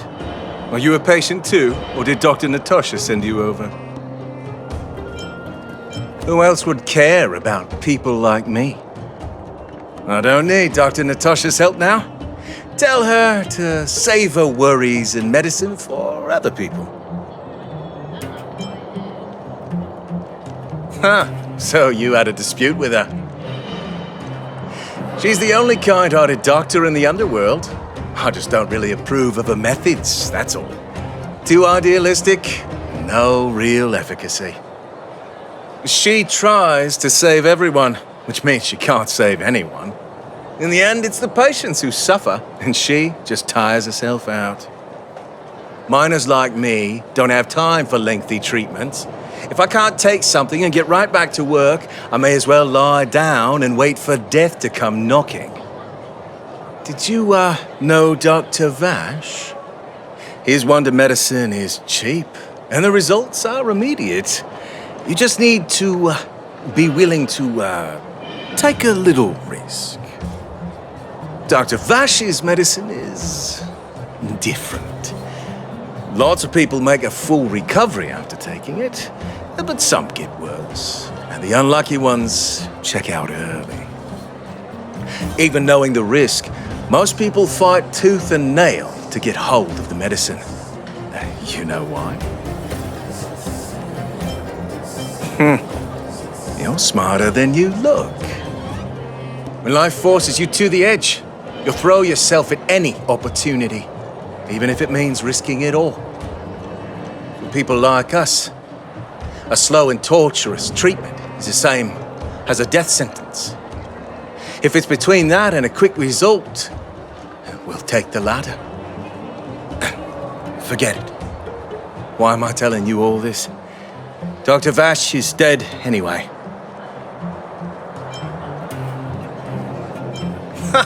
What? Now you're interested in the wonder medicine? Listen up. The Complex Illness Mutual Aid Society is still selling that medicine. I can tell you where they trade, but there's a rule. You must not tell any of this to Dr. Natasha, you hear? If you break the rule, you'll face the consequences. Here, take this. It's the address. A final warning. Do not reveal this information to Natasha. I know where to find the wonder medicine. What should I do next? That patient didn't want me to tell Natasha about this. Should I listen to him? Hey, where do you think you're going? Medicine? Oh, you mean Dr. Vash's wonder medicine, right? You're the same as everyone else that comes through here. If you want medicine, you don't need to go any further. You talk to me. And we only take cash. This ain't a charity.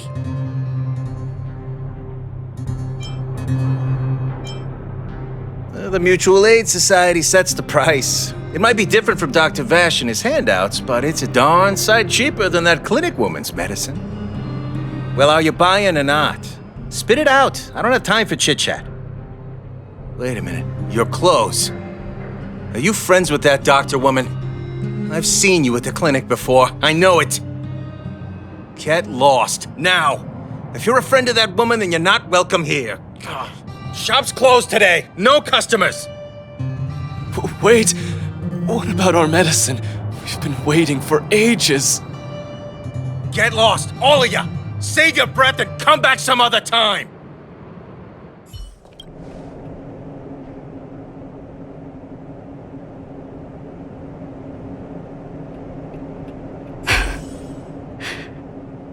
So the Mutual Aid Society found Vash's research results, and now they're selling this so-called wonder medicine to patients? Any organization doing something like this is interested in more than just mutual aid.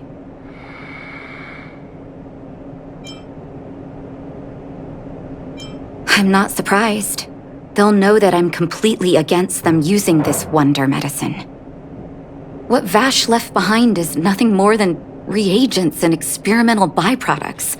The word medicine doesn't apply here. I warned the patients countless times, but seems like they had their heads in the sand all along. No wonder they kept the Mutual Aid Society a secret from me. I'm guessing the patients you met weren't exactly singing my praises, which is why you tracked the dealer down and made inquiries first. I don't blame you. After everything you heard, I'm grateful you came back to find me. Your trust is important to me. If you're curious about Vash's wonder medicine, you should ask some of the patients in the clinic. See what they have to say about the effects. Some people say that Dr. Vash was a saint who came from the overworld to help those in need. I don't buy it. People's doctor, that's just what people who've bought into the myth like to say. Vash used to distribute free medicine all the time, but he couldn't have cared less about the people taking the medicine. The hard truth is that we were just his test subjects. It didn't matter if the medicine worked or not.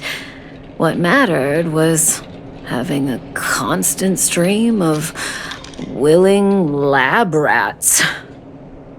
Of course, I can't control what anyone else thinks. That's just how I see it. The medicine Vash left behind? That stuff... Can you even call it medicine?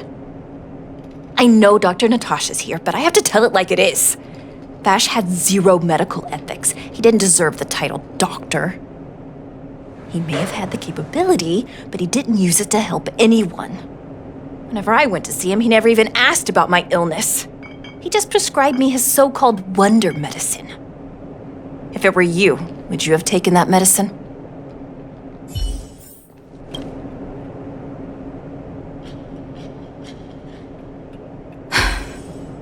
I still haven't worked out how to convey it to you. The issues surrounding Vash. My relationship with him. The things he's done in the underworld. It's a long story. I'm guessing you've heard a lot of different opinions on Vash. What do you make of him?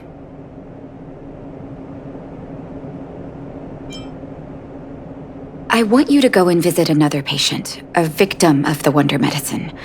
I want you to see the real consequences of abusing that medicine. Once you've understood her situation, come back and tell me what you think. After that, I want to ask for your help again. Who are you?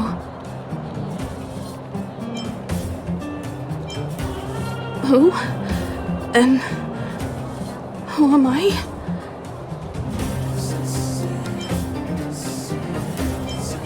Where's my husband?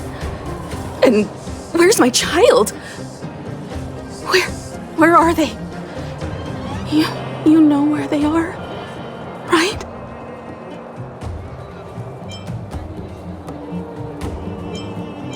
don't know. They don't know. Nobody knows. Where? Where did they go? Come over here, child.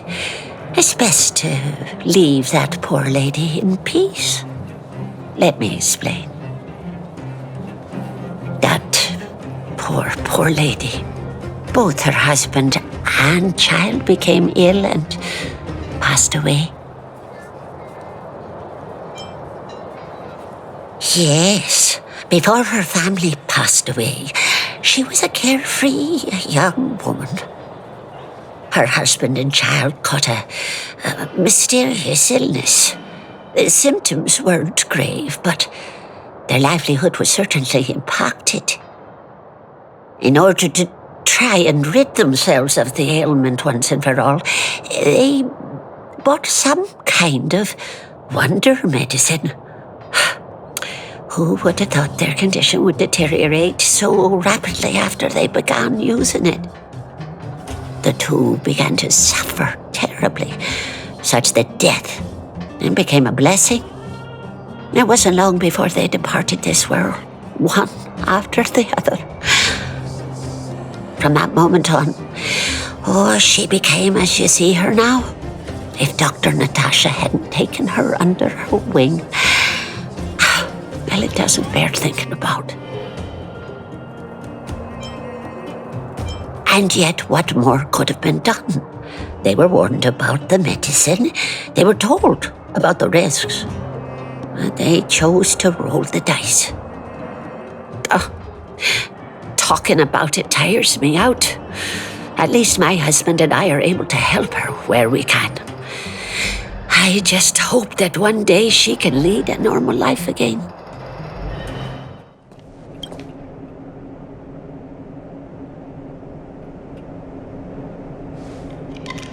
Did you speak to her?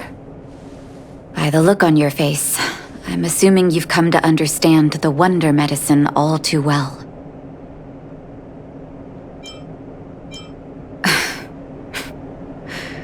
Yeah. Be it VASH or the Mutual Aid Society, forces like that can take full advantage of the typical underworld state of mind. Let me tell you a story. There was once a brilliant overworld doctor with unmatched pharmaceutical skill. The doctor was set on developing a medicine that would steel the human body against the cold. He named his research project Blizzard Immunity. But his research met with obstruction time and time again, the biggest factor being a lack of test subjects. Tampering with the human immune system carries huge risk, and nobody in the overworld was willing to submit themselves to such experiments. As such, the doctor got in touch with his sister in the underworld, claiming that he wanted to support the medical effort below ground. Naturally, his sister was overjoyed. After all, as far as medicine was concerned, her brother had always been the standard she'd strive to attain. She brought her brother underground and entrusted him with her clinic and laboratory. I think you know what comes next. Issuing free medicine to the needy was just Vash's way of conducting experiments on his test subjects. On some level, his reagents were able to alleviate the patient's suffering, but nothing more. They would forget their pain for a while and neglect their regular treatment plans. The result? Patients with mild illness would attribute their recovery to the so-called wonder medicine, while patients with serious illness would quickly deteriorate, and sometimes die.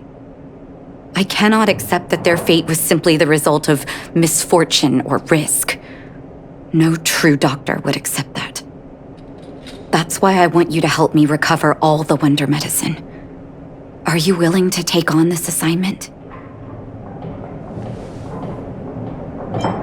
Thank you.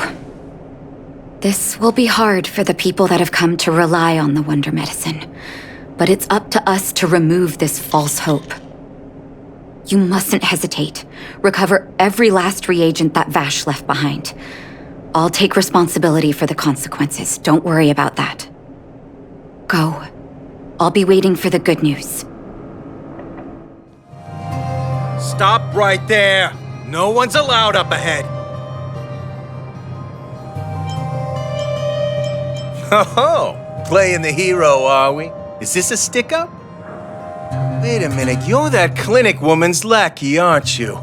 Did you think the Mutual Aid Society didn't have its own intel? She's after our medicine and sent you here to smash the place, right? Men, look lively and send this idiot packing already!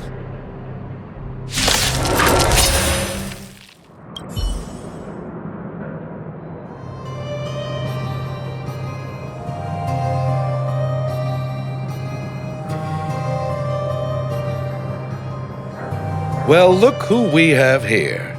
Your reputation precedes you, outsider. I didn't take you for a bandit and a thief. You listen here. I'm the president of the Complex Illness Mutual Aid Society. The medicine we hold here is lifeblood for many of our members. Are you sure you want to deprive them of that? Those poor patients. Along comes a life-saving wonder medicine only to be snatched away by a shameless bandit like you. The underworld is full of sickness. What would happen if we left it all to that clinic to treat? My Mutual Aid Society has relieved that doctor of patients at the end of the road. Shouldn't she be thanking me?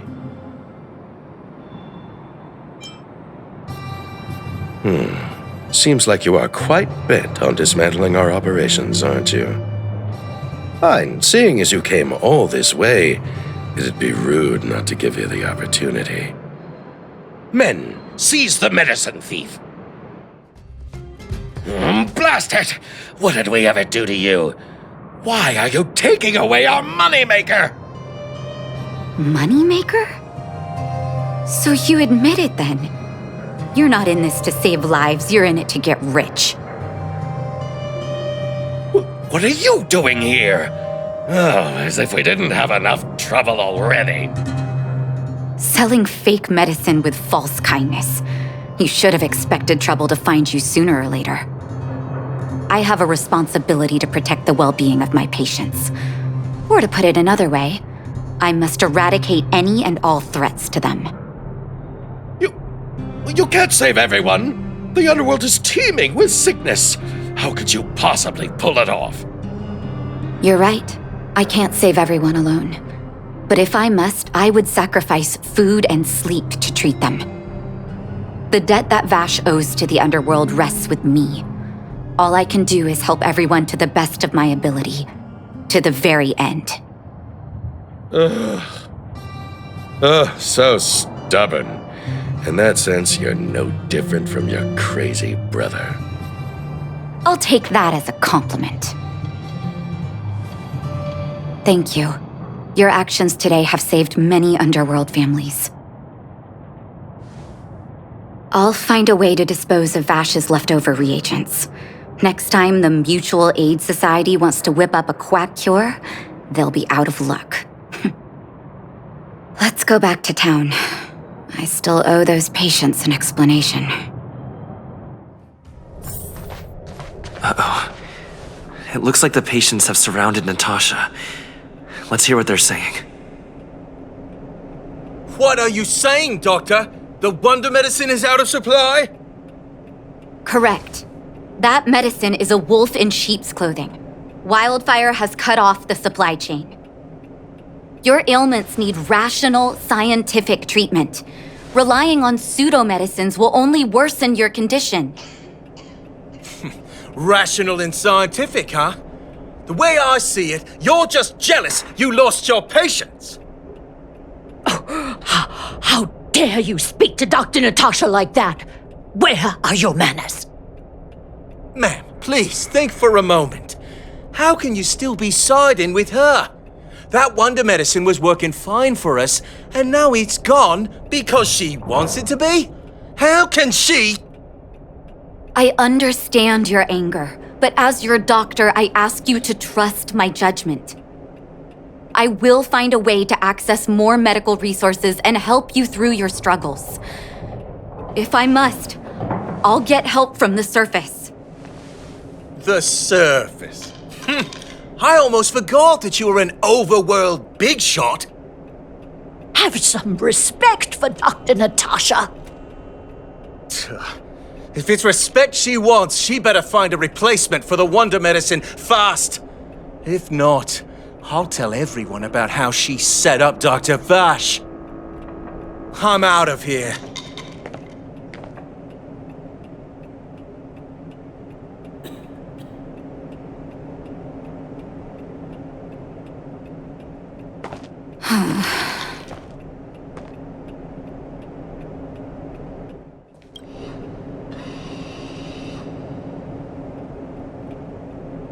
Oh, you're here. I apologize. That must have made for uncomfortable viewing. Don't let your emotions get the better of you. If I were in his shoes, I might well have had the same reaction. Now I need to focus on treating the patients and dispelling their doubts. Let's leave it for now. I'll feel a lot better once I've gotten rid of this mess that Vash left us. Now's as good a time as any to tell you Vash's whole story. If there's anything you want to know, don't hesitate to ask. No, but I used to think we were so close that we may as well have been. I actually grew up in the orphanage. It wasn't until I was adopted by an overworld family that life changed for me. My adoptive mother always saw me as her own flesh and blood, and Vash loved me like a sister. That is, while we were still young.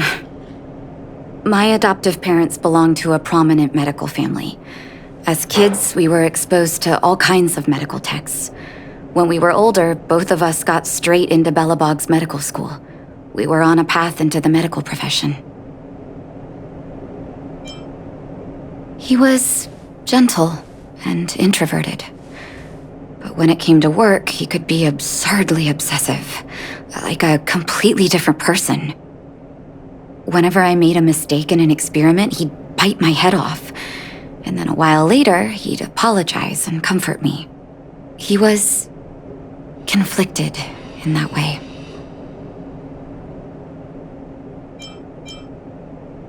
I didn't know he had leftover reagents in Rivet Town. I was shocked when you told me. If you fail to make a clean break with the past creeps up on you.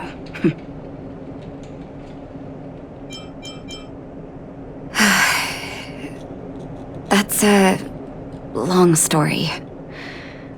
Ever since he was little, Vash had always wanted to develop a medicine called blizzard immunity. He saw the human body's vulnerability to cold as a disease, and wanted to cure it so that humanity could survive the eternal freeze. If he succeeded, people would be able to leave Belobog and rebuild their homes in the snow plains. I do admire his vision and perseverance, even though blizzard immunity always seemed unachievable to me. I knew his research in the overworld wasn't going well. I used to write to him and ask him to come down and stay with the kids in the orphanage for a while. I thought it might help take his mind off his research. But I was too young to know what long-term frustration could do to a person. It changed him in a terrible way. During his stay in the underworld, he met patients affected by fragmentum corrosion with mild symptoms. Compared with non-patients, their bodies reacted differently to hot and cold. And that fascinated Vash. He began to simulate mild fragmentum corrosion, thinking that it could lead to breakthroughs in developing blizzard immunity. Those reagents of his aren't cure-alls for critical illness. That doesn't exist. Vash made the reagents to mitigate the suffering of his patients in the short term. A convenient way for him to observe changes in his test subjects. But behind my back, he had been doling out the reagents to residents who were kept in the dark. When it finally struck me that something was wrong, his terrible research had already turned him into a madman.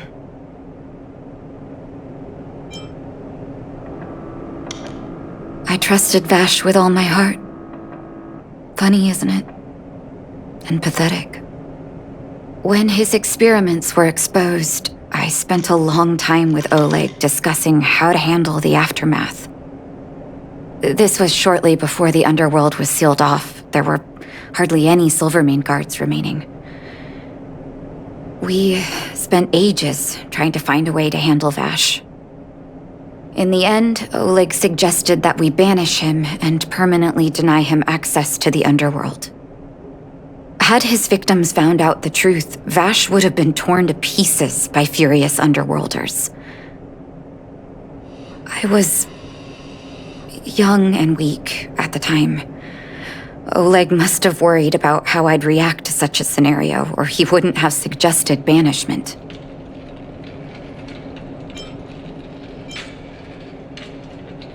I hope so. The day I learned the truth was the day I no longer recognized my brother. Oleg and I took Vash to the overworld. He made his final request to us, to take him outside the city to the snow plains he'd always wanted to conquer. His figure gradually disappeared into the snow curtain. I've been telling myself that Vash is dead ever since. Forgive me. I'm not good at telling stories. Vash was a terrible brother and a worse doctor. That's all you need to know. Let's call it a day. Thank you for cleaning up the mess my brother left behind. Here, for your trouble. Oh, you're here already. Sorry to keep you waiting. Madame Yukong is expecting you. Are you not coming? I've brought the Madame Helmmaster up to speed. It's over to you now. Yes, madam. Report the losses to General Jing Yuan and find someone from the Divination Commission. I can't just stand there watching while we deal with this mess. Greetings, guests from the Astral Express. Ting Yun has informed me of the purpose of your visit. Receiving guests isn't normally one of my responsibilities. But since you know about the Stellaron and have stated that you want to help the Lawfu, I thought I should at least meet you in person and politely decline your proposal.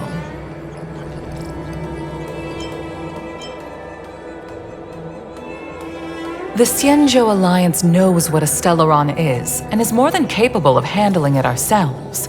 We have been around for over 8,000 years and weathered countless dangers and crises. While the situation is serious, we have more than enough resources to spare. Outsider help is not needed on this occasion. You are guests from afar. There is no reason for this matter to concern you. Am I making myself clear?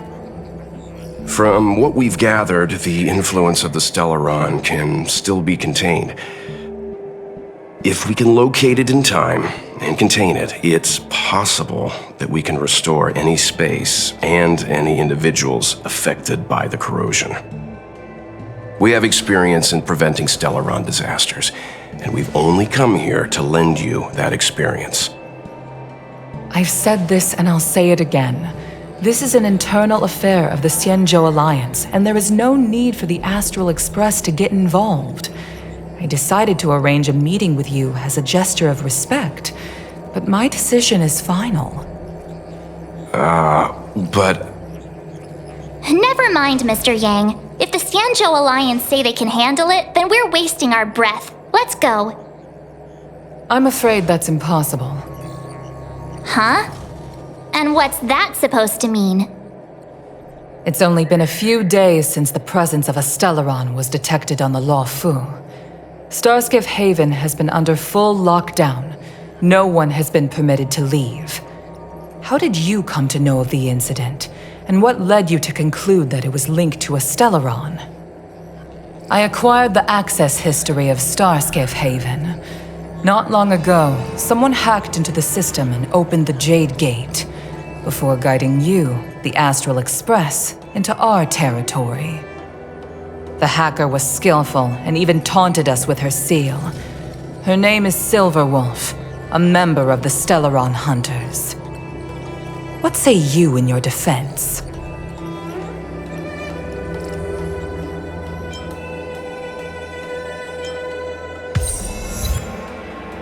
You are forbidden from leaving the Skyfaring Commission until the aforementioned questions have been investigated. Don't be too harsh, Yukong. If this gets out, the whole galaxy will think the Alliance has forgotten how to treat our guests.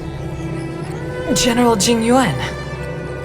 It's very unlikely that the Express has joined forces with the Stellaron Hunters. They are mortal enemies, after all. Apologies for interrupting your meeting.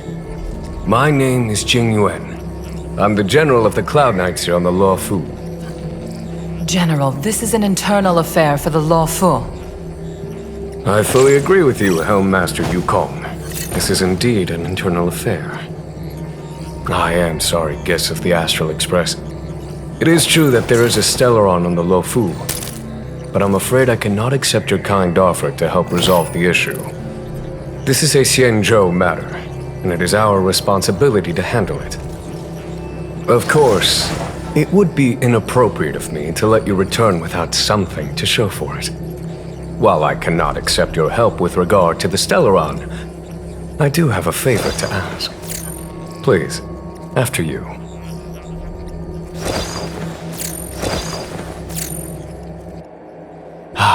The Astral Express. I must confess that the train's reputation precedes it, such that it is often close to my thoughts. How delightful to come face to face with its passengers.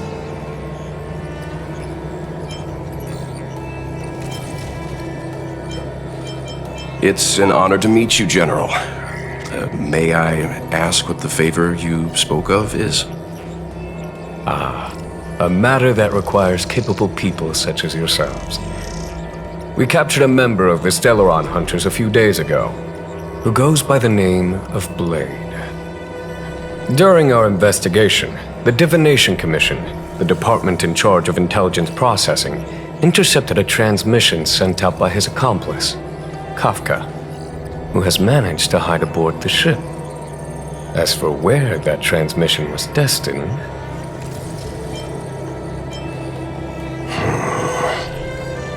I have some knowledge of your relationship with the Stellaron Hunters. The Divination Commission is convinced that you made an alliance with them. I say that's impossible. The crew of the Astral Express are honorable people whose valiant deeds are lauded across the universe. There must have been a misunderstanding. As such, I came to the conclusion that the communication must have been an attempt by the Stellaron Hunters to sow dissent between us. We can handle the Stellaron, but it will take time and will require the bulk of the Cloud Knights on the ship. It is this Kafka that concerns me. The longer she stays on the ship, the bigger the threat she will pose. Since the Stellaron Hunters lured you to our ship, we shall move with the current. You are hereby authorized to do as you deem fit on the Law-Fu, with the goal of bringing Kafka out of the shadows and under our control. Doing so would clear the misunderstanding between us, reveal the true intentions of the Stellaron Hunters, and help us understand their connection to the Stellaron Burst. What say you, my astral guests? What do you think?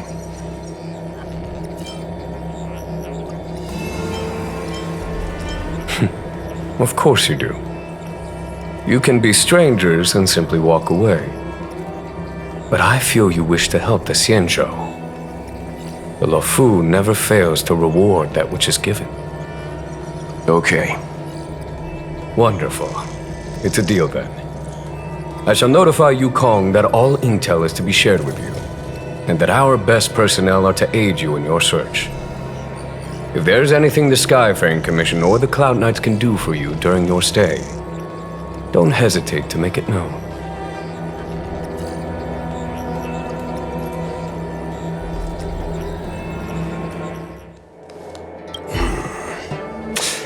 I think we only scratched the surface of this General Jing Yuan.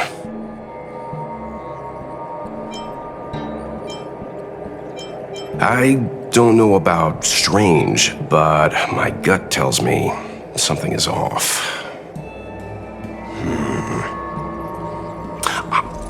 That's it. A minor detail, but curious. He avoided talking about Blade. Since the Cloud Knights have already captured a Stellaron hunter, why not use him to get to Kafka? Why rely on us? The Xianzhou is reluctant to involve outsiders in the Stellaron disaster, so why is it so keen on letting us capture a Stellaron hunter?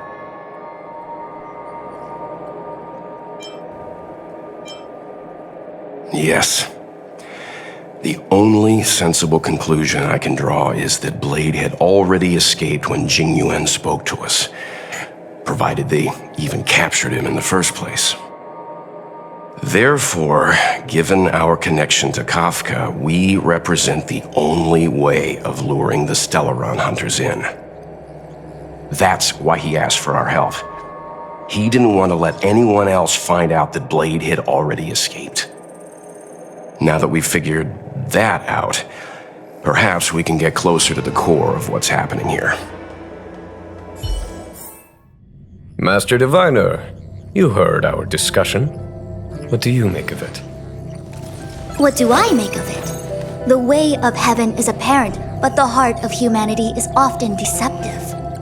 Are you asking me to divine their true intentions? That won't be necessary. The crew has nothing to do with the incident, of that I am almost certain. It isn't their intentions that trouble me. All I want is for them to lure out the one we're after. Wasn't that my idea, General? Indeed. Your counsel has always been a great help to me. You may use your discretion on the matters ahead of us. Why don't you retire early and I use my discretion full time? It is still too soon, unfortunately. If something goes wrong, you'll need a general to take the blame. How could I simply walk away and put you at such risk? If you'd brought me that blade earlier, none of this would have been necessary. Wait, what are you up to exactly? Yingyuan, did you let him escape on purpose? Me? I had no idea he might escape. Unlike you, my gaze never travels beyond the horizon. I take full responsibility. The Cloud Knights failed in their duty. I can understand. There's a lot to take care of on the Xianzhou. You were bound to miss something. Thank goodness I'm here. On that note, perhaps it's about time you finally nominate me as your successor when the 6 charioteers next convene. Yes. I have to go now. I'll leave this in your overwhelmingly capable hands, Fu Shen. There are 3 things in the world that I can't seem to rid myself of. The troubles of the Xianzhou, the papers on my desk, and the weeds in my garden. General, Diviner Fu wants the General's position for herself. Everyone knows that. She is very capable, but her intellect is burdened by a quick temper.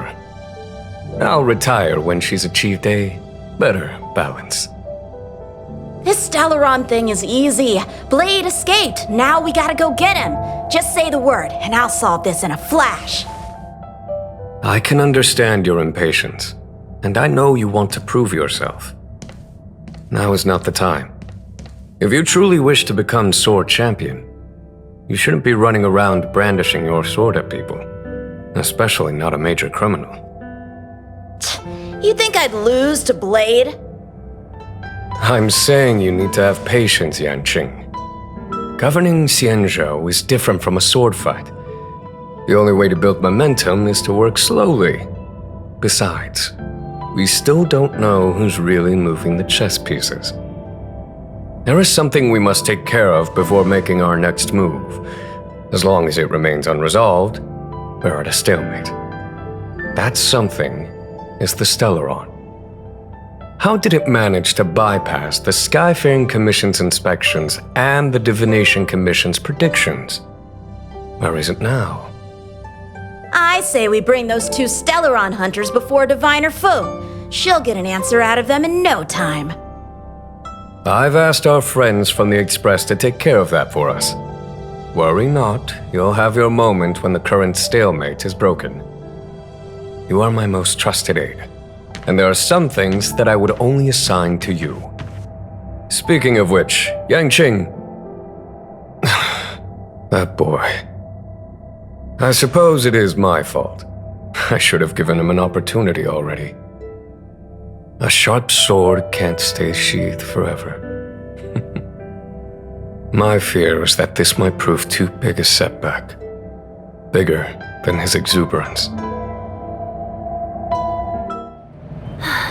Madame Yukong has asked me to look after you. Seems like we were destined to be in each other's company. The Skyfaring Commission has reserved rooms for you at the Petrichor Inn. When you finish your business here, how about some tea together? No. Though I'd appreciate it if you mentioned to Madame Yukong that you got a warm reception from me when you next see her. Better to be busy than idle, I suppose.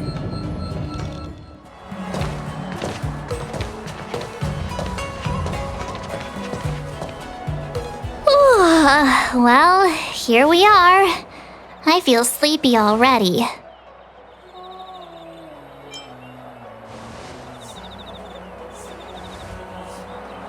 Hey, that's not fair. My eyes are peeled this time. I'll make a run for it the second things go wrong. Jokes aside, did you see Madame Yukong frown at us? I thought her guards were about to jump out of nowhere and throw us in jail. I'd rather deal with monsters than these big shots. I mean, not that Madame Yukong doesn't have her merits. Don't worry, my lips are sealed. But as her subordinate, I have to say that it's Madame Yukong's duty to keep her guard up. The Law Fu is facing a crisis, and as head of the Skyfaring Commission, she is responsible for the security of the Xianzhou's customs and borders. She's actually a very reasonable old girl in private.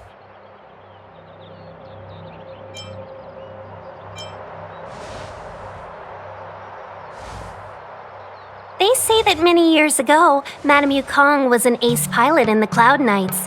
She was a work hard, play harder type, known for her hot temper and incredible skill. Eventually, she became the head of the entire commission, which required her to learn patience and adopt a meticulous approach to her work. In any case, Madame Yukong instructed me to reserve the best rooms at the inn and have all your expenses covered. She wants to extend the full courtesy of the Xianzhou so that all of you enjoy your stay to the fullest. She specifically mentioned that if you wish to buy anything at the inn, be it food or otherwise, just let the innkeeper know. The commission will cover the cost.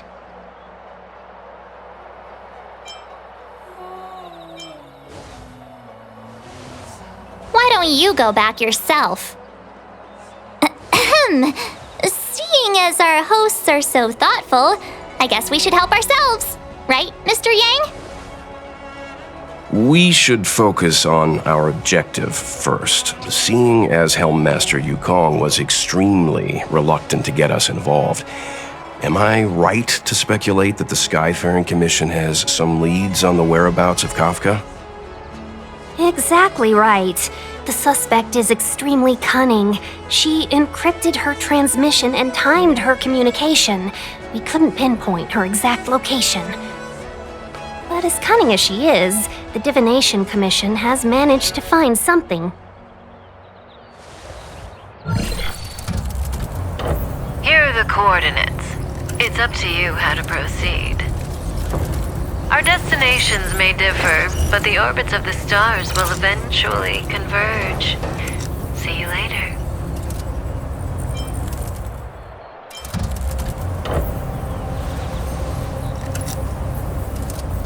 Precisely. That's the sound of a device. Which means what exactly? This is a starship. There are all kinds of devices making weird noises. Miss March, to the untrained ear, these noises may sound the same, but for the craftsmen of the Artisanship Commission, every machine has a different pitch and melody. The General sent for craftsmen, and they concluded that the sound came from the shipyard facilities in Stargazer Navalia. Now, get some rest and prepare yourselves for the operation ahead. I look forward to seeing you in action. Let's take advantage of the rest. It won't be easy to track down Kafka the Stellaron Hunter. Oh, let's let the Express know how we're doing. More importantly, let's see how Don Hung's doing. Ask him what he's up to. Then tell him we're having loads of fun.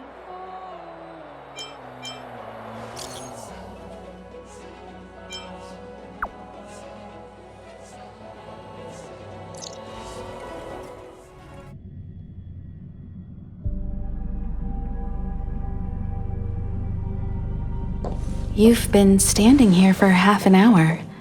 It's rare to see you like this. Are you worried about those two? Welt is with them. They should be fine. Himiko, did you keep a copy of the Stellaron Hunter's transmission? Can I have a look? Sure. Not to mention, 45 system hours ago, a Stellaron burst occurred on the Lafu. An unexpected calamity, don't you think? What exactly are you Stellaron hunters trying to do? The Xianzhou Alliance aren't us. They won't give you time to explain. Once you draw the attention of the hunt, you become their prey. The Alliance will hunt you to the end of the universe. Stop speaking in riddles, Kafka. Say what you have to say. It's simple.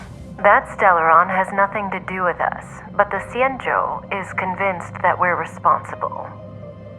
Stop!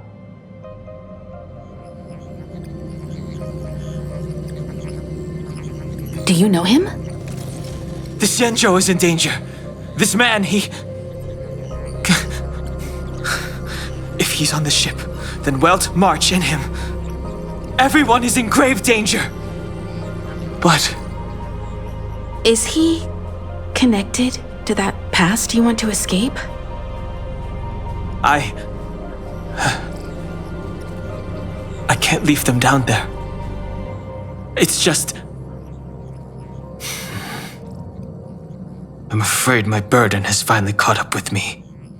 And that everyone is about to be drawn in.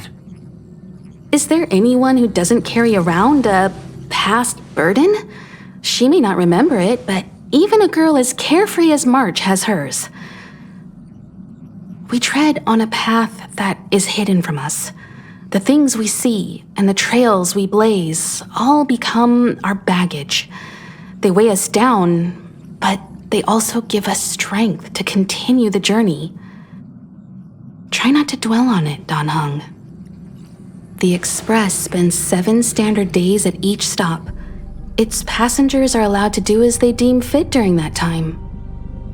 Pom-Pom and I are more than capable of looking after the Express. If there's something you've got to do, Do it now. Better than regretting it further down the line.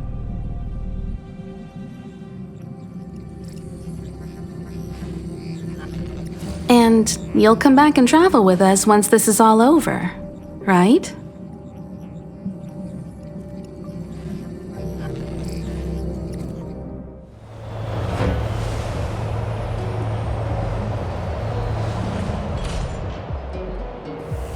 Stay where you are!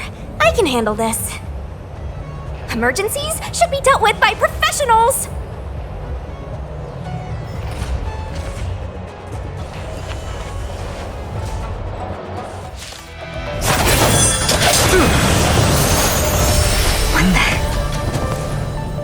With you two risking your lives for me, could I really stay where I am?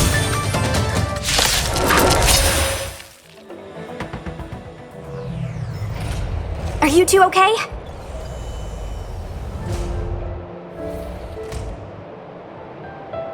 Good. I'm Sushang of the Cloud Knights. I was just transferred here from the Yaoqing. I did tell you to let me handle it. I don't have eyes in the back of my head. What if I accidentally hit you? Forgive me, miss, but you were too busy being hit yourself. It's a good thing I joined the fray. I was protecting you more like. It's a Cloud Knight's job to protect others. And this area is under martial law. I'm escorting all civilians to safety. Follow me. That was some impressive Cloud Knight spearmanship. Which unit are you from?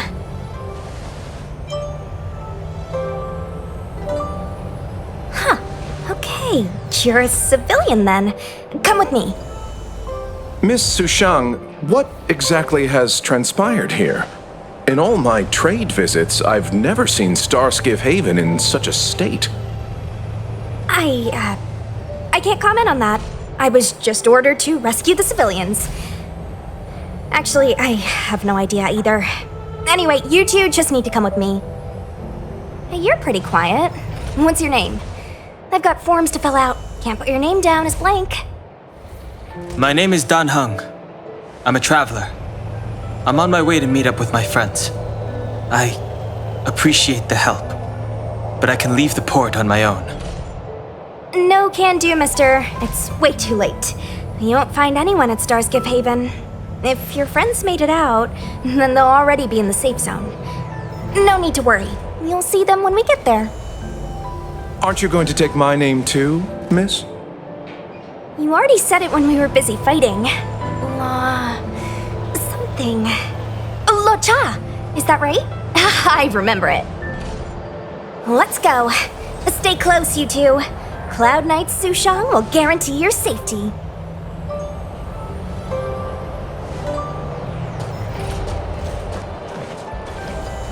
Oh, and one more thing. I need you to write your names down later. I don't know too many characters. I might make a mistake. Message not sent? Why not? Long-range communication technology is still improving. Perhaps the presence of the Stellaron is affecting signal transmission. Doesn't seem like it. Everything else is working fine. See? In that case, it looks like someone wants to make things difficult for us.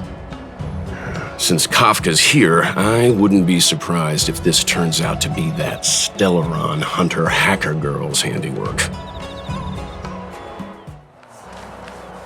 Oh, you've arrived.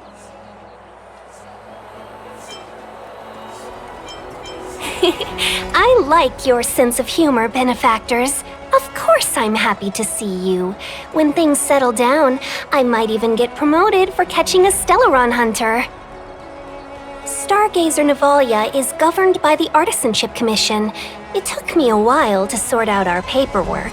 I got a sense of the situation on my way back. Just like at Cloudford, Stargazer Navalia's Meridian Pin has malfunctioned. The checkpoint there is abandoned, and the garrison is scrambling to locate the Stellaron. With monsters wreaking havoc and the Knights scattered, Stargazer Navalia has become a perfect place for the suspect to hide out. So we've got a bunch of monsters to deal with, an IPC most wanted Stellaron hunter to catch, and we have to do all that on our own without reinforcements? Fair enough. This isn't our first rodeo. I was just making small talk. Never mind the details. I wouldn't say you're entirely on your own. When you're ready, let's get going. Shall we, my benefactors?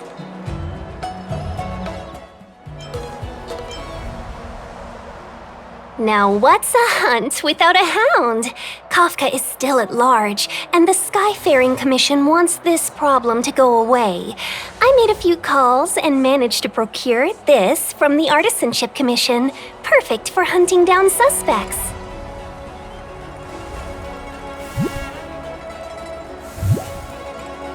Aww, he's so cute!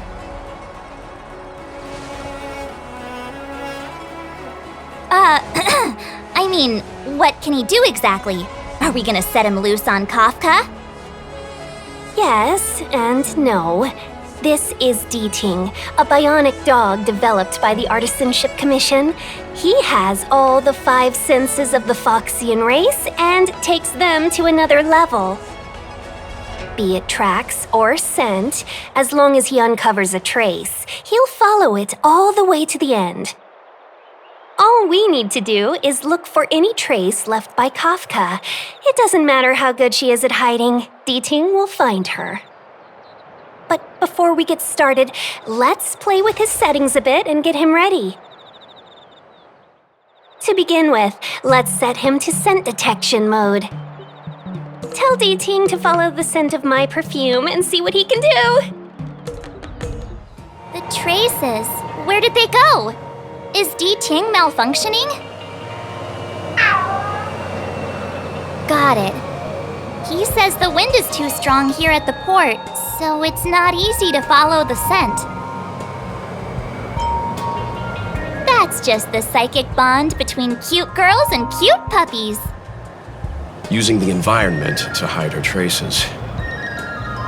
Our girl from the Skyfaring Commission sure knows how to put up a challenge. Let's look around and see if we can find any other clues. Or we could ask around? Look how busy this place is. Someone must have seen Miss Ting-Yoon. That's not cheating, right? We're just collecting intel.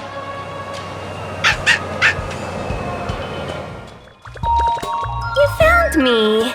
D-Ting's quite handy when it comes to tracking, isn't he? If you pick up traces of Kafka in Stargazer Navalia, just switch him on. Don't let her escape. Who'd have thought that Stargazer Navalia might become so quiet? Long were the nights when the clangor of hammers rose to meet the stars. People used to write poems about the shipwrights here. The Law Fu relies on the starskiffs produced here to transport people and goods. Now that work in the shipyard has stopped, our internal transport and outbound flights might also grind to a halt. Of course, the silver lining is I don't have to go on as many trips anymore. You don't seem to worry too much about the Xianzhou, Miss Ting-Yoon. I wouldn't say that. A good businesswoman doesn't wear her heart on her sleeve. Besides, the Alliance has weathered plenty of challenges. We can handle this situation. Just to warn you, if we do run into Kafka, you'll have to do the fighting benefactors. I'd love to help, but there's very little I can do except cheer you on from the sidelines.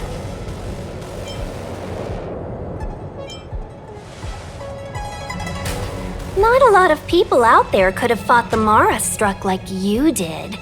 I'm only a civil servant. I can't imagine what Kafka would do to me if I were caught in the fray. We Foxians don't live as long as the Xianzhou locals, but I still want to enjoy the 100-odd years I've got left. You'd do the same in my shoes, wouldn't you? Besides, the Madam Helmmaster simply asked me to assist you in navigating around Starskiff Haven. It's no different to any other diplomatic mission or delegate reception. I was never much of a fighter, and I'm not one for risking my life either. Getting DTing into your hands is already beyond the realm of my job description. I'll definitely be putting in a few words next time we meet Yukong. Understood. We won't put you out of your comfort zone, Miss Tingyun. When we run into Kafka, we'll do the fighting, and the capturing, for that matter. Thank you for showing us the way. Shards of a Cloud Knight's weapon.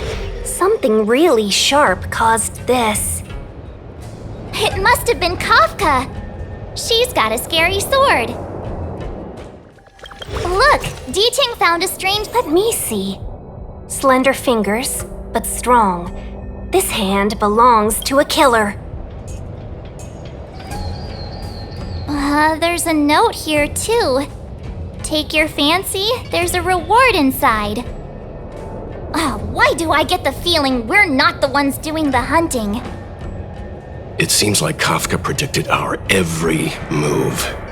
Stay alert, all of you. We could be walking into a trap. What's this? It looks like clay. Mr. Yang, any idea? I think it might be shipbuilding material left over from the assembly line, though I can't tell exactly what the substance is. I don't think it's connected to Kafka. Is that a grenade? What's that on the side? It's lipstick. A small something for the lost. She's clearly taunting us. What's this? A jade seal used by the shipwrights. It opens various passages.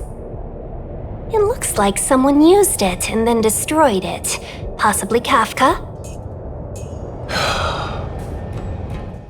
I think we've rounded up all our suspicious clues.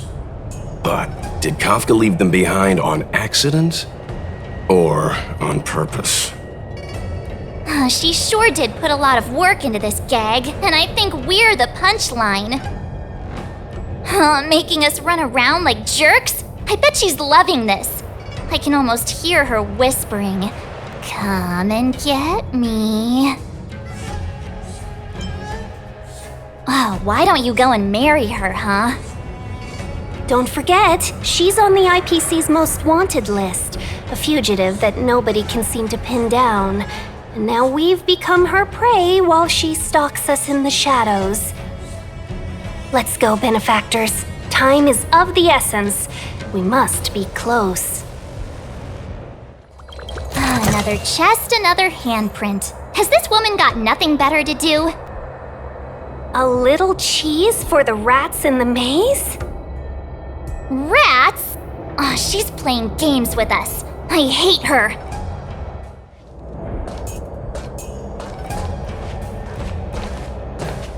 The scent. Where did it go? When the trace of the hunted disappears, the hunter better think twice. It might mean the tables have turned. Kafka! These Cloud Knights aren't Mara struck. What did you do to them? Just a little persuasion to get them to listen to me. But you know all about that already, don't you?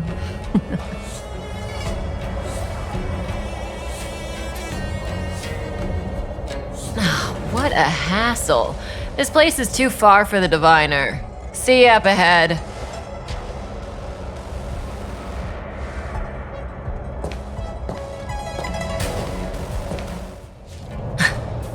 So close and yet so far. You'll have to pick up the pace.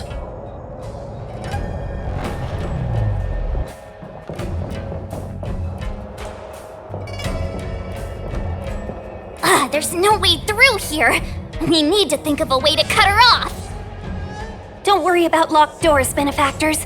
We can use the conveyor belts. Welcome, Astral Expressors. Looks like you caught me.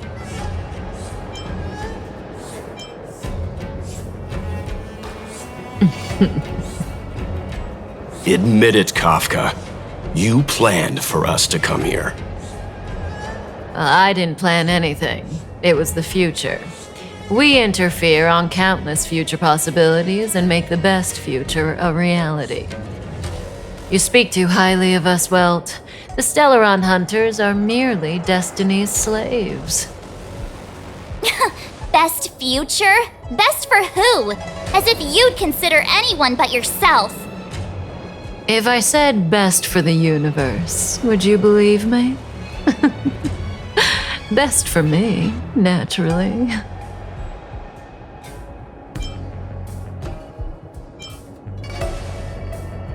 We're taking you to see the General of the Law Fu.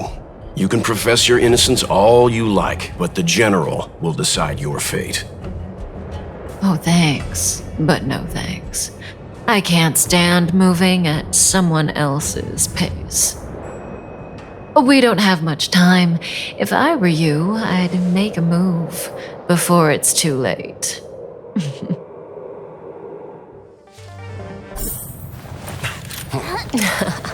Finally.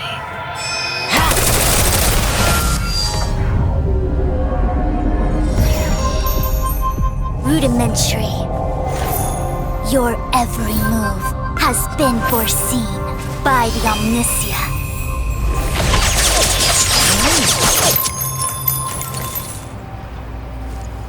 Fushun, Divination Commission. I'll be taking the criminal from here. Greetings, crew of the Astral Express. This is our first encounter. Though given that I have encountered you in foresight, perhaps I should say the second. I am Fushun, Master Diviner at the Divination Commission and one of the 6 charioteers. Far-flung friends ought to be received with fine wine. But alas, the heavens, earth, and body are not aligned for such an occasion. You'll allow for a postponement of the usual formalities, I trust? We should begin with the matter at hand. What the actual heck is she saying?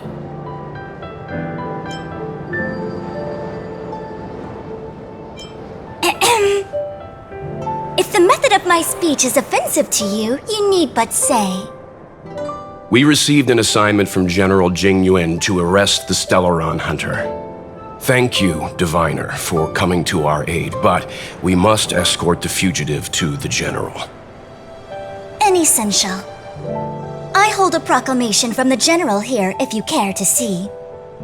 Upon detaining the Stellaron hunter, questioning and all further arrangements are to be undertaken by the Divination Commission. Did the General just spare us a walk with Kafka? I knew he was a good guy. Understood. However, the General promised that all intel would be shared with us. We have a right to know anything that Kafka divulges. Oh? That guy. Can I go one day without him throwing me under the... We won't make things any more complicated than they need to be. We just want to listen in on the questioning. Very well. Urgency demands fluidity. The 3 of you shall accompany me to the Divination Commission. Can't we do the questioning here? The Stellaron hunters are slippery. What if she makes a break for it?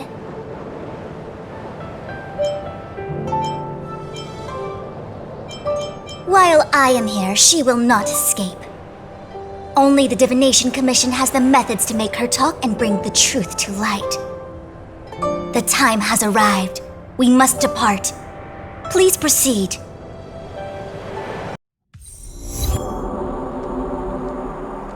Let's disembark here, benefactors.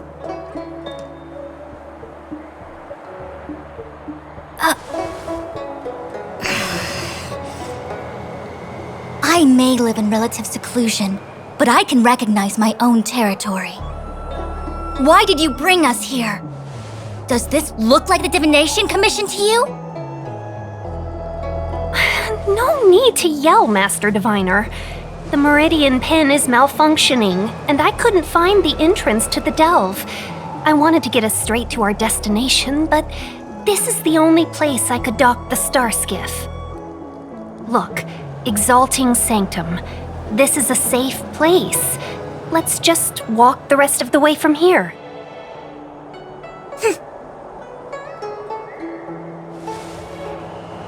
Our hexagrammatic position is fluctuating between the marsh and water trigrams. The vessel is stranded and the way is blocked. I heard the Xianzhou can tell your fortune. Is that how they do it? Anyone can count on their fingers.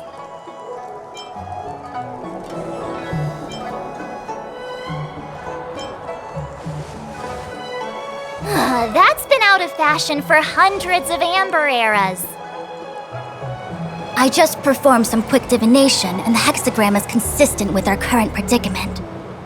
The Starskiff cannot take us to the Divination Commission today. Alas, without me in charge to handle the Stellaron crisis, I dare not even imagine the kind of mess the Commission must be in.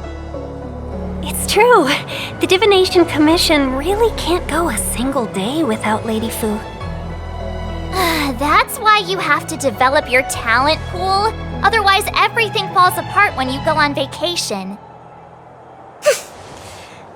Since you are clearly ignorant of the Commission's internal affairs, I shall absolve you of your ridiculous remarks.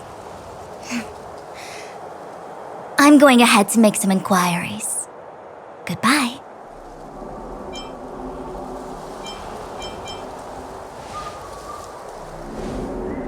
You really are enthusiastic. No wonder Jing Yuan told me to give you errands. You might not want to hear this, but your general gave us his word. We have to be present when you question Kafka. You think too little of me. My word is my bond. I will stick to my promise even if this delve collapses. That's very unlikely, by the way. To have this prisoner speak, the Commission must resort to unconventional means, the nature of which is confidential and cannot be disclosed. Forgive me. But I can assure you that the questioning will not begin until you arrive, even if that means wasting precious time. I have appointed someone to wait for you in front of Exalting Sanctum Plaza. Once we've consolidated our internal affairs, you will be brought into the Divination Commission. Please be patient. Okay. We trust you.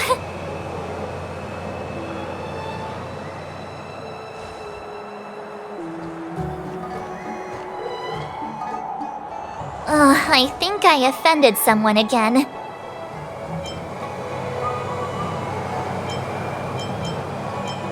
Don't start.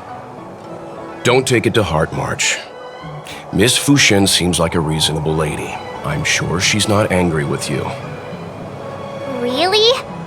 I thought she was pretty icy.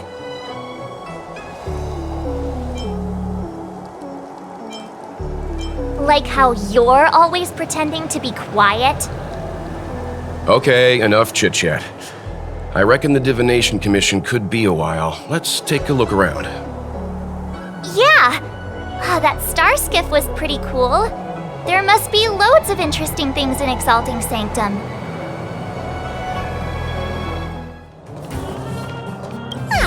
Honorary member of the Moles, listen up. Thank you for helping Hook find the detector. But now, Hook needs to ask you another favor.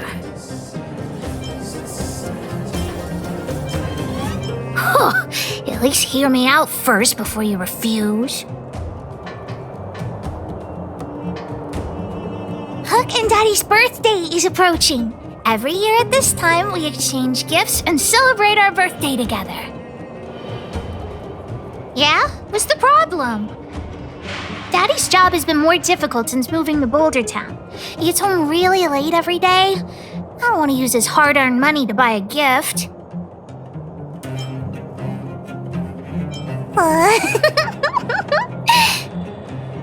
Hey, are you patronizing me? Actually, I still have some valuable treasure of my own in Rivet Town. It's a shame I left it there. If I go bring it back and sell it for a decent price, I can buy a gift for Daddy without begging anyone for money. Oh, what nonsense! This is an order from the boss of the moles! An order! And I'm still a kid! You wouldn't let me go inside the Fragmentum by myself, would you? Then it's settled! Let's meet in Rivet Town. I'll be waiting for you in a safe spot. You're not allowed to not come. What took you so long? Hook's been waiting here for ages. Well, it wasn't actually that long. As long as you're here now, it's fine. I got some good news and some bad news. Which do you want to hear first? I told the rest of the moles about the plan, and Julian asked me to get some treasure for him. If we don't help him, he'll tell the old witch where we've gone. The good news is that he's willing to contribute to our adventure. Look, he gave me this gardening shovel.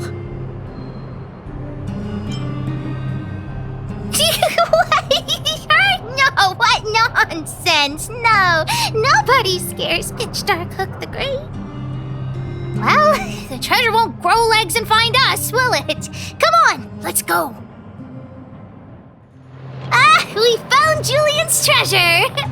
No, not the key. These glass marbles. Oh, look at all the different colors. Bet it wasn't easy collecting all these. What? You don't know? Have you never played marbles before? Oh, by the way, what does this key open? Oh, maybe Julian knows. What's that look on your face? Oh, I get it. You don't think this jar of glass marbles is worth anything, right? Let me tell you something. This jar of marbles means a lot to the moles. Julian used it to help the moles overcome a super huge crisis for which he was promoted to second in command. You're being a rude adult again. Believe me, I'm not exaggerating when I say that crisis was super huge. In the past, the kids in town were arch rivals to us at the orphanage. Us kids used to bully us, relying on the pocket money that their parents gave them. One time, they sent us a formal declaration of war, challenging the moles to a marbles competition. We were all well aware that we didn't stand a chance. We at the orphanage only had some old glass marbles we scavenged from the side of the road, which are no match for those rich kids' marbles. Nonetheless, Julian bravely accepted the challenge and triumphantly returned with a pile of colorful glass marbles he won. It was incredible.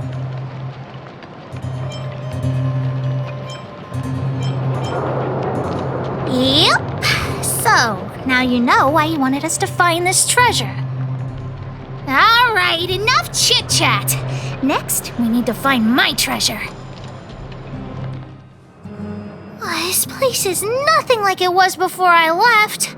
Boxes and minecarts are all over the street. What a mess. Oh, did someone move my treasure too? I used to keep it in the mining team's junk pile. Behind the corner, there were heaps of geomarrow and boxes. Hopefully it hasn't been taken.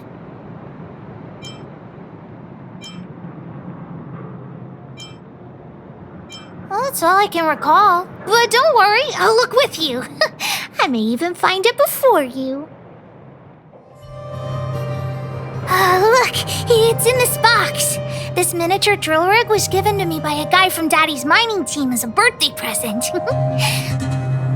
I'm going to turn it on. Whoosh!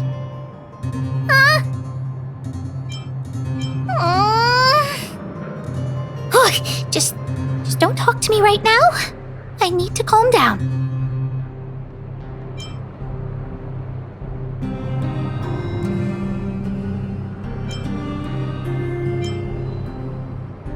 Honorary member, I wonder, how much do you think Julian's glass marbles would sell for? That's it? Guess I'll have to abandon my evil plan. That might work. But it'll be pretty expensive to fix, right? Not possible. Daddy said that guy went missing one day and he never saw him again. Maybe he went someplace far away. I have no idea when he'll come back, so that definitely won't work. Oh, wait a second! I hid another treasure at the orphanage! I don't want to sell it, but if I want to buy Daddy a gift, I don't have any other choice. Honorary member, please, please help me look for it. Just one more time. I promise this is the last time. Let's go. Why are there so many monsters here? I need to deal with them first. Wait, let me take a look at my notes. I marked the location where I stashed the treasure. It's a reward from the old witch. You'll know what it is after I dig it up. Go down the stairs on the left, then walk 10 paces forward. Turn right, walk another 15 paces, spin around 10 times, then keep walking forward. Oh no! I'm doomed! The second half of my notes are completely ruined!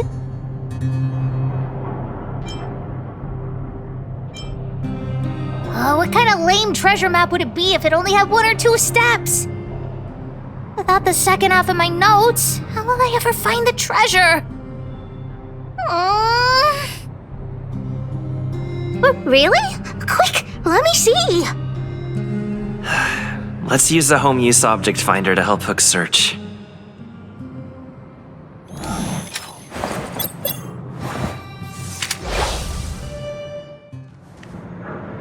What's this? Oh, looks like something is written on it. For Julian 50 years in the future. Whatever. Since we've already dug it up, let's open it. Really? Oh, the old witch did say that some things will emit a poisonous gas after being buried for a long time. Okay, forget it. Let's not open it. Here it is! My teddy bear! The old witch gave it to me as a gift. Yes! He's called Junjun. Whoa, Junjun. How did you get covered in dirt? And why do you have so many loose threads? If we don't get you cleaned up, no one will buy you. The old witch said that Junjun isn't just any old teddy bear. He'll be worth a lot of money once he's cleaned up. There's no other way. I haven't learned to sew yet. I'll have to ask the old witch for help. If she finds out I went somewhere I shouldn't have gone, Hook will get lectured all over again. But so what if the old witch yells at me? Hook still has to prepare the gift for Daddy. We found the treasure. Let's split. The monsters here give Hook goosebumps. Ooh, too scary. I'm warning you. Don't you dare tell the old witch about Hook's plan to sell the treasure. Hook? What are you...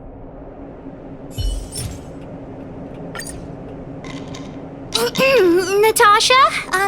Junjun's in bad shape. Can you help me fix him? I remember giving you Junjun. I haven't seen this fella in years. Where did you find him? The wind brought him back to me. Be honest with me, Hook. Big brother helped me find him in the Rivet Town orphanage. You had him take you to the Fragmentum just for this teddy bear? Hook, how many times have I told you? Natasha, please. Please help me fix Junjun. I'll clean the clinic for you for a whole month. You say that every time, and then... Great! See you soon! Big brother, I'll leave Junjun with you. What am I going to do with that girl? You shouldn't indulge her, outsider.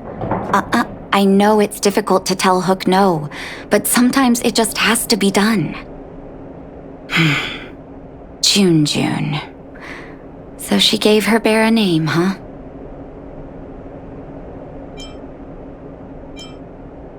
I've lost count of all the dolls I've made. To be honest, I wasn't expecting her to like this one so much. It was an award I used to give the kids in Rivet Town for good behavior.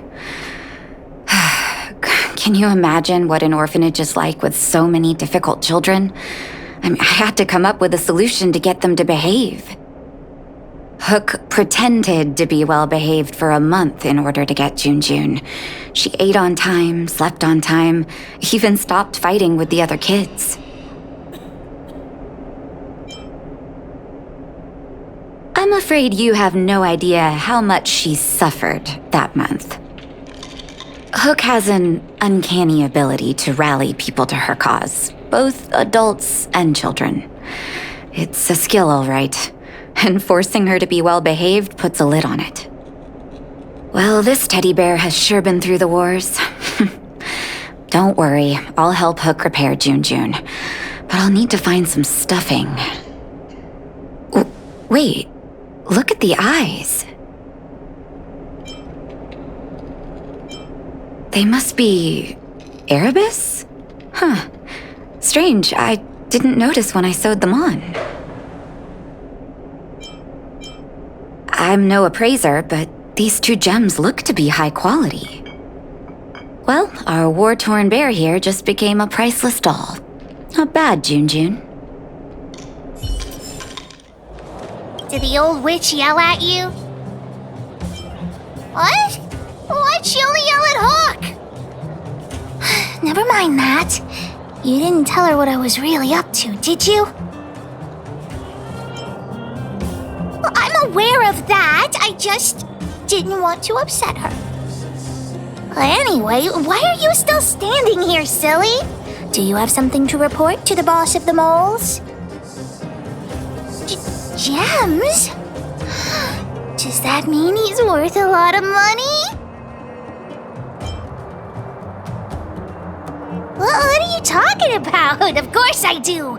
If the gems are expensive, Hook can buy a better birthday gift for Daddy. I don't want to keep June's eyes. If some kid gets a June with no eyes, they'll be sad, right? Anyhow, this is super useful intel. If you'd been with the moles a bit longer, I'd be promoting you to third in command right now. I'll need your help again after Natasha fixes June. Always be prepared to answer the call of Pitch Dark Hook the Great. Love at first sight, sold at first strike. The Wildfire used item auction is opening soon. If you are interested, head down to the Vagrant camp and get involved. Outsider! I remember you. Perhaps you're hoping to find some treasures at the auction too. We're not sticklers at this auction. You'll find everything from exotic Belobog rarities to tattered roadside socks. Well, after Wildfire got involved in the maintenance of the Vagrant camp, they saw there was a big resource distribution problem. People would rather keep a stockpile of useless objects than exchange them for useful resources. So we intend to hold a public auction. We'll allow folks to make the best use of the stuff they have by exchanging it for the stuff they need. It's mostly vagrants from the camp, but Boulder Town residents are welcome to join as well, of course. The more attendees we have, the more items there will be for trade, and the better we can meet the auction's goal. Buyers and sellers must all register their personal information. To ensure the quality of items, the sellers must also register details for each item. Then there's the standard auction procedure. The auctioneer presents the items, and the bidders place their bids on the spot. Pretty straightforward, don't you think?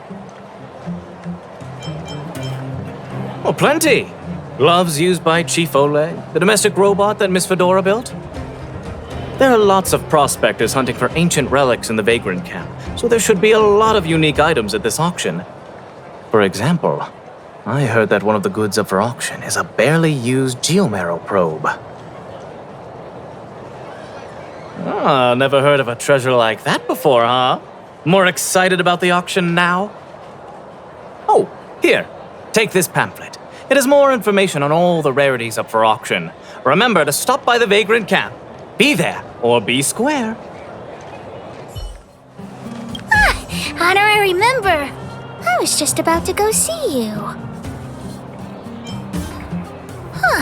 Well, it's so urgent. Spit it out.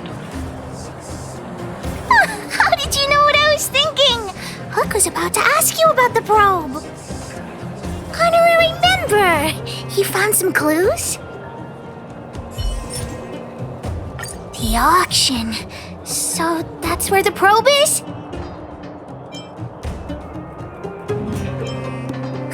Do you think Hook's stupid or something? At the auction, I can sell Junjun and buy a birthday gift for Daddy. Yeah! Junjun is still with the old witch. Let's go get him and then register for the auction.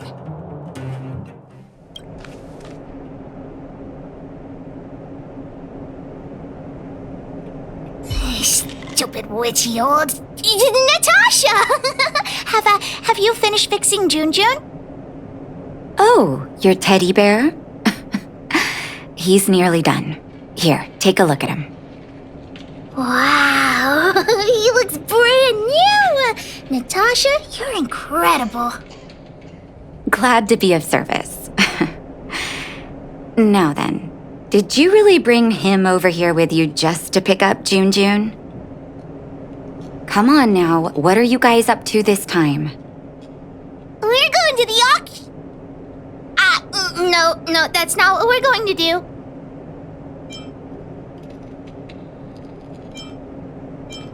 Hey, you big mouth. The auction? The one at the Vagrant camp? So you made me go through all this effort to repair Junjun just so you could sell him? Honorary member, think of something?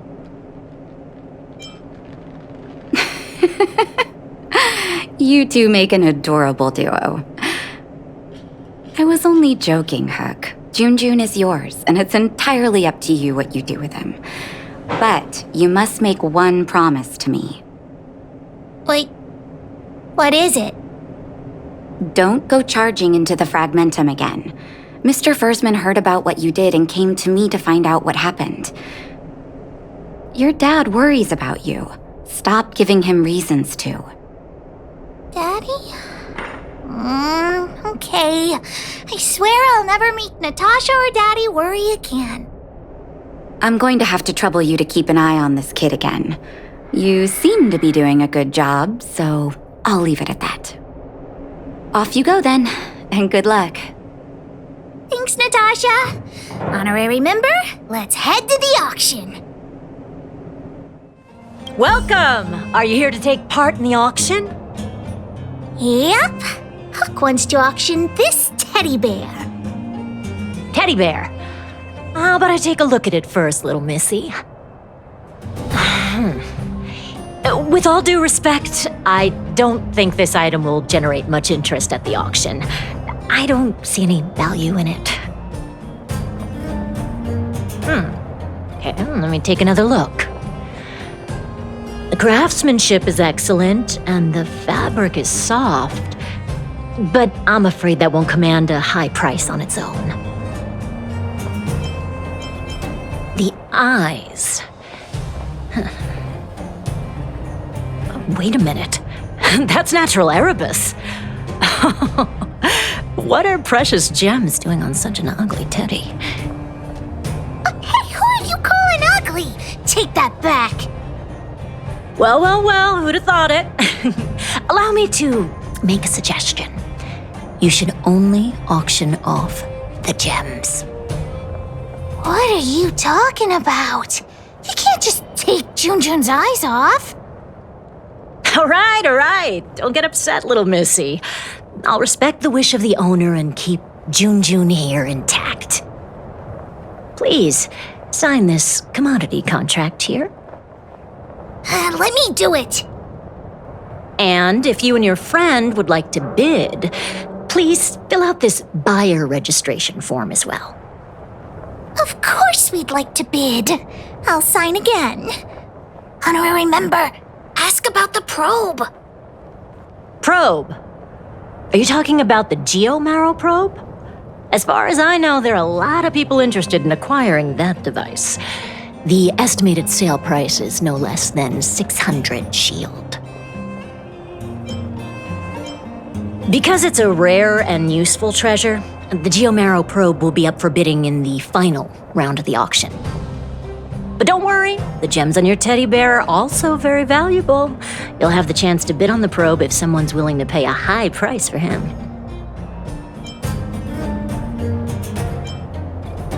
Oh, then we'll be counting on you.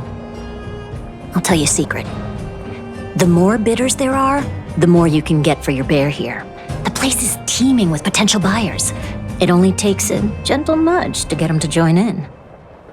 Hook doesn't get it. What are we supposed to do? I won't be much help then. Hook never deceives anyone. Let's ask around. Junjun's super cute. I'm sure there'll be loads of people interested in buying him.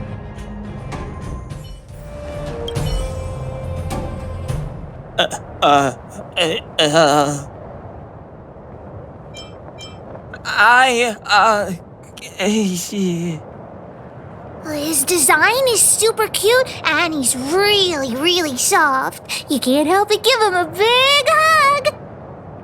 You'll have sweet dreams every night as long as Junjun's by your side. Intrigued?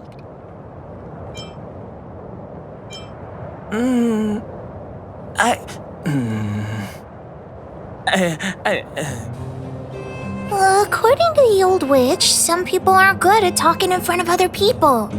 Why not ask him to write his thoughts down?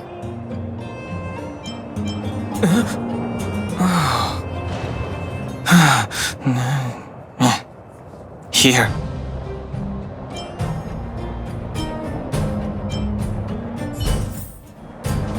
Don't try making conversation with me! I don't trust anyone here! I'm warning you, there's only one winner at an auction. Everyone here is one of my competitors. You think you can fool me? The friendlier they are on the outside, the more devious they are on the inside. Seems like this guy's got a real bad temper. Temper? What temper? I'm perfectly calm, thank you! You're sellers, right? I just got sight of a teddy bear on the bid list. Is that yours? You two with your poker faces. You got a trick up your sleeves with that bear. This guy thinks that the whole world is against him. What should we do, honorary member?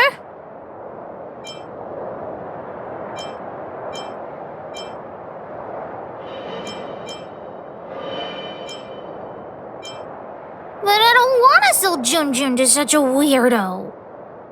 Don't want me to profit from your item, huh?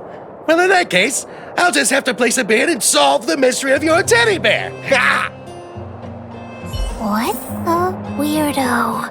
Anyway, at least we've tricked him into bidding for it. Well, look at that! That's no ordinary teddy bear. Wait, how did you know that? Unless you're a fellow gemologist. Yes, I didn't think anyone else had noticed. I guess getting my hands on those gems won't be so simple after all. But it's so absurd! I don't understand why precious gems would be sewn onto a teddy bear. Is this some new kind of scam? So you don't think Junjun deserves those gems? Junjun? Who's that?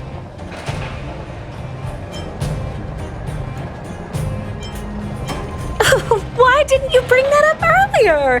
Your item has piqued my curiosity. In any case, Erebus of that purity is hard to come by in the underworld. I have to get my hands on that bear, even if it means breaking the bank. Junjun will break your bank for sure. We could find the auctioneer now and kick off the bidding. Although there's still some time left. We could also see if we missed any buyers.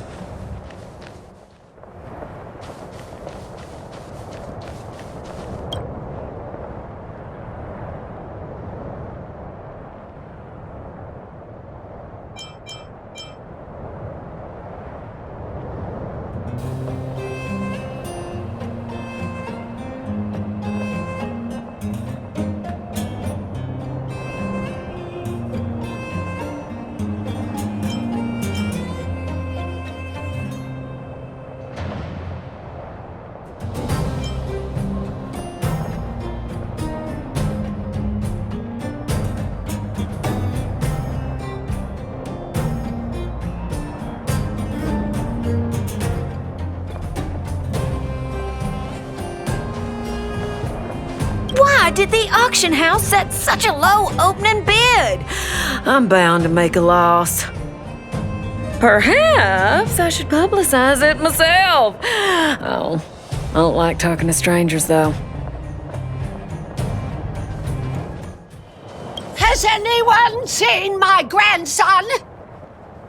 Oh, finally! Don't run off again. You're such a disobedient... Oh, how many times have I told you to stay close to me? You'll get lost. Oh. Help! No, she mistook me for someone else. Nonsense! How could I mistake my own flesh and blood? Come on, now let Grandma see that cute little face. Oh, for the love of... You're not my grandson after all. Well, then where has my darling grandson gotten to? Oh, dear me! This is dreadful, dreadful. So, why you hanging around here by yourself, Tiny? Yeah, Tiny. Where are your parents? You didn't go out on your own, did you? But you brought me over here. My grandma's just over there. Hey, did we give you permission to speak? All right, enough, Mr. Nice Guy. Give us the money, now!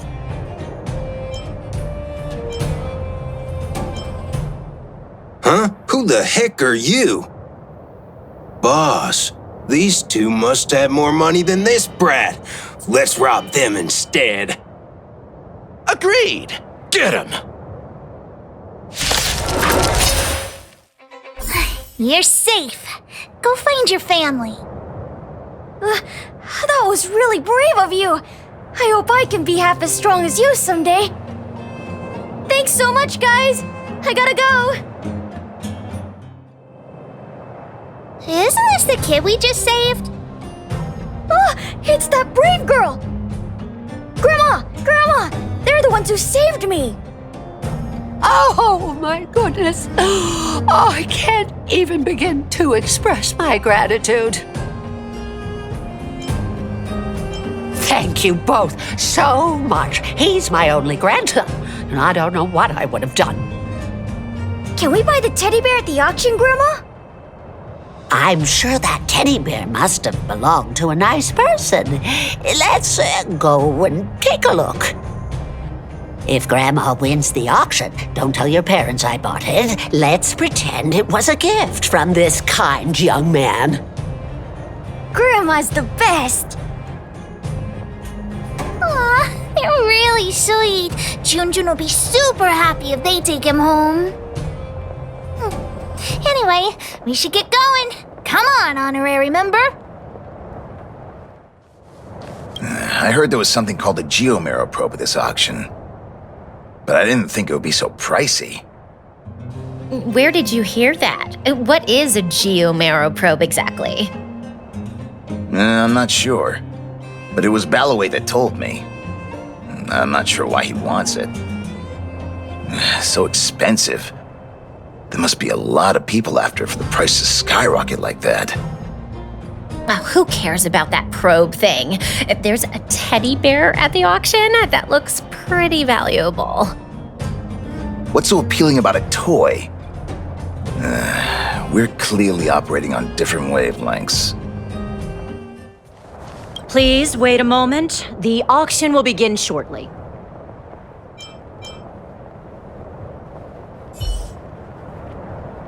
The next item has been provided by Hook, a gemstone collector from Boulder Town. It's a handmade teddy bear adorned with Erebus. An innovative design, it combines incredibly valuable Erebus gemstones with a good old-fashioned cuddly teddy bear.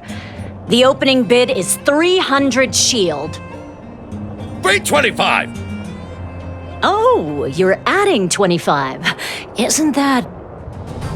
Hey, what's the problem with 325? That's my offer! 350! I'll add another 50! I'm putting my reputation as a gemologist on the line.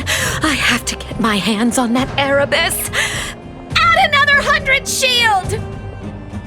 500 going once. Any buyers going higher? 500 shield for the Erebus teddy bear going twice. Any other offers? 500 shield going 3 times and sold. Phew. The gems belong to me. Oh, I hope this money is enough to buy the probe.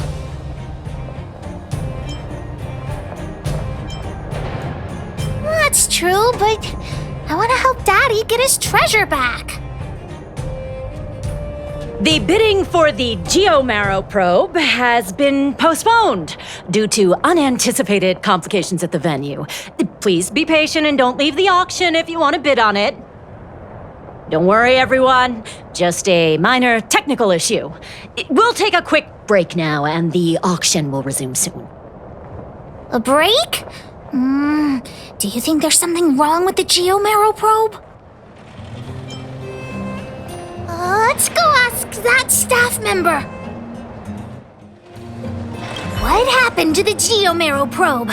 You tell me right now, straight away, immediately. There's nothing to worry about. It's just a technical issue. You don't sound very convincing. Did someone steal it? Well, we can't say for sure that it was stolen. We've contacted the seller and sent some people in search. We should soon be able to... Yeah. Why is Wildfire so incompetent? You should have put the moles in charge. I gotta catch the thief and get the probe back. Any ideas, honorary member? Are you suggesting that someone altered the registration form?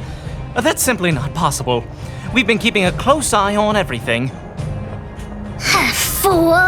What the honorary member means is that the thief only came here to create trouble. They weren't interested in buying or selling, right? I don't have a salary to give. I'm a volunteer. Wait a minute. Let me see. Aside from you, there was someone else who registered as a buyer but never put in a bid. And I think there was a miner who registered with him. Come on, let's go and interrogate them. Hi, excuse me. May I ask where the miner who registered with you is gone?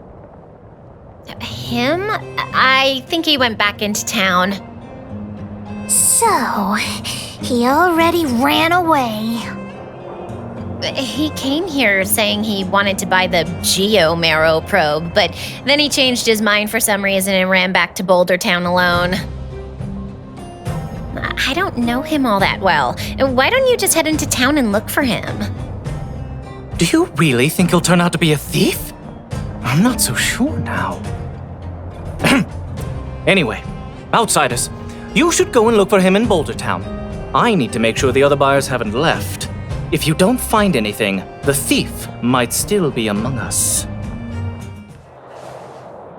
Hey, you! Did you take the Geomero probe?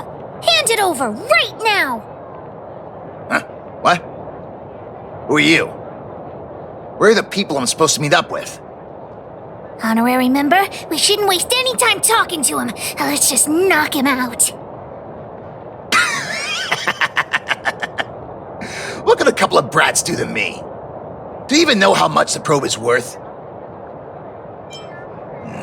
You two better think twice. The boss put in a lot of effort to find this item. If you even... Enough talk! How about a Diggertron knuckle sandwich? Okay, enough! I give up, okay? Stay calm! I'll give you the probe, just listen to me.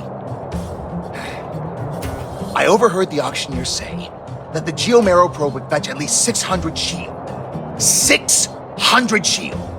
Have you ever seen that much money?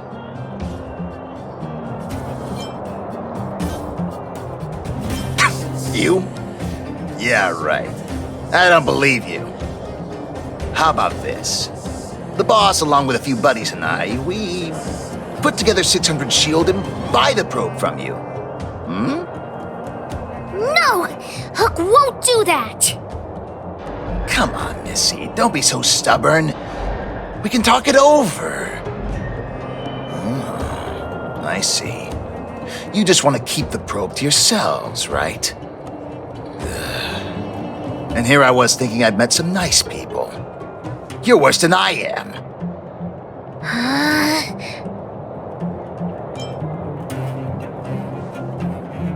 Yeah, of course I do. Let's go, honorary member. Back to the auction. Wait a minute. You're just gonna give it back? That's 600 shield! 600! At least think about it! There's nothing to think about, Mr. Thief. I want this detector, but I don't want to be a louse like you. We're gonna win it at the auction fair and square. Let's go. You got the probe back? Amazing! Fantastic! The owner asked me to pass on 150 shield as a reward for retrieving it. And thanks to you, the auction house has regained its credibility. Please, accept an extra 50 shield. That's 200 shield! Really? You've earned it. Besides, if you win the bid for the Geomero probe, you'll have paid back the seller anyway, right?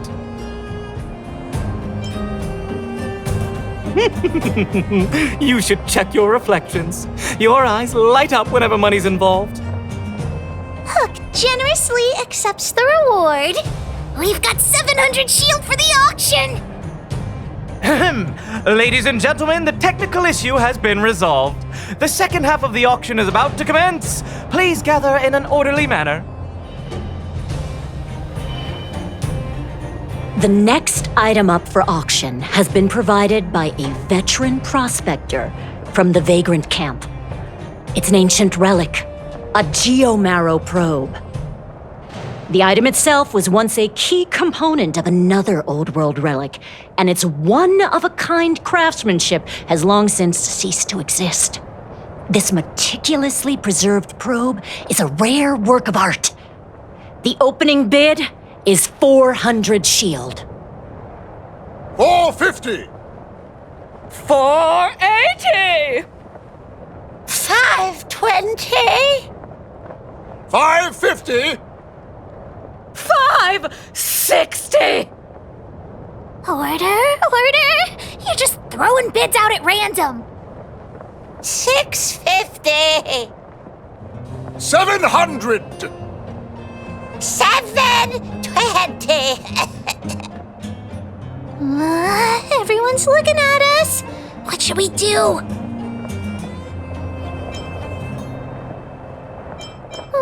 We only have 700 shield! 720! 720 going twice! 750. Oh, new challenger enters. 750 shield. 750 shield going twice. 750 shield going 3 times. And sold! Congratulations to the winner. The next item up for auction is...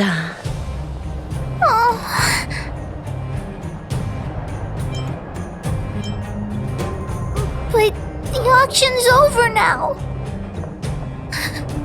Daddy's Geo-Barrow probe.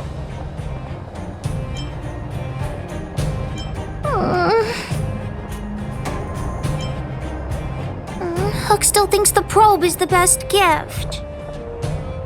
Just now, I thought I saw the old witch. Was Hook imagining things? What does it matter? Hook didn't get the gift. I'll have to go back and ask the old witch for ideas.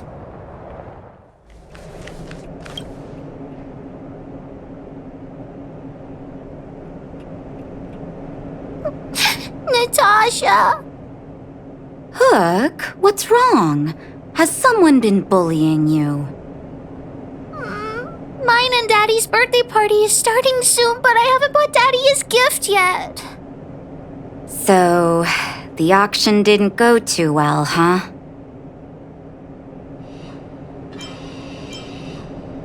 It's true. It's ridiculous that a single probe can fetch 750 shield. Huh? You are at the auction too, Natasha? Hook, you're upset that you don't have a gift for your daddy, right? Well, what about this? Huh? Oh, it's the Geo-Barrow probe from the auction! How'd you get it? I wasn't planning on saying anything, but I saw a couple of very sad-looking faces in the crowd. What do you think, Hook? Are you willing to buy the Geo-Barrow probe from me? Well, this is all the money we got for June. Here, it's all yours. Let's have a count. Doesn't seem to be enough. Hook could also help Natasha clean the clinic for half a month. 3 months. 3 months? You witchy old. Natasha, let's negotiate. No bargaining. By the way, Hook, how are your birthday party plans coming along? Have you invited this young man? Oh, not yet. Big brother, do you want to come to my birthday party? Great. I'll contact the other members of the moles too. Come find me when you're ready. We'll go together. Boss, the big hero you mentioned is here. Julian, knock it off.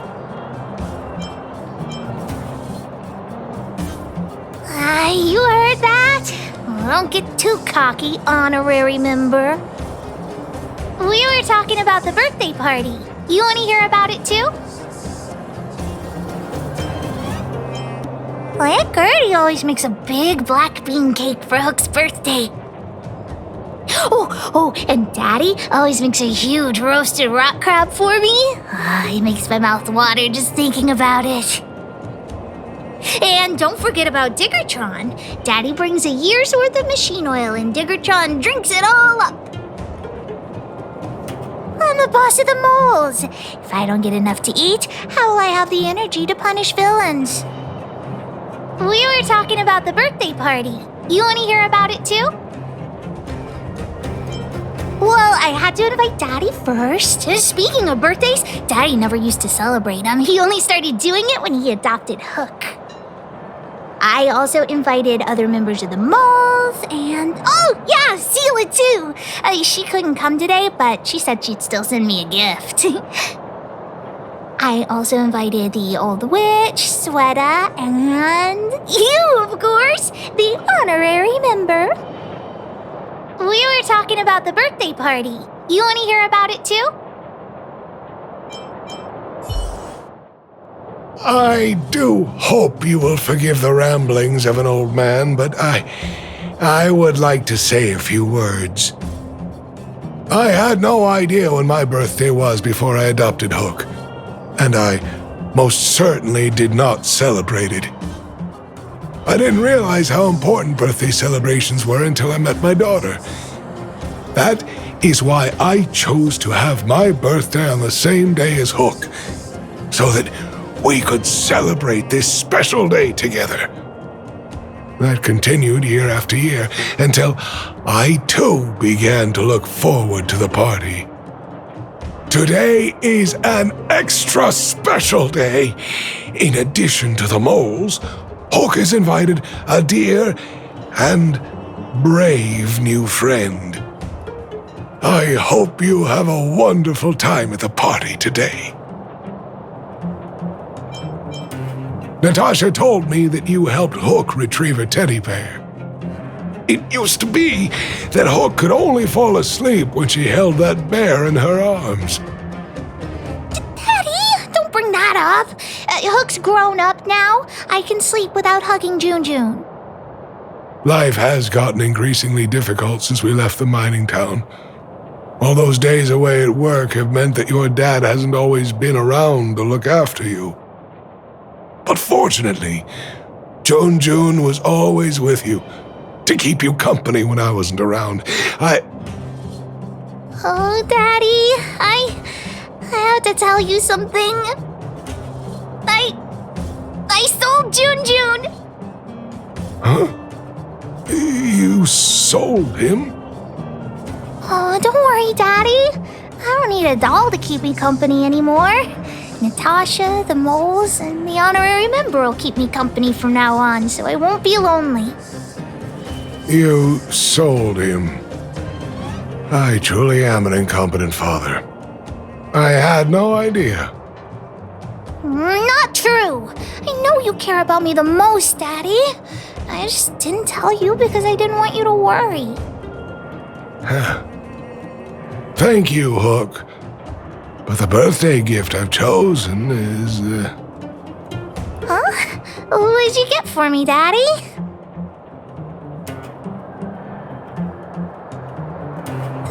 This? A teddy bear's cap, clothes, and a dresser? And a little home for him.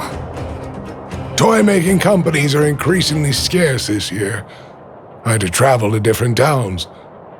I never expected June might have been sold. What a shame. It's okay, Daddy. Don't cry. Natasha will teach me how to make another doll. Oh, yeah, I got a gift for you, too. Open it and take a look. For me? I'm curious. It's the Geomaro probe. He got me to bid for it at the auction. I bought it with the money I got from selling June. With this, you should be able to repair the vein detector. Right, Daddy? Daddy? Thank you so much, Hook. Daddy really likes this birthday gift. But, I might not be able to use it right now. Huh? Oh, why not? It's like this, Hook. I bought your gift with the money I got from selling the vein detector. Huh? So, my gift is also useless. Oh. Hook, do you still like the gift I got for you? Of course! Your gifts are the best in the world!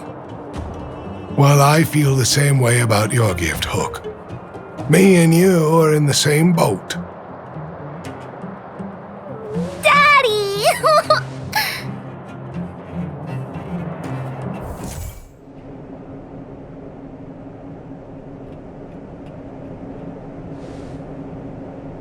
Can I talk to you for a moment? I have a favor to ask. Something rather personal. I want to thank you again for recovering the Wonder Medicine. It meant a lot to me. But disposing of Vash's reagents isn't enough to solve the medical supply shortage. Many of my patients can't be seen promptly, and my stock of medicine is running low. Thanks to you, the route to the overworld through the furnace core has reopened. I'd like to use it to return to the surface and see if I can get some help.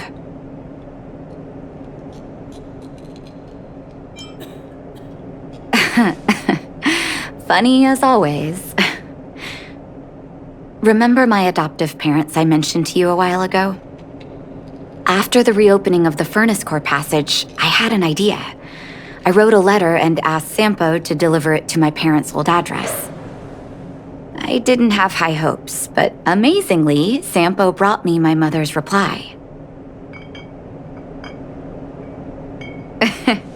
That's exactly what I thought when I got her letter. Mom said they still live at the old house, but they're not working on the front lines anymore.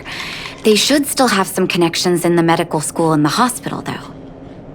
If I'm lucky, maybe I can convince them to send extra medical supplies to the underworld. Of course, that's not the only reason for me to go back to the surface. I can't wait to visit my parents again, and I can tell from my mom's letter that they feel the same. If possible, I would like you to go with me.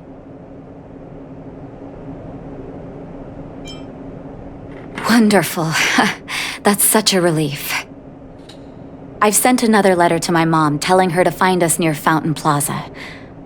Don't worry, I know my way around the administrative district.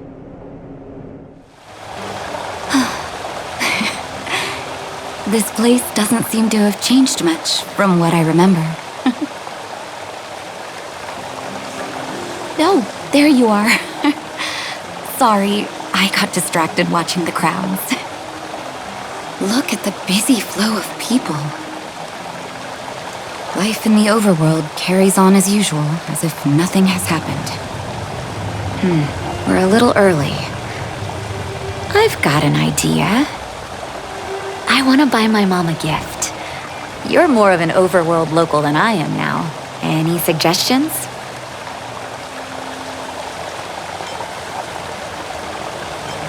Workshop? I'm not too sure about that. Let's see if we have other options. Oh, yes. I remember there was a florist in the overworld. How about we head over that way? I've been underground for so long, I almost forgot what flowers smell like. Eversummer? Was that always the name? Seems I was too young to get the irony back then. Sorry. I don't mean to sound cynical. Maybe it simply represents the people's hopes up here. Now that I think about it, sending flowers is quite the tradition in my family. Mom, Dad, Vash, and I, whenever something good happened, we sent each other flowers to celebrate. Do you want to hear a flower story?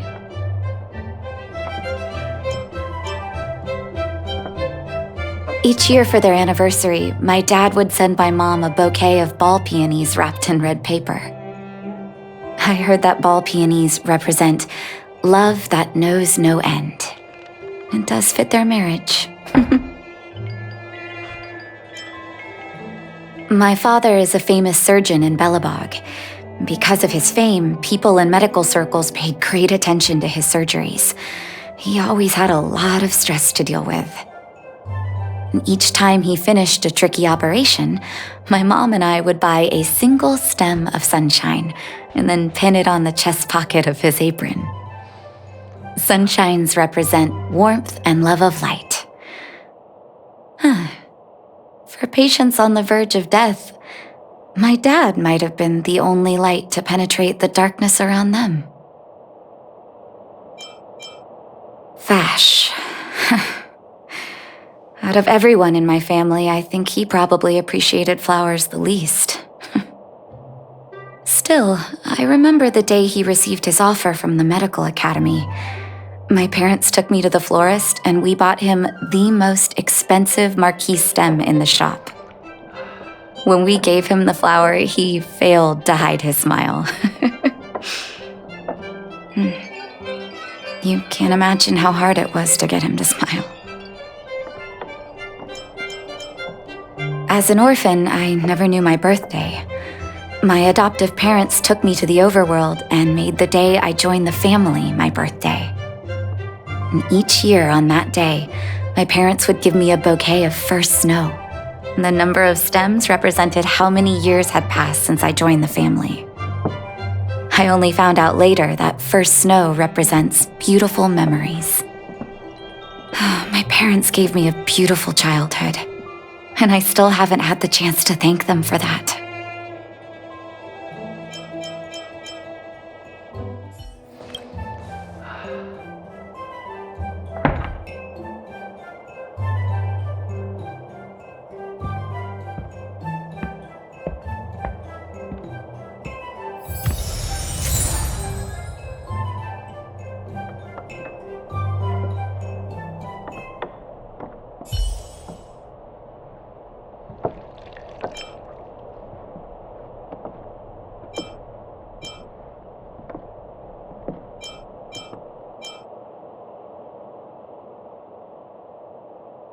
Oh, ball peonies, is it? 1 second. I'll get it ready for you.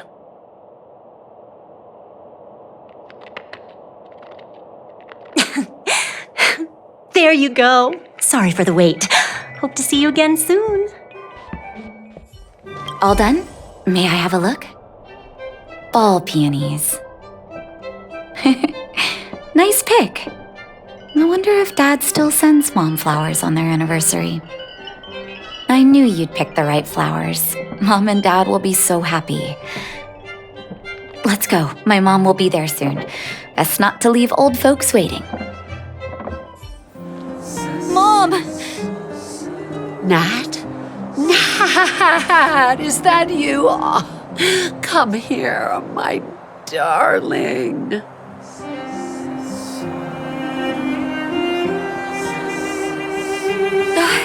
It's been too long, Mom. Too long. Sorry, I don't usually get this emotional. How have you been, Mr. Oswell? Thank you so much for taking care of my parents these last 10 years. I'm doing fine, Miss Natasha, just fine. Look at you. You've blossomed into a fine young woman. Such a pity that your father... Dad, I was wondering where he is. Is he... It was 3 years ago, Nat. No need to be sad. He passed away very peacefully.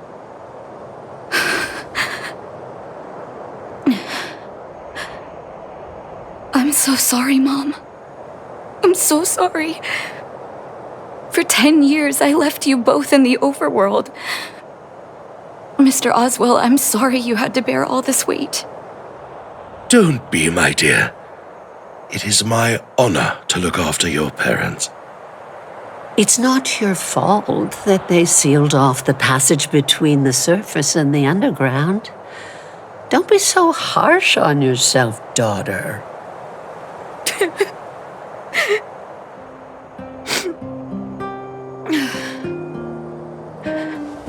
Oh, Mom. I have so much to say to you.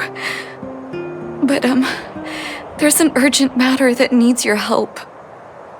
I apologize. I wish this were a happier reunion. But there are too many suffering with sickness in the underworld. And you're the only person I can go to for help. Oh, there's no need to apologize, my child. I've heard of your deeds down there, and I know you've saved many lives. Your father? He would be proud of you. We have many connections in the medical academy. No matter what you need, be it medicine or data, I should be able to get it for you. Be the doctor you always were, Nat. We have all the time in the world to catch up later.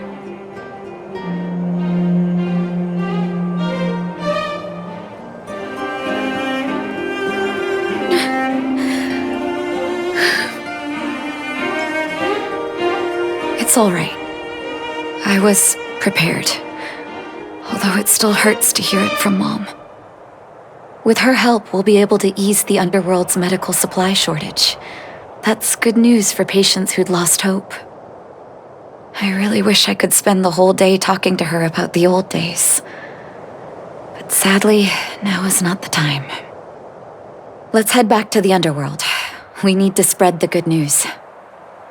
Miss Natasha, one moment, please.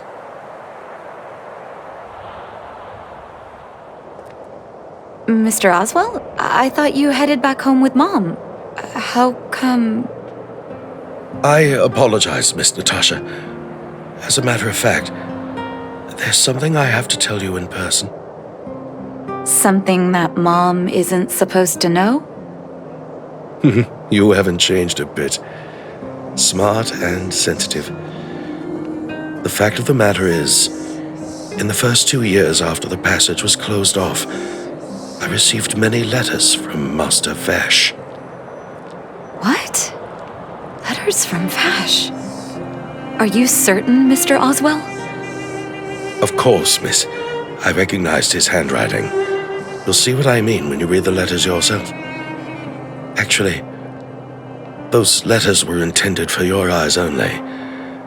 The delivery address was the Underworld, but because of the sealing off of the passageway, the letters were sent back to your old house, to me. I don't understand. Did you not show them to my parents? I'm sorry, miss. I opened one of them out of curiosity. Master Vash stressed in the letter that your parents must not know what happened to him. That's why I put the letters in a secure place, waiting to hand them to you when we could meet again.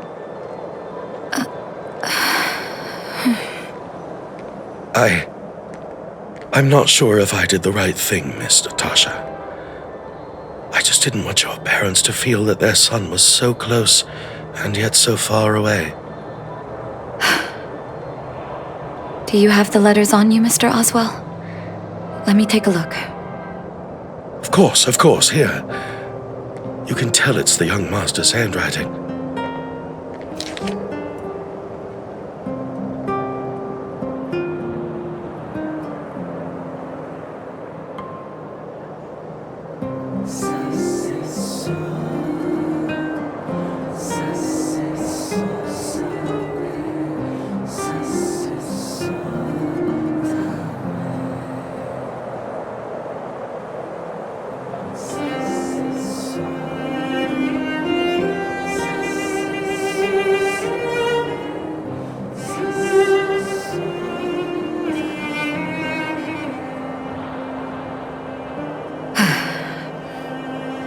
The cold has revealed to me my arrogance.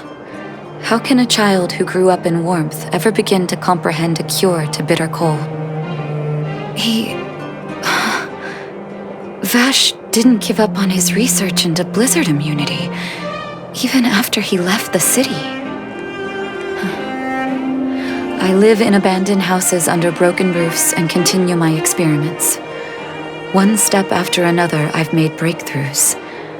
I'm trembling, not because of the cold, but because I can feel I'm getting closer to the answer I seek. If what's in here is true, then Vash must have built a lab somewhere in the snow plains, and even made progress in his research. But how can that be?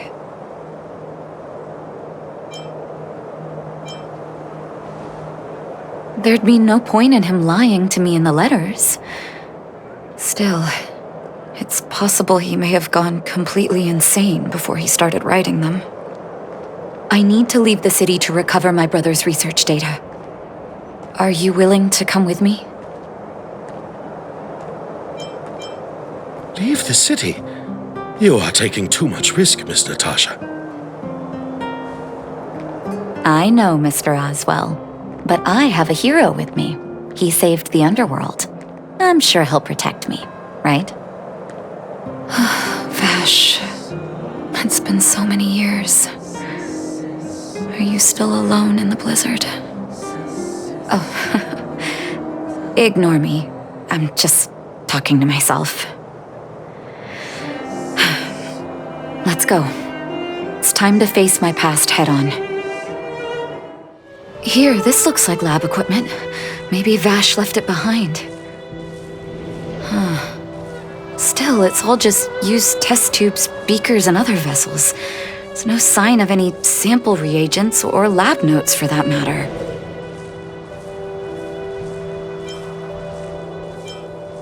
Oh, I know my brother. He's meticulous when it comes to medical experiments. There's no way he wouldn't document his results. I want to go deeper into the snow plains. Can you press on any further?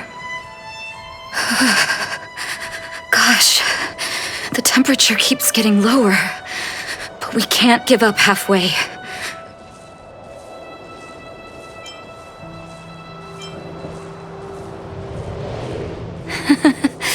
No need. Don't you underestimate the leader of Wildfire. Let's press on then. This may not sound like me, but I hope that deity the architects worship can grant us some luck. Citizens?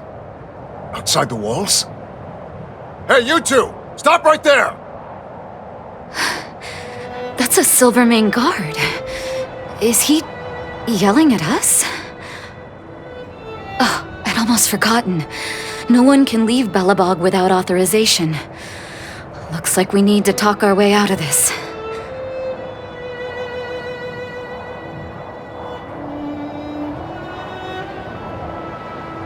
I can't say you sound suspicious, but I can't just take your word for it either.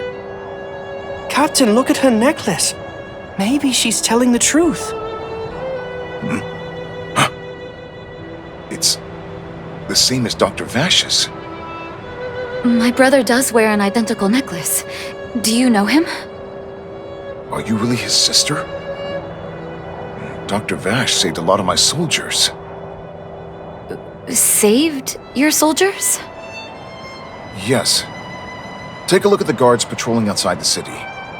All of them are risking their lives. Aside from the monster-related casualties, we lose men to frostbite every year. But thanks to the medicine the doctor leaves us, my soldiers are able to withstand the cold. They can make camps in the snow plains as footholds for our patrols. If it weren't for the doctor, we would have long since frozen to death. Medicine. Blizzard immunity. We don't know. Dr. Vash is elusive. My squad only met him once, and he didn't seem like the talkative type. He leaves the medicine at specific locations, and our patrols go there to collect it. The medicine is extremely potent. A small vial could keep someone warm for a week. Speaking of the doctor, it's been a long time since we last saw him. At least 2 or 3 years. I hope he's alive and well. So he really did have a breakthrough in the snow plains. Oh, did the medicine have any side effects for you? Side effects? Not that I know of. If there were a problem, it'd be that we couldn't go back to the city until the effect had worn off. Because the city would be too hot for us. We'd break a sweat just sitting idle. Thanks for the information. We're planning to head deeper into the snow plains to find my brother. Seems like you made up your mind. I'd really like to send some of my men with you, but we can't leave our posts. Here, take this medicine. If what you two told me is true, I'm sure you're more than capable of handling yourselves out there. Thank you, Captain. We'll take it with us.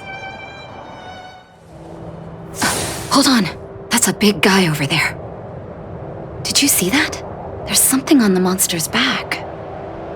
Oh, the blizzard immunity. Shall we drink it? It's your call.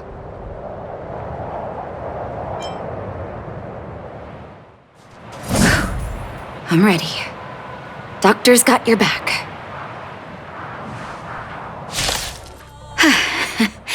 It's done. That was my first time seeing you in battle. You've got some moves, don't you? No wonder you were able to save the underworld. Let's have a look over there. My gut tells me we should find something connected to Vash.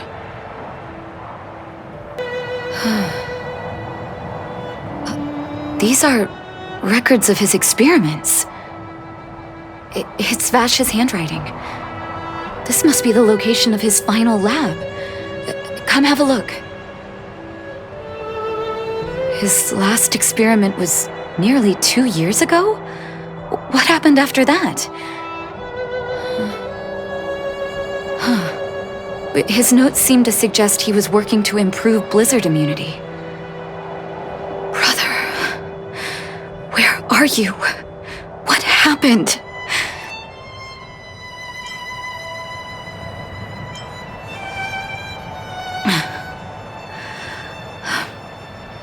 Sorry. I needed to take a moment. After seeing the letters Mr. Oswald kept for me, I was hoping things might have ended differently. I shouldn't have asked you to come with me to such a dangerous place.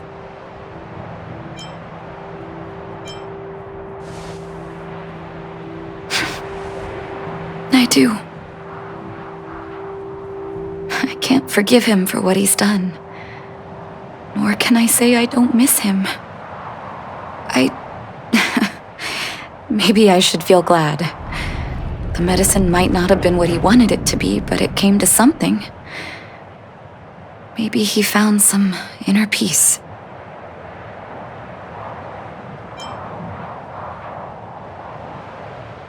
They'll remember him as a murderer, as someone whose evil experiments brought great harm to the innocent.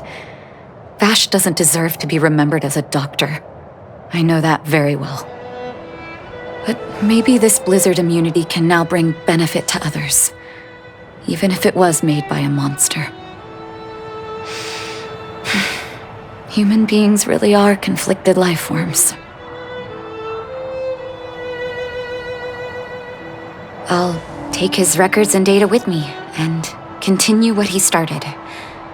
One day the world will see a perfect blizzard immunity. Before we leave, I'd like to ask for another favor. The last one, I promise.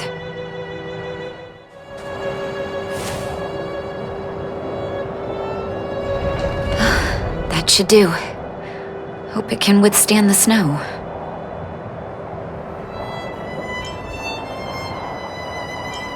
You're right. Let me think. Here lies Vash. My brother. That'll do. Thank you for helping me. I feel like a great weight has been lifted. So long, brother. Hope you don't forget Dad's teaching. A doctor does not get to choose his or her patient, my children. Remember, never say no to those who come to you for help. Never. Where did they get to? Ah! Speak of the devil. I was just wondering when you might show up.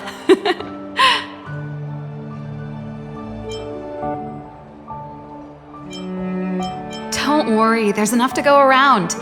On the house, order whatever you like. There's something I need your help with.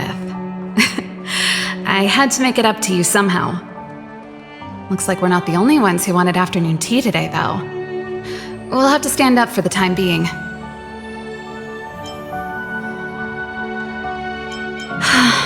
Was it that obvious? I'm out of practice.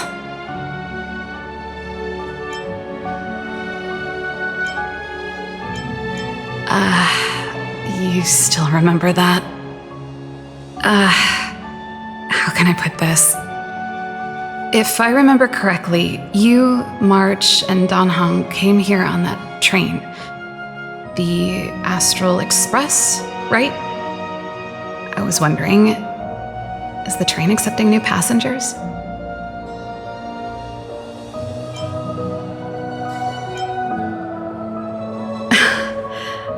I guessed as much.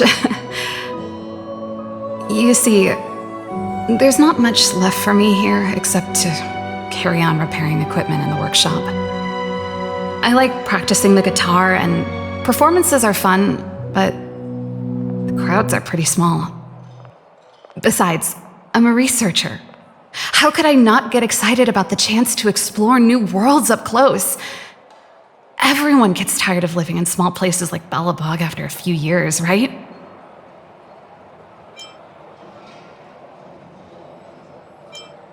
Really? You're gonna say yes, just like that? I understand. I'm counting on you. I know this is a lot to ask out of the blue, so apologies in advance.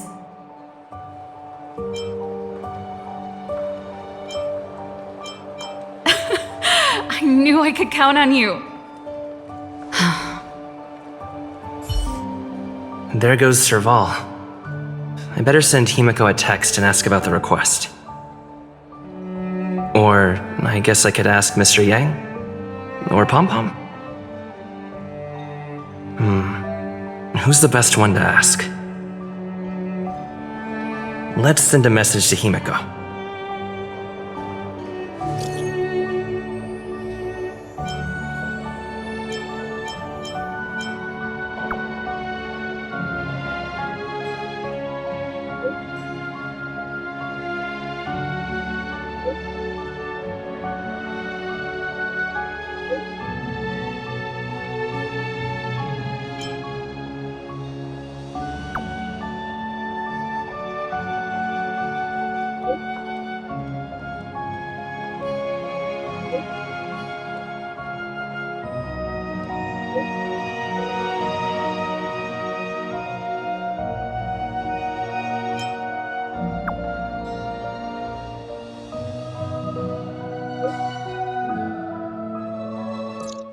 You should go and talk to Lady Bronya, Serval. It was her personal invite, after all. I know. Let me think about it. Oh, no, not at all. I could do with a hand, actually. Perfect timing. Please, talk some sense into her. I knew it.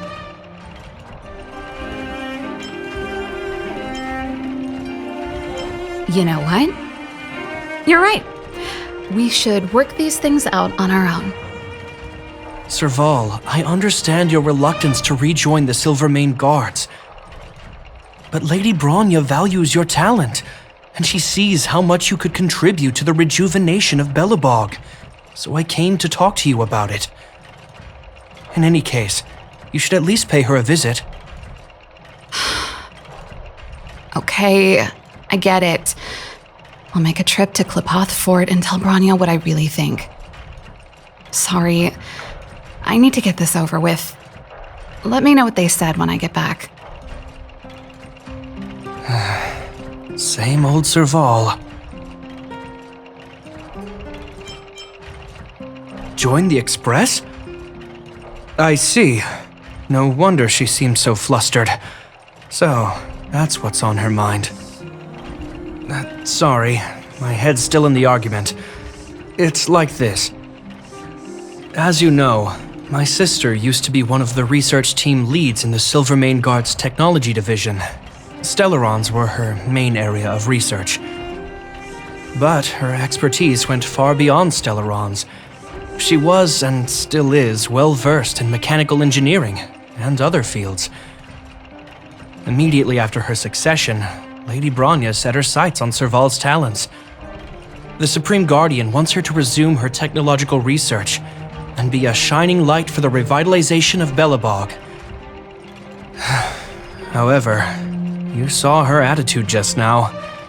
I doubt her meeting with Lady Bronya will change anything. It'll probably just leave them both feeling dejected.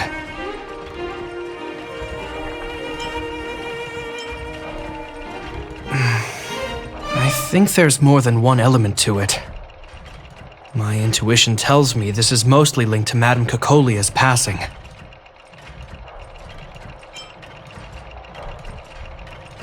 Never mind. It's just a personal hunch. I've never been good at reading my sister's mind. I can tell the two of you have a close bond. If you get the chance, see if you can persuade her to open up about it.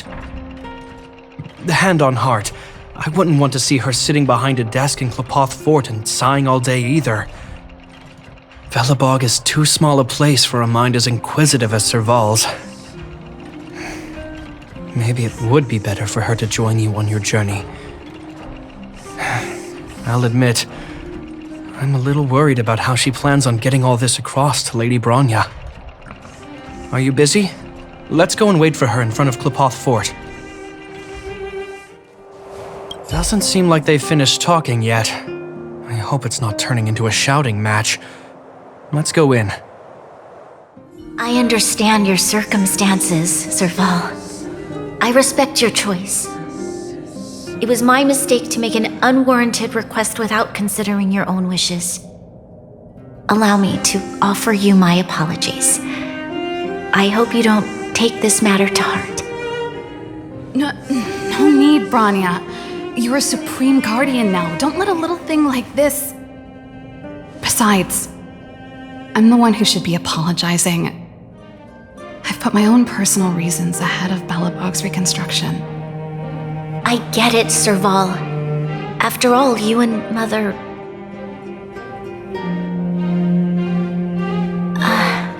sorry, I don't mean to open up old wounds. But there's something I need to ask you.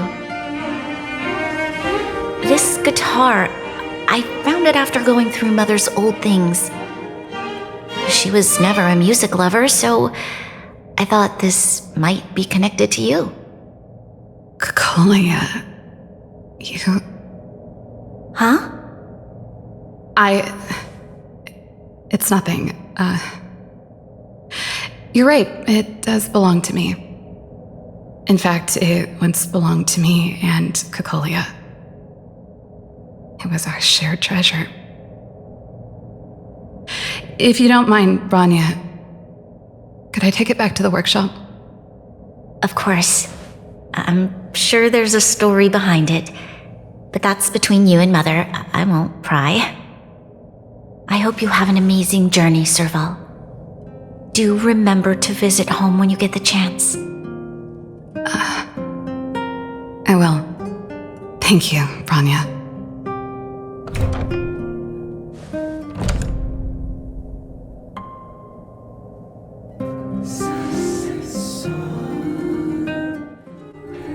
I assume you heard our conversation just now. I didn't expect her to be so open-minded.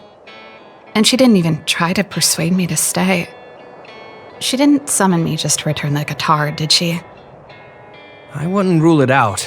She's good at reading people's minds. She would have known that you'd never set foot in Clopoth Fort voluntarily. After all these years, I never thought I'd set eyes on this guitar again. Guess we're stuck with each other. If she did, I never knew about it. The story behind this guitar. It'll take a while to tell. When we were in cadet school, Cocolia and I were notoriously disruptive. We were always coming up with the next crazy invention. We called it exploring the infinite possibilities of new technologies. This guitar was one of those inventions. Cocolia came up with a name. The Super Electromagnetic Flux Player, or electric guitar for short. Not really, no. She was a military history major, very different from what I was doing. Still, we hung out every day. It's only natural that my love for inventing would rub off on her. I told you it'd take a while to tell the story. Let's get back to the workshop first. By the way, want to help me pack my bags?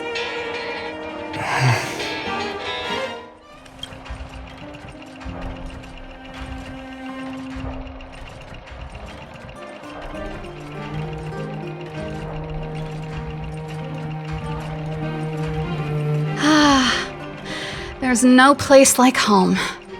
I never feel completely free out there. Japard, can you lend your dear sister a hand? Help me pack my bags. Am I allowed to refuse? This place, just looking around gives me a headache. Okay, I promise this is the last time. I'm about to go traveling with him. Who knows how long it'll be before I can visit home again. You should help me pack while you still have the chance. Fine.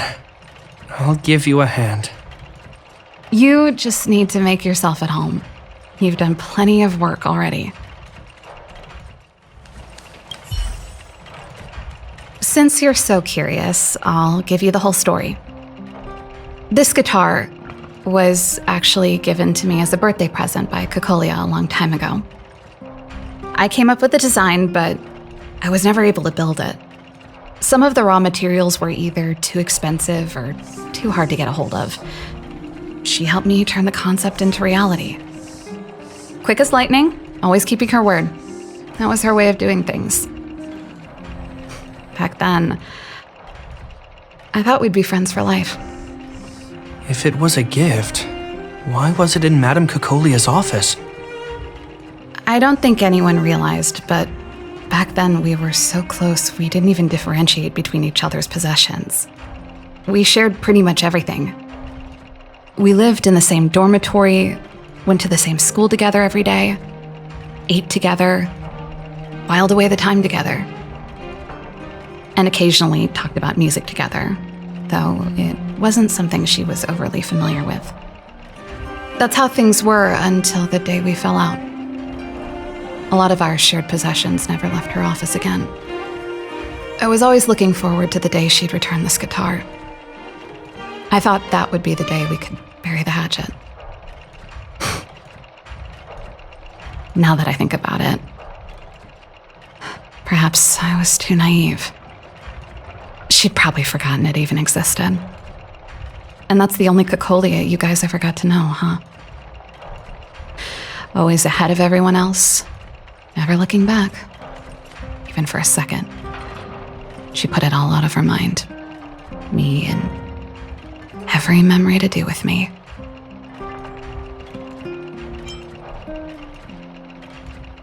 You know, but that's what makes it harder. Let bygones be bygones, sister. How did the conversation get so heavy again? No good. Let's talk about something interesting. You know something, Japard? That guitar case in your hand and my guitar? They're both from the same prototype, the Super Electromagnetic Flux Player. I never knew your guitar had a connection to me, too. Quite the story. Well, let's see. Yes. Silvermane Guard's standard issue portable heater. It's broken, though. It's a family heirloom. It belonged to Rhonda once. You should take care of it. I wanted to keep it with me. But that's the problem with old things. The less you use them, the easier they break. Besides, no one's paying me to fix it, right? Hey, wait a minute. Didn't I teach you a few machine overhaul skills? Want to practice on this old antique? Here we go again.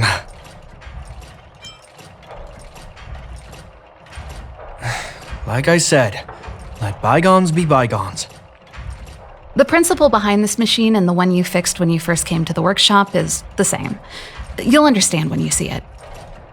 So, I'll leave this one to you. In return, how about I tell you the backstory behind it?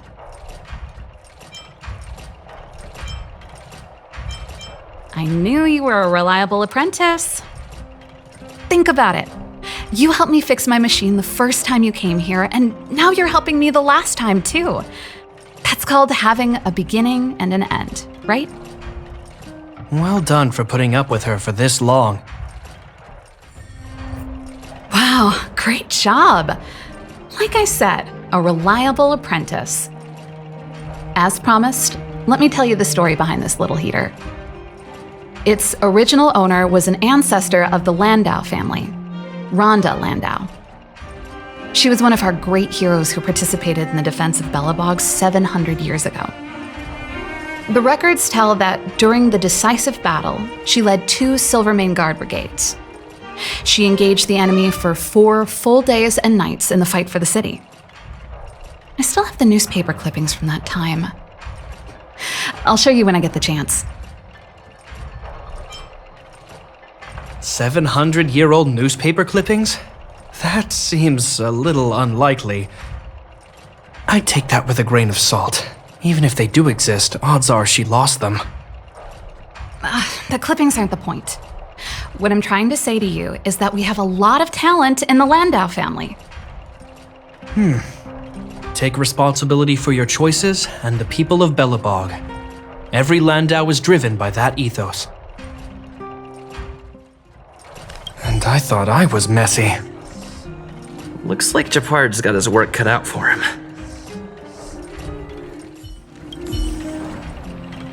Oh, that's a letter I was gonna send to my mom. I haven't even finished writing it. There's nothing personal in it. Have a read if you like. You're still writing to Mom and Dad? Only to Mom. You know, I still don't get along with Dad. You know, Serval, if you're really leaving Belobog for a while, you should pay them a visit first. I'll think about it.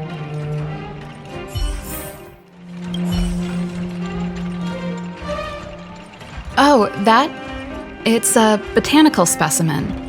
Little Lynxie sent it during one of her research trips. As for the name, I can't quite recall.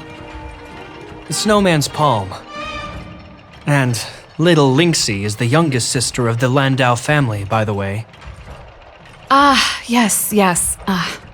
Snowman's Palm. My memory's the worst. It's the only plant here that looks like it's still alive. Hey, watch it! Anyway, this specimen means a lot to me, so I'm bringing it with me. Thanks for the reminder.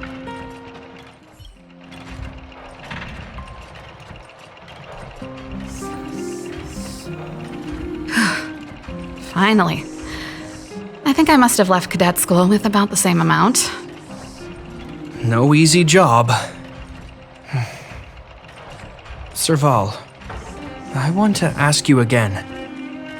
Do you really want to leave Belobog and go with the Trailblazers? Of course. This is a once-in-a-lifetime opportunity. I can't miss it. What's wrong, Japard? Oh, I see. Can't let go of your dear old sister, huh? Forget it. I don't want to complicate things for you. But before you leave, I have one last request to make. The garrison is heading down to the underworld soon, to survey the situation around Boulder Town. Why don't you come with me? Huh? You just said you didn't want to complicate things for me, and now you're sending me on a mission. Aha! You just want to spend as much time as possible with me before I go, right? No, it's not that. I've heard there are a lot of old energy hubs in the underworld, and you're probably the only person in Belobog who knows how to inspect them.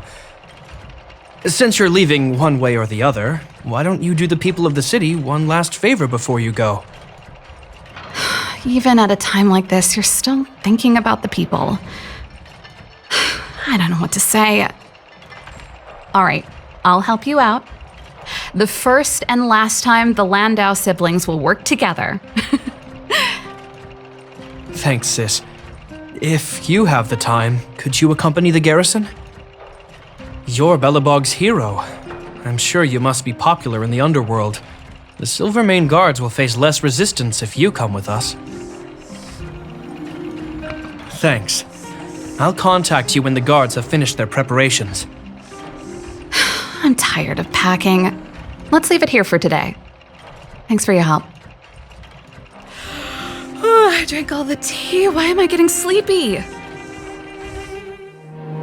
You're here. Thanks again for agreeing to this. Don't be. I only just arrived myself. The highest priority for today is establishing good negotiations with the Chief of Wildfire. I'm about to get that process underway. Serval was a little delayed on the way over, but that doesn't affect our schedule. Let's set off. Huh? Oh, hold up. I wasn't that late. You weren't that early either. Still, I don't blame you. You hadn't seen Mom and Dad in a long time. I'm glad you managed to speak to them. We didn't speak all that much. You know how it is. I can only talk to Dad for so long before I start losing it. I know how it is, all right. Put that to one side for now. We need to get going. Negotiations will be held in the Boulder Town Clinic. Serval and I are newcomers, so you'll have to lead the way. Well, well, well. I don't think our little clinic has ever played host to an occasion like this. We meet again, Mr. Oleg. Oleg will do, son. Oh, you. You probably won't know. Our young Silvermane friend here and I had the pleasure of speaking to each other at a certain Guardian succession ceremony. We're not complete strangers. But as for this young lady... The name's Serval. I'm, an ex-engineer from the technology division and... Japard's sister? Pleasure to meet you, Chief. Likewise, miss. The more the merrier. And it's good to have you here again. It bothered me and Natasha that we never arranged a formal welcome for you. Once we're done talking, you must all join us for a meal. We'd be honored. But to your point, Oleg, let's finish our discussions first. Quite right. Let's head inside. Too much commotion out here. Huh. So she's your sister. The Landau family is full of talented young people, I see. You're worried that Underworlders might still hold a grudge against the Silvermane Guards.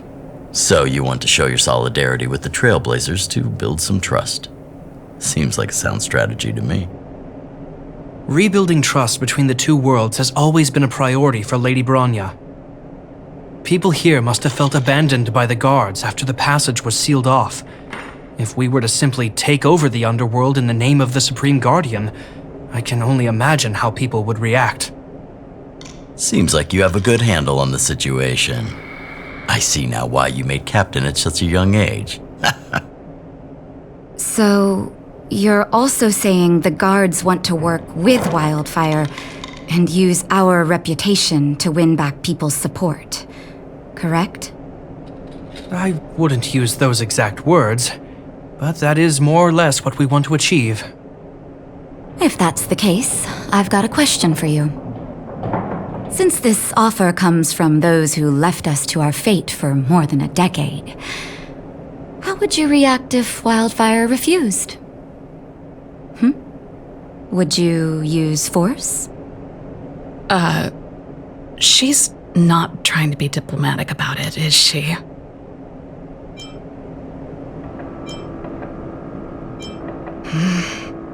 Choose your words wisely, Jeppy. The barrier between the surface and the underground was the product of the former Supreme Guardian's misjudgment and the policies that resulted from it.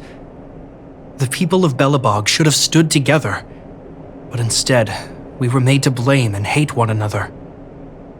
Lady Bronya wants Belobog to heal, so the Silvermane Guards need to regain the people's trust.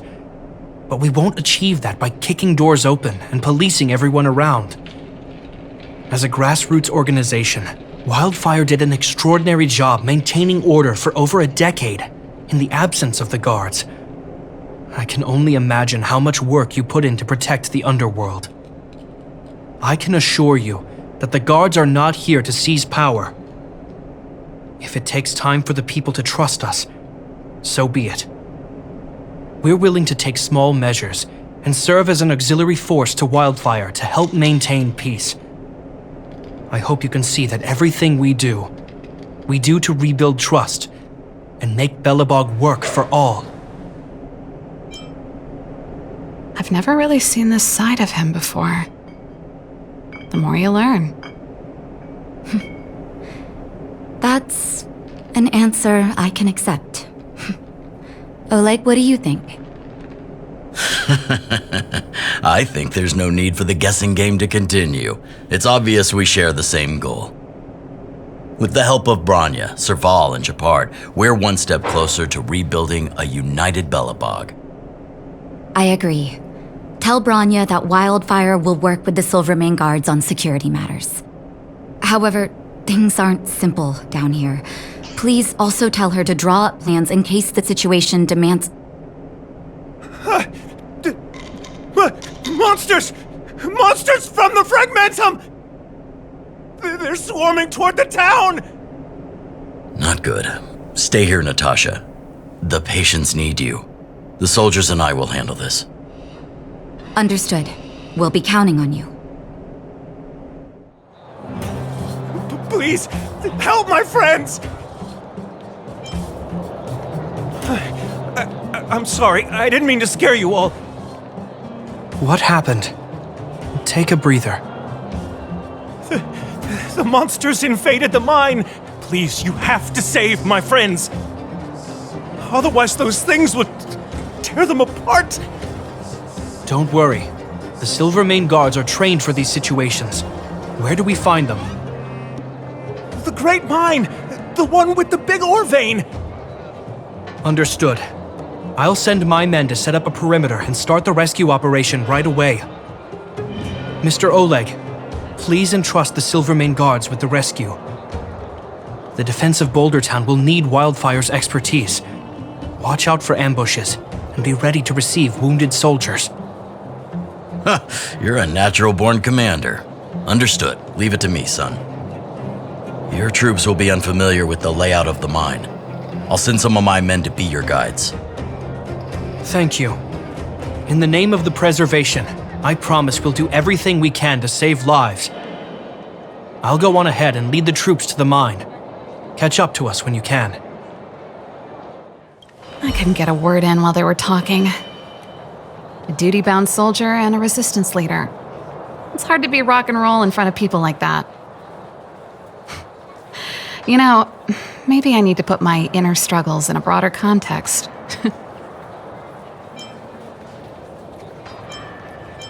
You're right. I've probably been idle for too long. It's easy to get stuck in your own head. It's just... I see people fighting for their lives, and here I am thinking about how to escape. I feel guilty about that. Wait a minute. Was that Japard's plan all along? Use guilt to make me stay?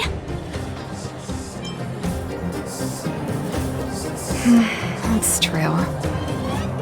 Anyway, since he asked for help, it's time to give those monsters a shock.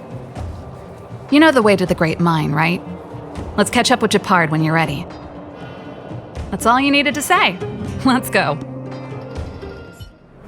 Put all artillery units on standby. Wait for my command to bombard enemy positions and cover our infantry advance. We have a choke point here. Tell all infantry units to switch to double line formation. Close quarters in front, gunners behind. Remember, get the wounded out as soon as possible, and always secure your flanks before advancing. Yes, sir! Ah, you're here. Get ready. We need to help the infantry lines drive deep into the mine. The battle is reaching a pivotal point. I have to get to the front line. I'll leave the command post to my officers. We have clear objectives, and the terrain is relatively easy to read. My officers are well trained. The command system will be in good hands. I don't know much about warfare, but I don't see why a commander needs to lead the charge. The situation here is totally different from the restricted zone. Japard, let me and him clear the way for you. You should stay in your command post. Thanks, Serval, but please trust my judgment on this. I made a promise to Mr. Oleg to save as many people as possible. I have to see to it myself. There's no stopping you once you've made up your mind. Fine, we'll do it your way. Let's move out. We need to clear a way for Wildfire and the guards. There's a monster heading this way. What should we do, Japard? Bring it down. We need to cover the retreat. Are you a Silvermane guard? That's right. We're evacuating the miners together with Wildfire. Are there any other civilians up ahead? The Silvermane guards and Wildfire are working together now? Oh, civilians. I saw a girl run out from our defensive position just now. My brother went after her, but they haven't come back. Understood. I'll bring them back. The guards and Wildfire have set up defenses on the bridge. You should head over. Thank you. Please, bring them back to safety. Oh no! Monsters are coming this way! Leave the battle to us. You need to fall back. Okay. Thank you for saving us. You two. It's too dangerous here. Find the Silvermane guards and Wildfire at the bridge. They'll protect you. Okay. Thank you. Thank you. Zeno, take my hand. Let's get out of here. It's so cold here. I'm scared. The monsters have gotten stronger somehow. I don't remember them being this difficult. Thank goodness we got here in time. If we'd arrived any later... That's one brave little girl. You were like that at her age too. Huh? I wouldn't go that far. I only had Dad to deal with. He could be fierce, but nothing like the monsters here. Besides, my problem with him wasn't that he was a strict father. I just couldn't believe that he never lifted a finger to oppose Cocolia's order to seal the passageway. Vowing to protect the underworlders in one breath, and then deciding they deserve to be abandoned in the next? Family code of conduct. What a joke. Father was a soldier. He wasn't supposed to question the orders from his superiors. Never mind. I know I sound like I'm defending him, and I don't want to make you angry. At least now we've got the chance to right the wrongs. I'm angry just thinking about it. Looking back, I'm glad I left home early. Running away doesn't solve the problem. It's been ages since you two had those fights, but you still can't let it go. You need to walk out of his shadow. I'm not trying to change your mind. I just want to know that your choice to leave this planet is a result of having thought things through. Not because you're trying to run away from something. My choice. Sorry, I sound like Dad. Don't worry about it. I get what you're trying to say. I do. It's just... I need some time. Let's focus on the business at hand. That miner we met said his brother came this way. We should look around. Okay. Be careful, though. I sense a drop in temperature. Something's not right. It could mean something we haven't encountered before is waiting for us. Stay on your toes. These monsters are tough. I need to find those kids. Hey, did you just scare off a Fragmentum monster? Kind of. There was one on its own. I managed to chase it away. Speaking of which, you came from that direction, right?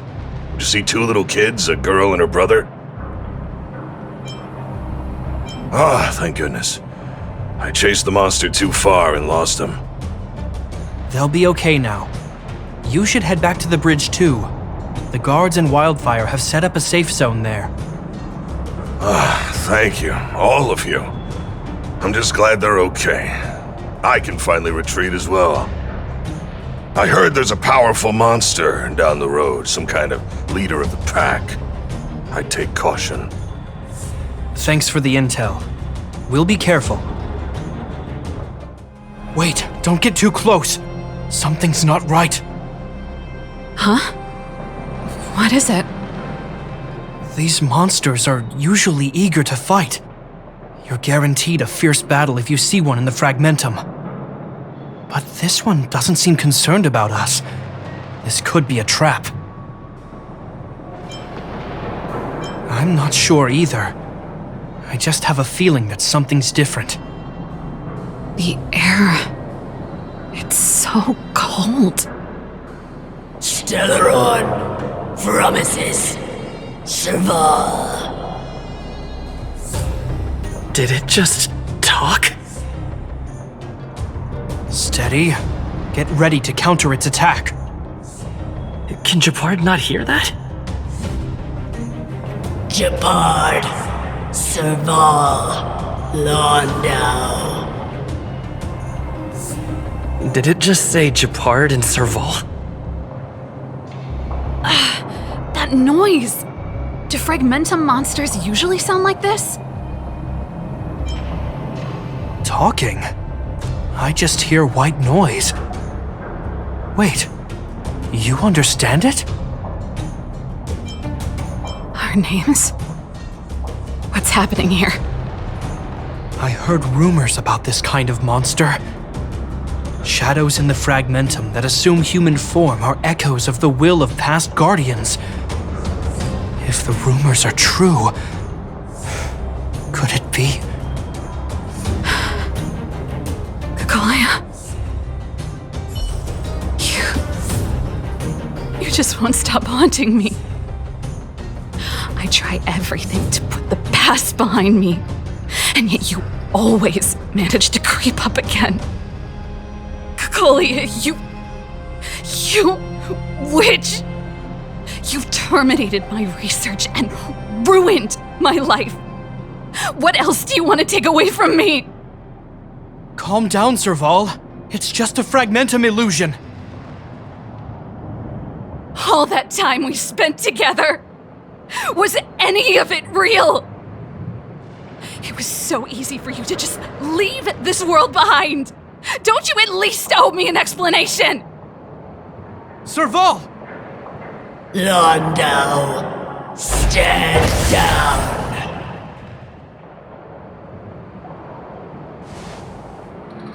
There is no place for you. The promised new world.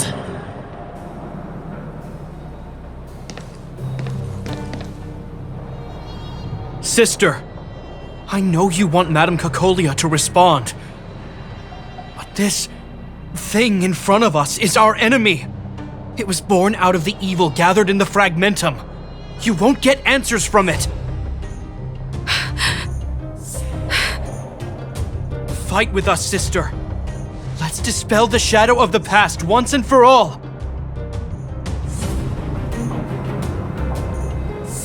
Of course, if you're not yet able to confront the past, then he and I will fight for you until your heart is ready.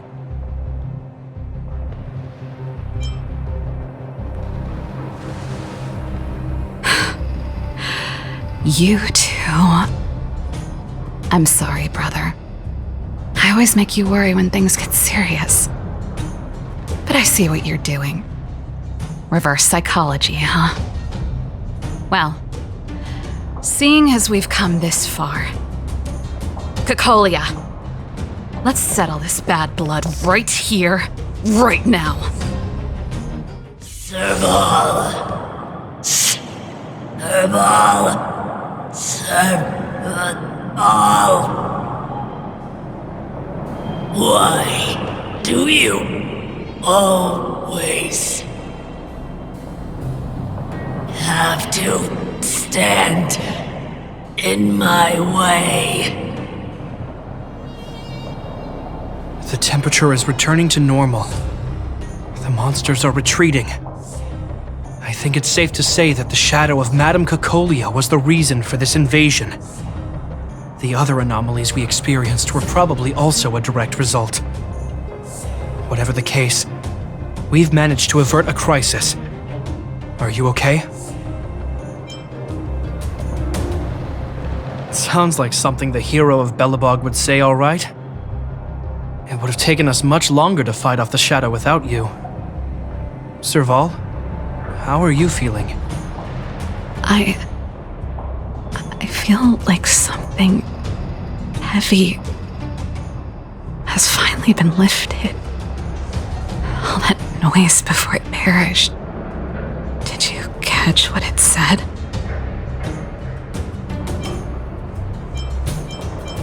I see. You really made no effort to correct your mistakes, Cocolia. Anyway,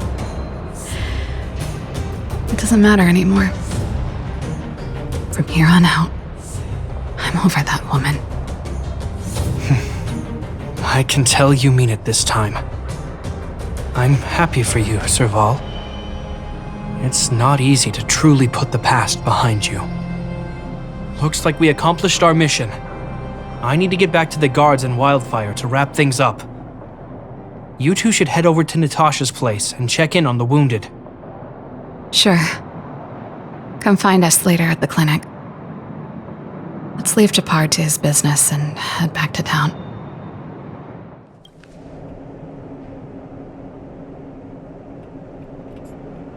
I see. Thanks for bringing me up to speed.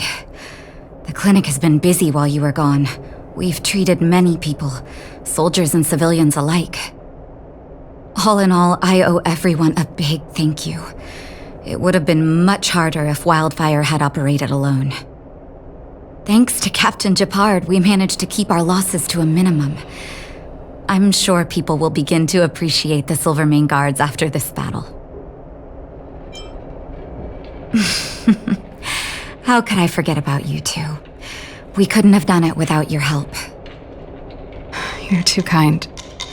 They deserve the real credit. I doubt I'd have come back in one piece without them. Sounds like you went through a lot of danger. Are you hurt, Miss Serval? I can have a look if you like. I'm alright, don't worry. Everything worked out eventually. Let's wait for the rest of them to get back. Miss Natasha, we've returned. Is that Japard?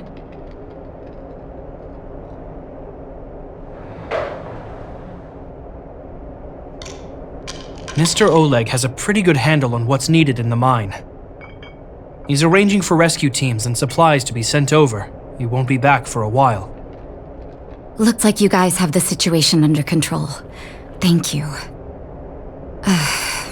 I'd love to sit down and chat with all of you, but I still have a backlog of patients to see. Oh, there was a girl and her brother who said you saved their lives. You might want to check on them and see how they're doing. Come on, drink it up and you'll feel better. But there's smoke coming out of it. It's you. You saved us from the monsters in the mine. You guys are Silvermane guards from the overworld, right? If you hadn't been there, we would have... I'll think of a way to repay you. I'll get a job and...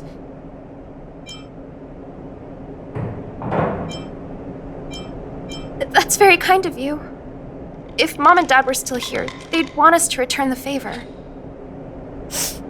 Mom and Dad went somewhere far away a long time ago. Haven't come back yet. They'll come back one day, Zeno. So, you're looking after your brother on your own? That must be hard. Not really. It's my responsibility as a sister. I'm just worried that with all these monster invasions, maybe one day I won't. My brother is too young to survive in the underworld. To think he might have to live on his own. The misjudgment of the former Supreme Guardian isolated the underworld for more than a decade. With that isolation came tragedy.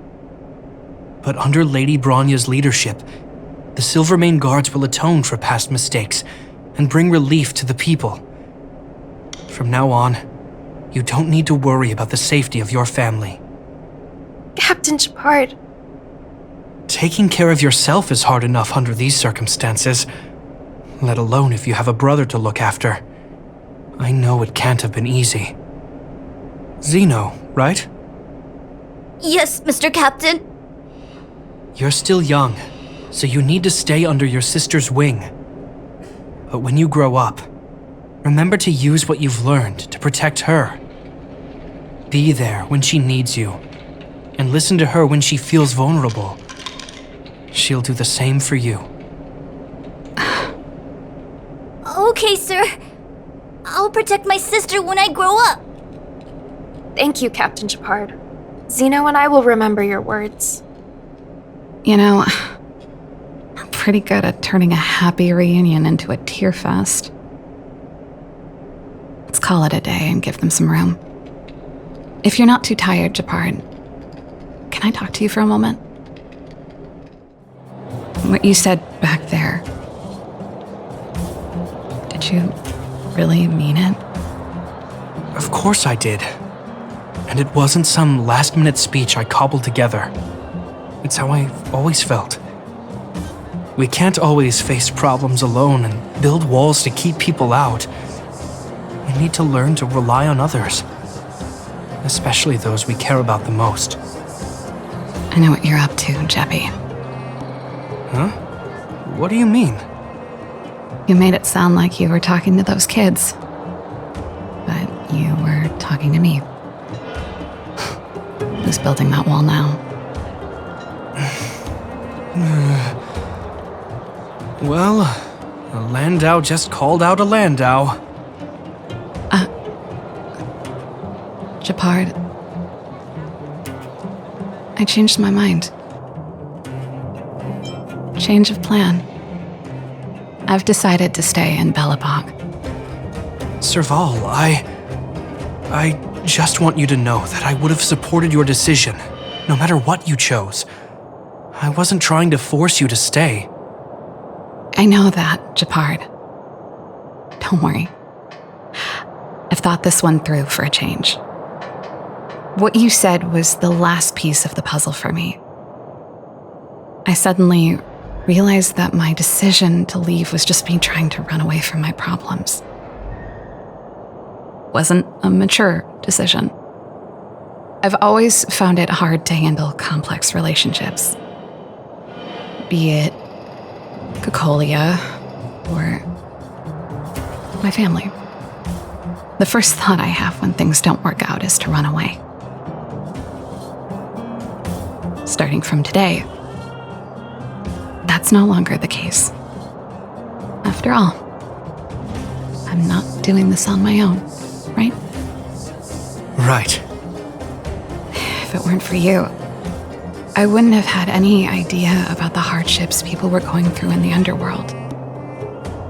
It made me feel like maybe I could help a little and make Belobog a better place.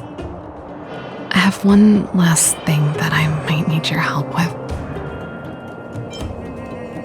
I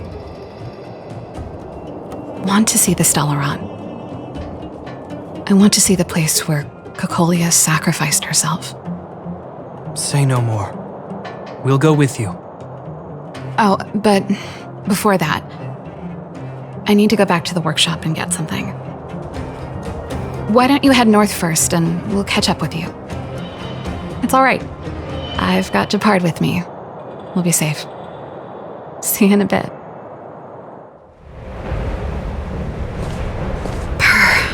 It's cold here. Is this the Stellon imprisonment device? They had such advanced technology back in the day. Impressive. This is where Madame Cocolia died. She gave something back in death.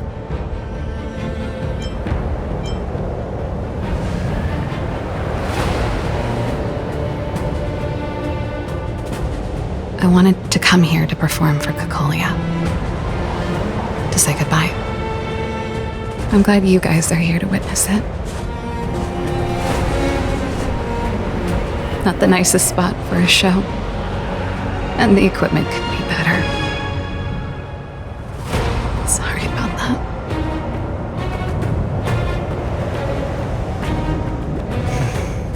The stage is yours, sister.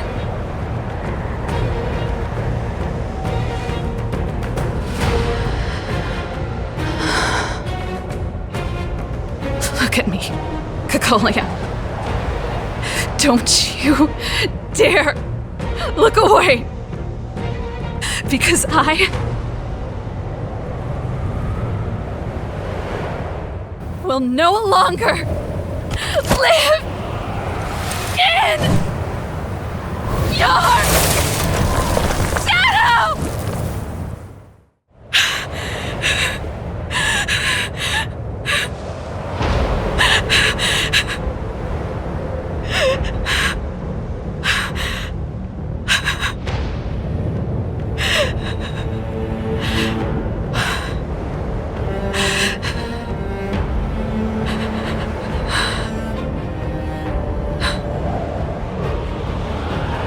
Happy? Happy. I just wish I could have seen the look on her face. Shame.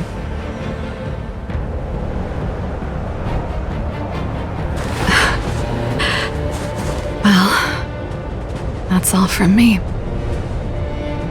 Thanks for sticking by my side throughout all of this. As for tonight, let's go to old Gerda's place and have a big feast to celebrate. So, you're getting the tab?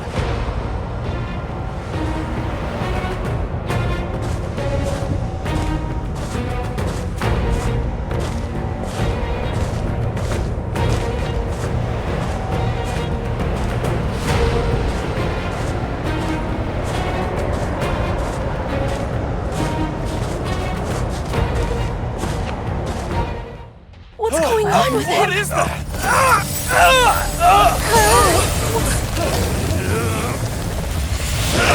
Everybody stay back!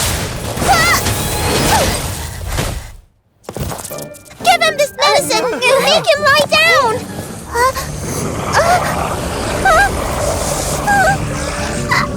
I mean, make them lie down!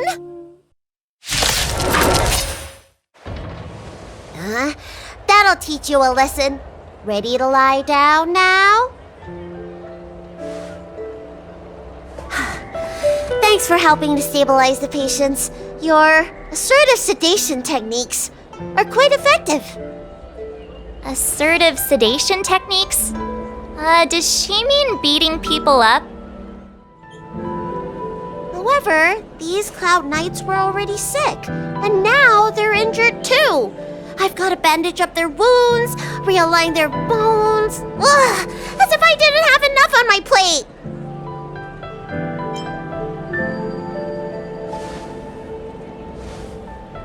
Where did you come from, little one?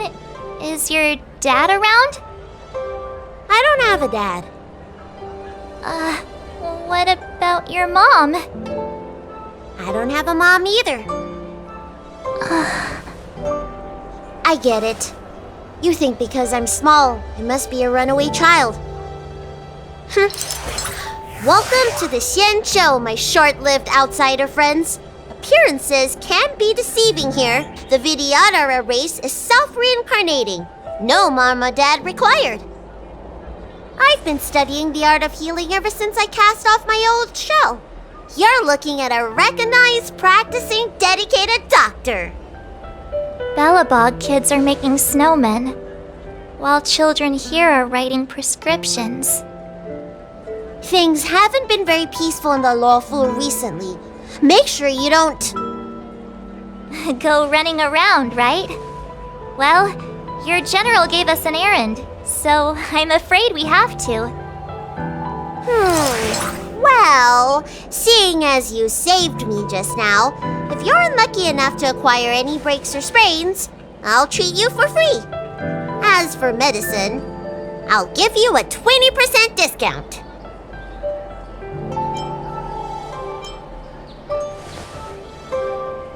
Ha! Do you have any idea how many people in the law school are waiting for an appointment with me? You should count this as a blessing. If I hadn't left my purse at home, I wouldn't have to... Enough of that. I have patients to see. That was terrifying. Thank goodness the Vidyadhara Dragon Lady was saved. Yes, that child's usually hidden away. What's she doing out here? I heard the knights affected by the evil are going berserk. Don't scare yourself. The Alchemy Commission's Dragon Lady can cure anything. Everyone please remain calm. This is an announcement from the Realm Keeping Commission General Bureau. Exalting Sanctum is temporarily closing its borders and navigation routes. The details will be outlined in the official bulletin sent to your Jade Abacus soon. If you feel unwell, please report to the Realm Keeping Commission as soon as possible. We have doctors from the Alchemy Commission here who will see you free of charge. We will be distributing a bag of protein rice and emergency medicine to each of you. You can collect the supplies from me in person, or the Commission can deliver them to your door.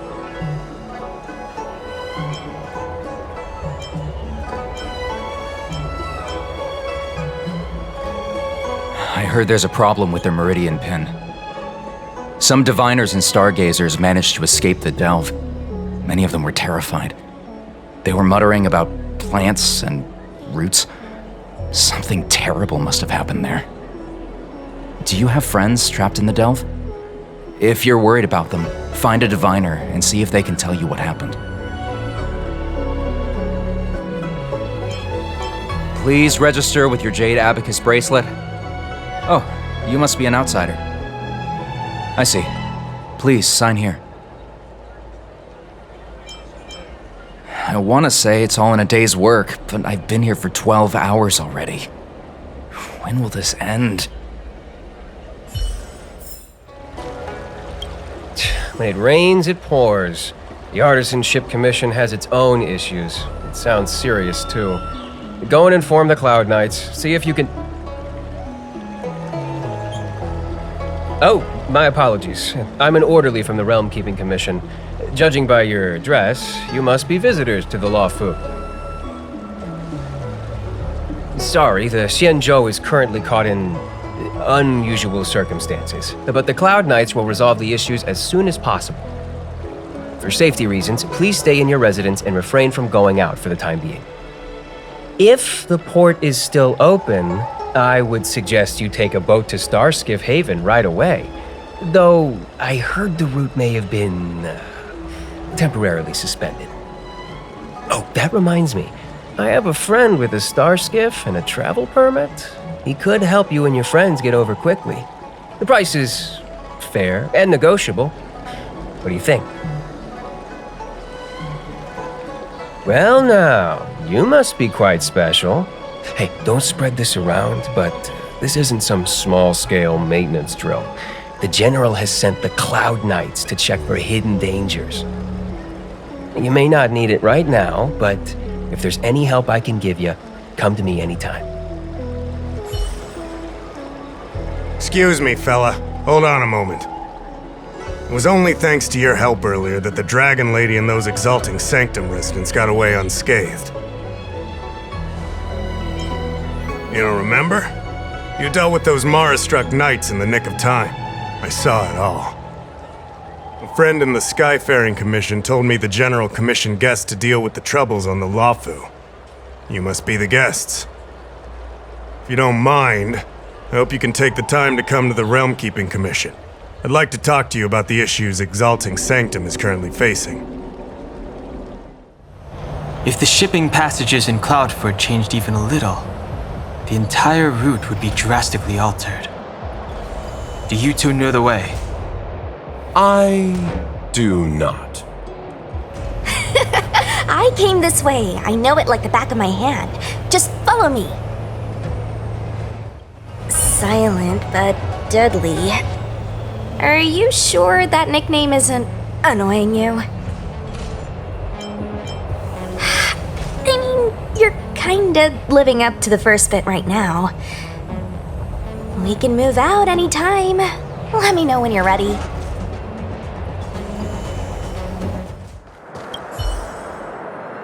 A Cloud Knight stricken with Mara. How could the mutations get this bad? Is the Stellaron exerting an effect? There's supposed to be a passage. Why can't I see it? Somebody used the Cloud Forward control panel to block the road with containers. this! I'm terrible with machines and stuff! Hold on, how do you know? I'm a traveling merchant. I've been here many times. Now, for a Cloud Knight to be unfamiliar with the local topography. I told you, I was only just transferred here from the Yaoqing. I don't come here very often. Control panel? Where is the control panel? Is that the one? Let me see. Whoa, Locha, you've got sharp eyes! Thank goodness. There's one star skiff left. What? Where? Where does it go? Judging by where it's docked, it must be heading for Central Starskiff Haven. Nice. We'll be safe there. Come on, let's climb aboard.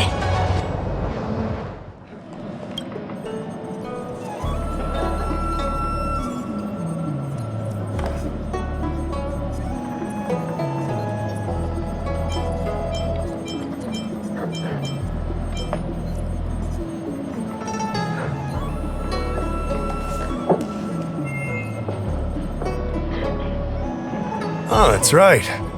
Forgive my forgetfulness. Glad you came. It's great to have one of the General's distinguished guests helping us out. My Realm-Keeping Commission colleagues failed to provide adequate care for the Dragon Lady.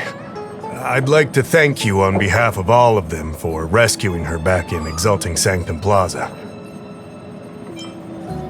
As I'm sure you're aware, symptoms of Mara have been spreading ever since the Stellaron incident occurred. Thanks to the Ten Lords' Commission, being stricken with Mara had long since become a terrifying but avoidable fate for Xianzhou natives. The puzzling thing is that despite the Commission's protection, we're now seeing an increase. More and more citizens, in particular those dealing with great risks and stress like the Cloud Knights, are becoming stricken with Mara. Moreover, the Mara-struck have taken on a horrifying appearance. As if they're turning into some sort of monster. This certainly differs from what I thought I knew about the illness.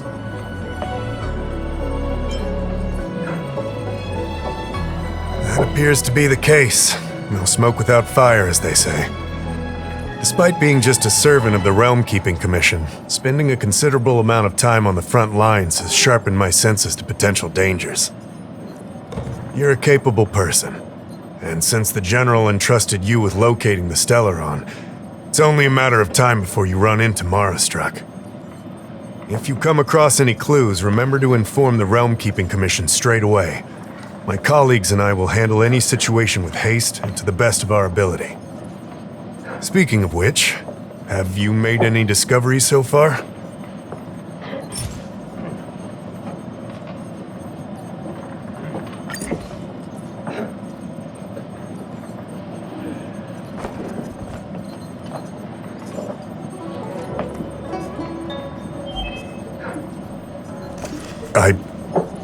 I read the letter. I'll be honest with you, I've got no idea how to handle this problem. It's beyond the Realm-Keeping Commission's jurisdiction. I contacted the Seat of Divine Foresight, which is overseen by the General. Allow me to introduce Madame Qingzhu, General Jing Yuan's chief counselor. I think it'll be easier if she explains the letter to you.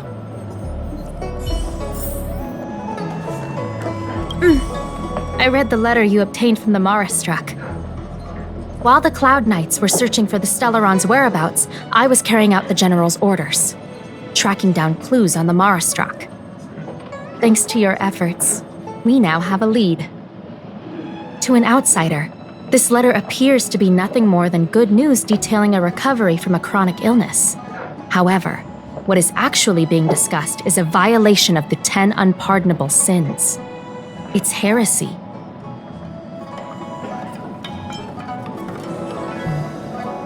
Correct. The term merciful medicus is one of respect, one that any law-abiding citizen of the Alliance would never dare utter.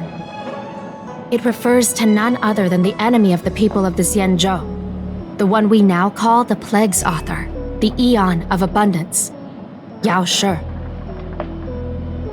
The author of this letter was likely the Marastruck you defeated.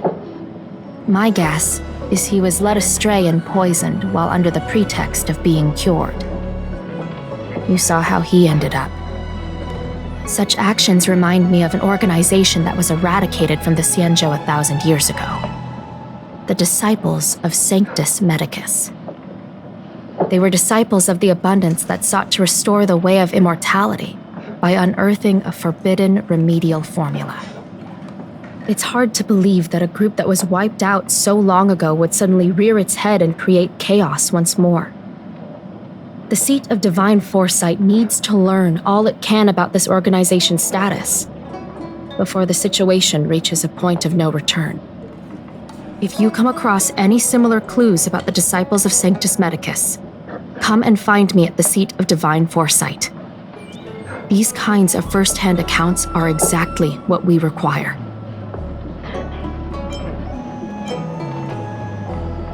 I understand. But all I'm asking is for you to keep an eye out when you have time. The seat of divine foresight always rewards those who contribute to our efforts. I recently received some intel. It seems that certain individuals are taking advantage of the current chaos to lure in outworlders around Exalting Sanctum. Maybe you could start there? We sent an undercover investigator out a few months ago. They provided us with a rough idea of the situation. Unfortunately, it seems suspicions were aroused. We lost contact with the agent. I suspect he was discovered. You are a fresh face in the Lafu, and an outworlder. I would feel more at ease if I could leave this matter with you. Excuse me, guest from another world. Please spare me a moment of your time. Do you yearn for immortality? I understand. Eternal life is indeed a kind of power, wouldn't you say? Well, not much can be done for you then, brother. What a peculiar person you are. I'll tell it to you straight. To Outworlders, I offer the chance of immortality. But perhaps someone like you would be better off joining the Antimatter Legion. Regardless of what you choose, let's keep our voices down, eh? This isn't the kind of conversation you can have out in the open. Before you can grasp absolute power, you must yearn for immortality, don't you think? The problem is that the Xianzhou Alliance doesn't care one bit about the well-being of short-life species. They stubbornly blockade the glorious path to immortality. My name is Green Hibiscus. I came to Exalting Sanctum in hopes of a fated encounter with one such as yourself. One who is also on the road to immortality. What do you say? How about we find a more suitable spot to talk about all this? Let's make haste. There are too many people here to linger. Here we are. This is the place. Let's not get ahead of ourselves. If it were so easy, we'd be a far larger group, and there'd be no need for secrecy. Allow me to reintroduce myself. I am a member of the Disciples of Sanctus Medicus. I was unable to expose my true identity in Exalting Sanctum, but now I can reveal everything. The Disciples of Sanctus Medicus is a devout group, holding firm in their belief that Merciful Medicus is the one ultimate faith. As followers, we refer to ourselves as disciples, dedicated to our cause. If you wish to gain the means to immortality, then you must become a disciple. But to become a disciple, you must first pass several small trials. Please excuse me. Our expansion has unfortunately attracted the attention of those devilish archer followers. If we are not careful, the consequences could be unthinkable. No need to be concerned about him. Much like yourself, he is here to undergo the trials. Only those led astray by followers of the devilish archer could despise merciful Medicus. Sadly, there are many such people. Too many. Every species yearns for the favor and curing of merciful Medicus, regardless of whether they have heard of the abundance or not. Foxians yearn to cure themselves of their 300-year lifespan. The Videodora yearn to cure themselves of the pain of reincarnation and lack of progeny. As for Xianzhou natives, they long to cure themselves of the torture of becoming Mara-struck. Of course, we know that this torture is rather a kind of blessed evolution. To return to your question, Sanctus Medicus can cure the aging that short-life species face, along with disease and death. Sanctus Medicus can do for you what they did for the Xianzhou natives. What you seek, you will surely find. Merciful Medicus is magnanimous. They do not lightly refuse a prayer. As such, the initiation trials for the disciples of Sanctus Medicus are nothing arduous. All you must do is transcribe this copy of thousand-handed Merciful Medicus's salvation 500 times by hand. This will allow your brothers and sisters to trust your faith, and you to become a disciple. This scripture is central to the disciples. You must maintain a pious heart during the transcription. It would be best if you could memorize the text. Of course, this is but the first trial. Once you have become a disciple, you will undergo numerous others.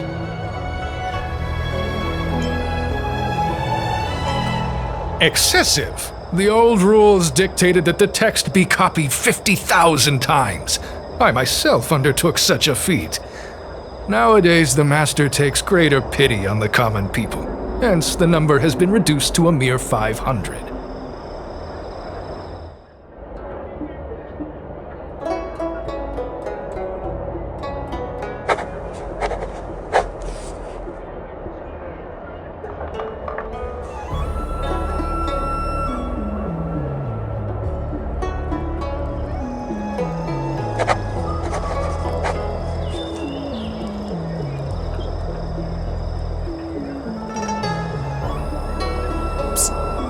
Stop writing! Get over here!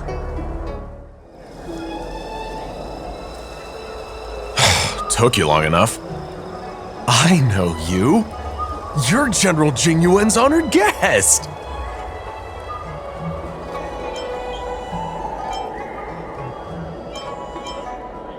Wait a second. You're here undercover, right?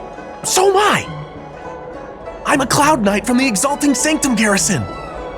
That green hibiscus has been sneaking around spreading heretical lies for a while now. That's why I'm here, to spy on him. They were suspicious of me as soon as I arrived. It took a lot of effort to make them believe I wanted to become a disciple.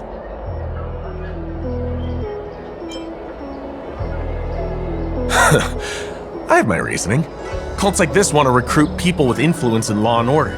I wanted them to know I was a Cloud Knight. Always know your enemy.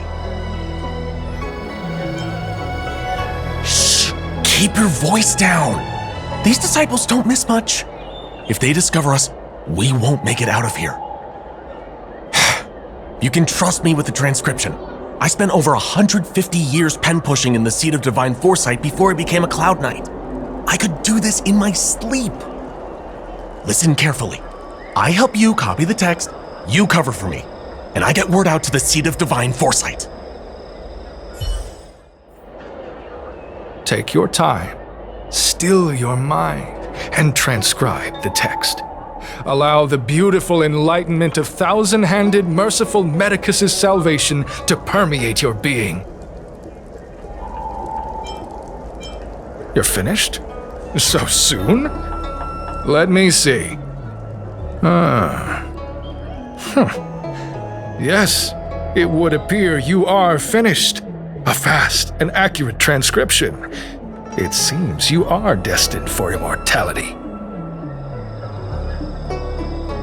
Calm yourself. The initiation is divided into 2 steps. You and the Cloud Knight have completed the first. Now, only the second remains. Sure, but can it wait till tomorrow? I'm supposed to be on duty right now. They'll get suspicious if I don't head back soon. No need to worry. The second step is extraordinarily simple. It'll all be over soon enough. The disciple's initiation is governed by the following principle. Never accept who you suspect, and never suspect who you accept. So, it's time for you two to battle it out. Whoever survives will officially become a disciple.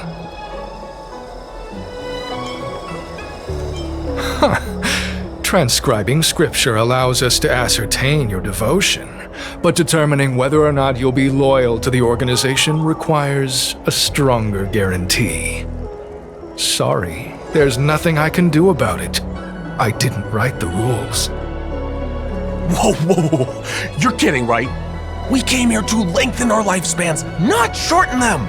You can't just make us fight like this. We aren't forcing you to fight. By all means, refuse if you wish. But we won't possibly be able to let either of you leave. Fine. But at least let me prepare. I've never done anything like this before. Very well, but you'll need to ask your opponent too. Good. Then prepare yourselves. Time is precious. Make it quick. Listen, I have an idea that will let you join the disciples of Sanctus Medicus and let me get the heck out of here in one piece. You and I fight, and I lose to you. I pretend that you finish me off. Then you pretend to help them remove my body by dragging me out of here. That way, we both accomplish our objectives. I've seen your skills. Please don't mess up and actually kill me. Good. I knew I could trust you. My life is in your hands. So, have you prepared yourselves? Are you ready to fight? And you, Cloud Knight? I'm ready. Then, let's begin. Well then, take this! What magnificent skill! He was fierce, but no match for you. I'm glad you prevailed. That Cloud Knight waltzed straight up to us in uniform and asked if he could join. Hardly a convincing spectacle. I doubt I ever could have trusted him. Purple chrysanthemum, blue peach. Find somewhere to dispose of the body. Oh, you've dealt with this kind of thing before?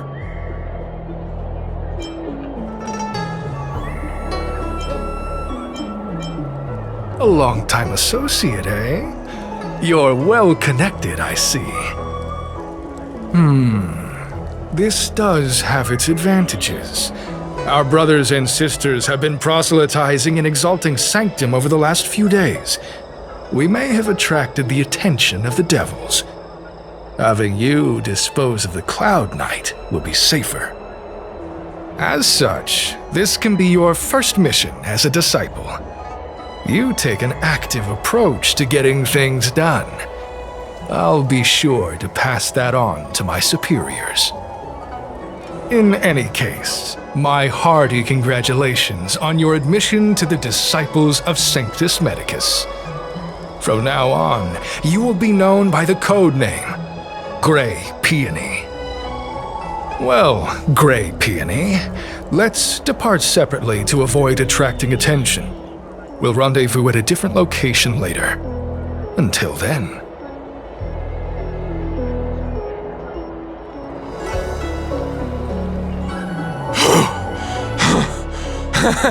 I did a good job playing dead, didn't I? Those people are out of their minds. Watch your step next time you're around them. With your skills, you've got a better chance than most. I should report back to the seat of divine foresight. Stay safe, friend.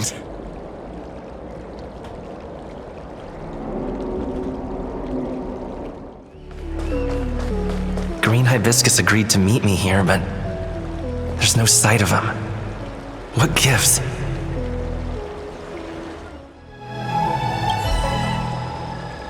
There's a letter here. What's this on the envelope? Gray peony? Ugh, this must be from Green Hibiscus.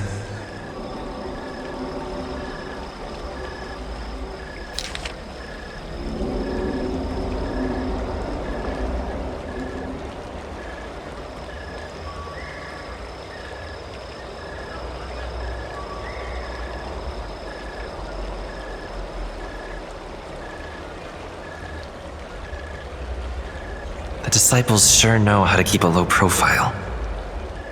Looks like I'll need to help them complete this mission. If they're looking to intercept mail, I should probably start by searching near Exalting Sanctum's Psycrane stands.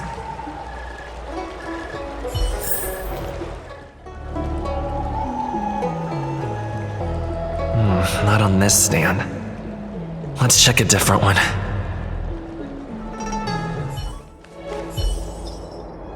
What's written on this package? Seat of Divine Foresight, urgent? This is it. The mail the disciples want to intercept. Seems like it's encrypted somehow. Makes sense. This is critical intelligence after all. Let's see if I can crack the code. Code cracked. Huh. It's an internal order from the disciples of Sanctus Medicus.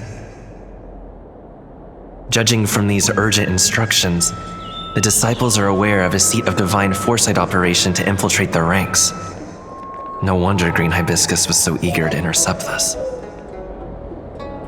I'll use my phone to make a copy, and then hand it over to Green Hibiscus.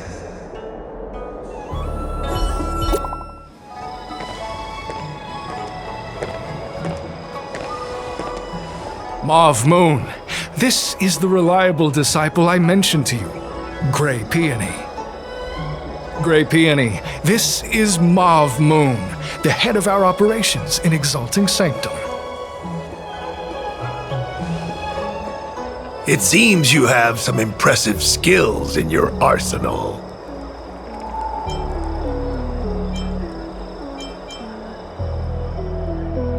No need for modesty. I've studied martial arts for years. I can tell how strong you are with just a glance. You seem like you've got it all figured out. What brings you to the disciples of Sanctus Medicus?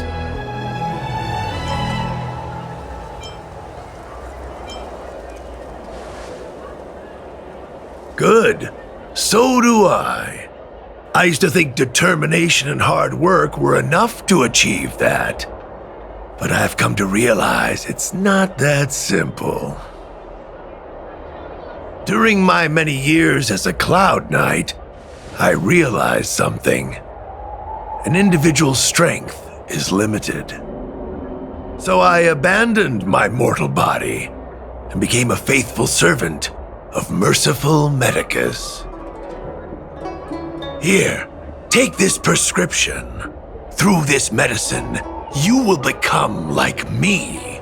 You will be able to break the shackles that the devilish archer author has used to chain your soul. You will gain unbridled power and freedom. The disciple responsible for creating medicinal pellets heard of your exploits.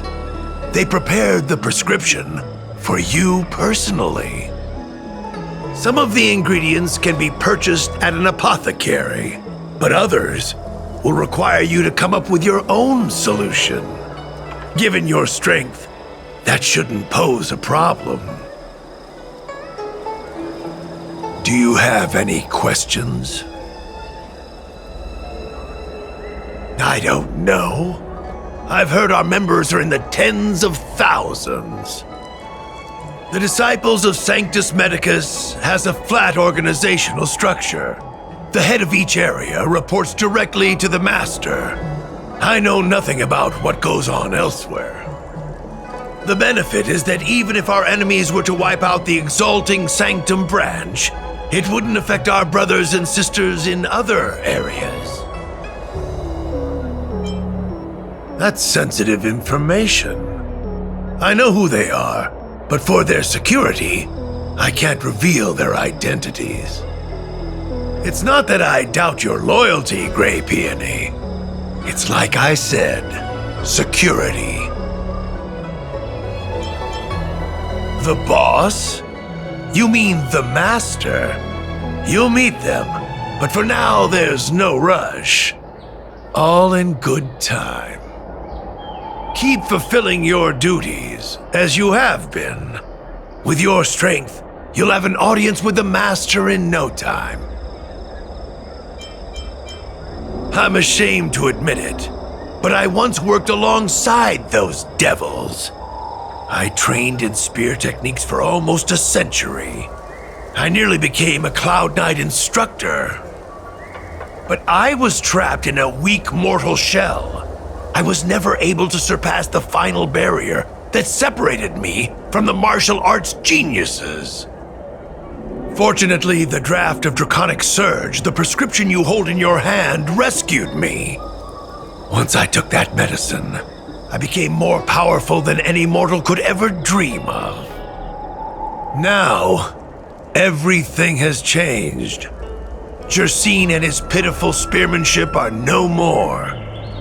All that remains is a loyal disciple of Merciful Medicus.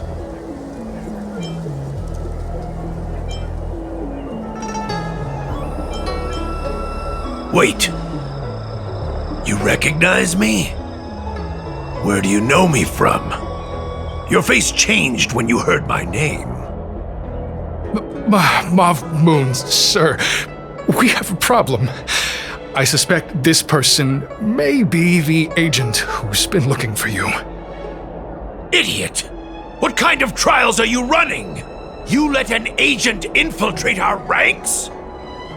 I couldn't have known, sir. I witnessed this person slay a Cloud Knight before my very eyes. Detestable.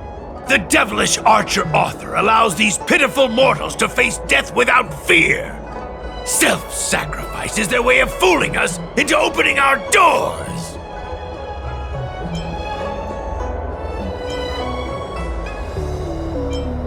Merciful Medicus has sharpened my senses. Nothing gets past me. A pathetic mortal like you could never understand.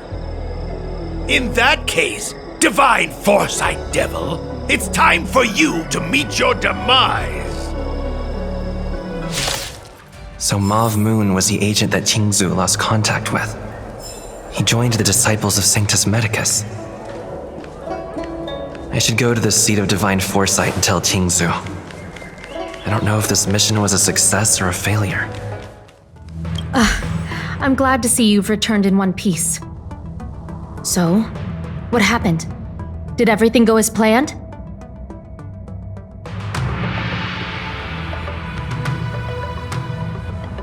Don't worry. Your operation was a success. Although your identity was ultimately exposed, you gained a wealth of invaluable intelligence. On top of that, you managed to get out without a scratch. I never imagined that Jersine would choose the path of evil. You did the right thing. I'm afraid this is how the Plague's author operates, using notions of power and life to draw countless people like Jersine away from bright futures, down a path of no return. You've managed to shine a light on the darkness of the enemy. With this intelligence, the seat of Divine Foresight will be able to improve its strategy. And for all your efforts, please accept this reward. Is there anything else you'd like to know about? The current state. I'm afraid we know next to nothing. We dispatched agents, but they were only able to linger on the edges of the organization. Your operation is the furthest anyone's managed to infiltrate. The Seed of Divine Foresight is still striving to answer one question. Is this but the resurgent shadow of an organization silenced 1,000 years ago? Or have they been lurking in the darkness all along? Whatever the case, this sudden reemergence hints at a hidden conspiracy. It's troubled me deeply over recent few months. It's hard to tell what all of this is building towards. Not at all. The Disciples' secret letter makes it sound as if we infiltrated their ranks in great numbers. The reality is that only a handful of agents have successfully slipped into the organization. And the majority of them lacked the strength you had to make it back unscathed after their identity was exposed. They didn't have the wisdom and good fortune to gain the organization's trust quickly. An agent can't actually consume those pellets of the Disciples. Doing so would mean the end of their life as they knew it. The point is, there hasn't been anyone like you who managed to delve into the group's core and obtain so much first-hand information.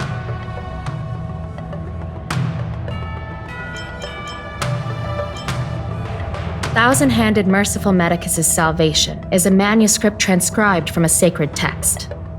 I don't know where the Disciples obtained it. It likely consists of fragments of banned works from the Befall era. As I see it, there isn't anything particularly alarming about the text. It recalls the acts of the Plague's author's warped creatures from an equally warped perspective.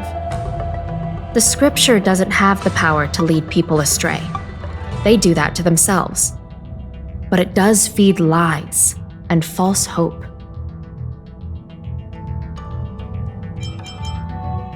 The prescription you acquired is beyond my knowledge. There are a few reliable alchemists that reside in Exalting Sanctum. I'd like to ask you to consult with them on the particulars of the prescription. This will allow the Seed of Divine Foresight to have a clear target for creating an antidote. Given that the Disciples of Sanctus Medicus has become aware of our operation, it's about time the Seed of Divine Foresight reeled in its net. If you turn up any details about the prescription, feel free to come back and find me anytime. Why, hello there. Anything I can help you with?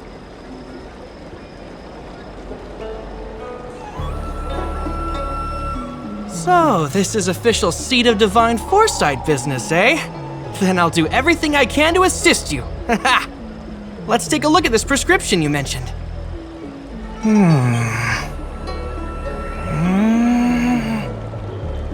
If this request had come from anywhere else, it would have seemed like a joke. But the Seed of Divine Foresight only deals in the serious.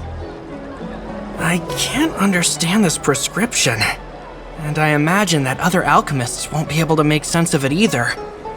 I recommend you go directly to the chief alchemist, Lady Dan Shu. Lady Dan Shu is renowned for her unique line of reasoning. She's proposed several prescriptions that would have been incomprehensible to us if she hadn't explained the pharmacology. Still, those same prescriptions have always been able to produce miraculous effects. Lady Dan Shu is a truly gifted alchemist. All the more amazing given her sightlessness, wouldn't you say? Lady Dan Shu likes to pass the time over at Sinwood Pavilion. I'm sure you'll run into her if you head that way. I've been looking forward to meeting you. You have a very distinct scent. Losing one sense forces the other senses to become sharper. I heard from other alchemists you have a prescription you wish me to assess. Can you read it to me? Thank you.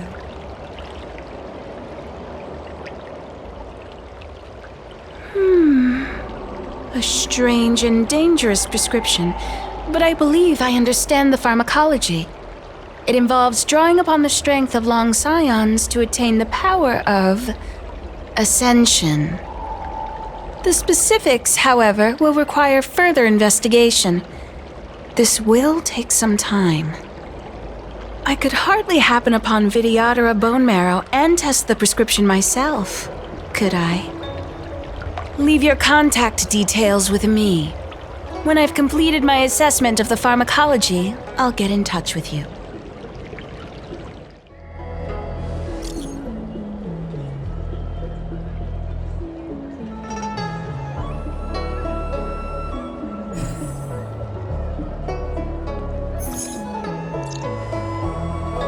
What does that mean? It's just a picture. Are we supposed to meet someone there? It's like one of those messages a kidnapper sends in a horror movie. That's enough of that. Come on, let's go. Hurry up, Qingque. We'll be fossils by the time you're finished.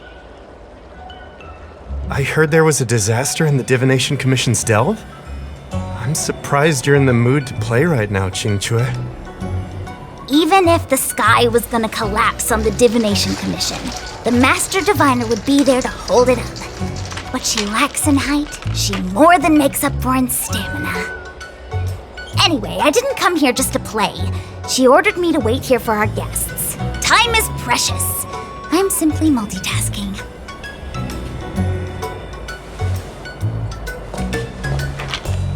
It's the place in the photo, all right. Is this a games parlor? What kind of problem can they possibly be facing? Isn't this hand a problem? I have the worst luck. Oh, hi there! I can tell just by looking at you that you're the Divination Commission's guests.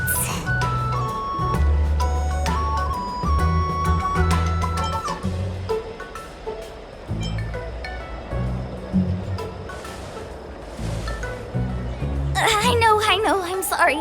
I was going to wait for you by the statue, but... Ah! Triplet! But folks from the Realm Keeping Commission descended on the area. It's too loud over there now. Pass! Pass! So I thought to myself, wouldn't it be better to meet somewhere quieter? Four of a kind! And wouldn't that be more fun, too? Better to show you the real Exalting Sanctum and introduce you to a true Xianzhou pastime, Celestial Jade! Ha-ha! Victory! Now that my wish has been fulfilled, there's nothing holding us back. Follow me, honored guests. Look! Is that a... It's an ancient tree. We call it the Ambrosial Arbor. It was once the Xianzhou Lafu's prized treasure.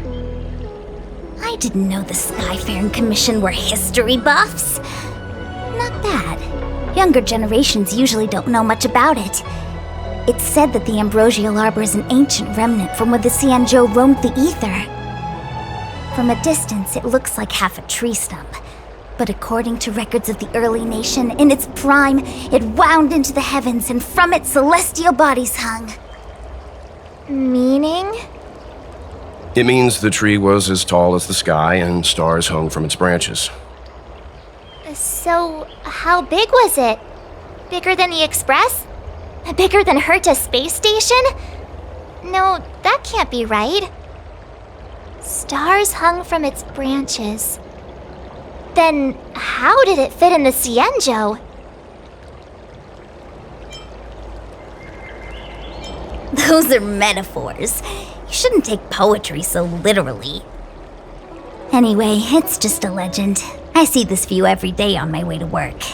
I'm kind of bored of it. Let's go.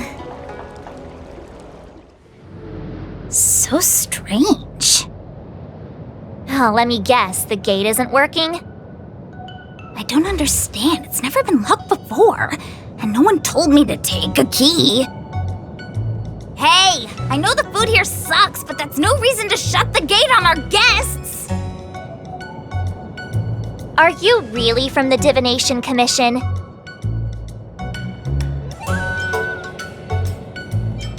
No way.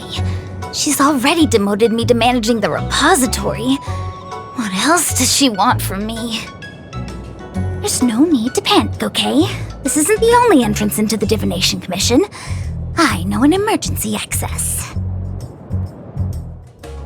Ugh, Stellaron corrosion. What's going on? Great, this gate won't open either. You've kept the Master Diviner waiting. No doubt she'll blame unreliable Chinchilla for messing up once again. I knew I'd offended that diviner. That's why she sent this girl to help us. Miss Jingche, if you don't mind, may I take a look? Huh? Oh, no need. Actually, I was just being polite. I don't see why not. Let me show you. This thing is pretty fun. Anyone here surprised? Anyone? Here comes trouble. Can't we run around to them for a change?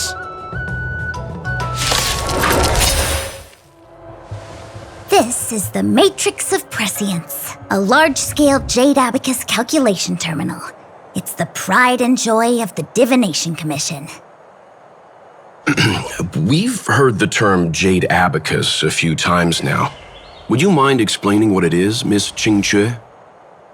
A Jade Abacus is just... a Jade Abacus. That's a good question, Mr. Yang. It might take me a minute to give you an answer. Let me think. The book, Glimpses into the Beyond, describes it as living jade engraved with symbols for divination into the unknown.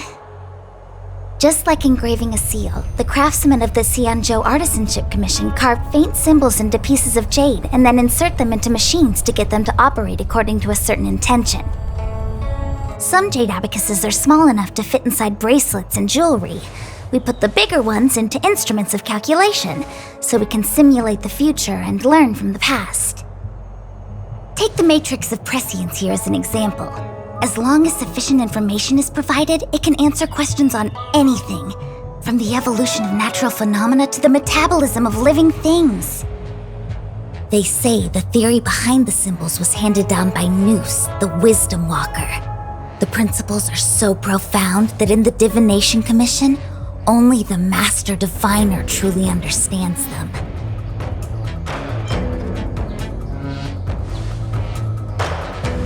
It sounds like similar technology.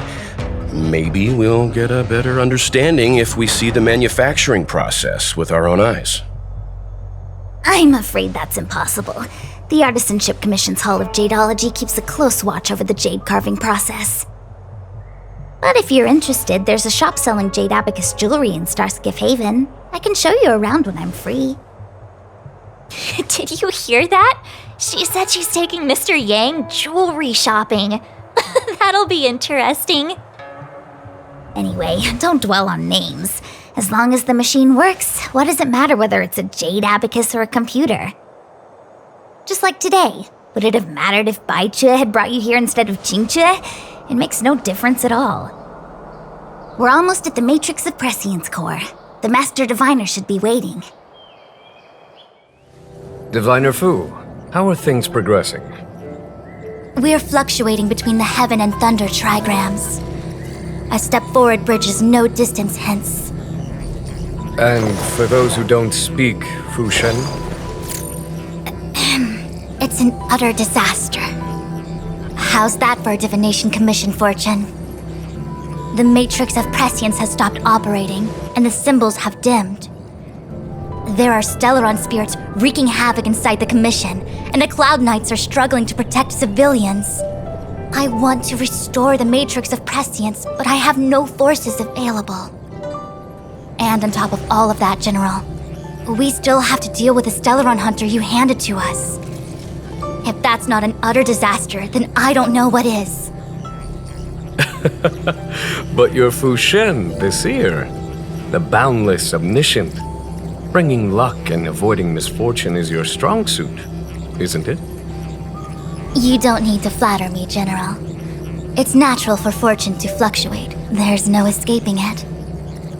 The Divination Commission simply does its best to uncover the good and the bad and then make the right decisions. We have no magical means to turn the tide. And that is precisely why we need you in charge. When it comes to handling clairvoyant Stellaron hunters, who better than Fu Shen the Seer? As for reinforcements, you didn't think I'd be unprepared, did you? Look, help has just arrived. Master Diviner, I brought you the guests. Though, it wasn't your order I received. So general.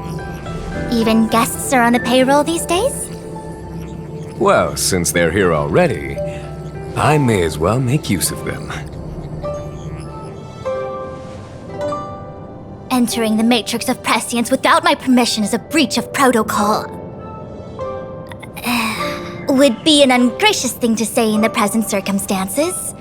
I admit I'm pleasantly surprised to see you here.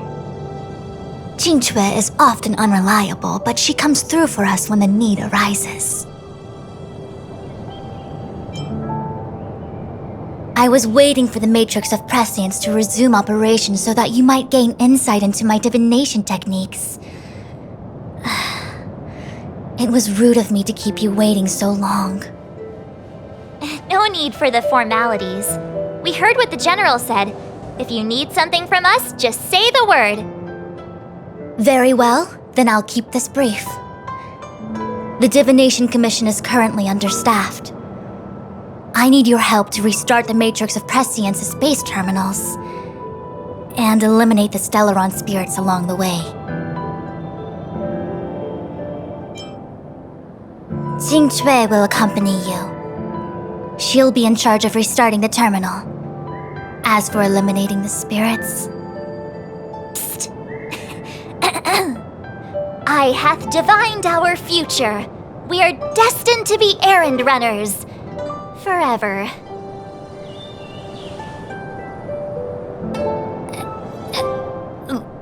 What? Which magic word? The universal one? Please?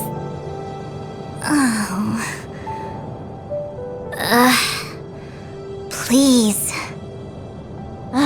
Good enough. That should do it.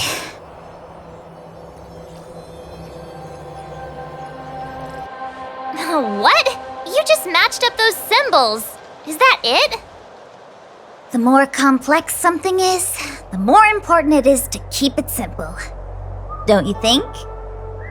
If it's so simple, why didn't your master diviner come and do it herself? Maybe deep down she just wants to be lazy once in a while. Like me. What the heck is this? It looks like a walking gate. Take it easy. There's nothing supernatural on the Xianzhou. It's an aromaton. It's guarding the Matrix of Prescience. They're stationed at various strategic places. I feel like it needs a sign saying "Mortals Forbidden" or something. Are you sure it won't fly into a rage if we walk past it? We're here by order of the Master Diviner to restart the Matrix of Prescience. Friends, not foes. Passage prohibited. March! You should join the Divination Commission. Quick, do something!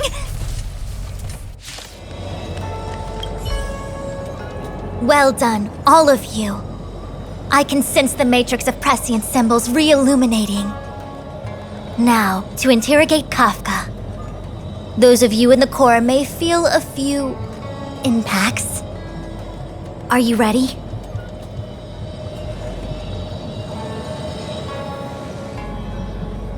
Is this really necessary?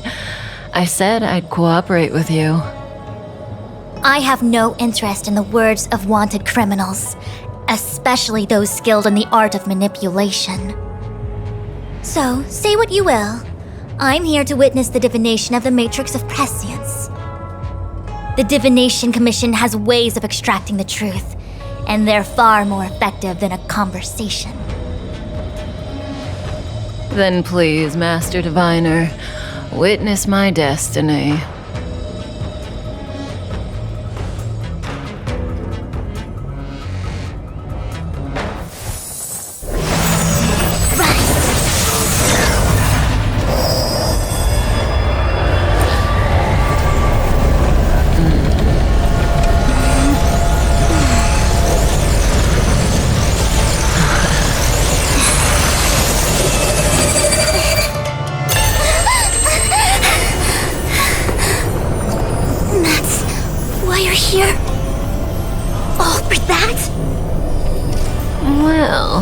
Not what you were expecting. I can't believe it. But the Matrix of Prescience cannot be wrong.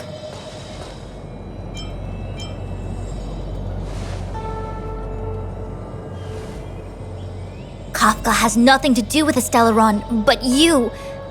It's you. Absurd. I'd never have thought it.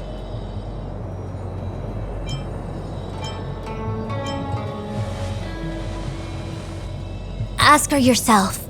Take as long as you wish. I must report this to the General immediately. Please excuse me.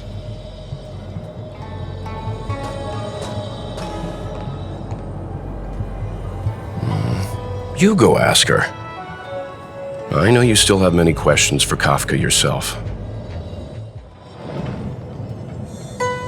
Hi. You haven't changed a bit. I'm sorry you have to see me in such a sorry state.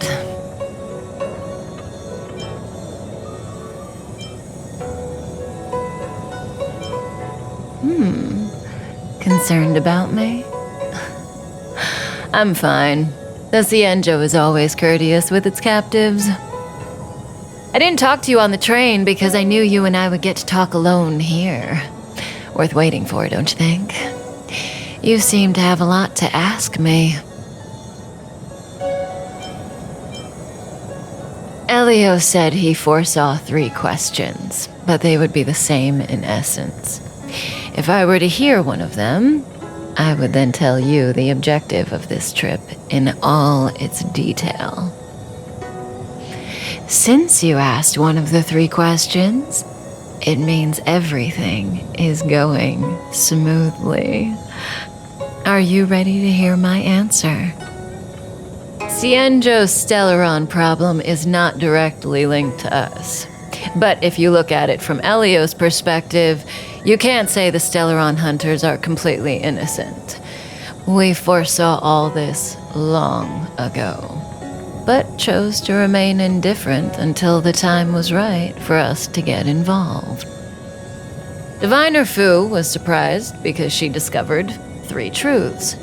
1, the Stellaron hunters are not enemies of the Xianzhou. You know this now, though you refuse to believe it.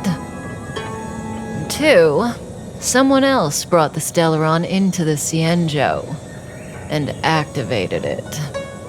A result of both internal unrest and external aggression. Traitors on the Luofu and enemies from outside want to overthrow the Xianzhou. The Master Diviner is in a hurry to find the General, presumably to inform him of this fact.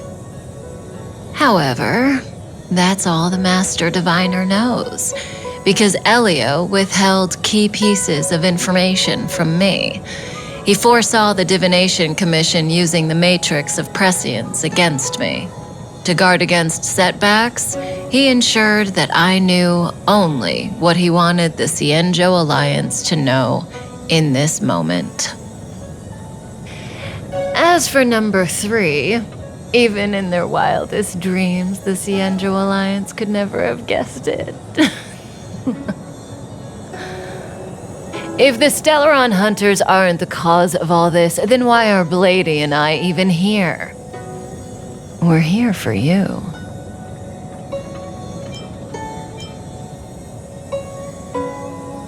Sounds ridiculous, doesn't it? It's no wonder Fu Shen doesn't believe it either. But the Matrix of Prescience doesn't lie. The answer is just that bizarre. The Stellaron hunters appearing here, Blady getting arrested, me being lured to the Matrix of Prescience. It was all to bring you, the Astral Express crew, to the Xianzhou. In the future that Elio chose, the power of the hunt is indispensable. And that's why the Astral Express crew had to come to the Luofu and achieve something important for the Xianzhou. You had to establish a connection with the Alliance.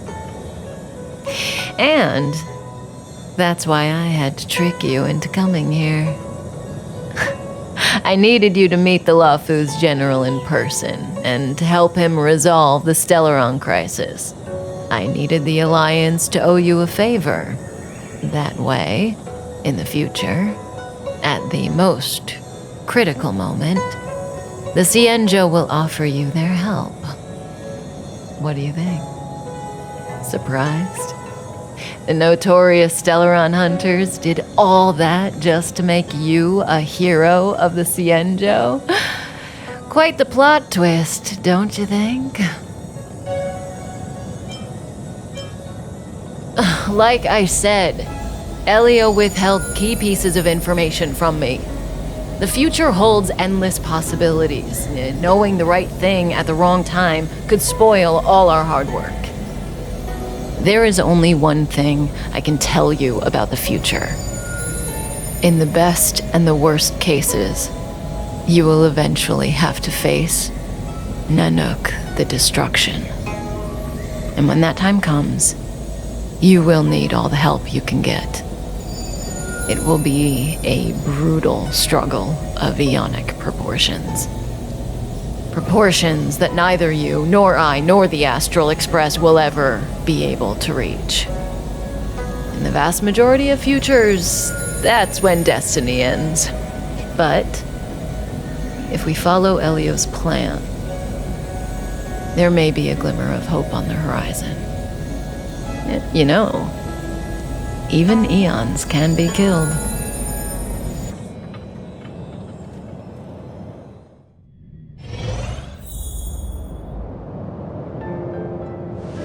Hey, Lorcha! You didn't finish telling us about the propagation. Keep going, it's interesting. So, eons can die, huh? Weird. I thought they were invincible. There is no true invincibility or immortality in the world. Such exaggerations are born of the perspectives of ordinary beings. Nonetheless, ordinary beings could not have orchestrated the fall of the propagation. That eon was slain at the hands of another eon. I don't understand. They're all eons. Why do they want to fight? Are you really from the Cienjo? Other eons aside, surely you must know the story of Lan and Yaosha. Isn't destroying the Eon Yaosha the Alliance's cherished aim? Of course I know. Well, I know a little. My mom made me practice with swords all day. I didn't really go to school. In that case, let's just change the subject. If you don't know about the feud between the Hunt and the Abundance, I'm afraid there's just too much to explain. Fine. How's this for a subject? What's in the box? Oh, this one? It's a casket, more commonly known as a coffin. It's for containing the remains of the deceased. The deceased? Aren't you a merchant? Yes, indeed. This is just part of my job. I was asked to deliver this coffin to the Cienjo. I'd quite forgotten. For long life species, death is probably a distant concept. Nope. The Cloud Knights spend a lot of time on the battlefield. Death is a common occurrence. It's just, we don't put bodies in boxes? Coffins. In the Cienjo, people go to the Hall of Karma in the Ten Lords Commission and consecrate the names and jade abacuses of the dead. It's our way of saying goodbye. The Foxians and the Videodora have their own ceremonies. Foxian soldiers place their dead in star skiffs and then let them drift out into the stars. They call it the returning. As for the Videodora, they're more mysterious. They say that when a Videodora is very old or has a fatal injury, they turn into an egg that looks like a pearl. When the shell breaks, they come out looking young again. My mom calls the Videodora long scions. When I was young, she told me stories of how the Videodora could turn into dragons. I don't know if that's true.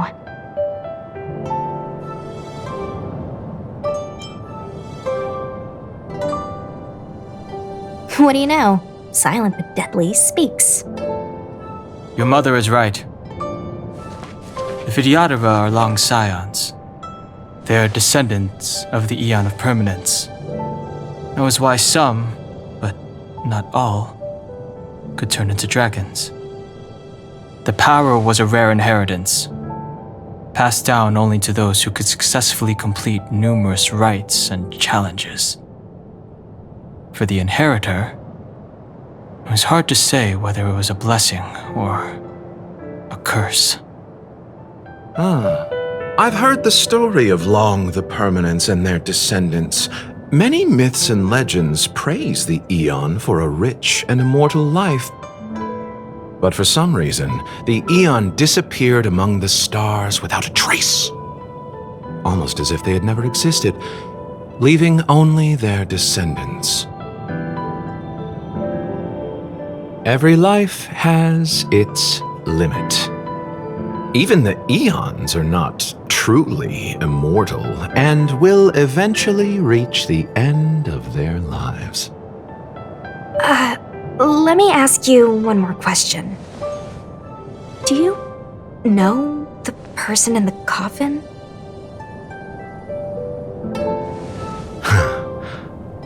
Yes. Friend? No. So, a sweetheart?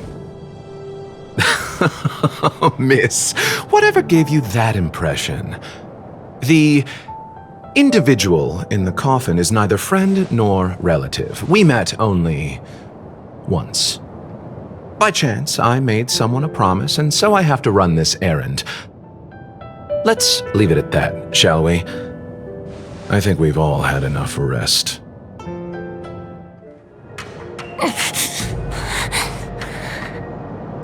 Silent but deadly. Locha, let's charge in together. If we take them out quickly, we can rescue the girl. What happened to us letting you handle it? I've only got 2 hands. Please, I'll wangle you a prize for your bravery or something when it's all over. Enough. Let's go. Miss, are you okay? What do you think? Sorry, I didn't see any blood, so I thought you were okay. You're a puppet. My motor is broken. I can't move. Are you a Cloud Knight? Good. Take me to the Realm Keeping Commission.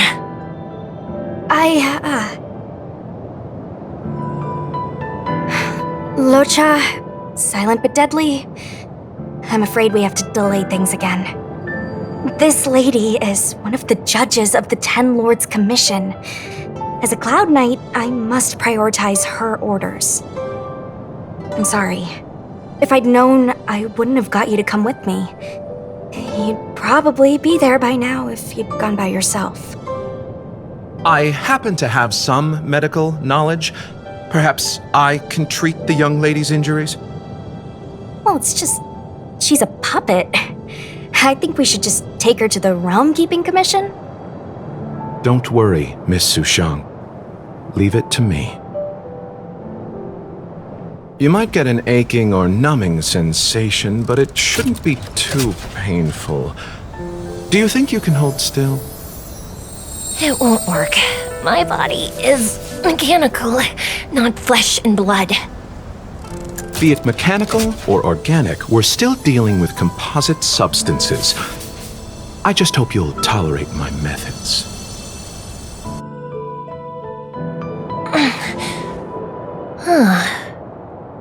Curious.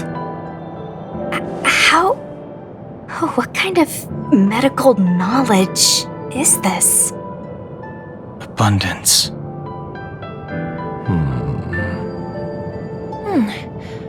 Very good. We, no longer need to return to the Realm Keeping Commission. The mission continues. As a judge in the employ of the Ten Lords Commission, I am forbidden from interfering in the affairs of outsiders. However, seeing as you came to my aid, a word of advice. Leave as soon as possible. I came to address the root of our crisis by arresting a fugitive, a Stellaron hunter. This villain possesses exceptional swordsmanship and wields a divine weapon. They are extremely dangerous. If it hadn't been for a strange accident, my wakespan might have been cut short. Strange accident?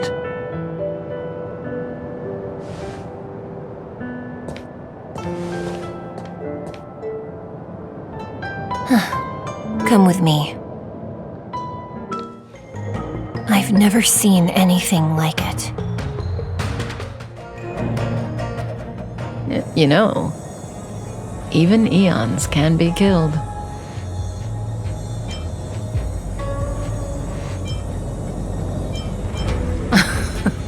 Are you kidding?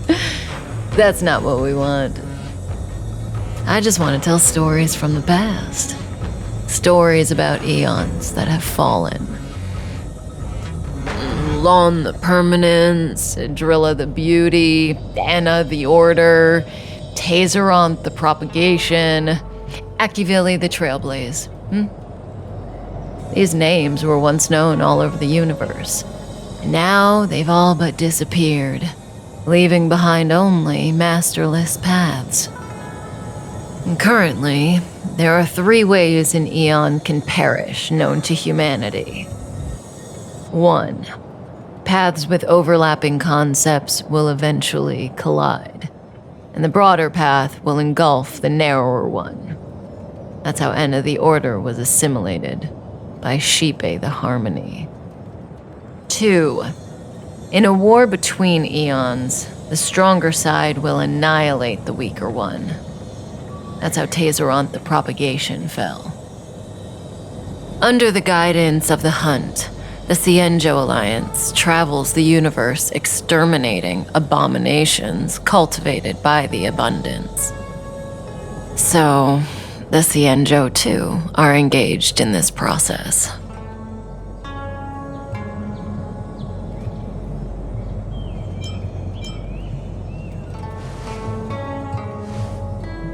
I don't know.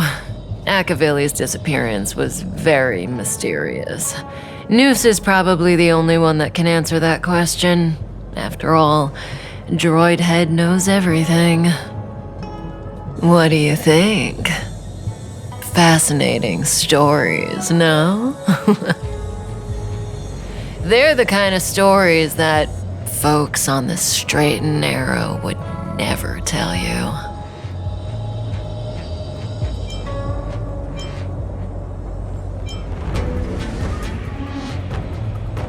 Hold on. Any minute now. It's begun.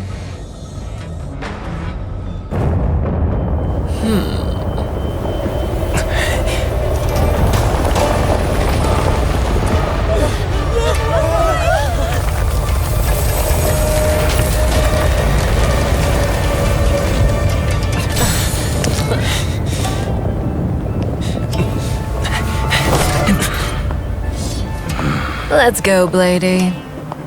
2 more places to visit.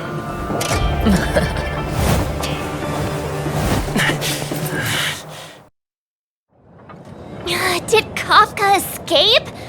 How are we gonna explain this to the Master Diviner? If what she said is true, we won't have to explain anything. Hey, did she brainwash you? Wasn't this the dead tree Qingque showed us earlier? How did it grow all of a sudden?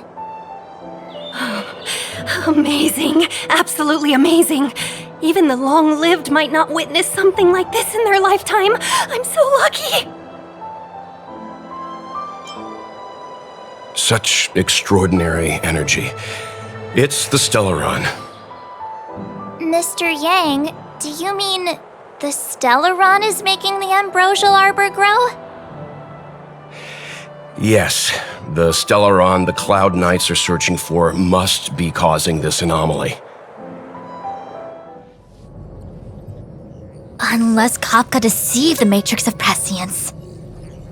Stay calm, Diviner Fu. The Matrix of Prescience does not lie. The logic you have laid out concerning Kafka makes sense. It has helped me to fill in another piece of the puzzle. I agree there is a hostile external force at work on the Lo-Fu. The Stellaron didn't appear out of thin air. Someone managed to sneak it onto the ship. As for the culprits behind the Lo-Fu's internal strife, I believe we are dealing with the so-called Disciples of Sanctus Medicus, that shadowy organization of the denizens of abundance. Kafka's revelations confirm my suspicions. General, when did you have these suspicions? The moment the planter of the Stellaron revealed himself. The Xianzhou has the blessing of the Rainbow Arbiter, and only another Eon Emanator would be capable of sneaking onto this ship without my knowing. We are dealing with an external threat. The Stellaron corrosion continues to flood into the ship, and yet it bypassed both the seat of divine foresight and the shackling prison. There is forethought here. Our enemy must have had access to Lo-Fu intelligence for things to unfold in this way. It is evident now. The Stellaron hunters aren't the ones behind the curtain. No. As soon as I set eyes on Blade, it was clear to me. But why is he here? And why did he draw the Astral Express? That piece of the puzzle still eludes me. Nevertheless, Lady Fu, your intel means the puzzle is more complete than it was before. These Stellaron hunters are a captivating group. Such lengths to get the Xianzhou and the Express onto the same track. Who would have believed it? General, we must retain all urgency. The ambrosial arbor. It's the Stellaron. No need to search high and low. The traders have planted it in the ambrosial arbor's delve, thereby causing the tree to grow once again. The Disciples of Sanctus Medicus couldn't hold off any longer. Every crisis is a turning point. A problem is easier to resolve when you know where it lies.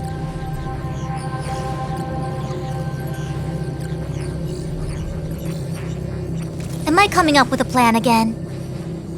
Of course. I'm sure you have a countermeasure at the ready, Master Diviner.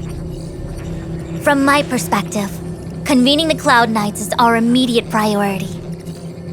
We must head into the roots of the ambrosial arbor, expel the Stellaron spirits, and prevent the arbor's resurrection. As ever, the Master Diviner's omniscia provides for the fastest solution. However, sometimes speed is not everything. I have known the Stellaron's location for a while now. So why have I held back our forces? General? Well? You're a scoundrel. Pulling up the grass requires removing the roots. The Disciples of Sanctus Medicus have chosen to make their move now, which means the Cloud Knights have the situation under control and the traders have run out of patience. Now is the time to capture them all in one fell swoop. You've been sitting on that this whole time? How will you justify the losses if something goes wrong, General? Please, Lady Fu, I still have forces to deploy. We were in need of extra hands, and the Stellaron hunters were kind enough to bring us together with the Astral Express. How could I look the other way?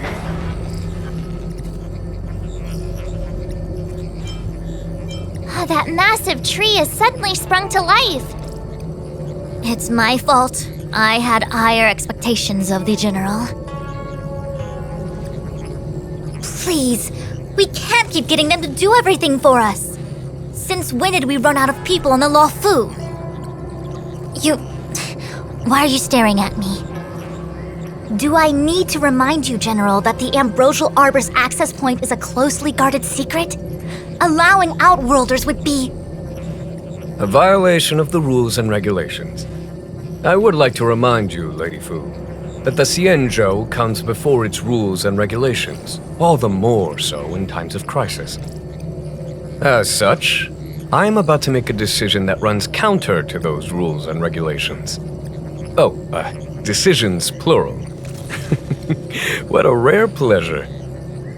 Lady Fu, I hereby issue you with the military tally. The Cloud Knights will be under your control. You will act in concert with the other forces in the approach to the Ambrosial Arbor through the Alchemy Commission Delve. Under... my control? You've been eager to discover for yourself what it is to be a general, have you not? You've never given me the opportunity, and now suddenly...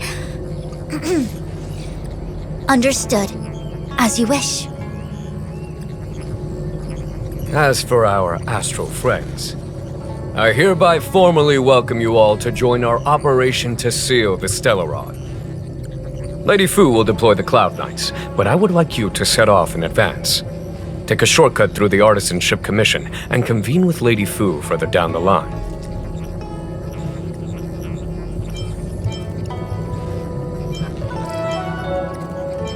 This is no errand, honored guests.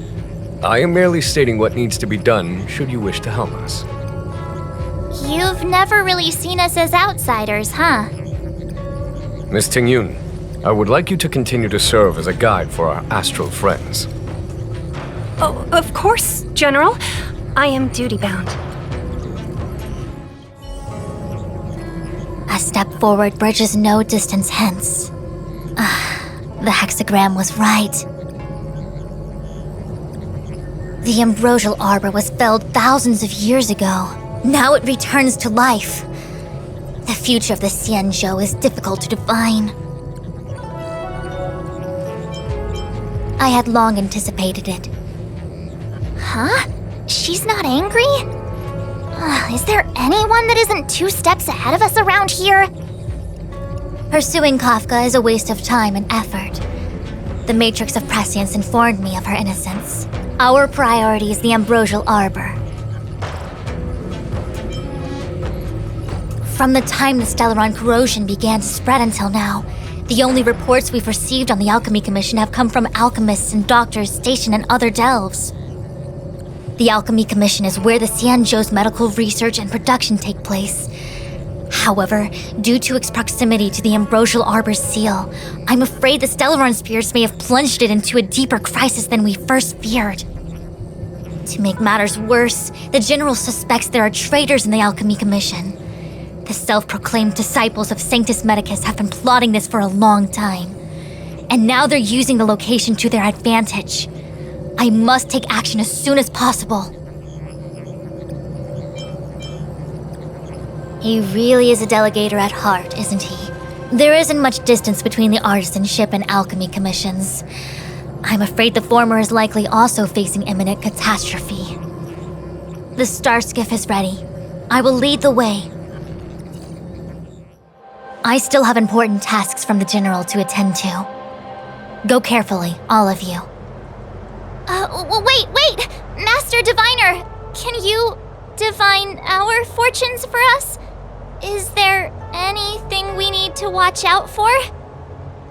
No need. My Omniscia has seen that your journey will be auspicious. Everything will proceed smoothly. Are you sure?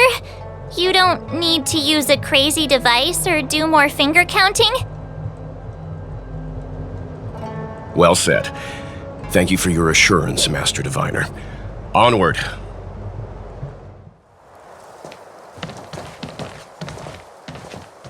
Huh? Look at all the people gathered here. Not a good day for commuting on the Lafu. The Artisanship Commission Delve should have suspended operations after the Stellaron corrosion began. Why haven't these people taken star skiffs to safety? Maybe the Artisanship Commission are just more dedicated to their work? The Divination Commission's diviners aren't exactly a hard act to follow. At the end of the day, work is work. You need it to live. You know, March, adults forget what relaxation means after a certain age. Sounds like you're speaking from experience. Just speaking from the heart, that's all.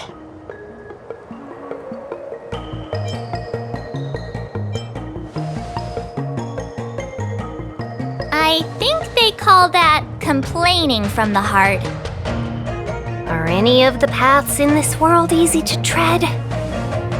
The Artisanship Commission is full of workshops, building state-of-the-art mechanisms and craftsmen designing brand new concepts.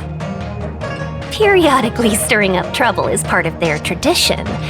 Entire buildings vanishing into thin air, puppet riots. You get the picture. It seems like the craftsmen are too afraid to go in, but they have nowhere to run to either. We should take care, benefactors. Something terrible must have happened.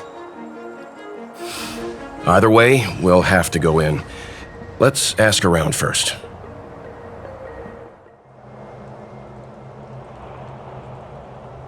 Another locked gate. Time for the old dilemma. Break in or climb over. A warm reminder, benefactors, that the Artisanship Commission is as important to the Xianzhou as the Divination Commission. Our law states that trespassing into the Artisanship Commission can result in a prison sentence of between 300 to 500 years. Serious violations may result in exile on a barren planet, thousands of light years away.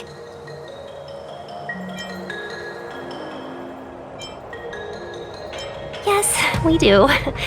Still, the Artisanship Commission is filled with security mechanisms. Even the General won't be able to save us in time if we get trapped. I'm not trying to scare you. I'm simply suggesting you ask the craftsmen to see if they can provide an insider like Qingche to guide you. It seems more than a little reckless to charge in when we don't know what's ahead of us.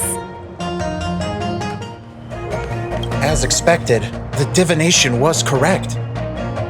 If I hadn't repaired the shifting screen today, we'd have all been trapped. We'd be fertilizer by now. Still, the teleportation range wasn't enough. It's no ordinary tree. The branches felt tough as metal. Yuncha, have you ever seen material like that before? What if I have? You gonna go get a sample for me? I was thinking about it, yeah. Isn't it just an ornamental tree? Have you ever seen an ornamental tree move? Have you ever seen one bore through the ground like that, huh? So what if it moves? I just need to run over and saw off a sample. It can't grow faster than I can run, right? Sure, go ahead. Here's a crowbar and a saw. Don't say I didn't warn you when the Cloud Knights have to scrape you off the walls. Well, I've been feeling a bit under the weather lately. Yuncha, you're the most agile person on the materials team when it comes to operational efficiency. Under the weather, huh? How convenient. As for me, I'd rather stay alive, thanks. Master Gongshu. Oh, are you guys Cloud Knights? Are you here to save us? Your clothes. I knew I was getting ahead of myself. You're just tourists. Sorry this crisis came during your trip. I'm sorry it came at all.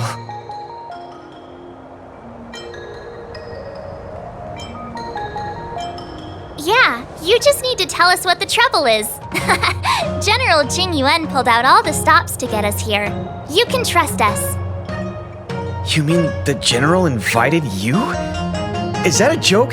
The Luofu has the Cloud Knights. Why would he send outsiders? There's been a serious incident in the Artisanship Commission. Nobody's in the mood for jokes, miss. You misunderstand, young sir. We genuinely want to help. Can you tell us what happened here? Waiting around, that's what. We ran away. It was way too dangerous in there. Please, if you plan on living a little longer, don't go in there. There's been some kind of botanical disaster. It was like an ornamental tree somewhere suddenly started to grow. There were branches so thick you couldn't put your arms around them. It spread everywhere. The whole commission is being destroyed. I don't get it. The Artisanship Commission focuses on the mechanical. We've got nothing to do with hydroponics or accelerated growth. Where did that thing come from? The worst thing is, my master is still inside. Master Gongshu is the most experienced craftsman in the Artisanship Commission smelting works. He's in charge of our research project. When the incident happened, he dragged me, Zeming, and Yuncha to safety. But then he turned around and ran back in. I need to wait here for the Cloud Knights so I can tell them to rescue him. Why did he run back in?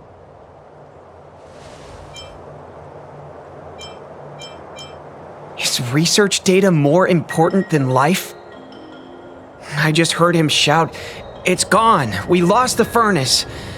By the time we realized, he'd already vanished. Anyway, you said you're here to help us, right? 100%. The General sent us. You don't have to believe us. The Astral Express doesn't shout about its achievements.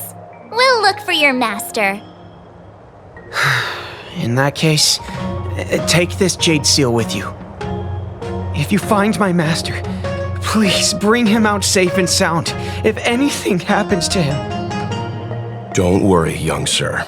Your master's safety is our... None of us would be able to graduate this year.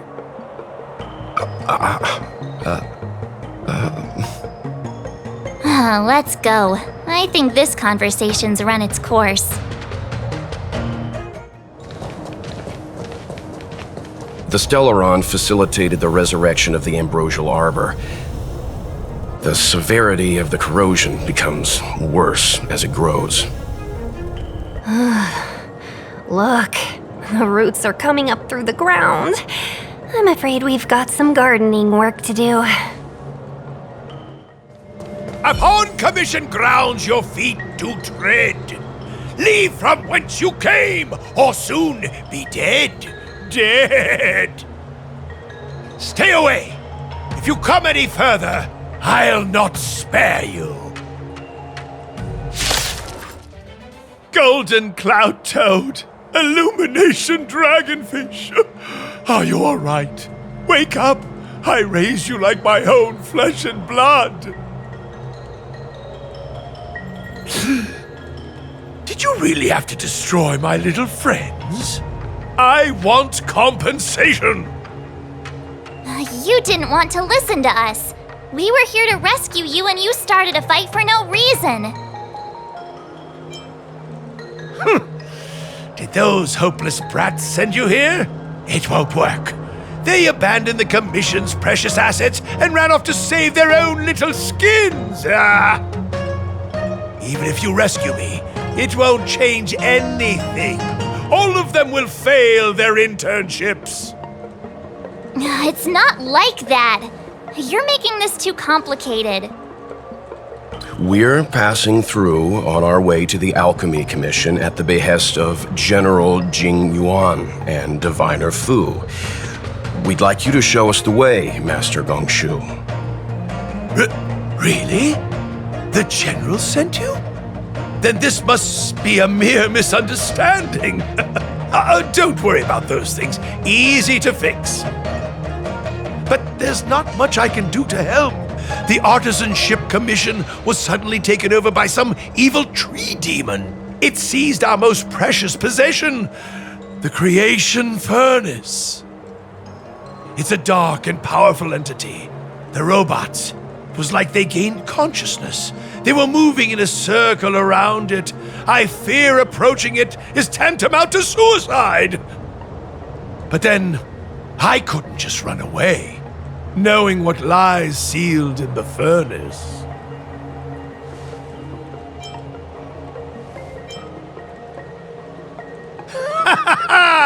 I'm sure General Jing Yuan must have believed wholeheartedly that you could save the Artisanship Commission from this crisis. Means I know of may yet serve your fight. Pray you in repayment aid my plight. Come on, through here. Look, this is one of the Artisanship Commission's prototypes. The shifting screen. Good thing I got the students to take it out and make a few adjustments. Otherwise, they'd never have managed to get out in time. You all saw the Jade Gate on your way in, I assume? The shifting screen works in the same way.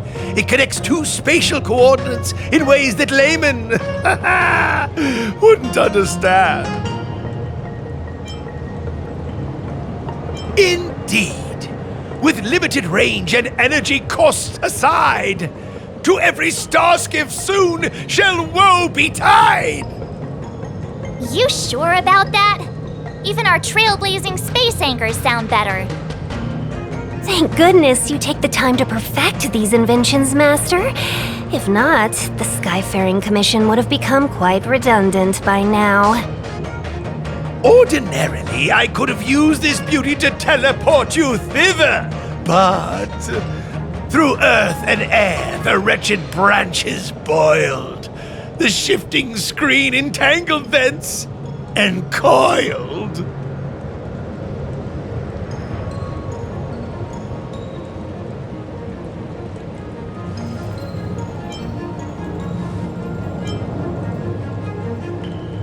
Hold on!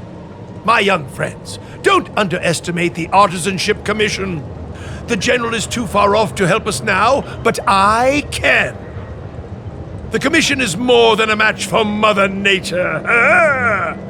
Oh, piteous tree, who think thyself so strong, your match and more in strength to meet ere long.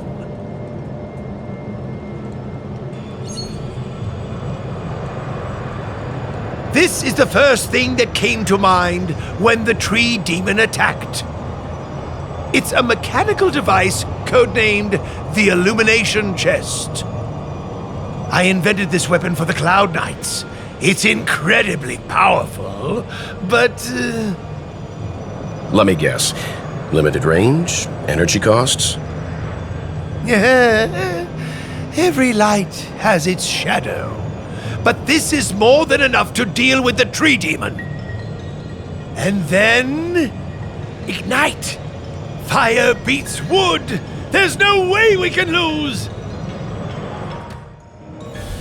Very good. The master reveals the door, but the apprentice must walk through it. You're much better than my useless students.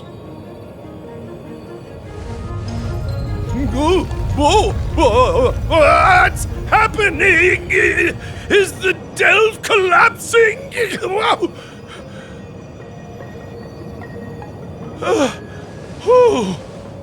Seems like it worked. That tree demon must be writhing in pain. All right, there's no time to lose. Hurry through the shifting screen to the opposite side before the branches grow back. Look, the ambrosial arbor's roots. They've encoiled the Artisanship Commission's most precious invention, the Creation Furnace! Help me, dear young friends! Let's hack them away together! We can't let the roots punch through the furnace! Careful, it's changing.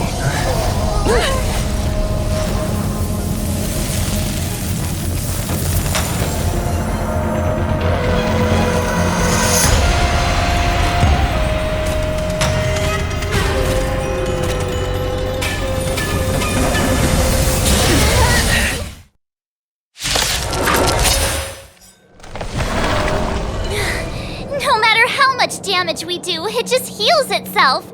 Not fair. We'll have to retreat for now. Follow me.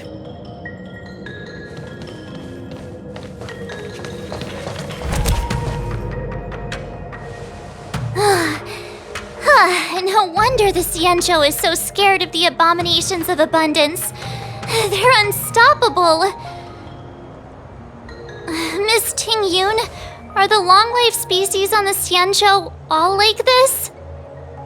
I'm afraid this ebon deer was likely birthed by the ambrosial arbor as its guardian. It shares a close connection with the arbor's roots. Most living creatures on the Xianzhou don't have abilities like this. Huh? As long as it's there, we can't get any closer. I wonder... The ebon deer seems to heal itself instantly, but perhaps it's drawing that power from elsewhere.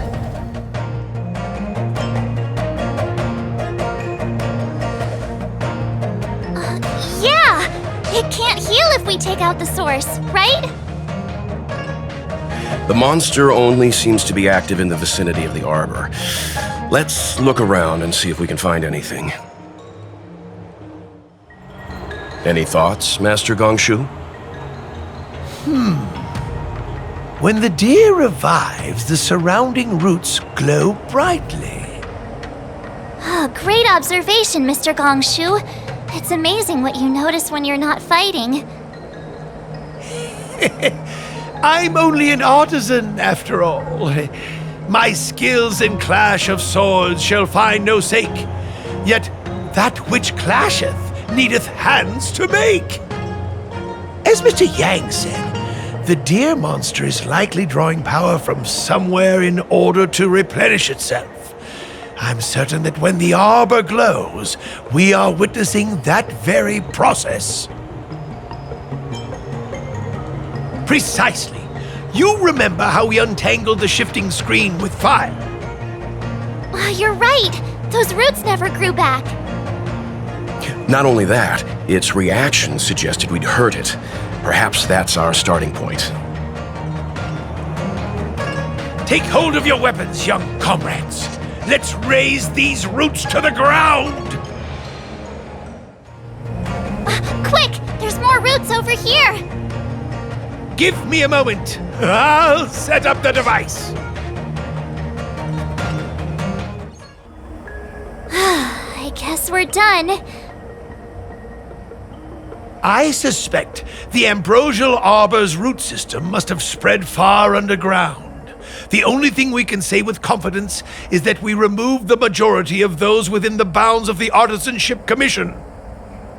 Let's hurry, before they have a chance to grow back. So, the next step is... Let's go. Look! The roots coiled around the creation furnace! They've withered! Excellent! Nothing can stop you now!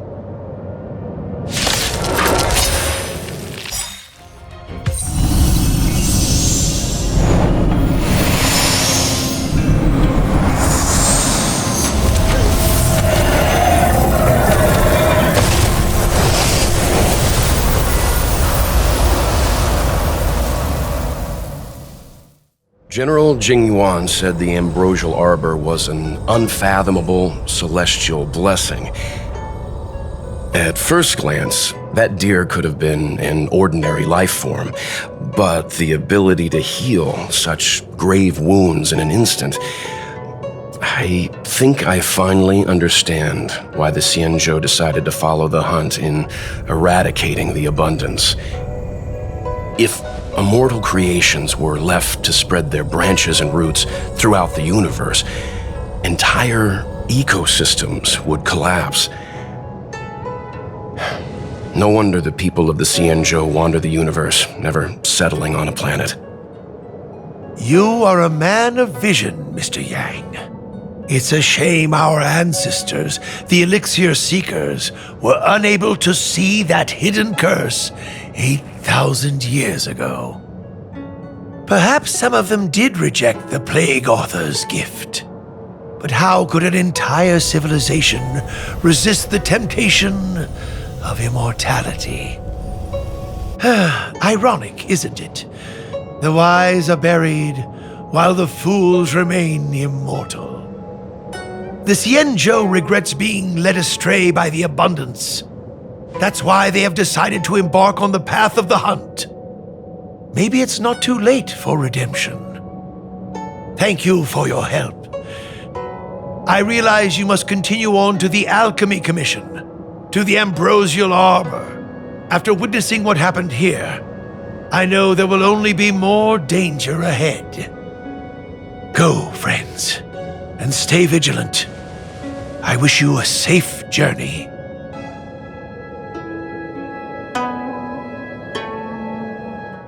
So this is the Lafu's Ambrosial Arbor.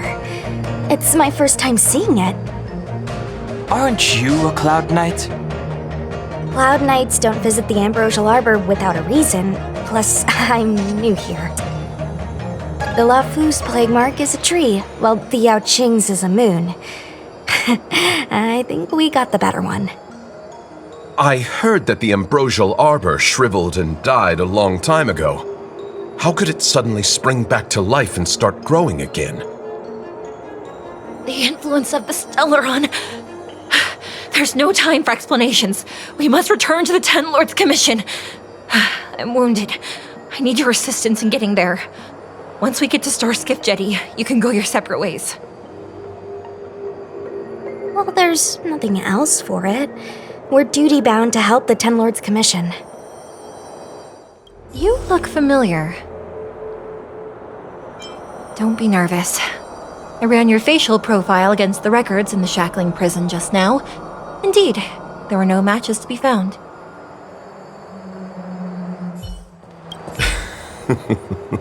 I did not expect such a short journey to be filled with so many twists and turns.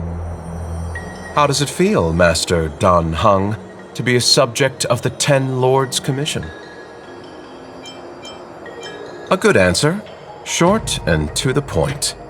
It would seem I've been unsuccessful in detangling myself of matters thus far. I suggest we hasten to Starskiff Jetty and send this judge of the Ten Lords Commission on her way. We must continue our own journeys as soon as possible. Sorry. All Cloud Knights answer to the Ten Lords Commission. Duty calls. Apologies for asking you to stick with me a bit longer. I'll treat you guys when I get you back to safety.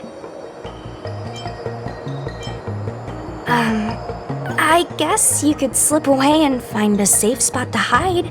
I'll come back and get you once I've sent her on her way.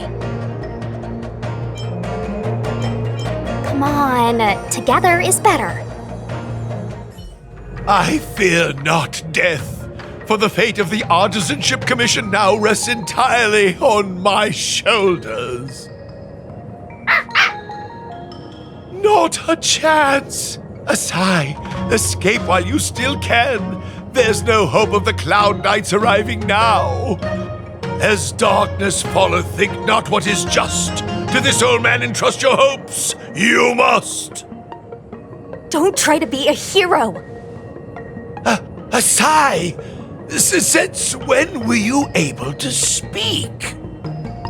Hey, do I sound like a dog to you? No! My apologies, miss. No wonder I was confused. I never installed a human speech module in the little guy. No. But what is the meaning of this? I'm the only one left here. The apprentices all fled. You should probably do the same. You just said there's no hope of the Cloud Knights arriving. I happen to be a Cloud Knight. Wouldn't you call this a timely arrival? Come with us for now. I'll take care of things here later. That won't do. As a senior artisan, I can't just abandon my post. Looks like we're gonna have to resort to unconventional methods. Are you gonna come with us willingly? Or do I have to ask the guy behind me to carry you in his white death box? Can you give me a moment to consider those options? Now, move it! A few more steps and we're at the main gate. Thank you for escorting me. We must go our separate ways. It's just a few steps away. You're not leaving with us?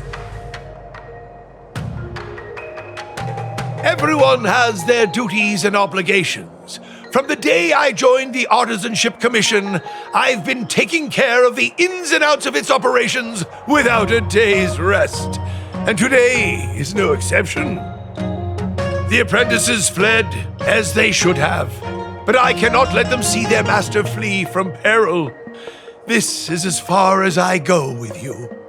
I must see what more I can do for the Artisanship Commission.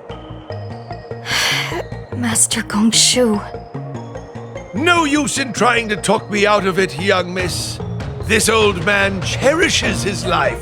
He won't do anything rash. On your way now.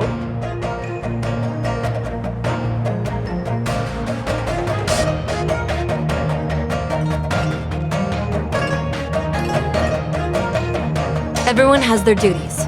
Let's go. Doesn't look like it wants to let us through. Do you think if I yell at it could scare it off? I doubt that. I think Atsai is the only one here still taking orders from people. Any ideas? I've got one. Bring it down. You know, you're getting less silent and more deadly by the minute. Sounds good. Let's get it. The rebirth of the Ambrosial Arbor was bound to bring calamity. The Cloud Knights must be at the Alchemy Commission, next to the Arbor. You should head the same way. Thank you for ensuring my safety on this journey. I will report this good deed to the 10 Lords. And if the opportunity arises, I will return the favor.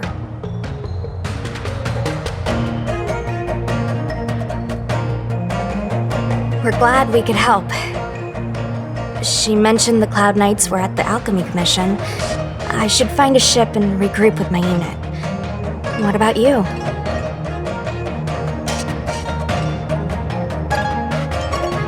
Aw, you just can't bear to see me go, huh?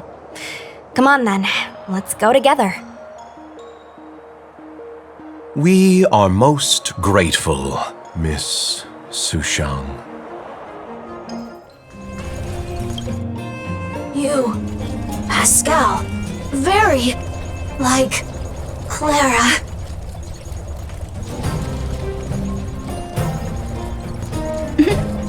Good boy, Pascal.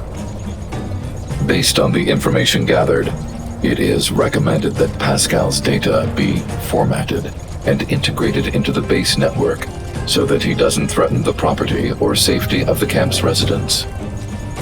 I know this is the most sensible option, but Pascal...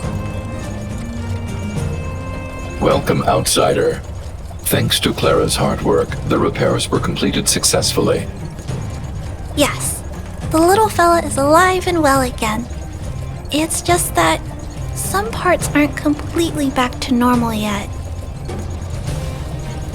Yes, Mr. Svarog and I spent a long time coming up with a suitable name. You, Pascal, good. I am called Name. Oh, look, Pascal is greeting you. It's just, his speech is still a little confusing. The examination conducted earlier revealed that the information stored in this robot's core module is incompatible with the new hardware.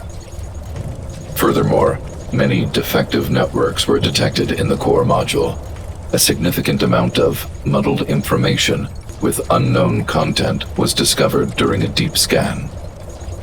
Simply put, Pascal's brain is filled with junk information of unknown origin. This junk, along with hardware that's incompatible with his core, caused him to lose his ability to communicate.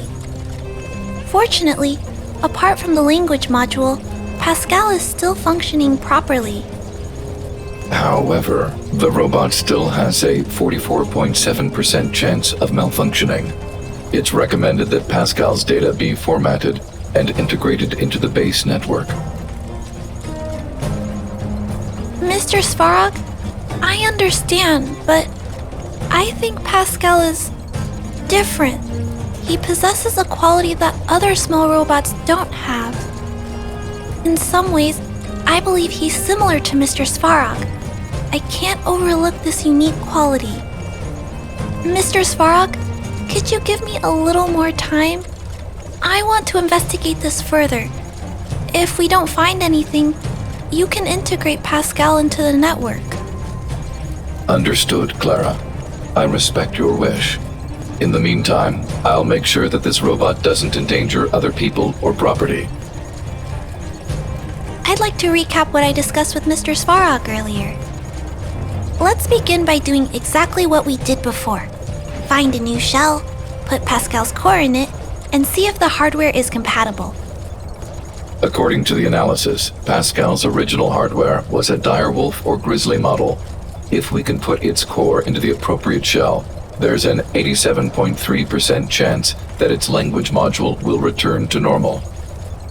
There are all kinds of abandoned robots in the machine graveyard. Let's go take a look. This is an automaton direwolf, but it appears to have been modified. It's most likely another abandoned robot pet. Although it doesn't seem to be functioning, you should still be cautious when approaching it.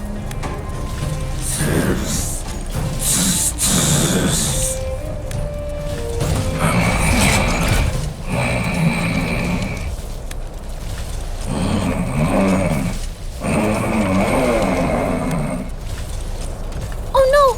It's still active! Watch out!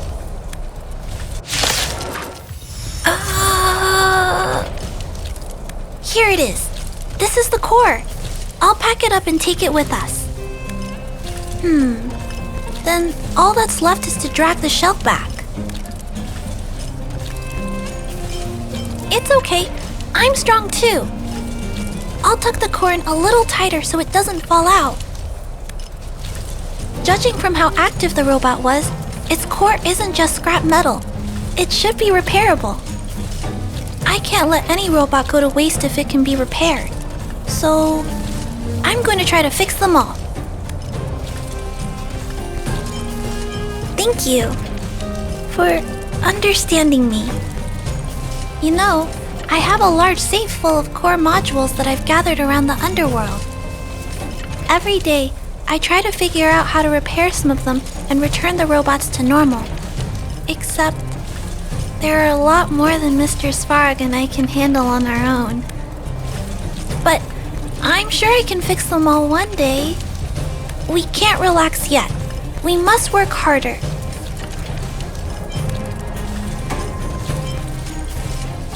Really? I can't wait! I was talking so much that I totally lost track of time. Let's head back. Otherwise, Mr. Svarog and Pascal will get worried. Mr. Svarog, we're back! Welcome back! Return! Clara! Ribbit! Failure! Welcome back, Clara.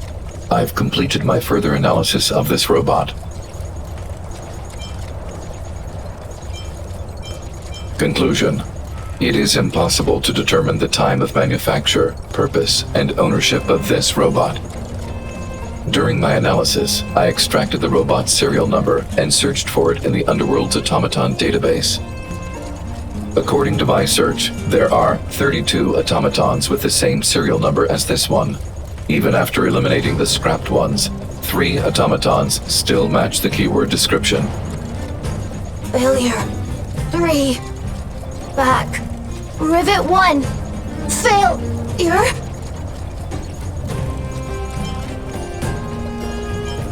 It appears so. I'm not sure what he's trying to say, though. While we were talking, the robot's failure rate increased. We should activate alert mode. Tempering. Back to Rivet. Fire. Pascal is becoming increasingly unstable. We should change his shell. Pascal, I'm going to change your shell. Don't worry, it won't hurt.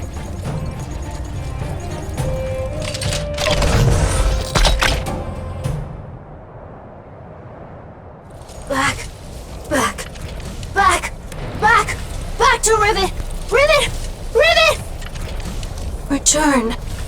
Waiting. Continue. Repair.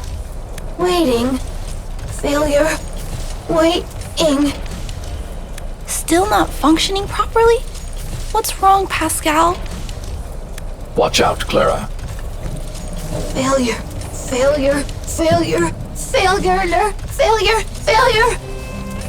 Pascal? No! He's running away! Clara! Pascal! Did he run off towards Rivet Town? Let's follow him! No, Clara. Just leave it to me. I'll order the robots to pursue this one. No, Mr. Svarog! Please, don't. Please leave Pascal to me. It was my decision to keep him in the first place, so I must take full responsibility. I'm certain Pascal won't do anything to harm anyone. But if something goes wrong, please let me handle this myself. Please, Mr. Svarog?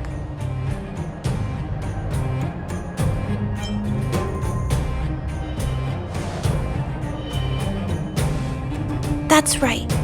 This all started with me and can only end with me. I'm certain Pascal would never do anything to harm anyone. Clara, please tell me how you came to this conclusion. Pascal possesses a quality that other small robots lack.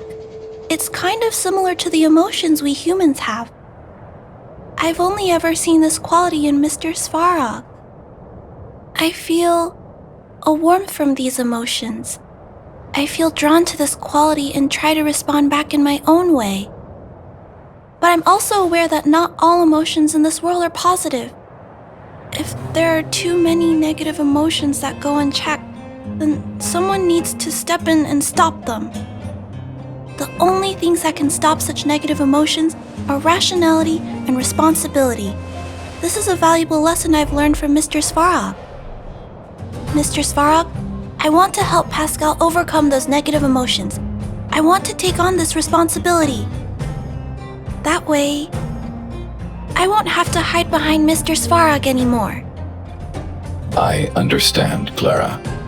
I support your decision. I won't intervene unless the situation risks spinning out of control. Thank you, Mr. Svarog. So, let's go. Pascal, who did this to you? Pain. Hurt. Pain. Hurt. Pain. Hurt. Hurt. Pain. Clara, get away. This is a fragmentum creature. It's extremely dangerous. A fragmentum creature? What are you talking about? How is that possible? Pascal is obviously a robot, just like you. Could it have malfunctioned? It appears to be normal. Please step back. I shall eliminate this fragmentum creature. No, it's going to attack Pascal. We have to stop it. Phew. Luckily, the patrol robot and Pascal's cores are still intact. The big fella's shell is only slightly dented. Thank you for your help. The only thing that puzzles me is why the big fella mistook Pascal for a fragmentum creature. I can't figure it out. Well, let's not worry about that now. Anyway, I'll take this core back and examine it. Now, let's insert Pascal's core into the big fella's shell.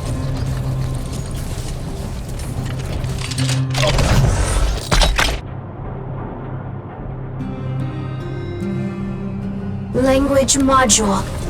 Connect. Connecting. Connection. Complete. Testing. Verifying. All modules working. Connected. Welcome back, everyone. Finally. Pascal has been waiting.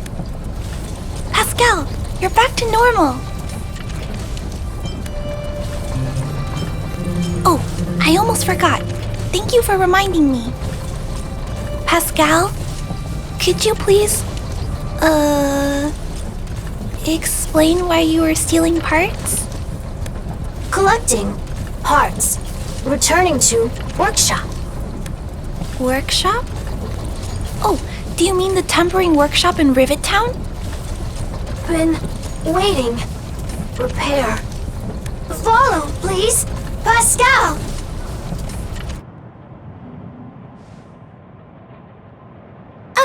Pascal ran off. He went in that direction. I think he wants us to follow him. I think this place used to be a restaurant. One time, I found a bunch of canned food here. The vagrants in the camp were so happy. However, I've always wondered, the light here, why is it still on? This place has clearly been abandoned for a long time. Also, there's dust all over the place, but none of the equipment appears to be deteriorating. I don't think so. No one should be living here. I never saw anyone when I came here to hunt for supplies. Anyway, someone must be looking after this place. But who? And why? Clara, welcome back! Rivet Town! Look, isn't it shiny? Job, Pascal! Done! Nice! Huh? Could it be Pascal has been repairing this abandoned town? Pascal, repair, indeed. Waiting, been everyone. Parts, Pascal, collect, non-stop. Rivet Town, repair, non-stop. It seems that Pascal was stealing parts because he wants to repair the town. Waiting, everyone, Pascal, non-stop. Leave, everyone. Come back one day. Has Pascal been waiting for Rivet Town's evacuated residents to return? Repair, been every day. Pascal, use, can, everyone return. Pascal has been looking after the town so that everyone can go back to their previous lives when they return. Workshop, tempering, here, base, Pascal, secret. Parts, store, enemies not here. Place safe. Scared, no need, everybody. Ah, this appears to be the secret base where Pascal keeps the parts. Although we now know why he took them, there are still many unanswered questions. For example,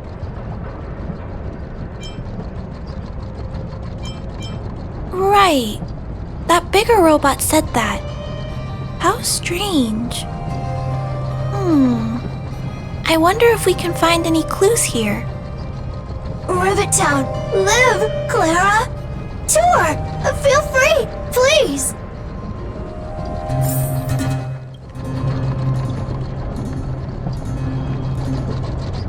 These pages are so neatly cut out.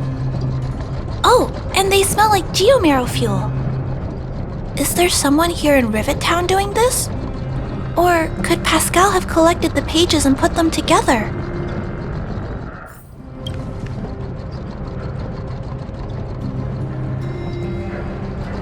This must be the result of Pascal's meticulous repairs. But the little fella doesn't really need the monitor, does he? Hey, those look like handprints on the side of the cabinet. Human handprints. Could this monitor have been recently used by someone?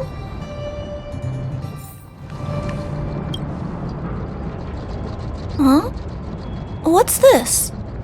A diary? Wow, such neat handwriting. No, wait a minute. I think this was printed onto the cover. Could it be Pascal's?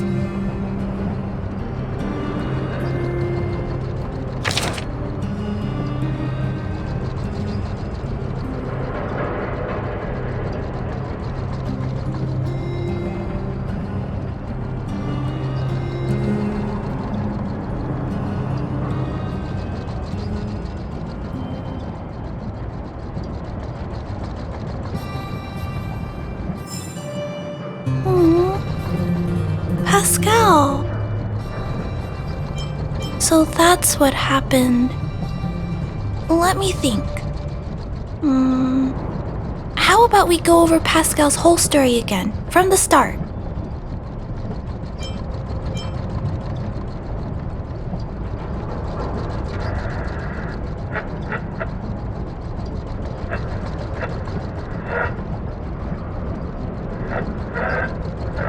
That is correct. So, Pascal used to be a robot guardian of Rivet Town. Pascal's backup power was activated for some reason shortly after the residents were evacuated. It woke up to discover that the whole place had been abandoned, so it decided to collect parts, repair the town, and wait for everyone to return. However, for some reason, Pascal keeps getting attacked by his fellow robots because the automatons think he's a fragmentum creature. I'm not sure, but I suspect Pascal's tormented sense of self stems from him being constantly attacked by his fellow robots. The module used to detect emotions was frequently damaged, eventually turning him into a small robot that did nothing but collect parts. I don't know. I can't find the answer in Pascal's diary. Pascal, why do your peers keep rejecting you? Big brother, Clara, tour, enjoyable, is it?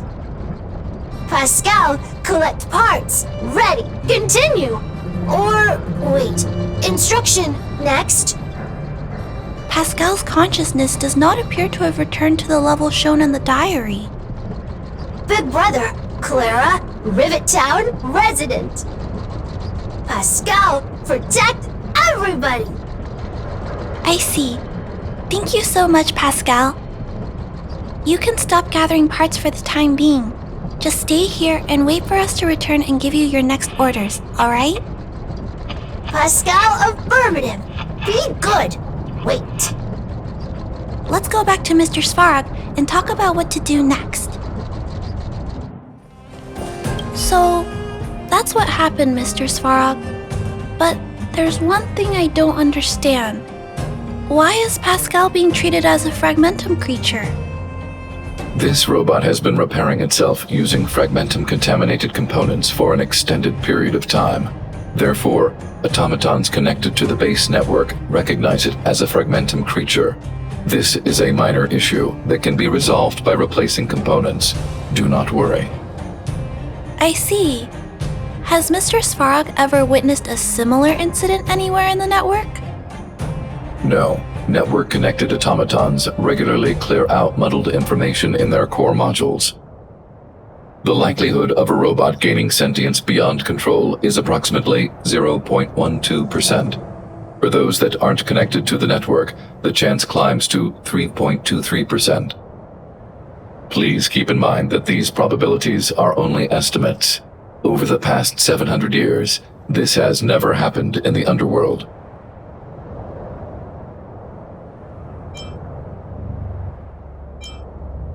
Improbable events that are easily disregarded frequently result in catastrophes.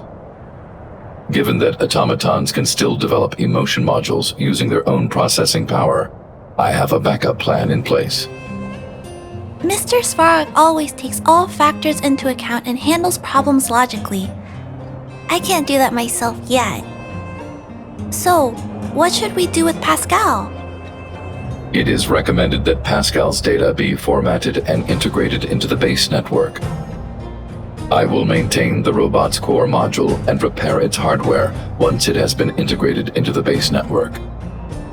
There is a greater than 97.2% chance that this robot will return to normal after the bad sectors and muddled information are removed.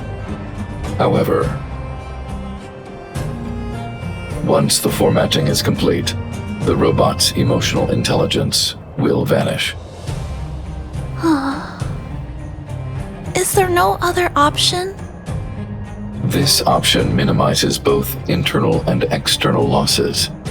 Although Clara's account indicates that the robot is relatively stable, the assessment based on the computations shows that both the risk of Pascal crashing and the amount of muddled information are increasing when it approaches 100%.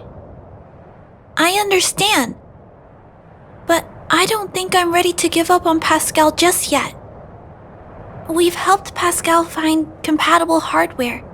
If we can eliminate the muddled information without damaging the sectors linked to his emotional intelligence? You know the chances of that are incredibly low, Clara. There's only one way to completely remove muddled information: overwriting. When the muddled information is removed, the base network will create a comprehensive backup and overwrite the data stored in the corresponding sector. Maybe there's another way. We can install a lock in Pascal's core.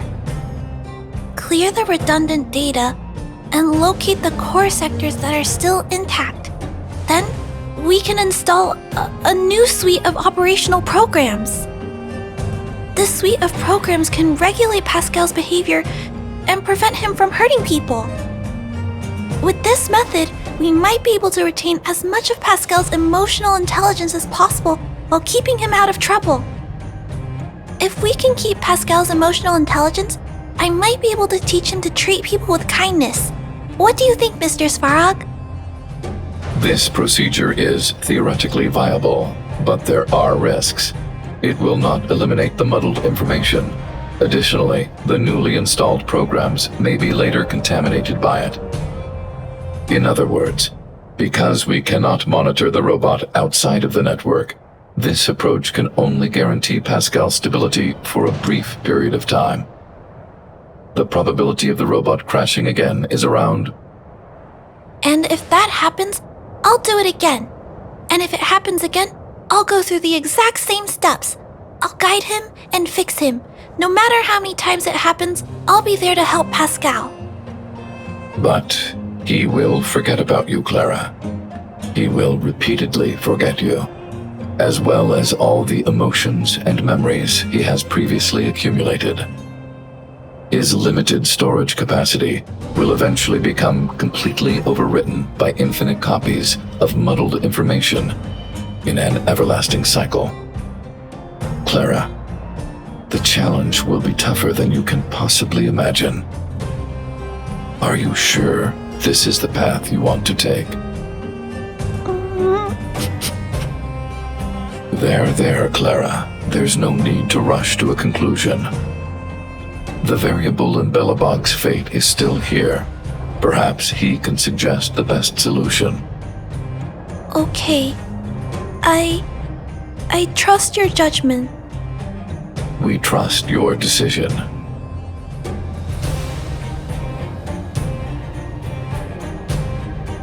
Both have provided their solutions. Svarog thinks that formatting Pascal's data and integrating him into the base's network is necessary, but doing so will deprive Pascal of his special emotional intelligence. Although it may sound cruel, this approach best prevents Pascal from posing a threat. Clara thinks she can use programming to control Pascal's behavior and prevent him from causing harm while keeping his emotional intelligence intact. However, this doesn't address the root of the issue, and it also requires Clara to devote much time and effort to Pascal.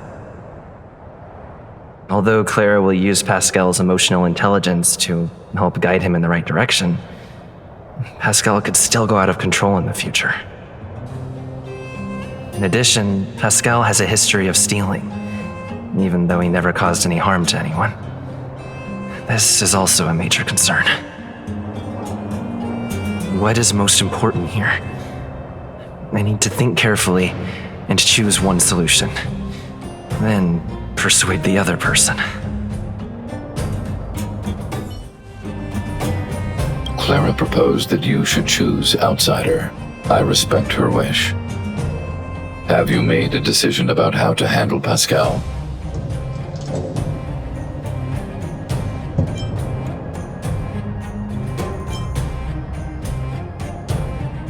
I had anticipated this possibility.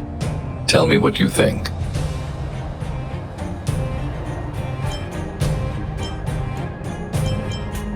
I understand.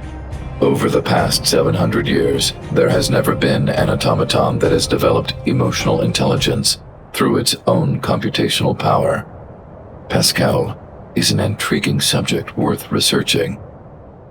However, in my opinion, protecting humanity's safety and property is more important than research. Clara believes in you as a variable.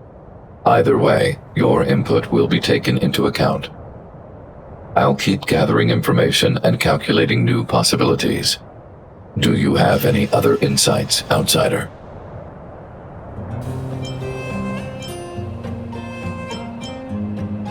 Clara's determination. This entry contains information that is difficult to quantify and may cause computational difficulties. Nonetheless, real experience has demonstrated that Clara's determination can often overcome all challenges.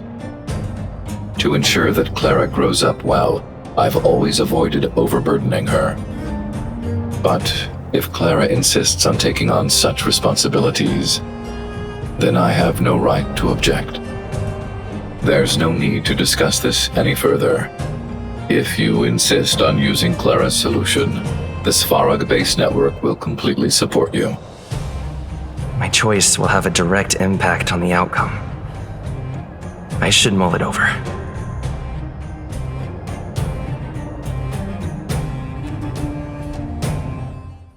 Pascal, we're back. Pascal, good. Waiting. Further instructions. Now, please be a good boy and don't move. Pascal, we've got Mr. Svarog to help treat your illness. He'll help you recover. Illness? What is illness? But Pascal not move, recover, health. Mr. Svarog, let's get started. Understood. The protective programs are ready for installation. I hope I made the right decision.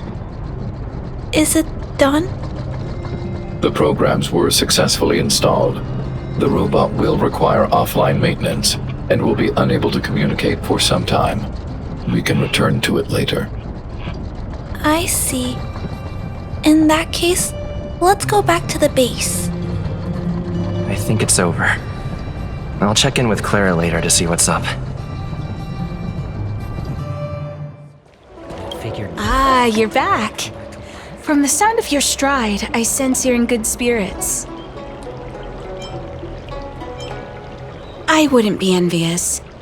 This is not an innate ability, merely compensation for my visual impairment.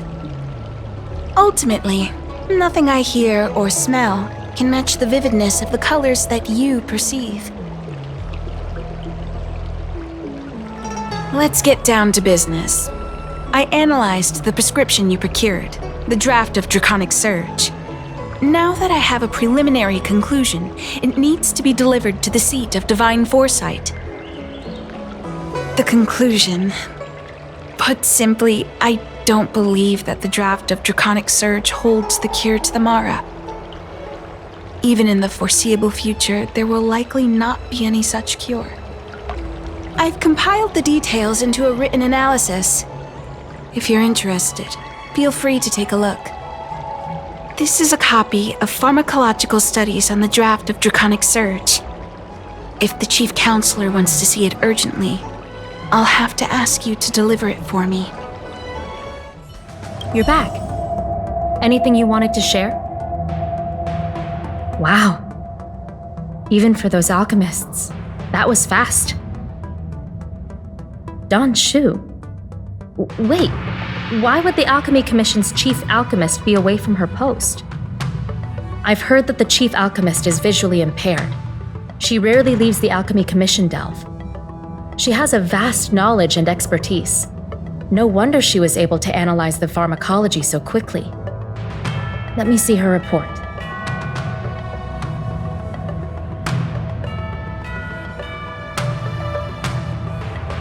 No cure? Where did these villains get their hands on such a complex prescription? This is infuriating. Still, this is a clue we can follow. Thank you. Please accept these gifts for your efforts. Those were rewards from the Seat of Divine Foresight. These are gifts from me, personally. You've done so much for the Lafu, for the Xianzhou. This is the least I could do. Thank you for coming on such short notice. My stay in Exalting Sanctum was supposed to be focused on treating people and delivering medicine. But the Seat of Divine Foresight tasked me with analyzing the prescription. I've been severely delayed. I've already concocted some of the medicine in question, but there can't be any further delays. Could you assist me in ensuring it arrives on time? Thank you. If she's gotten into any trouble, be sure to let me know when you get back. This is the medicine. Her house is near the Court of Tranquility. It shouldn't be hard to find her.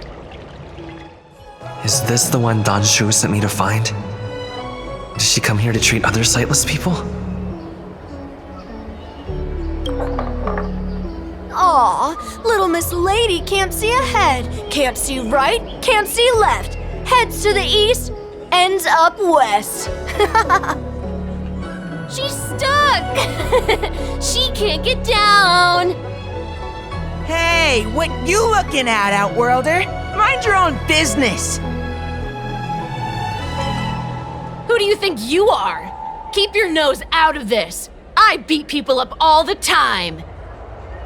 Yeah, get lost. Stop meddling in our business.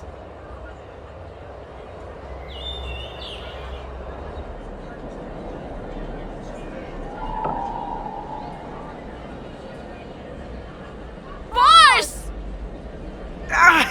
Stop yelling and help me up already. They used some kind of hidden power! I saw it! You're a cheater! That's right. If you hadn't cheated, I would have knocked your lights out. You sure about that, boss? They didn't even flinch. Ugh! Shut up! Boss, let's get out of here. We shouldn't fight anyone that doesn't respect martial arts. I'll let you off the hook this time. Next time we fight fair and square. Yeah!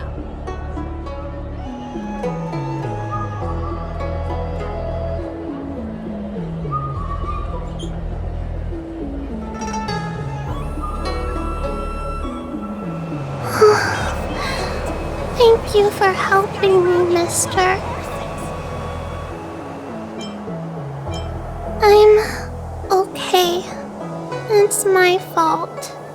I shouldn't have wandered off on my own. Then I wouldn't have run into those guys. They always laugh at me for being blind. And they like to trip me up and steal my things. Thank goodness you were here. Otherwise, they wouldn't have let me off so easily. Oh, Don Shu asked you to come? Things are bad on Olafu recently. Don Shu must be very busy. Thank you, mister. Remember to thank her for me.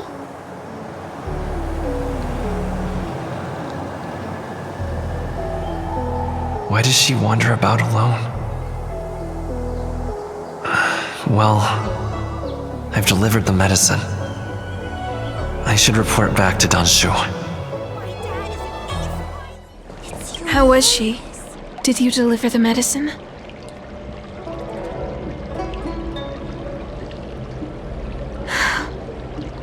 She reminds me of myself when I was a child.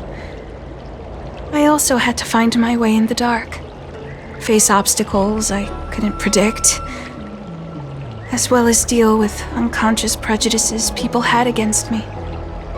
If I was ever injured by bullies or after a fall, I'd run crying to the healers at the Alchemy Commission and ask them to heal me.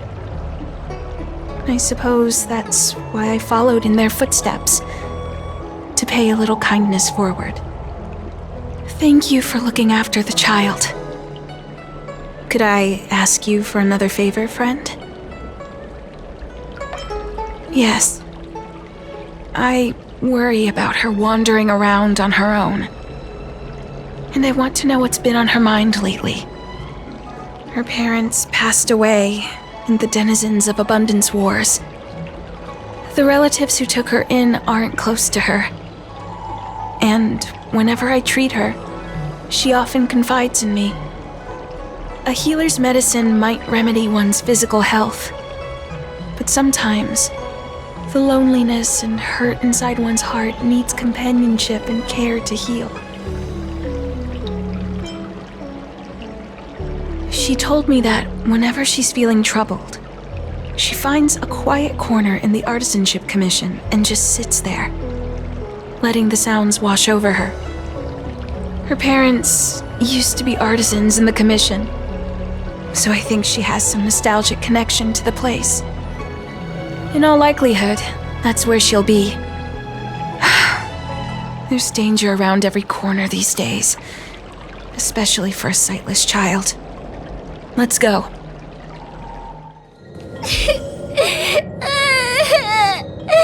Help! It's all right. Everything's okay now, Xiaoyu. Thank you, big brother. Thank you, Danshu. You don't need to be scared anymore. He is here. But when I think about all the trouble I've caused you two, I feel like such a burden. I'm sorry. Is that why you're crying? Maybe you should start getting used to this feeling. Because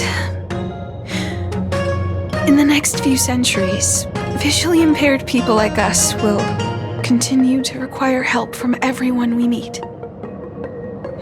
So, if a little bit of guilt like this is enough to break your heart, then how will you manage such an arduous path? I'm not trying to console her. This is the reality.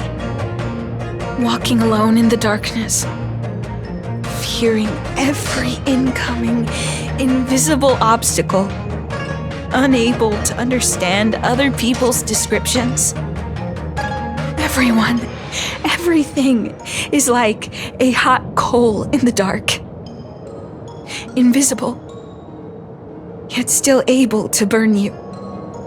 As a long-life species, she can expect life to continue like this for nearly 1,000 years. She must learn to depend upon herself rather than just foolishly waiting around for the next hero to swoop in and save her.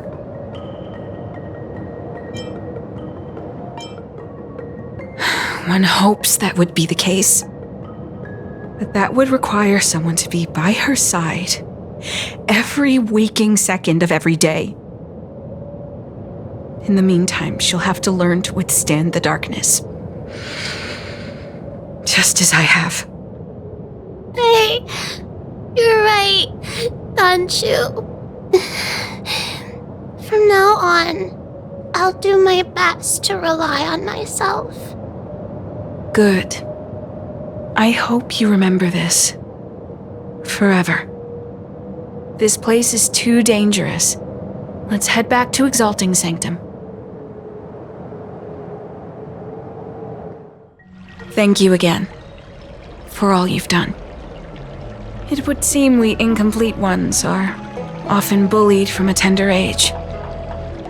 I endured numerous hardships to become chief alchemist. Yet, there are still things that leave me feeling helpless. That's the reason I said what I said. You might mistake my words for being hurtful. But the truth is, no amount of words can prepare her for what lies ahead. For long-life species, these things are permanent. Whether we are beautiful or ugly, tall or short, wise or foolish, all of it is encoded into our flesh from the moment we are born. The impairments of short-life species can be corrected with ingenia or surgery. But that's an impossibility for Xianzhou natives. No matter the method employed, our bodies will eventually return to their original states. I too was once a non-believer. I fooled myself into acquiring artificial eye implants. Soon thereafter, my sightless eyes began to regenerate, and I was left in pain and despair. That brief window of sight that I regained has turned into a perpetual source of anguish, forever etched into my mind. For long-life species, this incompleteness is a permanent, unavoidable tenance. What a joke. Even the denizens of abundance, so-called abominations, needn't endure such torture. Perhaps we incomplete ones are merely traitors, cursed by the plague's author. It's nothing. Forget I said anything. Thank you for sticking with me through all of this. I think my aspirations in Exalting Sanctum have been met, for now. Oh, I have a gift for you. Though I'll need a little time to prepare it. I'll contact you once it's ready to collect. See you soon, friend.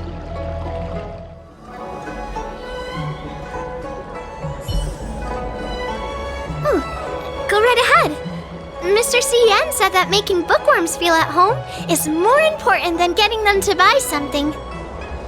All we ask is that you find a quiet spot away from the browsing areas.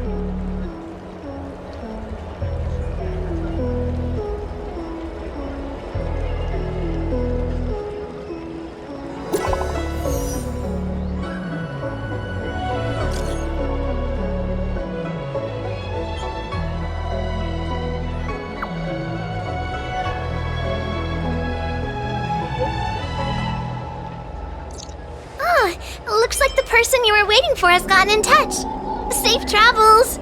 Oh, maybe buy a book next time? There you are, friend. You've been running so many errands lately.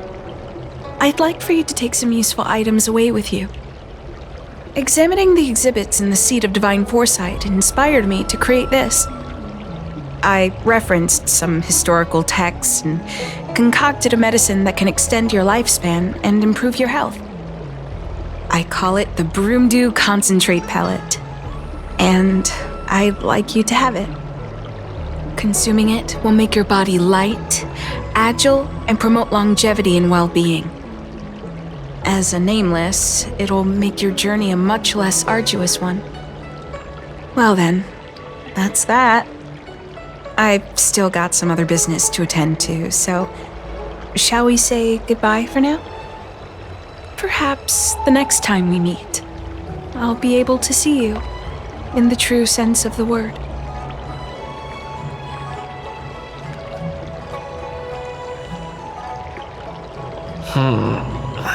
Tastes a bit strange, but no adverse reactions so far.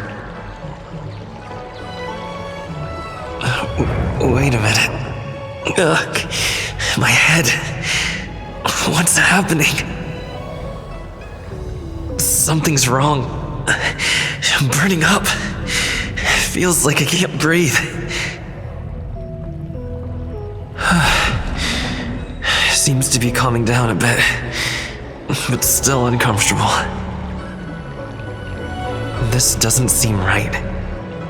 I'd better talk to Qingzu at the Seat of Divine Foresight.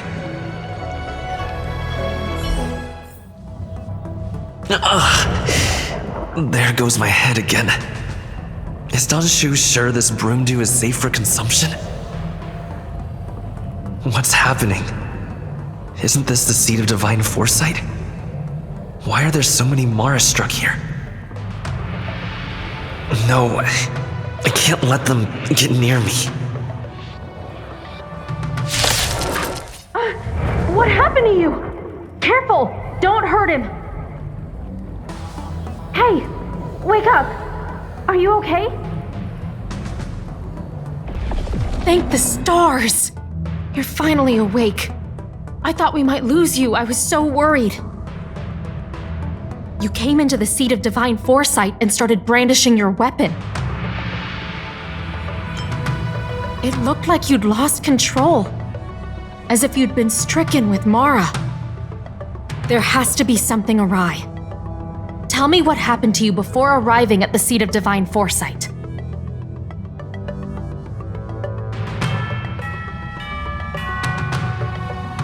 From what you're saying, it seems like the gift she gave to you must be related to the disciple's prescription we examined earlier. But the healer who examined you just now said your body doesn't seem to have been affected. How strange. Could Danshu be playing a trick on you? Or is her medicine somehow not working as planned? My advice is to come back later for another examination. It's a Disciples of Sanctus Medicus prescription, after all. Who knows what healing effects it may have? I'll put out a wanted notice for Danshu immediately. If you find any trace of her, get in touch with me. Take this D-Ting with you. It might just help you find this friend. I came up from Star. Danshu isn't here. Where could she be? I've got it. Danshu's medicine box has her scent on it. I'll ask the D-Ting that Qingzu lent me to track her.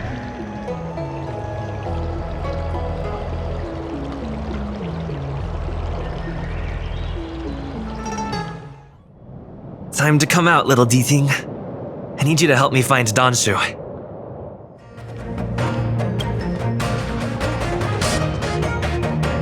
Master, stand back. Let me handle this. Stand down. He's a friend. Many of our brethren have fallen by his hands. Yes, I am aware. But I said he's my friend. Leave us. Yes, Master.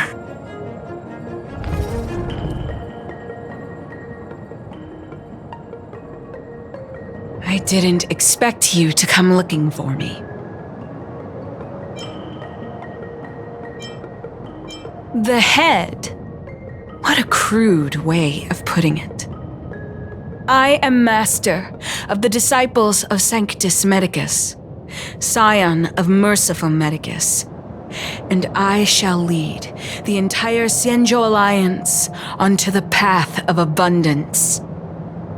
Did you ingest the broomdew concentrate pellet I gave you? That which the elixir seekers that arrive on the Xianzhou dream of. The formula to immortality. To take it is to initiate the transformation from a short-lived species into a Xianzhou person or an abomination, depending on your perception. Please believe me when I say that never once have I thought about harming you. I merely wanted to offer you the chance to obtain immortality and freedom. Friend, please, I urge you to leave the Luofu. Abandon this struggle. The truth isn't what it appears to be. What did the minions at the seat of divine foresight tell you about this conflict? That the Rainbow Arbiter is the emissary of the righteous? That the Arbiter is chasing the heathen plagues author across the stars, while the disciples of Sanctus Medicus abet their heresy? Do you really think that is the case? You don't understand Merciful Medicus, nor the devilish archer author, but you understand me. Do you see me as such? A heretic? I do not ask for you to pick a side. I just wish for you to leave the Luofu, to leave this all behind.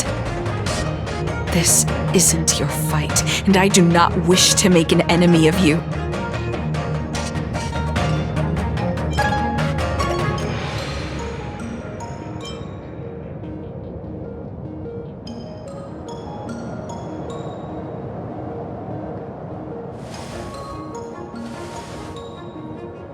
Since neither of us is eager to engage in combat, let us respectfully part ways.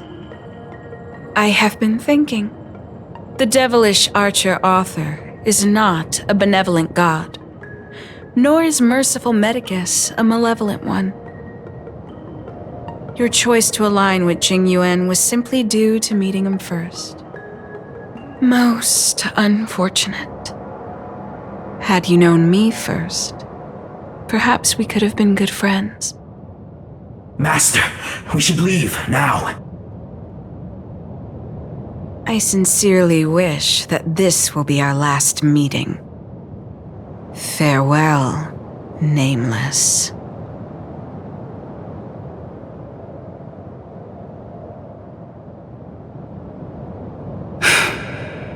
I'd better report my findings to Qingzu at the seat of divine foresight.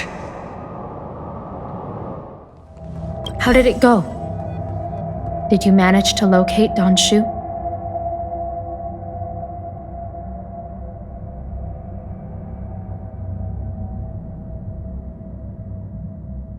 So you weren't able to apprehend her. I see. These people have been in hiding for so long. They must have a more nefarious plan. I've got to apprehend them quickly. Once again, thank you for all your help. With your intel, we will put a stop to Donshu. Jing Yuan tells me you'll be joining the forces led by the Alchemy Commission and Master Diviner. I won't take up any more of your time. Please, take good care of yourself. If you run into Donshu again, contact the nearest Cloud Knights. Take this as a token of my appreciation. You deserve it.